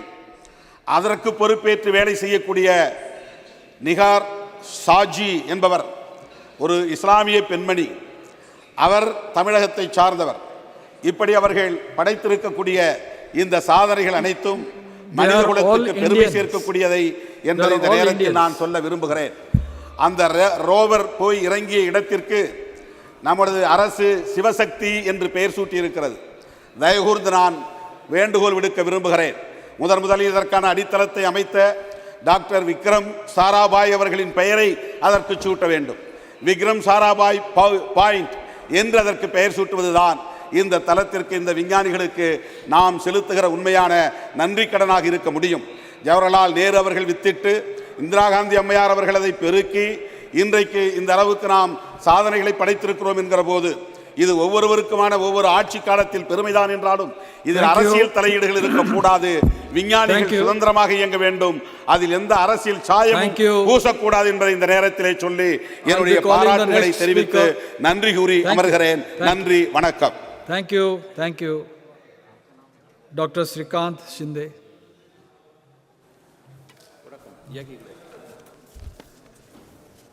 धन्यवाद अध्यक्ष जी कि आपने मुझे आज चंद्रयान 3 पर हो रही चर्चा पर मुझे अपने विचार प्रकट करने का अवसर दिया। आज हम अपने इसरो के वैज्ञानिक हो, कर्मचारी हो, हमारी सरकार हो, पूरा देश हो और उसी के साथ में हमारे यशस्वी प्रधानमंत्री नरेंद्र मोदी जी, सभी को मैं बधाई देता हूँ कि आज चंद्रयान 3 का जो है यशस्वी लैंडिंग हम कर पाए। चंद्रयान सिर्फ हमने भारत को चांद के साउथ पोल पर पहुंचाया इसीलिए महत्वपूर्ण नहीं है, इसके लिए भी महत्वपूर्ण है कि जहां पर पूरी दुनिया लूनार मिशंस के लिए हजारों करोड़ खर्चा कर रही है, वहाँ पर हमारे देश ने सिर्फ 615 करोड़ में चंद्रयान 3 जो है सफलतापूर्वक जो है आज चंद्र पर लैंड किया। मैं सबसे पहले अभिनंदन करता हूँ इसरो की पूरी टीम का, और सबसे महत्वपूर्ण बात है कि इस मिशन में महिला वैज्ञानिकों की भागीदारी थी, और इस नए सदन के लिए बहुत शुभ संकेत है कि कल ही हमने महिला आरक्षण बिल भी पारित यहाँ पर किया, और आज यहाँ पर जिस चंद्रयान में महिलाओं की ज़्यादा भागीदारी थी उस पर आज यहाँ पर हम चर्चा कर रहे हैं। मैं आज इस समय पर अटल बिहारी वाजपेयी जी को याद करना चाहूँगा कि जिन्होंने सही मायने में चंद्रयान 3 की नींव जो है 1999 में रखी, और इसका नाम सोमयान से चंद्रयान रखा गया। आज उनकी एक कविता भी यहाँ पर मुझे याद आती है, कदम मिलाकर चलना होगा। बाधाएं आती है आए, घिरे प्रलय की घोर घटाए, पाँव के नीचे अंगारे, सिर पर बरसे यदि ज्वालाए, निज हाथों में हंसते हंसते आग लगाकर जलना होगा, कदम मिलाकर चलना होगा। मुझे लगता है ये जो कविता है कि सभी लोगों को साथ में लेकर जो है हमें आगे जाना है, और आज वही बात जो है हमारे देश के यशस्वी प्रधानमंत्री नरेंद्र मोदी जी यहाँ पर कर रहे हैं कि सबको साथ में लेकर जो है सबका साथ, सबका विश्वास और सबका विकास जो है आज यहाँ पर कर रहे हैं। और सबका प्रयास, सभी के प्रयासों से तो आज चंद्रयान और सभी यहाँ पर आज हम लोग बैठे भी यहाँ पर इस नए सदन में, ये भी एक बड़ी उपलब्धि है। जब हमने वो 2019 का दृश्य देखा था तो मुझे याद है कि सभी वैज्ञानिक जो है वहाँ पर हताश हो गए थे। 2019 में चंद्रयान 2 जब भी सफल लैंडिंग नहीं कर पाया, तब हमारे प्रधानमंत्री जी ने सभी वैज्ञानिकों को सहारा दिया। विफलता सिर्फ लैंडिंग में थी, पर अब तक भी वो चल रहा है, वो अभी इमेजेस भेज रहा है। जागरूक होने वाला है थोड़ी दिन में, और फिर से मुझे लगता है कि रिसर्च करने के लिए शुरू हो जाएगा।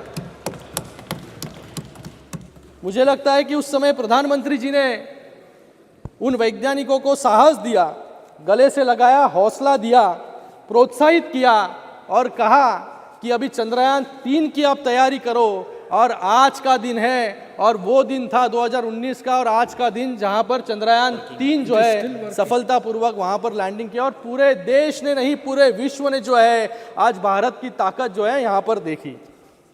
इस लैंडिंग को पूरे देश में, पूरे विश्व में एक गर्व का और हर्ष का विषय मुझे लगता है कि पूरे देश में बनाया गया। सभी लोगों ने आनंद वहां पर मनाया गया। अगर आज़ादी के बाद की बात करें तो हमने देखा कि वो दृश्य जब बैलगाड़ी और साइकिल पर विक्रम साराभाई और एपीजे अब्दुल कलाम जी ने रॉकेट के पार्ट्स लेकर जाने का काम वहाँ पर किया था। और मुझे यह फिल्म भी याद है, स्लमडॉग मिलियनेयर, जहाँ पर भारत को सिर्फ एक गरीब राज, जादूगरों का और सपेरों का देश बोला गया था। लेकिन आज का दिन है जहां पर इसरो जैसी संस्था और चंद्रयान 3 के वजह से आज भारत को स्पेस मिशंस और इनोवेशन का देश जो है बोला जाएगा। हमारा देश एक ऐसी मिसाल है जो अपने इतिहास और संस्कृति के साथ नई टेक्नोलॉजीज पर भी काम करता है, और इसका उदाहरण है कि चंद्रयान 3 के लैंडिंग स्पॉट को, जिसका नाम हमने शिव शक्ति पॉइंट यहाँ पर रखा। आज चर्चा है भारत की सफलता की, विज्ञान की सफलता की। हो गया सर, अभी दूसरा ही स्पीकर हो सर, आप फोर्थ स्पीकर। इसके पीछे भी बहुत बड़ा इतिहास है सर, इस सफलता के पीछे बहुत बड़ा इतिहास है। भारत को और 2 हैं उत्कृष्ट, और सर 2 हैं, 2 नहीं है, सिर्फ एक ही है। आप बोलने वाले क्या? आज भारत को उत्कृष्ट और गौरवशाली बनाने में हमारे वैज्ञानिकों का हमेशा से सहयोग रहा है। चाहे वो आर्यभट्ट हो जिन्होंने जीरो का आविष्कार किया, या अब्दुल कलाम आज़ाद हो जिन्होंने परमाणु परीक्षण किया, चरक हो जिन्होंने आयुर्वेदा पूरे विश्व को दिया, सीवी रमन हो जिनके रमन इफेक्ट को नोबेल पुरस्कार मिला, वराह मिहिर हो जिन्होंने ट्रिग्नोमेट्री की खोज की, विक्रम साराभाई हो जिन्होंने उस वक्त इसरो का स्थापना की, आचार्य कनद हो जिन्होंने परमाणु विज्ञान शुरू किया, और होमी बाबा हो जिन्होंने देश को न्यूक्लियर प्रोग्राम दिया। ऐसे अनगिनत उदाहरण हैं जो पिछले 2000 साल में जब भारत ने विज्ञान के माध्यम से पूरे विश्व में अपना परचम लहराया है। विज्ञान हमें सिखाता है अपने इतिहास से सीख लेने का। अभी कुछ दिन पहले G20 समिट का सफलतापूर्वक आयोजन यहाँ पर किया गया, और उसमें एक नारा दिया गया था, वसुदेव कुटुंबकम। ये भी नारा जो है हमारे महाउपनिषदों से लिया गया है, जो कि हजारों साल पहले जो है लिखा गया था, लेकिन आज भी उसकी प्रासंगिकता है। मैं वो चित्र देख रहा था जब हमारे प्रधानमंत्री यूएस के प्रेसिडेंट जो बाइडेन जी को हमारी संस्कृति दिखा रहे थे, जिसमें चित्र था नालंदा विश्वविद्यालय का, और मैंने सोचा कि हमारे देश की संस्कृति और विज्ञान का गौरवशाली इतिहास इतना पुराना है जिस पर हमें गर्व करना चाहिए, उस पर ही हमारे है, विपक्ष नेता, चलिए। मुझे लगता है कि आज इनको सबको जो है, आज हमारी संस्कृति हो, हिंदू धर्म हो, सनातन धर्म हो, सर अभी हुआ है शुरू। सनातन धर्म हो, उस पर सवाल उठा रहे हैं हमारे। सर मैं कहना चाहूंगा, हमारे धर्म में विज्ञान है, हमारे त्योहारों में विज्ञान है, हमारे शास्त्रों में विज्ञान है, हमारे मंदिरों में विज्ञान है और हमारे इमारतों में भी विज्ञान है। मैं इसका उदाहरण सर थैंक यू सर खत्म कर रहा हूं सर। एक उदाहरण सर, देखो सब लोग बोल रहे हैं सर। एक उदाहरण इस इमारतों में किस प्रकार से विज्ञान छिपा है। समय की भी पाबंदी है सर दिल्ली में है सर सभी लोग बोल रहे हैं अभी आप सर गिव जस्टिस सर। एक उदाहरण है दिल्ली का, जो विपक्ष के नेता जहां पर आंदोलन करते हैं, जहां पर उनका फेवरेट स्पॉट है जंतर मंतर। ये जो जंतर मंतर की इमारत है वो 1724 में जो है एस्ट्रोनॉमिकल ऑब्जर्वेटरी थी। 1724 मतलब 300 साल पहले, जहां पर ग्रहों से जुड़ी जानकारी जो है वहां पर लोगों को मिलती थी। इतनी पुरानी संस्कृति जो है, धरोहर जो है, सनातन धर्म जो है, आज हमारे इस 7:15 बजे मंत्री जी बोलेंगे सर। मुझे तो बोलने दो ना सर, अभी ऐसे बोलोगे तो हमारे सामने करीब 25 या 30 मेंबर की लिस्ट है। हम प्राचीन काल के विश्वगुरु थे। पूरे दुनिया के स्कॉलर्स नालंदा में पढ़ने आते थे, तक्षशिला में आते थे, विक्रमशिला में आते थे। भारत पर जितने भी आक्रमण हुए वो पहले जो है हमारे नॉलेज रिसोर्सेस पे हुए, हमारी सांस्कृतिक धरोहर पर हुए। हम जगत गुरु पहले ही बन जाते थे अगर मुगल और ईस्ट इंडिया कंपनी जो है हमारी संस्कृति को नष्ट नहीं करती। सर खत्म कर रहा हूँ, अभी खत्म कर रहा हूँ सर। हो रहा है सर, 1 मिनट। मुझे लगता है कि यहाँ पर 7th सेंचुरी में हैं अभी। यहाँ पर सर 21st सेंचुरी में आ रहा हूँ अभी सर, 21st सेंचुरी में आ रहा हूँ मैं। आज यहाँ पर जो ऑपोजिशन है, यहाँ पर इनको जो है आज हिंदू शब्द से, हिंदू धर्म से, सनातन धर्म से जो है यहाँ पर एलर्जी हो रही है। कई लोग, बिट्टू जी आपको नहीं सर, आपके साथ जो अलायंस पार्टनर है उनके बारे में कुछ दिन पहले जो है वो हिंदू धर्म को, सनातन धर्म को जो है मलेरिया, एड्स, HIV, मुझे लगता है कि इसका जो है कड़े शब्दों में जो है निंदा करनी चाहिए। मैं आपको एक उदाहरण देना चाहूंगा सर, एक उदाहरण देना चाहूंगा सर। आज के दिन बार-बार स्पीकर ने कहा है हमारा कि हम पॉजिटिव वाइब्स यहाँ पैदा करें। सर खत्म कर रहा हूँ मैं, पॉजिटिव वाइब्स पैदा करें। सर खत्म कर रहा हूँ। सनातन धर्म और विज्ञान किस प्रकार से जुड़ा हुआ है, मैं हनुमान चालीसा का एक दुआ यहाँ दोहराना चाहूंगा। जुग सहस्त्र जोजन पर भारू, लील्यो ताई मधुर फल जानू। इसका अर्थ है हनुमान जी ने जुग सहस्त्रों योजन की दूरी पर स्थित भानु यानी सूर्य को मीठा फल समझकर खा लिया था। गोस्वामी तुलसीदास ने प्राचीन समय में ही बताया था कि सूर्य और पृथ्वी के बीच की दूरी कितनी है। ये हमारा सनातन धर्म है सर, ये हमारा सनातन धर्म है। और ये सनातन धर्म का अर्थ है कि जिसका कोई अंत नहीं, और अगर कोई इसे खत्म करने की कोशिश करे तो खुद खत्म हो सकता है। ओ बिट्टू जी खत्म कर रहा हूं मैं, 2 मिनट रुकिए। मैं आज यहाँ पर एक कविता से अंत करना चाहूंगा। अंत करिए, आज अंत करिए। जस्ट 1 मिनट दीजिए, 1 मिनट अंत करिए कविता के साथ। यहाँ पर मैं अपनी बात इसरो के हमारे वैज्ञानिकों के सम्मान में बोलकर अपनी बात समाप्त करूंगा, जिन्होंने हार नहीं मानी और चंद्रयान 2 की विफलता को चंद्रयान 3 की सफलता में तब्दील किया। जीतूंगा मैं ये खुद से वादा किया।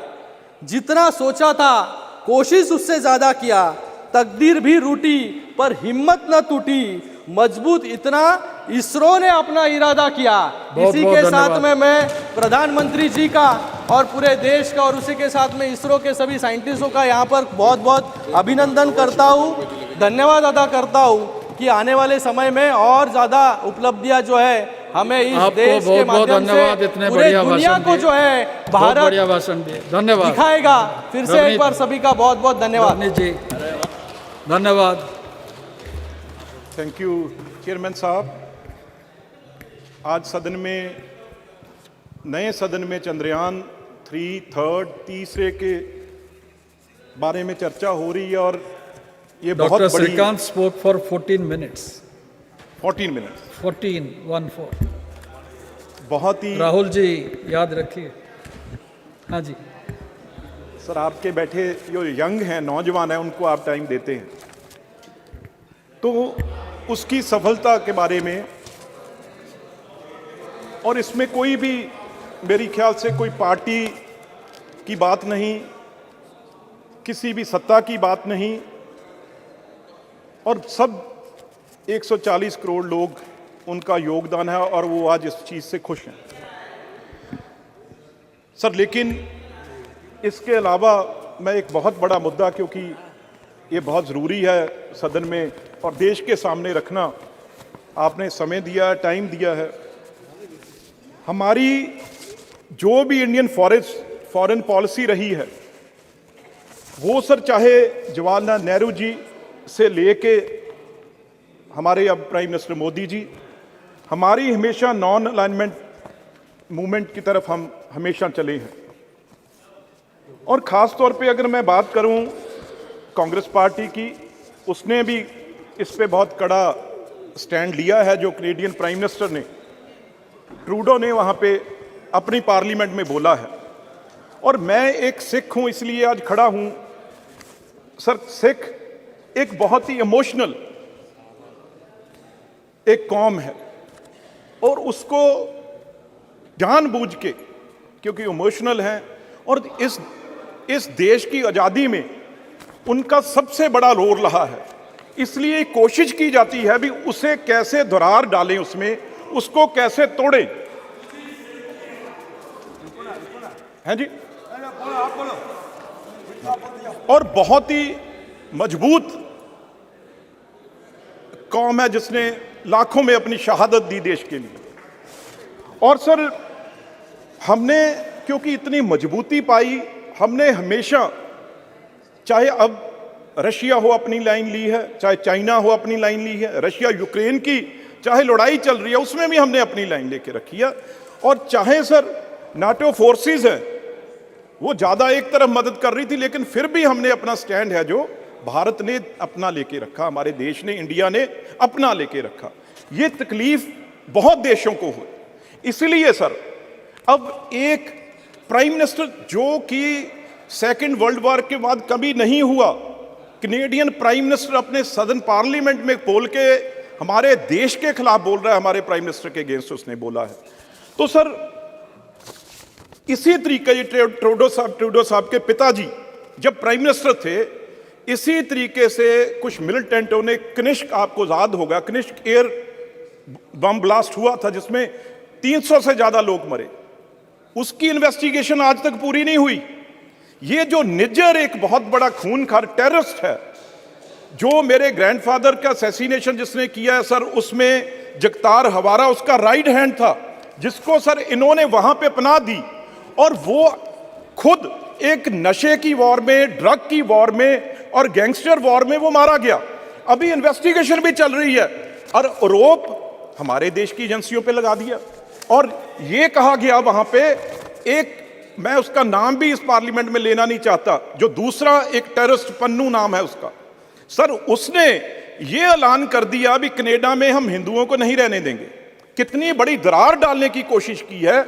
मैं 2 मिनट में अपनी बात खत्म करूंगा। एक तो सर, जो एनआईए, जब पंजाब गवर्नमेंट ने जो लिस्ट दी है, सबसे टॉप मोस्ट जो वांटेड गैंगस्टर और टेररिस्ट हैं, 10 में से out of 10 sir 8 are in Canada. उनको वहां पे पनाह दी हुई है, उनको वहां पे उनको रखा हुआ है, और सारा ड्रग हमारे पंजाब में और इंडिया में वो वहां से भेज रहे हैं।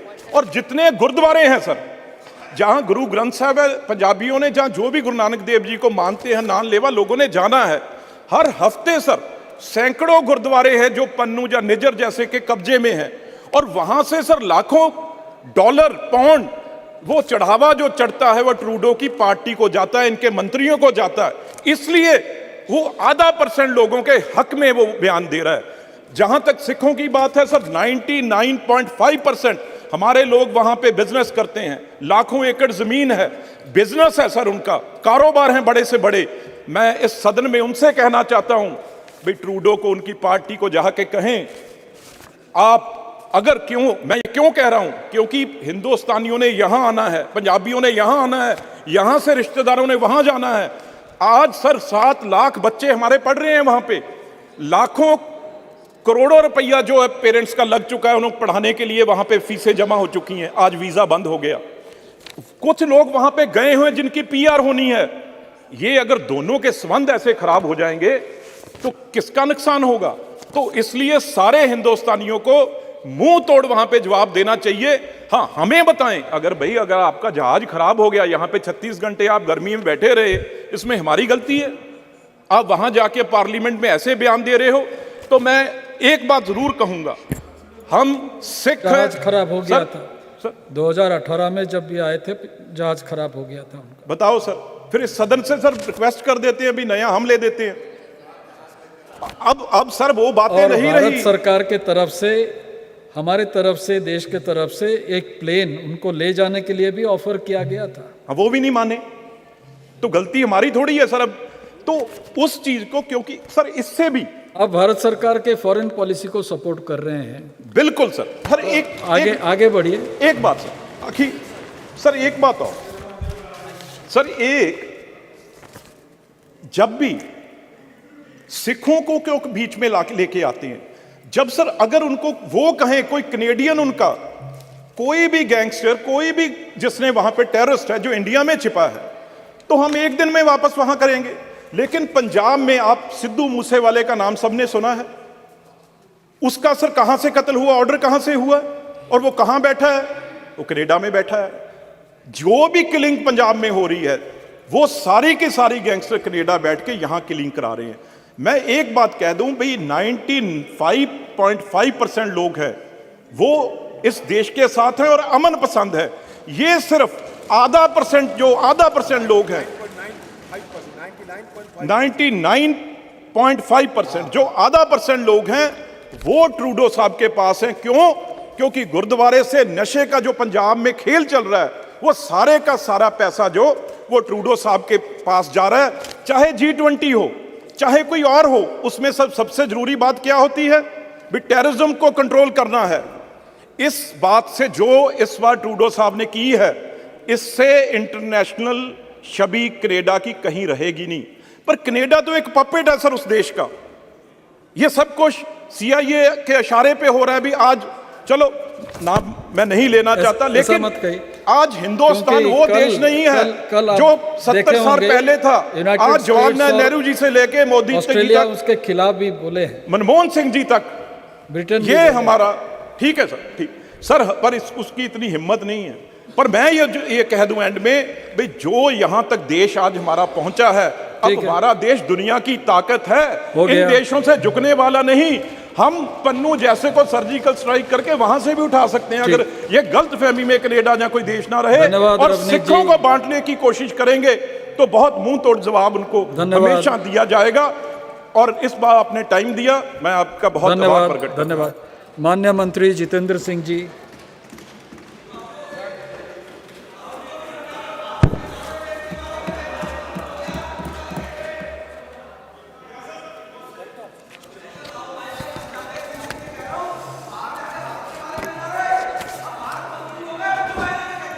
माननीय मंत्री जी। धन्यवाद अध्यक्ष महोदय। मैं सुबह से सभी वक्ताओं को बड़े ध्यानपूर्वक सुन रहा था और इस चर्चा का प्रारंभ माननीय रक्षा मंत्री जी ने किया। बड़े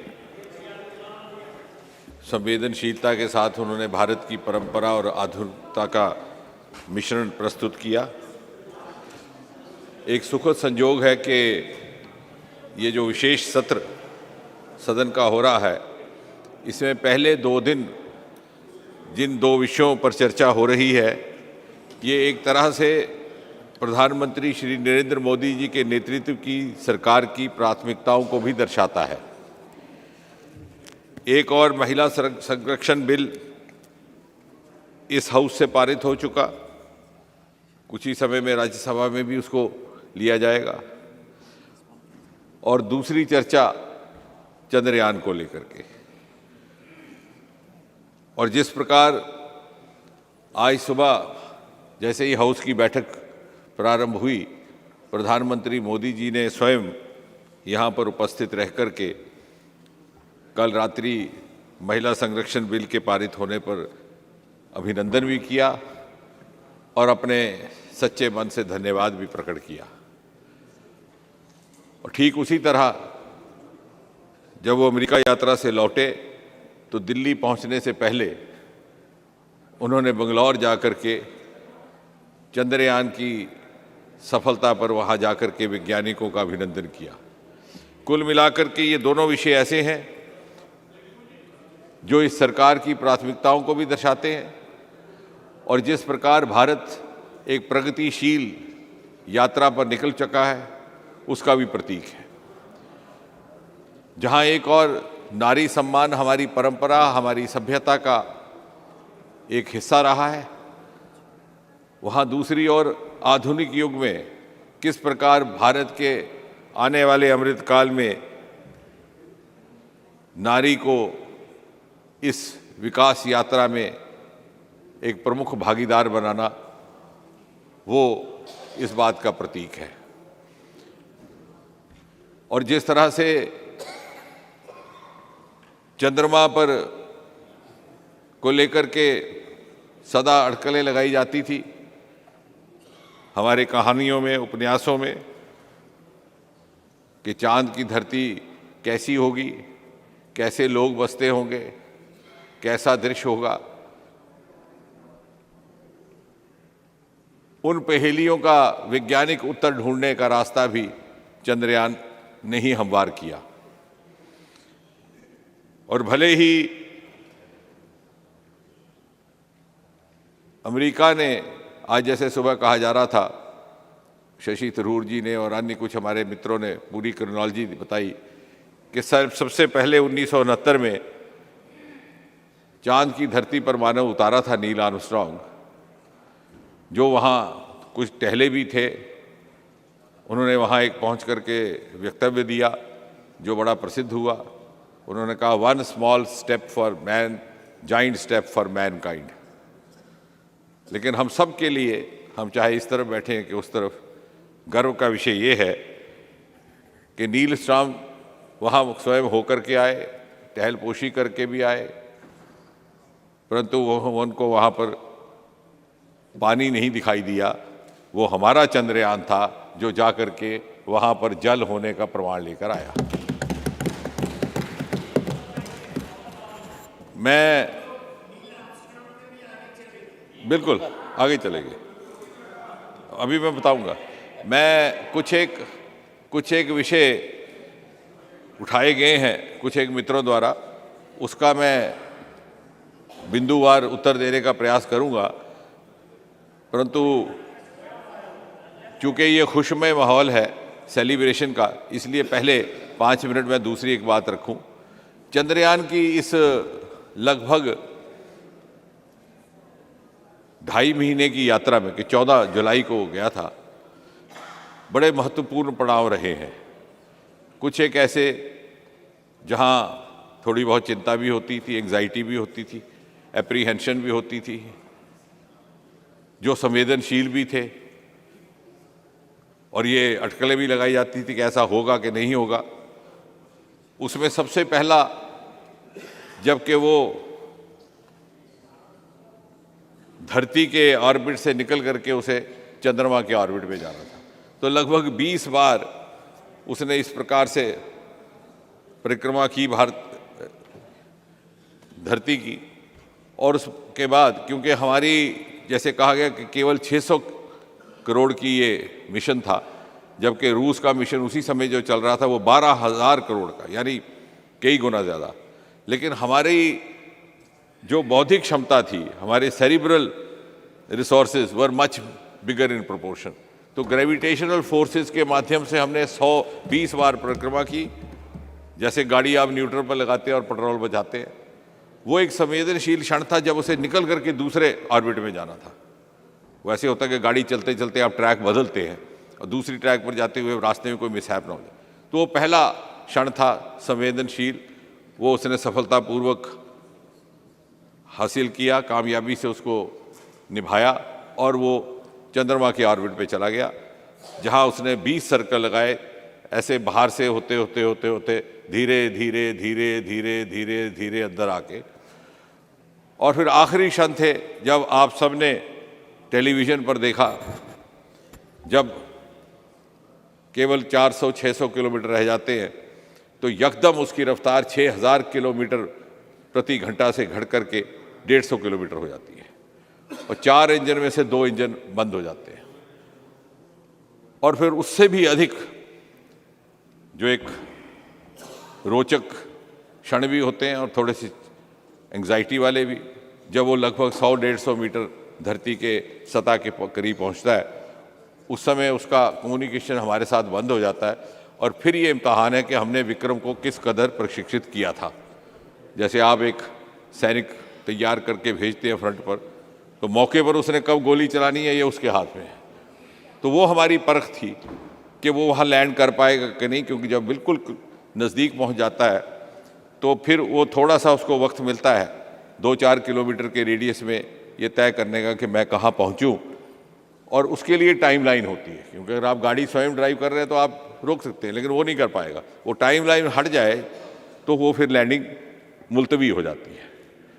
लेकिन वो क्षण भी बड़ा स्मूथली निभाया गया।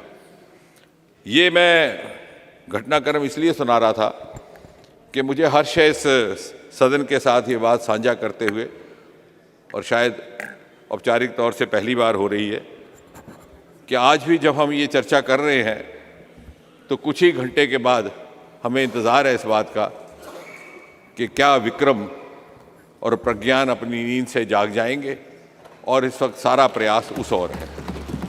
तो मैं चाहूँगा कि विवाद से ऊपर उठ करके हम चंद्रयान की दूसरे मरहले की यात्रा के लिए प्रार्थना भी करें और प्रयास भी करें। अब से कुछ ही समय के बाद ज्यों-ज्यों यहाँ शाम ढलने लगेगी, सायकाल के साए लंबे होने लगेंगे, हम सब रात की चादर ओढ़ करके सोने की तैयारी करेंगे, तो धीरे धीरे चांद पर सूर्योदय होगा। क्योंकि वहाँ 14 दिन का, हमारे 14 दिन, उनका एक दिन, तो 14 दिन की रात वहाँ पे अब समाप्त होने लगी है। अब भोर फटने का समय आया है। चिंता केवल ये होती है कि वहाँ पर रात -150 डिग्री टेम्परेचर जाता है और दिन को +100, यानी मैक्सिमम और मिनिमम में इतना अधिक फर्क है। हमने सोलर बैटरीज की व्यवस्था कर रखी है, हमारी बैटरीज भरी हुई हैं, और पैनल्स को इस दिशा में रखा है कि जो ही सूर्योदय हो वो फिर से सूरज की रोशनी को कैच करना शुरू कर दे। अब केवल जो हम सबको थोड़ी सी एंग्जाइटी करेगी वो क्षण, जैसे मैंने कहा जो पहले के कुछ सेंसिटिव क्षण थे, वो ये कि हमारा जो कम्युनिकेशन सर्किट है वो एक्टिवेट होना चाहिए उस बैटरी से। तो वो कम्युनिकेशन सर्किट एक तरह का वेकअप सर्किट उसे बोलते हैं। मान लीजिए जैसे कि अलार्म है, और जो ही, क्योंकि -10 डिग्री से ऊपर टेम्परेचर आ पाएगा तो तभी वो सर्किट काम करेगा। कोई इतनी ज़्यादा ठंड में वो सर्किट काम नहीं करेगा, भले ही बैटरी भरी हुई है। तो अब हम सारे टीम इसरो के सारे साथी और हम सब इस मिशन से जुड़े हुए एक एक क्षण घड़ी देख करके इस प्रतीक्षा में है कि जैसे सूर्योदय हो तो सर्किट का टेम्परेचर थोड़ा बढ़े, वहाँ पर बढ़ना शुरू हो, वो एक्टिवेट हो, और जैसे ही वो एक्टिवेट होगा तो वेकअप कॉल जाएगी। विक्रम आंखें मलते मलते जाग उठेगा और प्रज्ञान भी उठ खड़ा होगा 14 दिन की नींद के बाद, और फिर वो अद्भुत बात होगी जो आज तक कभी ना हुई। चांद के साउथ पोल पर जाकर के विक्रम और प्रज्ञान का नींद में सोना और नींद से जाग करके फिर एक्टिव होना, पहली बार दुनिया में। और मुझे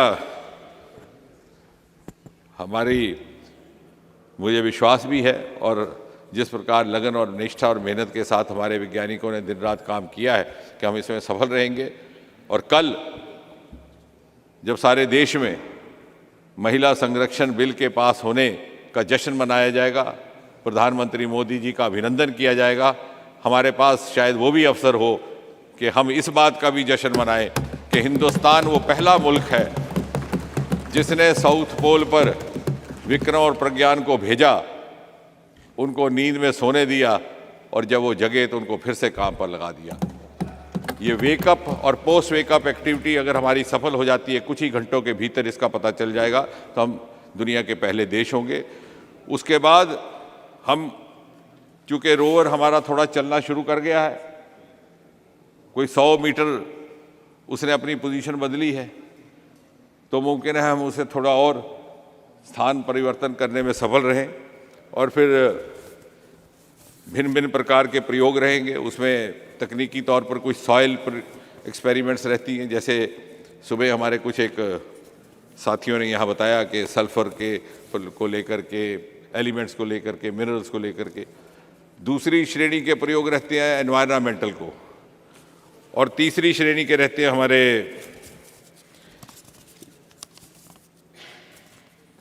सिस्मिक एक्टिविटीज़ को, कि जैसे यहाँ पर भूकंप आते हैं, झटके लगते हैं भूचाल के, ऐसी थरथराहट वहाँ भी होती रहती है। तो अगर ये होता है तो हमारा second phase of Chandrayaan 3 is about to take off in the next few hours, and the moment of anxiety now is that we are waiting for the wake-up call to get activated, and Vikram and Pragyan to respond to that alarm.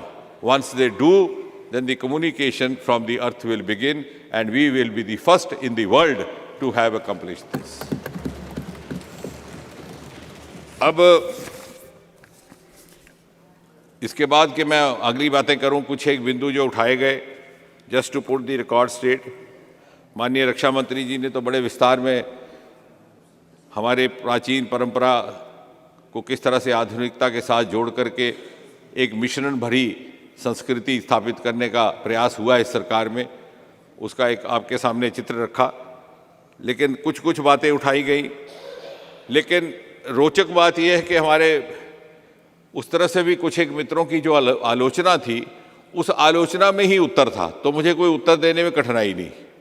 उदाहरण के तौर पर हमारे मित्र शशि थरूर जी कह रहे थे कि हमारे यहाँ वैज्ञानिक बहुत प्रतिभाशाली थे, और वो उल्लेख कर रहे थे उस चित्र का जिसमें सारा भाई बाईसाइकिल पर अपना सामान लेकर के जा रहे थे। और साथ ही साथ उन्होंने कहा कि ऐसा कहना मुनासिब नहीं कि सब कुछ 2014 के बाद ही हुआ, तब भी हो रहा था। लेकिन जाने अनजाने में वो ये भी स्वीकार कर बैठे कि हालत ऐसी थी कि साइकिल पर सामान ले जाना पड़ता था, और वो 2014 का पहले का दृश्य था।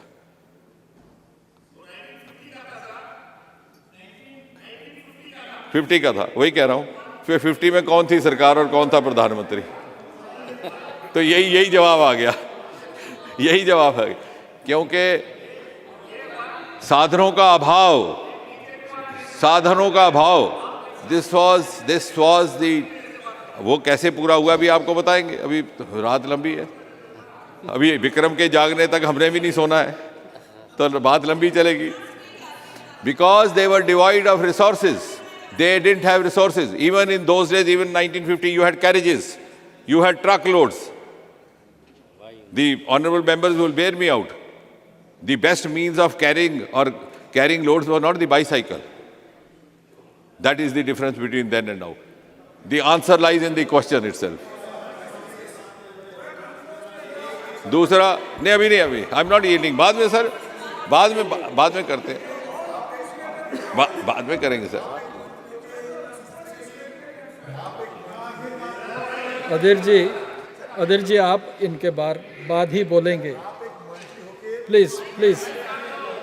Please you let him continue. कोई बात नहीं। दूसरा उन्होंने very rightly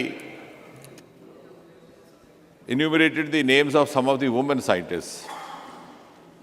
And to the amusement of the House, very pointed out in his own way, कि यहाँ आरक्षण की आवश्यकता हो सकती है, वहाँ नहीं है, क्योंकि वहाँ पहले से ही बहुत सारे women scientists हैं. The again answer lies in the question. The women scientists that he has named are from the generation of scientists which has happened now, not in those days which he was talking about, Nehruvian. Today, in fact, हमारा चंद्रयान की भी second project director जो है, assistant projector, is a lady called Kalpana. वो तो आ नहीं पाई, लेकिन Veera Muthuvel, who was named speaker after speaker, was sitting over here in the gallery. I introduced him in the Rajya Sabha.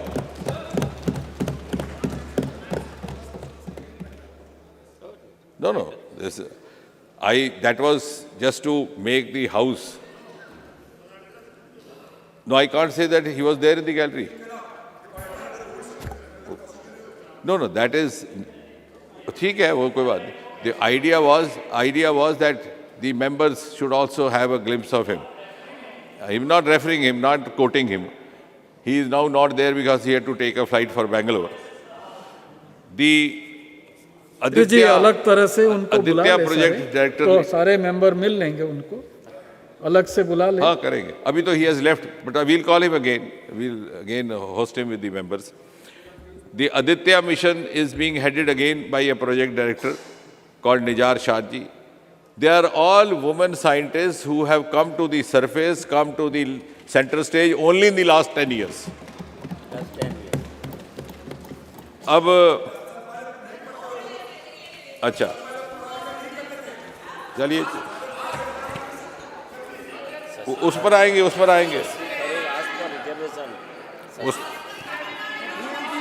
पर आते हैं. Then it was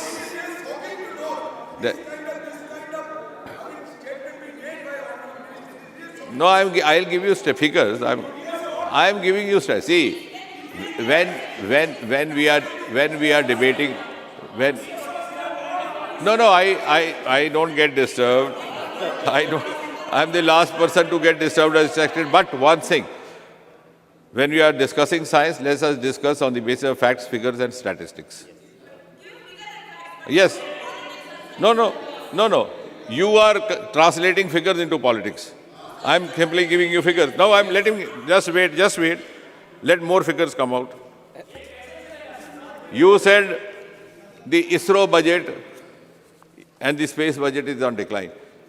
Now, honorable member will be kind enough to take note of this figure so that she can verify later on. The Department of Space budget in 2013-14 was 5,168 crore 96 lakh. Please, I'll repeat for your convenience, ma'am. 5168.96 crore. The budget in the current financial year is 12,543 crore 91 lakh, an increase of 142.68%. I repeat the figure. So what? If I don't say that, then also so what? No. 142% increase. So what? Come, sit down. Mantri ji, please. Now, Honorable Minister, please address you ask the chair. for figures. First you ask for figures. First you ask for figures. Then you are replying figures with politics. Please बैठ जाइए. This is for your satisfaction, ma'am. I am requesting honorable member to please check address these the figures. chair. Yes. So it will be easier. So, Speaker sir, the total budget of all the science departments is up by 172.55% in the last 9 years. Please take down the figures. In 2013-14, the annual budget for all the science ministries and departments put together was 21,025 crore 6 lakh rupees. Current year it is 57,303 crore 0.69 lakh. So when I talk a figure, you say, this is not acceptable when I talk, otherwise it's not. Now, having said that, somebody said, rather I have a grievance. One of the members said, why you say that scientists, there are so many scientists in South, they talk only English, they talk only Tamil, they don't talk Hindi. Nobody is imposing Hindi on them. Why I am having a grievance is that ISRO is one of the best bouquets of the composite culture presented by India. You look at the founding Troy, we had Sarabhai, son of Gujarat, from where Honorable C.K. Parl comes. We had Satish Dhawan, a Punjabi, born in Srinagar, Jammu and Kashmir.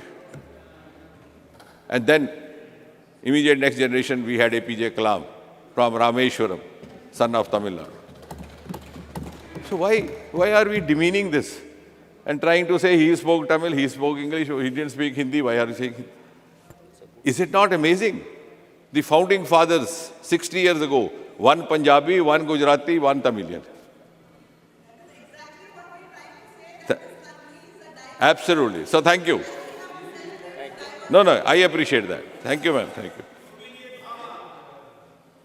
Yeah, Bhabha was there, not very, because later on he drifted to atomic energy. And now, since Madam Kani Mozi has been very kind to compliment me, like a gentleman, I have to return the compliment. Very soon, we will have our next launching station nowhere else but in her constituency of Kurukshetra Patnam in Tamil Nadu. And I just solicit your cooperation. 90% of land acquisition has been done. 10% is left out. You can easily use your good offices to persuade the state government so that we can have a ceremony very soon, and you being the elected representative there would be our important guest. So this is the spirit with which we are working. And ISRO, somebody said in the morning, why Raksha Mantri ji spoke about scriptures. I have been telling all around wherever I go that ISRO is a work model which is worth emulating. Here is a team which never retires. A scientist in ISRO, sir, never retires. He never superannuates. He gives his life to the mission. Even if you see these pictures when you see of landings and other successful missions, you find all the former chairmen sitting side by side. They remain associated and they follow a cultural SOP which is not seen anywhere else, but which is worth emulating. Before and after every landing, they pay obeisance at Tirupati. And afterwards, how do they celebrate success? You know, sir, they distribute a laddu. Good. इससे सुंदर, इससे पवित्र प्रथा और जिसमें सामूहिक भारत की पूरी संस्कृति झलकती है। और इसलिए संस्कृति को आधुनिकता तक ले जाने की इस यात्रा को आगे बढ़ाने का कारवां हमारा इसरो है। तो इसमें क्या हर्ज है अगर हम संस्कृति को लेकर बात भी करते हैं। Then there was another observation made by Mr. Kanti Chidambaram, who said science and spirituality have a close relationship. But at the same time, the Raksha Mantri has sought to confuse that. By saying so, he created further confusion by not letting us know what he meant. As far as I know, Swami Vivekananda said, very simple terms, science begins where religion ends, religion begins where science ends. So I think let's go home, ponder on that, educate ourselves on that. Then he said, very sarcastically, because possibly he is also known to be an intellectual, he said, I'm not sure whether after 1,000 years this building will stand, this new building of Parliament House. Everybody of us heard? He expressed doubt that this new building we have shifted in, it's unlike those monumental buildings built by the earlier generations and the temples. And he compared it with this building and said, who knows whether after 1,000 years this will stand. My humble request is that all of us, he and us, can wait for 3 more generations. Let the 5th generation Chidambaram come to this house elected and decide whether he is in this house or other house. Why should we be judgmental just to score a point? And because that creates a little bit of spice, we can use this. I can use this in plenty. If he is 2nd generation politician, let us wait for the 5th generation of the same family, whether the 5th generation Chidambaram is there in this house or some other house, and then the history decide. What I am trying to say is, sir, let us raise the level of this discussion instead of trying to hit below the belt. This is called hitting below the belt. And I think I am quite competent of doing that, but I am avoiding from doing that. Then, just want to share an information. He also said that many people do not know where is ISRO. Exactly. That is true. And many people do not know ISRO because, and it is true that till a few years ago, whenever a launching happened, in a remote column of a remote newspaper, you will find one column, Sriharikota. Nobody could figure out where is Sriharikota. This change has happened only since 2020. Now, who was the Prime Minister, who is the government, I'm not going to say because that will create problems.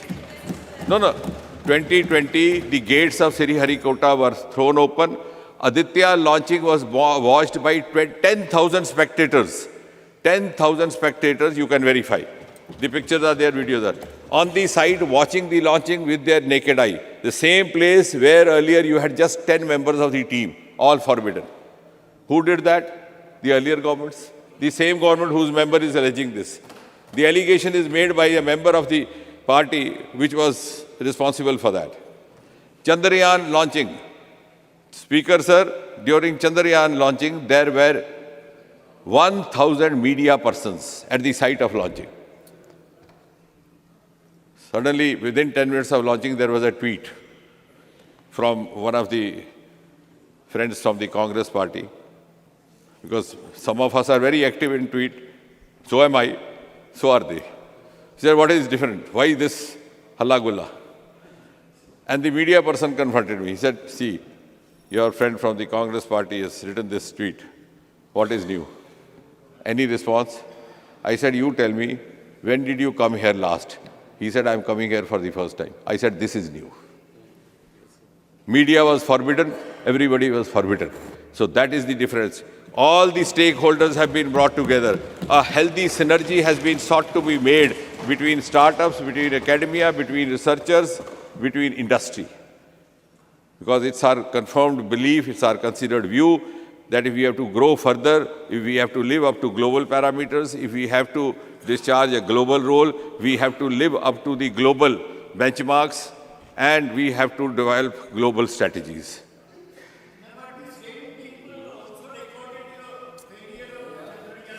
Please sit down.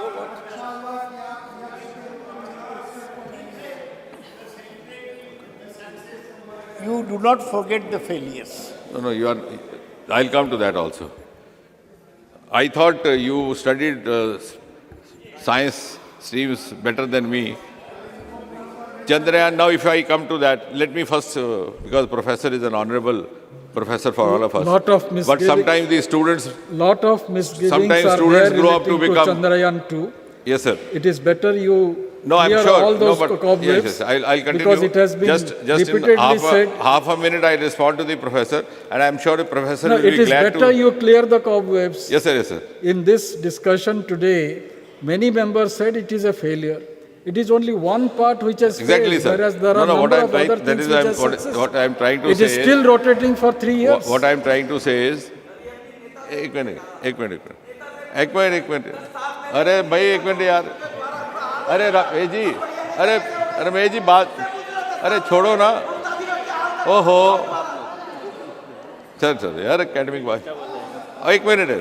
और रमेश जी यार ठहरो ना, academic की बात चल रही है, academic चल रहा है, ठीक है। और आई एम ग्लैड प्रोफेसर, ओ भाई एक मिनट यार, बात तो करना। I am glad that professor, यार एक मिनट, अच्छा बात चल रहा है मालूम। I am glad that professor has put this query, and I am glad and I am sure professor will take pride in seeing that his student is capable of giving a new thought, not teaching but a thought. So a professor should be happiest when he finds his student turning into a teacher. Sir, it was not a failure. Because as the Honorable Speaker said, it is still working. On the last minute, that procedure which had to happen did not happen as it was calculated to the last moment. Otherwise, it would not be communicating. In fact, Chandrayaan 2 and 3 are talking to each other, saying good morning to each other every morning. And even now, when we are waiting for Vikram and Pragyan to wake up, if the circuit gets charged and we are waiting for the temperature to rise, we will not be surprised they receive a good morning or a hello from Chandrayaan 2. Second, even if you go by statistics, as I said in science, let's talk by statistics. Most of the other missions which landed on the moon were unsuccessful in the first attempt. America, more than 3 times. We have been unsuccessful, if at all, only once. Now, coming back to the, yes, so I now settled why ISRO was not known then and known now. But the important point is that it has given us multiple outcomes. Sir, huge investment of industry with the new policy having come in. B, a sense of belonging to the whole nation. Why the entire nation was glued to the TV screen? Because it was whole of government plus whole of nation. Every citizen of India felt as if it was his or her mission. Because this government had liberated it from that veil of secrecy. I don't know why we had to work in that confidentiality for all these years when everything is being watched by Google. So it was not giving us any reward, but we were restraining ourselves from getting the benefit of the resources available. That has been undone. Then, rather, the same member said, why not give ISRO fellowships? Maybe when you, actually what happens is, sir, in the parliament also, when we make up our mind to score some political points, we sometimes tend to lose the factual points because the orientation then becomes more politically directioned. If he had just referred to us or referred to some source, he would have realized that not only the fellowships are being given, in fact, this government, and I was personally taking interest, I realized that most of our training institutes, the best one of them in Kerala, of course, no doubt, when Mr. Premnath's constituency, Premchandji. So Trivandrum is one of the best institutes we have in space technology teaching. 100% placement. It's a batch of about 160. The selection is done through IIT JEE, the same form, but many people were not aware of it. So I thought we should try to expand. Only 3 years back, I thought we should start from Northeast and North. So we started one similar center in Northeast, in Agartala, in the premises of NIT Agartala. So same kind of department, same selection pattern through IIT JEE and same course. The other one from North, the northernmost territory, Central University of Jammu.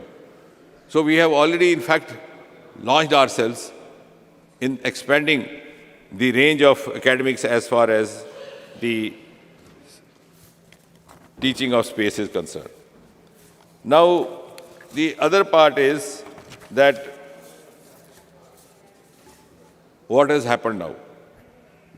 Now, let me talk, I'm not discussing prime ministers. You are only discussing again and again. I'm not even naming anybody.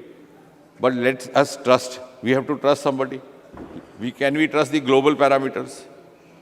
Before 2014, in Space Department, in fact, even before 2019 or so, we had only 4 startups. 4. 1, 2, 3, 4. After we opened up in 2020, we have 150 startups. The world is watching, it can be verified. And the earlier ones like Skyroutes have become lucrative entrepreneurs. If you see the startup as a whole, we were only 350 to 400 till 2014. Now, in 9 years, we have gone up to 1,25,000 and more than 110 unicorns. It's not, nobody has said that the earlier governments didn't do anything. That's not the intention also. Even the Honorable Prime Minister has been reiterating that. Nobody has said that. I don't know why some of us sitting that side are very keen or feeling guilty to say, no, it happened only in our times. But the fact points out that if you see the Independence Day addresses of all the Prime Ministers, Nehru delivered 17 Independence Day addresses. Present Prime Minister has delivered 10 so far. The intent and the priority of the government in place is reflected in the Independence Day address. That is a declaration of the intent of the government of its future plans and priorities and flagship schemes. In the 2014 Independence Day address from Red Fort, Prime Minister's address refers to Swachhata, cleanliness, and addresses the problem of urinary tract infection and other diseases happening in young adolescent girls, and many of them suffering from avoidable agony because of the lack of toilets. Again, a scientific declaration. In 2015, Prime Minister's address in Independence Day says, Start Up India, Stand Up India. And the following year, there is a startup scheme. हाँ तो startup Bharat कर दो, अच्छी बात है. Sir, I think we will accept it. The government should consider. Yes, sir, no problem. Then, see, Dada, this happens when you are thinking of how to make a political counter. The casualty is the fact. You understand very well what I mean by saying, and yet you want to deviate. But I am not that easily vulnerable to deviations. The next address of the Prime Minister says, Digital India, Digital Bharat. Okay. Again, a scientific declaration. The next address, fourth one, says e-governance. The subsequent address says deep sea mission. And two consecutive addresses of the Prime Minister from the Red Fort are referring to deep sea mission. We have 7,500 kilometer long coastal area, longest in the world, beginning from Odisha up to Maharashtra, Gujarat, Kutch. Nobody had ever looked at that. Well, okay, one of the longest, conceded. But nobody had looked at that. The Samudrayan has been launched a few years back, and the huge wealth that lies underneath, metals, minerals, biodiversity, that is going to be discovered now. Then Gaganyaan finds mention in one of the Prime Minister addresses in the Independence Day. And when he said that India has decided to send a human being. नहीं, announcement इसका Independence Day address में हुआ है, check करे दादा. What I am trying to say is, I am not talking, see, I don't know why you want to make this debate Nehru versus somebody. You are obsessed with it, I am not, because I have the facts on my side. I am not, I am giving you dates. I am saying, Prime Minister, I am making a very holistic, a very academic statement. A Prime Minister's address from ramparts of Red Fort on Independence Day is considered to be a declaration of intent by the entire world, of the government in place, whichever the party. Now I am referring to 10 addresses from the highest forum and the theme they carried, which was primarily scientific. So that establishes the kind of priority that this government gives to science, the scientists, and the scientific endeavors. Now, two more things. Now coming back to the parameters. In startup, I was talking of startup ecosystem because Dada interrupted me. We are 1,25,000 startups, but at the same time, the world has today recognized Bharat as number 3 ecosystem in startup. Now, I am not saying this, Treasury not saying this, Prime Minister Modi not saying this, the world saying this. Now, what can I tell them? Don't say that we are number 3, because the Nehruvian followers will not like it. See, let us be logic. We are talking science. Even in discussing science, we are not logic. Then, Global Innovation Index, one of the most respectable universal index to measure a country's innovation capacity. We were position 81 in 2014. So in 65 years, we reached 81. I am not saying which government, which prime minister. Please, spare me of this. I am talking like a student of science. But the fact is that today we are 40.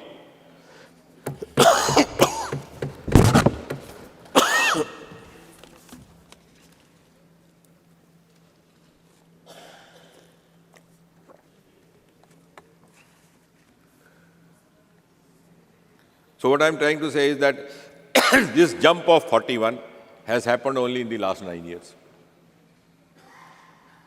Now, if you say why this happened, it shouldn't have happened because Nehru is not the Prime Minister. Please, for heaven's sake, let us raise this debate. I can go on and on. I have read books on Nehruvian blunders, beginning from the famous Himalayan blunder which Brigadier Dhalvi wrote after 1962. I have the same penchant to read books, but I'm not getting into that because that's not the case. This is something that each has to celebrate and we have to put our heads together. So, now, the whole day it has been Nehru.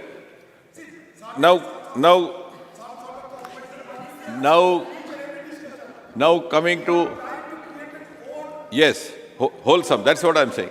Now coming to space economy.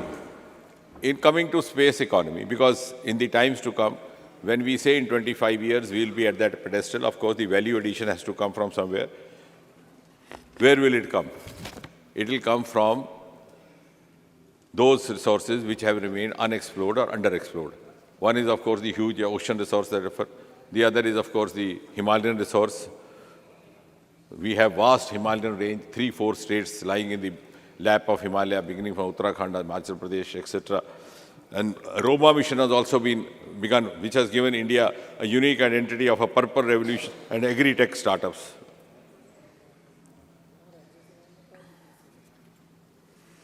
Now, in space economy, I have all the modesty to say we are not a very big economy as of today. Now, I didn't wait for you to say that if Nehru was there, it should not have happened. I'm saying Nehru or no Nehru. We are only 8 billion. It is 8 billion economy today. We are 8 billion US dollar. But the second point is, we reached 8 billion US dollar in 70 years or 75 years. Our projection is that by 2040, we will be 40 billion. So, $8 billion in 75 years and a jump of up to 40 billion in next 15 years. And if you don't believe me that the projection is being quoted inappropriately, then very recently there was a report last week called ADL report. This Arthur D. Little report, one of these projectionists of the international agencies. They have said that even though India is projecting that they might reach 40 billion US dollar by 2040, but our anticipation is that they will go higher up to $100 billion. This is a projection made by a non-Indian agency because, according to them, India has started moving on a very fast track. which didn't happen earlier.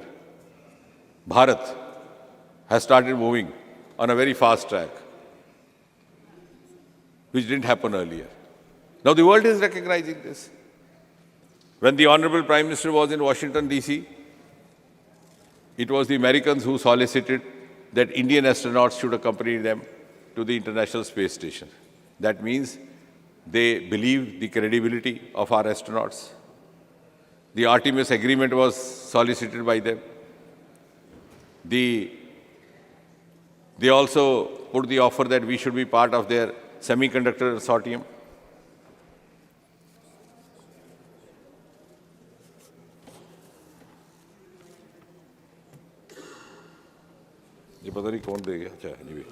So, what I'm not talking anything subjectively.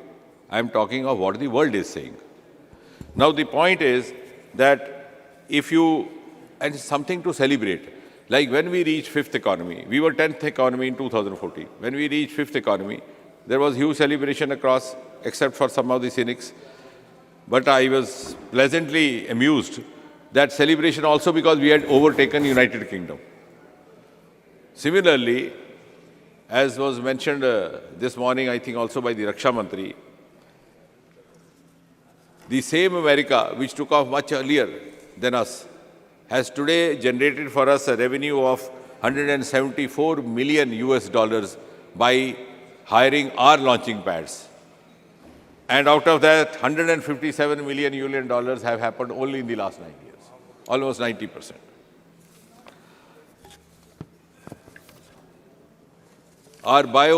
We were talking of Himalayas, we are talking of oceans. We have a huge resource of biodiversity.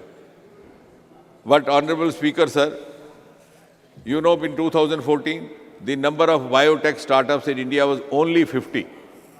50. Today it is 6,000. Our biotech economy, because we have entered into biomanufacturing. Now, in the next part, let's put our heads together and try to understand why this has happened. Because many of us don't feel comfortable that it has happened. Our biotech economy in 2014 was $10 billion. So in 70 years, 10 billion. Today it is 80 billion, 8 times higher in 9 years. So virtually 1 billion every year we have increased. And the projection is 150 billion by 2050. Now the question is, notwithstanding Nehru or not Nehru, something might have happened which the world says India has gone on fast track. जब कोई खिलाड़ी जो सुस्ता के चल रहा था, जिसको दुनिया बहुत संजीदगी से लेती नहीं थी, वो इतनी तेज़ रफ्तार दौड़ में आ गया कि दूसरे लोग चौकन्ना हो गए, तो आखिर पूछना तो पड़ेगा क्या बूस्टर खाया उसने, उसको कौन सा दूध पिलाया गया, उसको कहाँ से ऊर्जा आई। हम बात नहीं कर रहे किसी प्रधानमंत्री की, लेकिन कुछ ना कुछ तो हुआ होगा या कोई जादू की छड़ी चली होगी। The world today is looking up to us. So the reason, space. Why had other countries progressed? Because they had not confined themselves only to the narrow domain of the public sector. And it's my belief also that time has come when the demarcation between public and private is going to vanish away. Today we have heavy engagement of the industry in ISRO after the new policy came in 4 years ago. We have set up an interface agency called InSpace. InSpace, that stands for Indian Space Application Corporation, something like that, which coordinates between private sector and public sector. And the head of that is a person from corporate sector. He was working with one of the corporate houses, not a government person. नहीं वो भी आते हैं, that is different. वो भी आएंगे. That case, no, India has won that case. Dada, India has won that case. I'm coming to that later on. I'll come to that. That is a legacy problem. Now, and then a new PSU has been set up called NSIL, New Space India Limited, to collaborate with the private companies, which has led to a sudden upsurge in investment. It's been thrown open. And coupled with this will be the National Research Foundation of India, of Bharat, which has been given a truly Bharatiya name called Anusandhan. So the name of Bharat's National Research Foundation is Anusandhan. And the hallmark is that nearly 80 or 75% of the budget would be from the non-government sources. If we have a 50,000 crore budget for 5 years, 36,000 crore will come from non-government sectors. It will be an umbrella body consisting of academics, scientists, researchers, huge presence of industrial representation. Also, sir, keeping the Indian context in mind, the Bharatiya context in mind, it will have representation from social sciences, from humanities, so that we do not lose out to our traditional ethos while deciding our future projects. And it will also decide what kind of collaborations do we engage in our foreign alliances so that we remain globally competitive. It will have a governing body, it will have an executive council, and the executive council will be headed not by a government secretary, Mr. Minister, just a minute. but by a principal Just a scientific minute. advisor. The House was extended till 8 o'clock. I seek the permission of the House if we can extend it by another 1 hour. Sir, now, Thank you. so what as an honest student of research, I am trying to understand what might have happened which has brought this quantum leap, which has generated a country worldwide interest in India. If there is something more to add, you can do that. But at least let's understand. It's not just for saying that now since this is the government in place and this has happened, this government has taken some measures.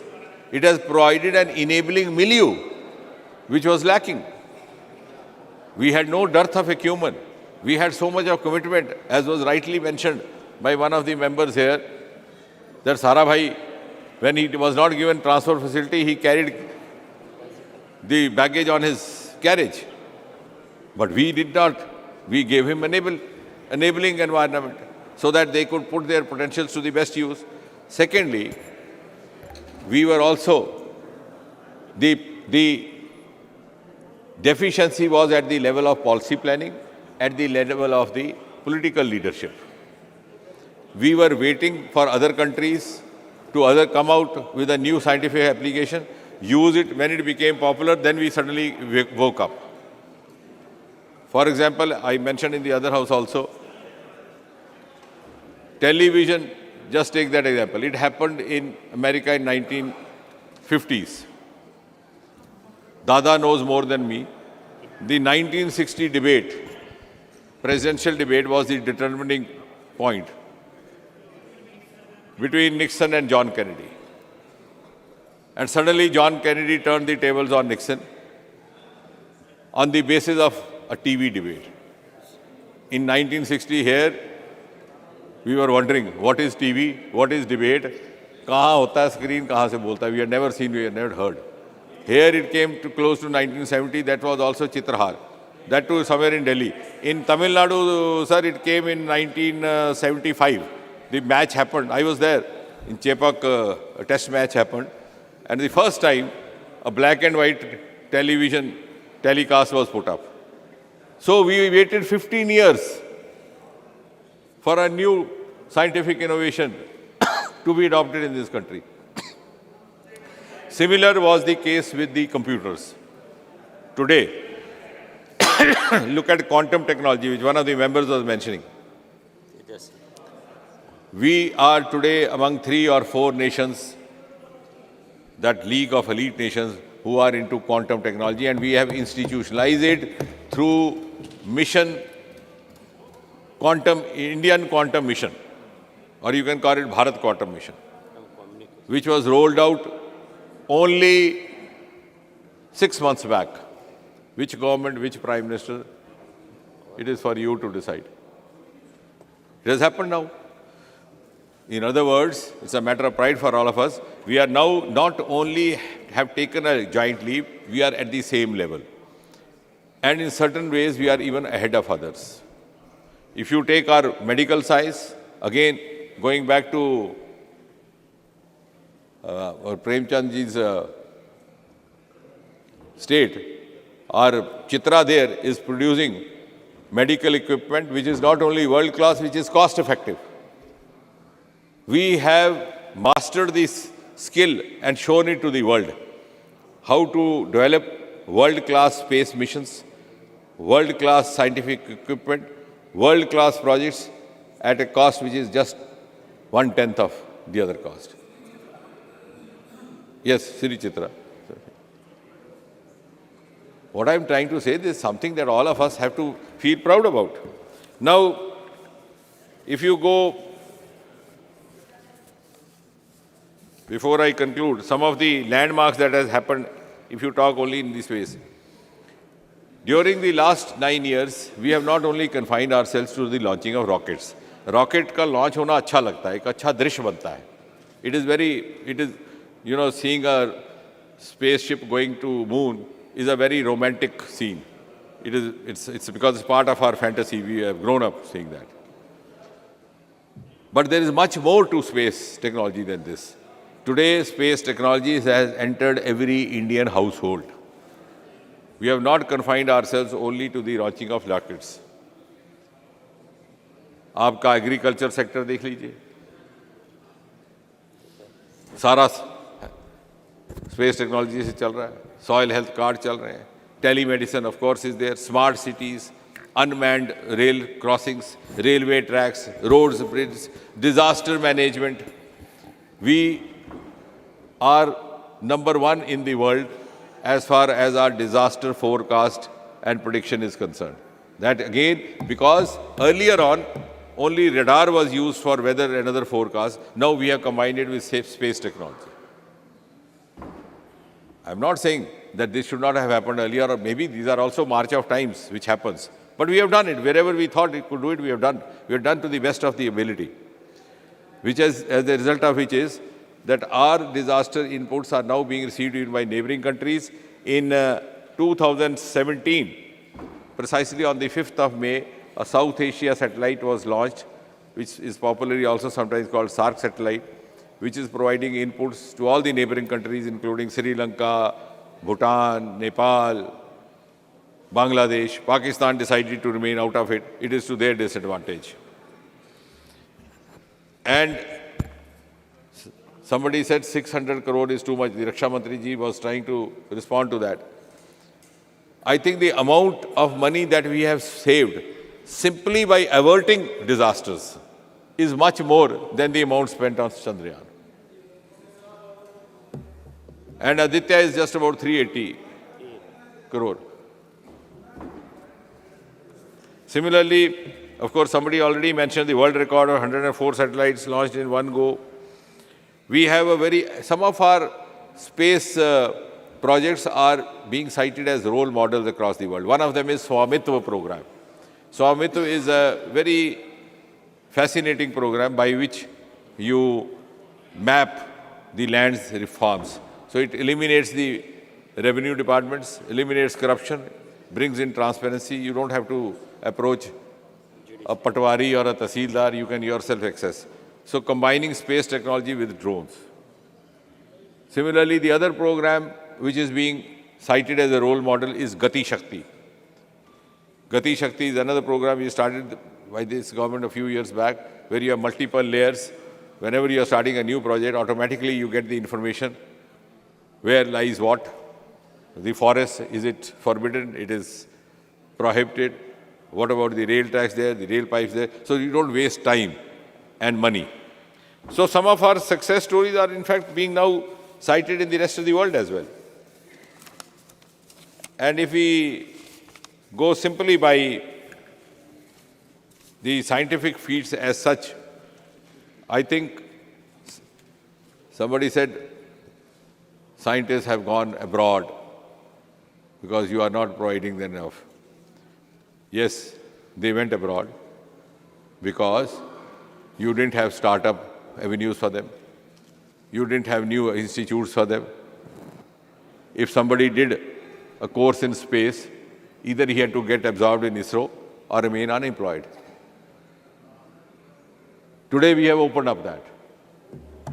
And as a result, many of these young scientists are willing to come back, and seeing that, we have now started a program called Vaibhav program under Department of Science and Technology, where we facilitate the return of a young scientist who wants to come back, and if he wants to take up a government job, we even give relaxation in the age, the upper limit of age.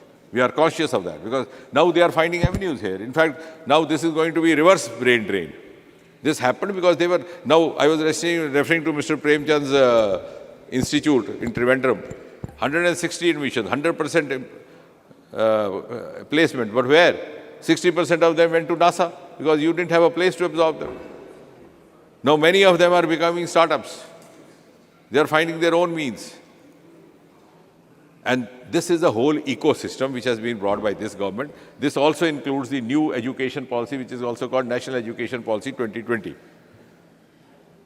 I said the other day, this National Education Policy should have happened several decades ago.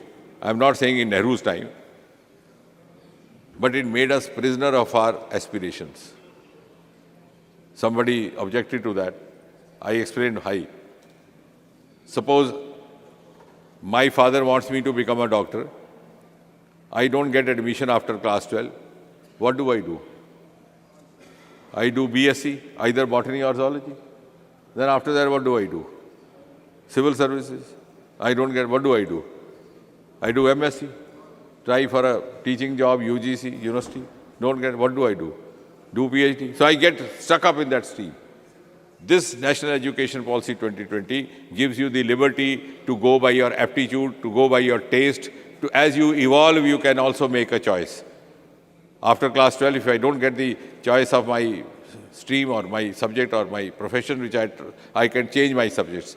I can have economics and botany. I can have economics and literature.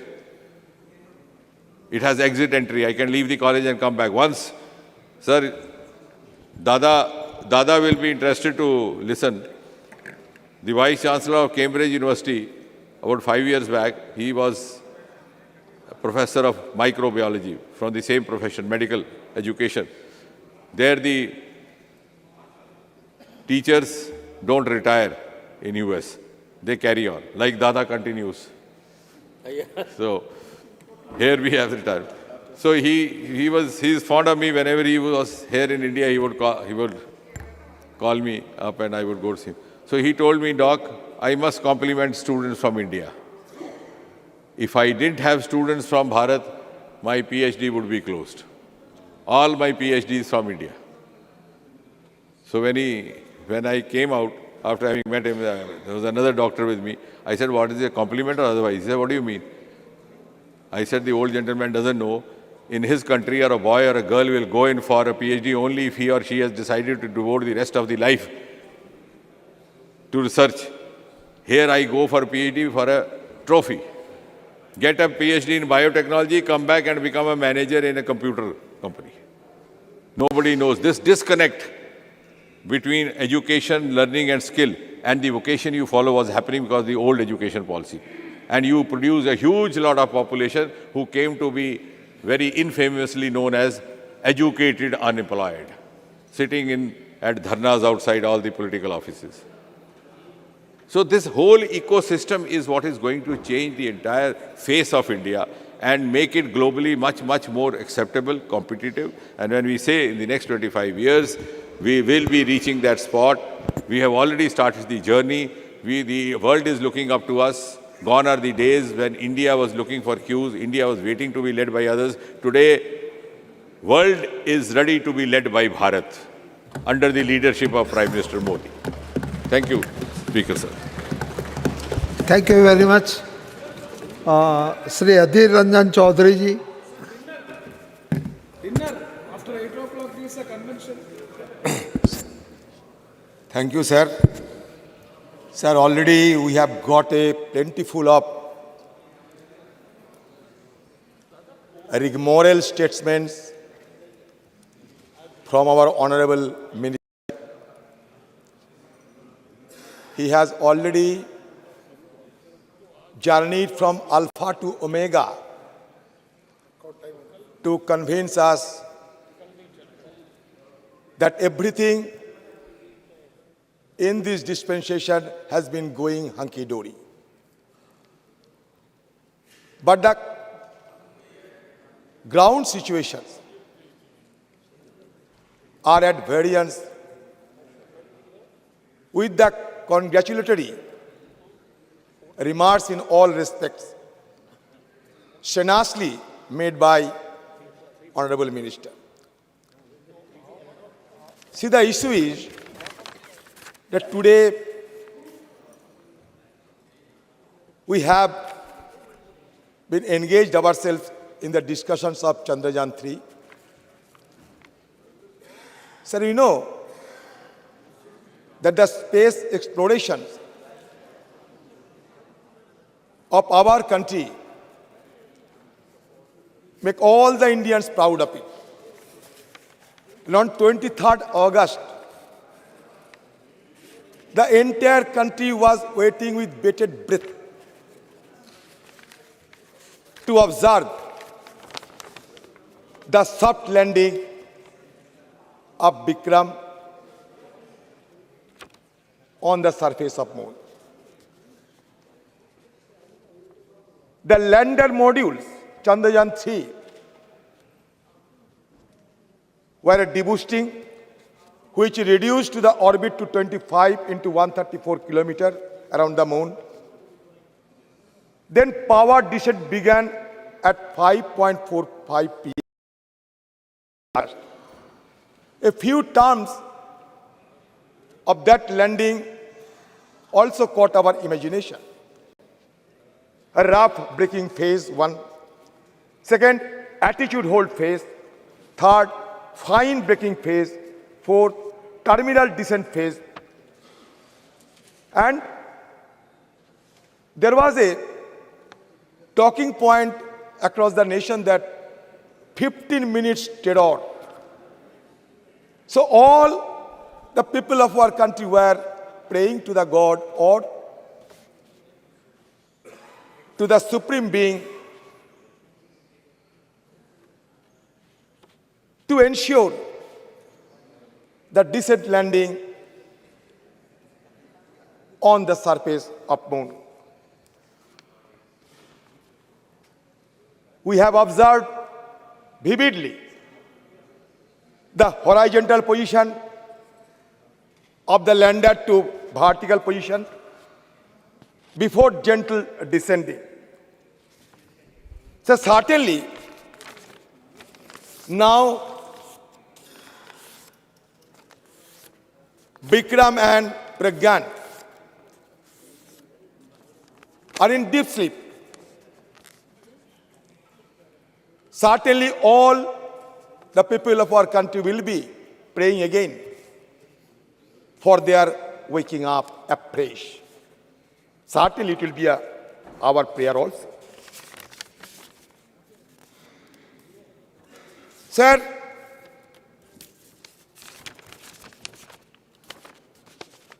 first of all, I must propose to this government, to the minister and to the House, कि हमारे देश की राष्ट्रपति उनकी नेतृत्व में सारे इसरो को साइंटिस्ट जिन्होंने चंद्रयान-3 ये अभियान सफल किए, उन सब के लिए एक समारोह सभा का आयोजन करें, जिसको हम कहते हैं कि फैसिलिटेशन, और ये राष्ट्रपति द्वारा किया जाए, राष्ट्रपति भवन में किया जाए और वहां हम सब एमपीज को बुलाया जाए, क्योंकि हम सब देशवासियों के साथ साथ तहे दिल से उन सारे हमारे साइंटिस्टों को संबर्धना देना चाहते हैं। क्यों हर चीज में हमारे देश की राष्ट्रपति जी को हमें नजरत देखने को मिलते? ये एक्सक्यूज मी,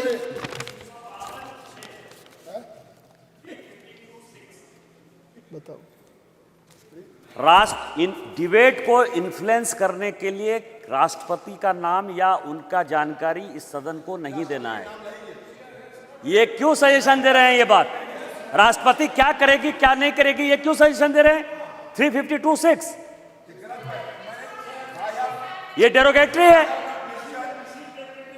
ठीक है, अधीर रंजन जी, क्या ये करे कि राष्ट्रपति करे? विषय पे राष्ट्रपति बोलो। को बुलाए, क्यों हर चीज में राष्ट्रपति को नहीं लाया जाता है? ये डेरोगेटरी है।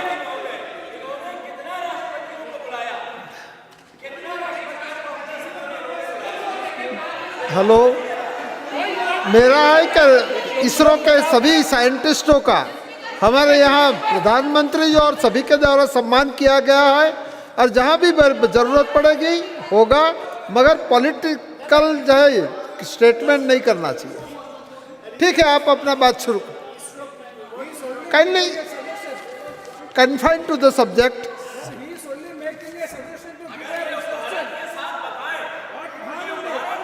सर इसमें गलती क्या है सर? मैंने कहते हैं कि हमारे राष्ट्रपति जी की अगुवाई में सारे इसरो की साइंटिस्ट को बुलाया जाए राष्ट्रपति जी भवन पे, वहाँ हम सब जाएं और सब मिलके हमारे साइंटिस्टों को हम संबर्धना दे। इसमें गलती क्या है, अन्याय क्या है, ये तो बताइए। हेलो, आपकी संवेदना से हम आपको उसका संज्ञान लेते हैं, मगर पॉलिटिकली स्टेटमेंट पॉलिटिकल नहीं है स्टेटमेंट। मैं दिल की बात करते हैं सर। हमारे प्रधानमंत्री जी, एक मिनट, मंत्री जी कुछ टिप्पणी करना चाहिए। अगर अधीर जी का सुझाव नोट भी कर लिया जाए तो प्रश्न ये उठेगा कि 17 साल नेहरू जी रहे, उन्होंने ही स्पेस का काम शुरू किया, फिर इंदिरा जी ने 1969 में इसरो कायम किया, सारा सुबह से आप बोल रहे हैं, तो एक बार अगर उस समय ये प्रेसिडेंस स्थापित कर देते तो आज चल रही होती। अच्छा, ठीक है, मैं बोल, ठीक है, विषय पे आओ, हमारे विषय पे आओ। मंत्री जी, प्रेसिडेंट तो बनाने वाला एक ही आदमी है। नहीं, प्रेसिडेंट बनाने वाला एक ही आदमी है हमारे देश में। हेलो, इस प्रकार की टिप्पणियां मत करो, विषय पे आओ। बात यह है कि जब राकेश शर्मा ने स्पेस में घूम रहे थे, आपको याद होंगे, प्रधानमंत्री जी उस समय इंदिरा गांधी जी उनको ये पूछी कि राकेश कैसे लग रहे हैं ये हमारे हिंदुस्तान को देखने के लिए, तो उन्होंने जवाब में कहे कि सारे जहां से अच्छा। तो बार बार वो टोकते रहे, तो उनको साथ हमें समय बर्बाद ना करें। सर, मैं इसलिए प्रधानमंत्री जी की बात किए हैं, ठीक है, इसलिए राष्ट्रपति जी की जिक्र किए हैं। टिप्पणी करते हैं। राकेश शर्मा का मिशन हिंदुस्तानी मिशन नहीं था, वो एक सोवियत मिशन था। वो अपनी कैपेसिटी में उसमें गए। जो गगनयान है उसका नट बोल्ट से लेकर के हमारा जो एस्ट्रोनॉट तक है वो हिंदुस्तानी होगा। ठीक है। अच्छा, रशिया से हथियार नहीं लेते हैं आप? आज की हमारे देश की जो हथियार फौजों के पास है, 60 to 70% रशिया के मेड है। ये पीछे जनरल सब बैठे हुए हैं, बीके सिंह सब बैठे हुए हैं पीछे। रशिया से आप हथियार नहीं अपनाते हो? क्रायोजेनिक इंजन रशिया से नहीं लाते हो? ये हर बात में मैं तैयार हूं कोई पुरवाने। Address to cheer. देखो, मंत्री करते हैं, मैं नहीं करते। मंत्री जी करते, मैं नहीं करते। ये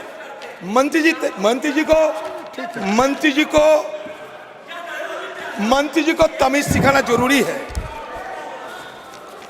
सर, मैंने इसलिए ये शब्द रिकॉर्ड से हटाया जाए। ये शब्द रिकॉर्ड से हटाया जाए, तमीज का। सर, मैंने इसलिए राष्ट्रपति के नाम जिक्र किया, इसके पीछे एक वजह है। मंत्री जी अगर ध्यानपूर्वक सुने तो मैं खुशी होंगी। मंत्री जी थोड़ा सुनो मेरे बात। Madhavan, what evidence are you going to show before the world that we reach the moon? किसने पूछा था? APJ Abdul Kalam. Who was Madhavan Nair? The chairman of ISRO. Prior to the launch of Chandrayaan-1 2008, doctor कलाम ने क्या कहा? Doctor कलाम ने एक उनको suggestion दी कि when we carried out mission to Everest and Antarctica we placed our flag there. In the case of the moon mission, we are relying to convince the world with a lot of digital data. Don't you think we should do something more? राष्ट्रपति पूछ रहे हैं इसको, इसरो की chairman को. और इसरो की chairman कलाम साहब ये रेस्पेक्टेड साइंटिस्ट थी. और ये माधवन नायर के अपने बयान है कि that this simple one question modified this his entire perspective, giving birth to the concept of the moon impact probe carried aboard Chandrayaan 1. That means moon impact probe Chandrayaan 1 की सबसे पहले चांद की सतह पर जो टक्कर मारी थी. Chandrayaan 3 lands on the moon today. We recall when India first planted a flag on the moon. दूसरी बात, Atal Bihari Vajpayee ji announced India's moon mission in his Independence Day speech 2003.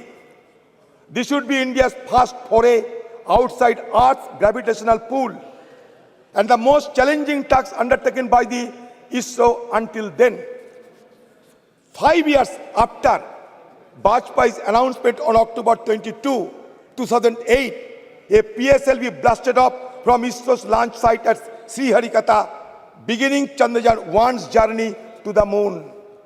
The PSLV initially placed Chandrayaan 1 on a high elliptical orbit around Earth. Over the next 3 weeks, the spacecraft carried out some highly complex, extremely precise maneuvers to finally orbit the moon. Indians' maiden attempt to put a spacecraft into precise orbit around the moon was a complete success, but this was not enough. This was not enough. Because the MIP with the national flag inscribed on it comprised 3 instruments, a mass spectrometer, camera, altimeter. Sir मैं क्यों राष्ट्रपति जी की बात कर रहे हैं आप सुनते जाओ. The MIP was scheduled to be dropped on the lunar surface on November 14, 2008. An hour before this sequence was to be initiated, Dr. Kalam entered ISRO's control room at Pina, Bengaluru. Nair depicted the scenario that I arranged spice buttermilk, his favorite, for him and explained the details of the mission. He went around the newly built control room and appreciated the internal architecture as well as the sophisticated instrumentation. Nair writes about Kalam's visit. Dr. Kalam was excited to see the most modern setup and remarked that it felt as if he was in Wonderland. मैं इसलिए कह रहा हूं कि 2008 साल में India has entered the elite club of space exploration countries.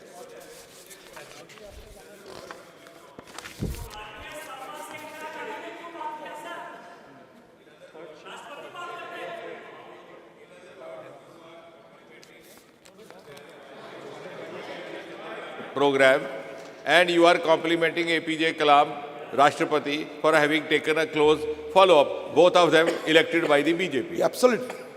I must appreciate it. Before returning to Delhi, however, he made a notable suggestion. Before returning to Delhi, he made a notable suggestion to name the impact site after Pandit Nehru, on whose birthday the landing was made and whose vision was crucial to the creation of ISRO. After receiving appropriate permission from the government, the site was named Jawhar Sthal. मैं इसलिए बोल रहा हूं कि doctor कलाम जी ने उनकी तरफ से ये सिफारिश की, उसके बाद जौहर स्थल बनी हमारी चांद की सियात में उस समय. ये कोई मैं बोलने हर बात पे अगर मोंती टोकते रहे तो कहाँ जाऊं मैं. The difference, we did not name it Modi Point. We have named it Shiv Shakti Point and Tiranga Point. बहुत अच्छा किया. You made it Nehru Point and Jawahar Point. मैंने क्या किया अब्दुल कलाम ने सिफारिश की अब्दुल कलाम ने उनकी कहने पर होना no. क्योंकि It उनको was सम्मान the देते UPA government which cleared नहीं, this decision. उनको President Rashtrapati is no way privy to take this decision. नहीं, The नहीं, decision was taken उनको- by the then PMO headed by Dr. Manmohan Singh. No, don't mislead the house. I am not misleading the house. Department of Space is directly under Prime Minister's office, and the decision was taken by the then PMO. अच्छा ठीक It was cleared. अच्छा ठीक है बैठिए अच्छा देखिए there is a proverb that the crow sometime the chicken crows as if because of his crowing the sun rises. मुर्गी बांग लगाते हैं और मुर्गी बांग लगाने के बाद जब सूर्योदय होते हैं तो मुर्गी सोचते हैं कि उनकी बांग पे ही ये सूर्योदय हो चुके हैं। मुश्किल आप लोगों के लिए यही है। See, India's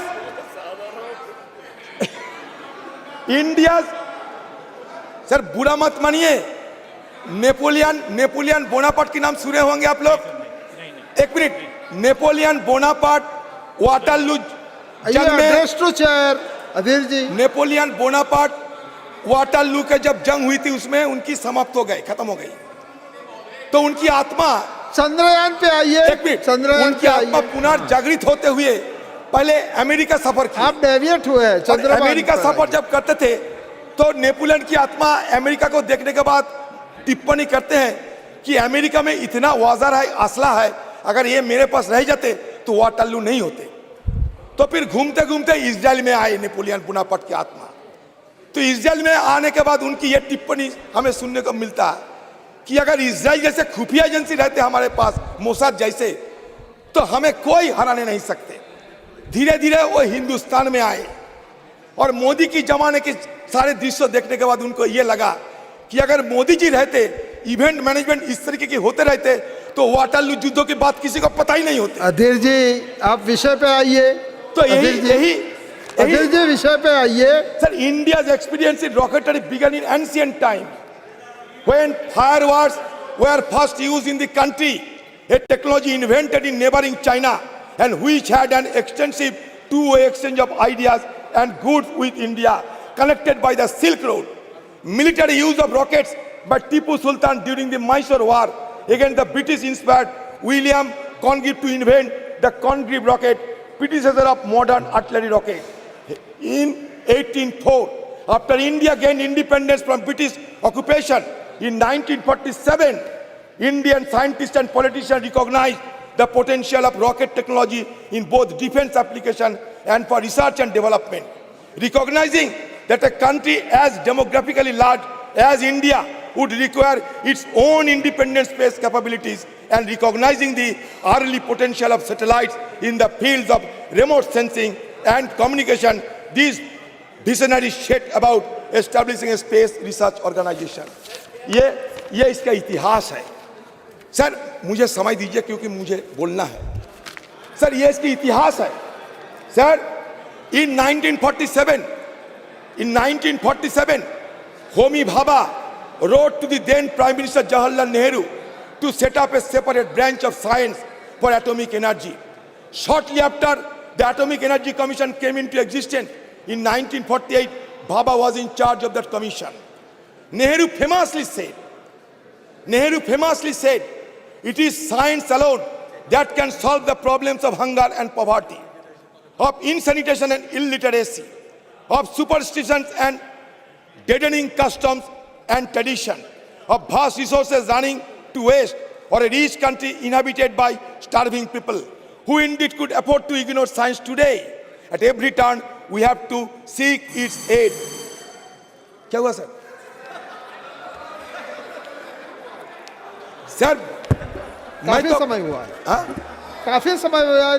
नहीं सर मैं ये कहना चाहते हैं सुबह से हम सुनते आते हैं मैं ये इंडियन स्पेस ऑडिसी को बताना चाहते हैं। इंडियन स्पेस ऑडिसी को कहना चाहते हैं 1963 the first sounding rocket Thumba equatorial rocket launching station in Kerala 1969, the Indian Space Research Organization is founded.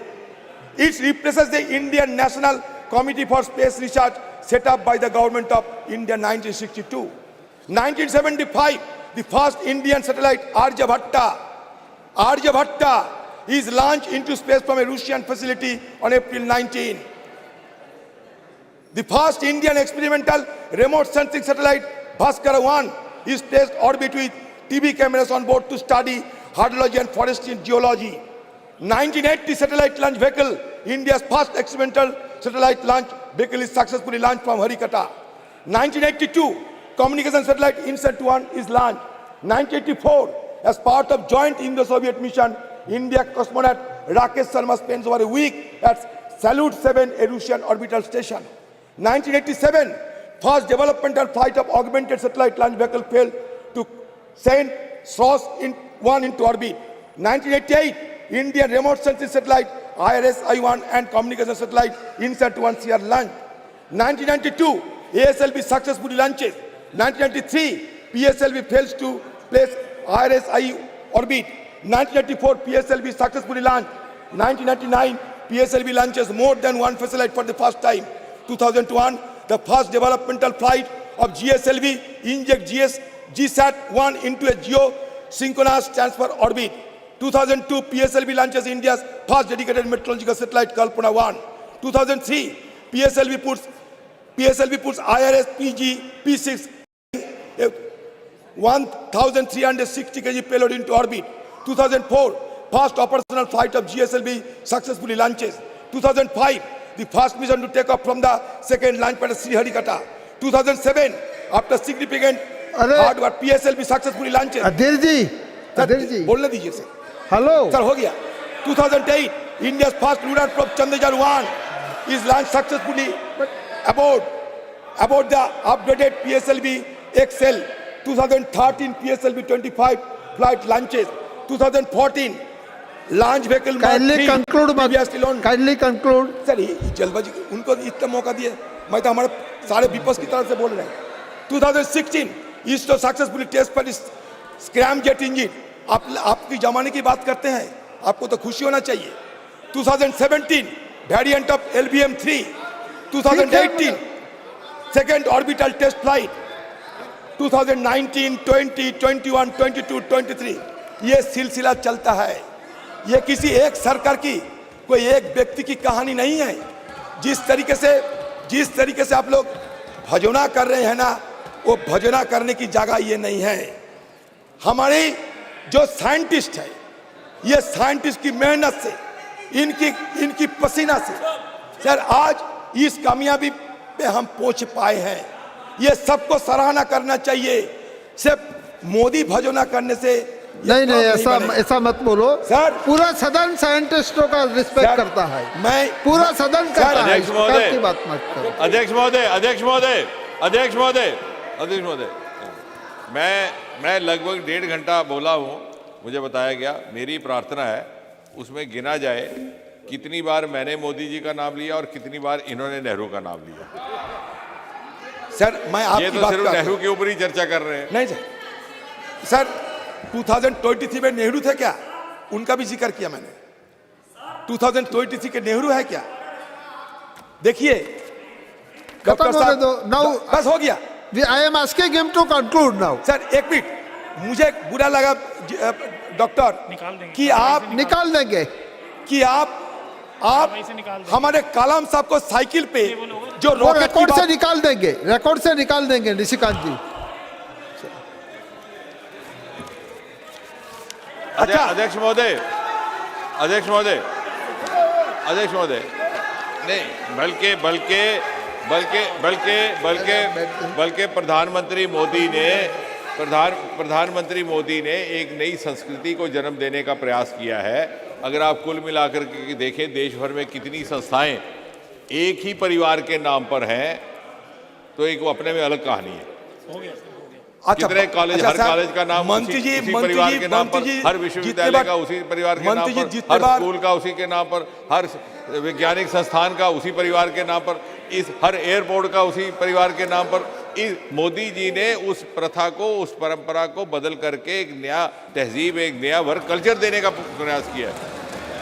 अधीर जी, आप अभी कंक्लूड कीजिए। मेरी बात पे कितना बाधा हुई आप खुद देख लो सर। आप आगे आगे बोलो। सर मैं ये कहना चाहती कि सुबह से संस्कार की बात हो रहे थे, सुबह से राजनाथ सिंह से लेकर हमारे जितेंद्र जी भी ये संस्कार की बात करते हैं। क्या हम संस्कार नहीं मानते? क्या हमारा संस्कार क्या है जानते हैं? हमारा संस्कार ये है, रुचिनांग बैचिकता दीजू कुटिलो नाना पथो जूशांग नीनु में को गम्मस्तोशी पयो समर नबो। नदी की जन्म कहीं भी हो सकते, और नदी बर्फ पिघलने के बाद जब पानी में तब्दील होते, शहर नगर गांव बंदर से गुजर कर समुद्र में जाकर मिलते। वो समुद्र नदी के लिए सच होता है, सत्य होते हैं। ये सत्य हिंदुओं के लिए ईश्वर है, मुसलमानों के लिए अल्लाह है, क्रिश्चियन के लिए ख्रिस्ट है, बुद्धिस्ट के लिए बुद्ध है। ये हमारा संस्कृति है। ये संस्कृति को मानने के चलते आपको आगे निकलना पड़ेगा। सर चलो सर, ये संस्कृति की बात करते हैं, इनकी please conclude it. They should not confuse. They should not confuse science with superstition. They should not confuse culture with communalism. That is my suggestion to them. Sir, we can feel proud of what our country achieved in medical science at one point of time. We worship Lord Ganesha.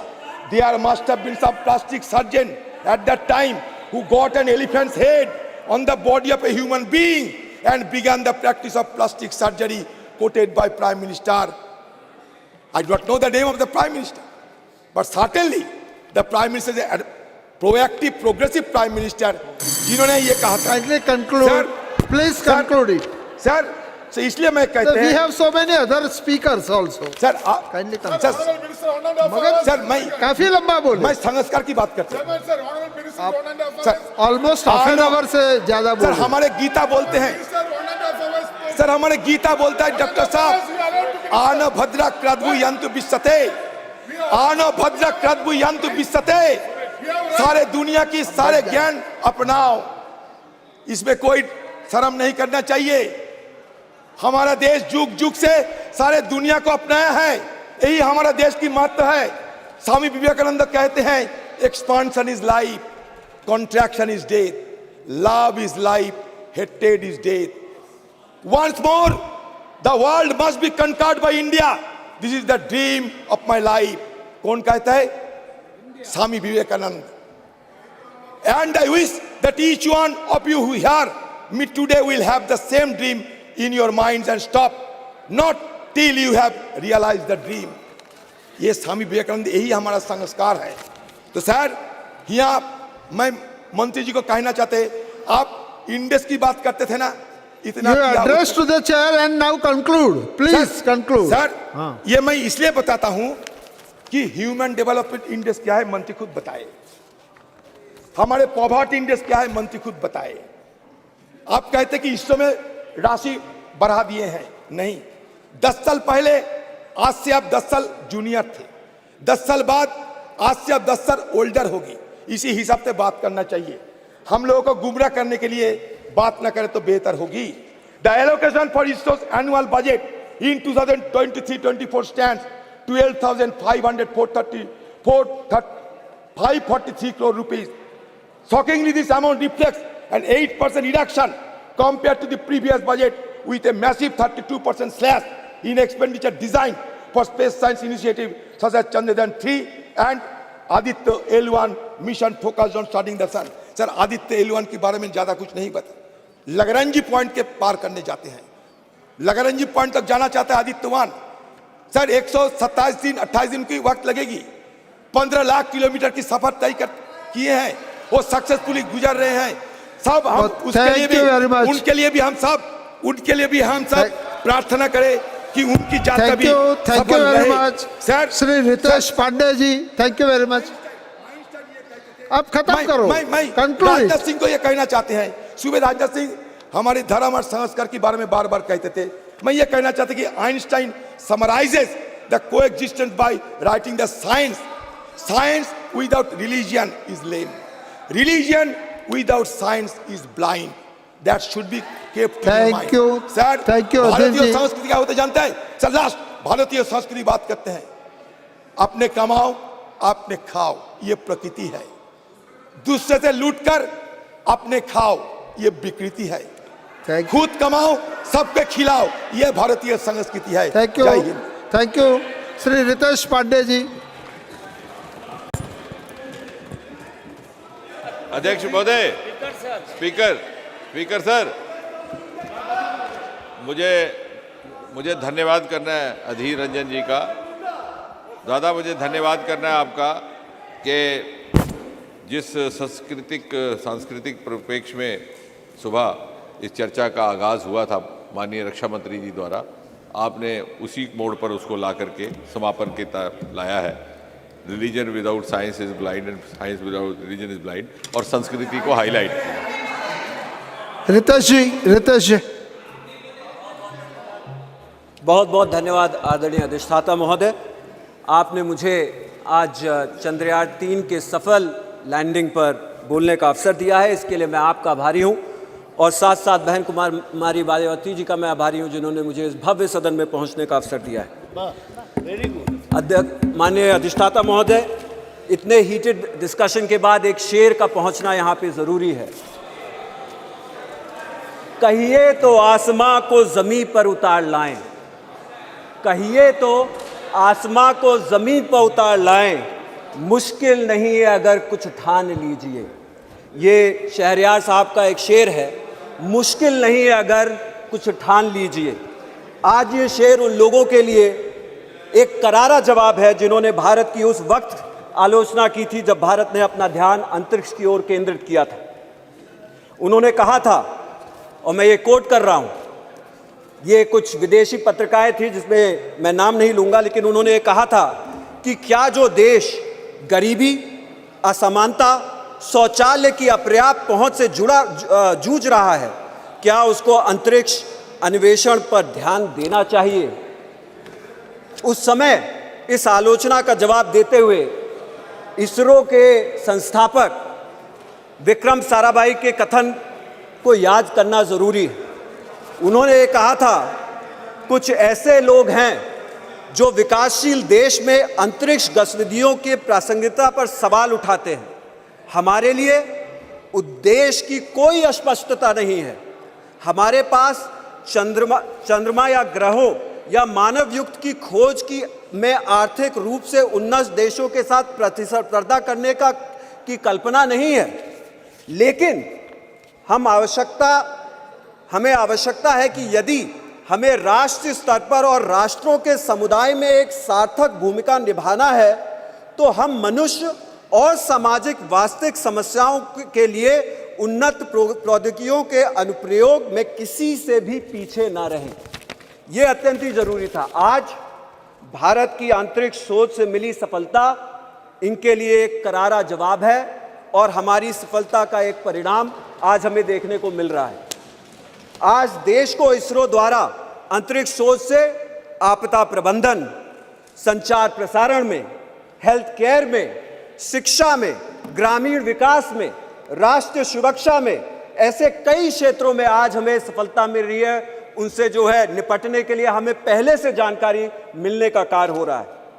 अनुमान है कि अगले दशक में वैश्विक अंतरिक्ष अर्थव्यवस्था में भारत की 10% की भागीदारी हो जाएगी, जो मौजूदा सिर्फ 2% पे है। ये एक दशक के अंदर इसरो की उपलब्धि होने जा रही है।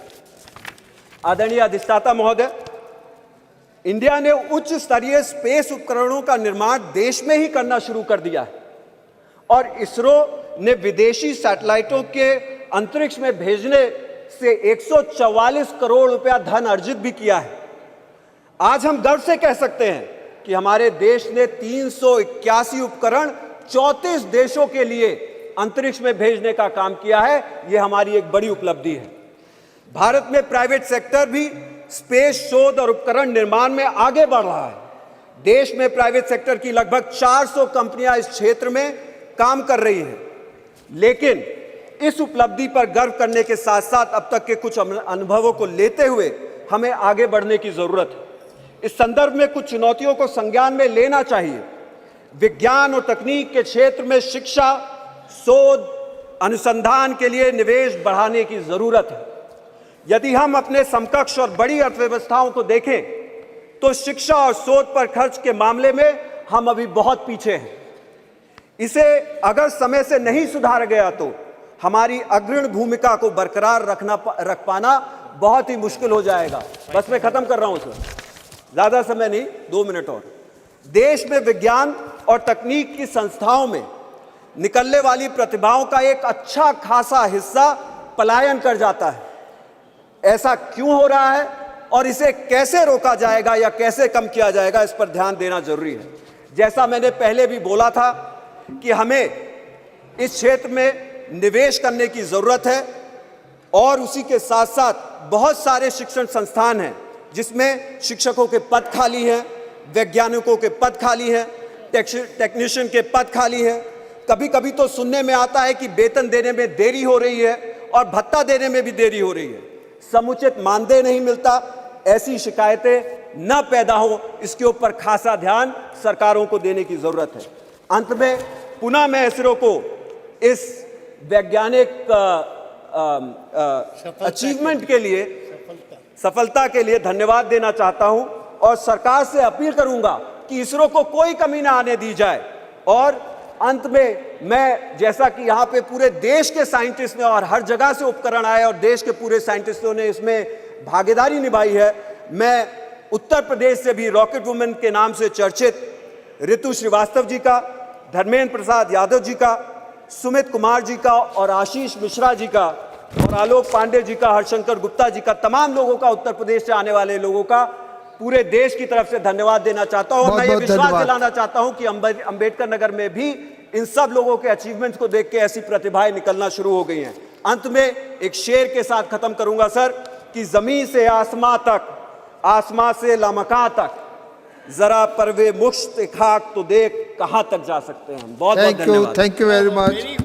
Shrimati ji Madhavi ji. Thank you, Chairman sir, for this great opportunity to speak in this new and very beautiful Parliament House. Sir, on this auspicious moment, I feel very happy to express our great achievement of Chandrayaan-3 success by the ISRO scientists under the leadership of Sri Somnath and his team, and also the great support of our dynamic Prime Minister of India. Sir, because of soft landing on the lunar surface, India becomes the first country to land a spacecraft on the moon's solar region, south polar region on the August 23rd, 2023.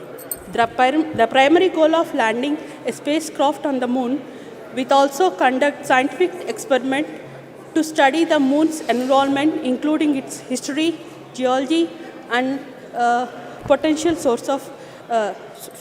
resources.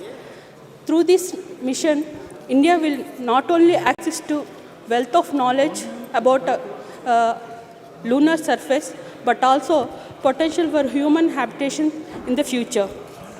I congratulate the entire ISRO for the success of the Chandrayaan-3 because this achievement, our country entered an elite club of nations achieving such a feat. The others being the USA, China, and Russia. This achievement will also help the India boost its share in the global space business. Currently, our share in the global space business only 2% in the $600 billion industry. Now, India's space program becomes self-reliant.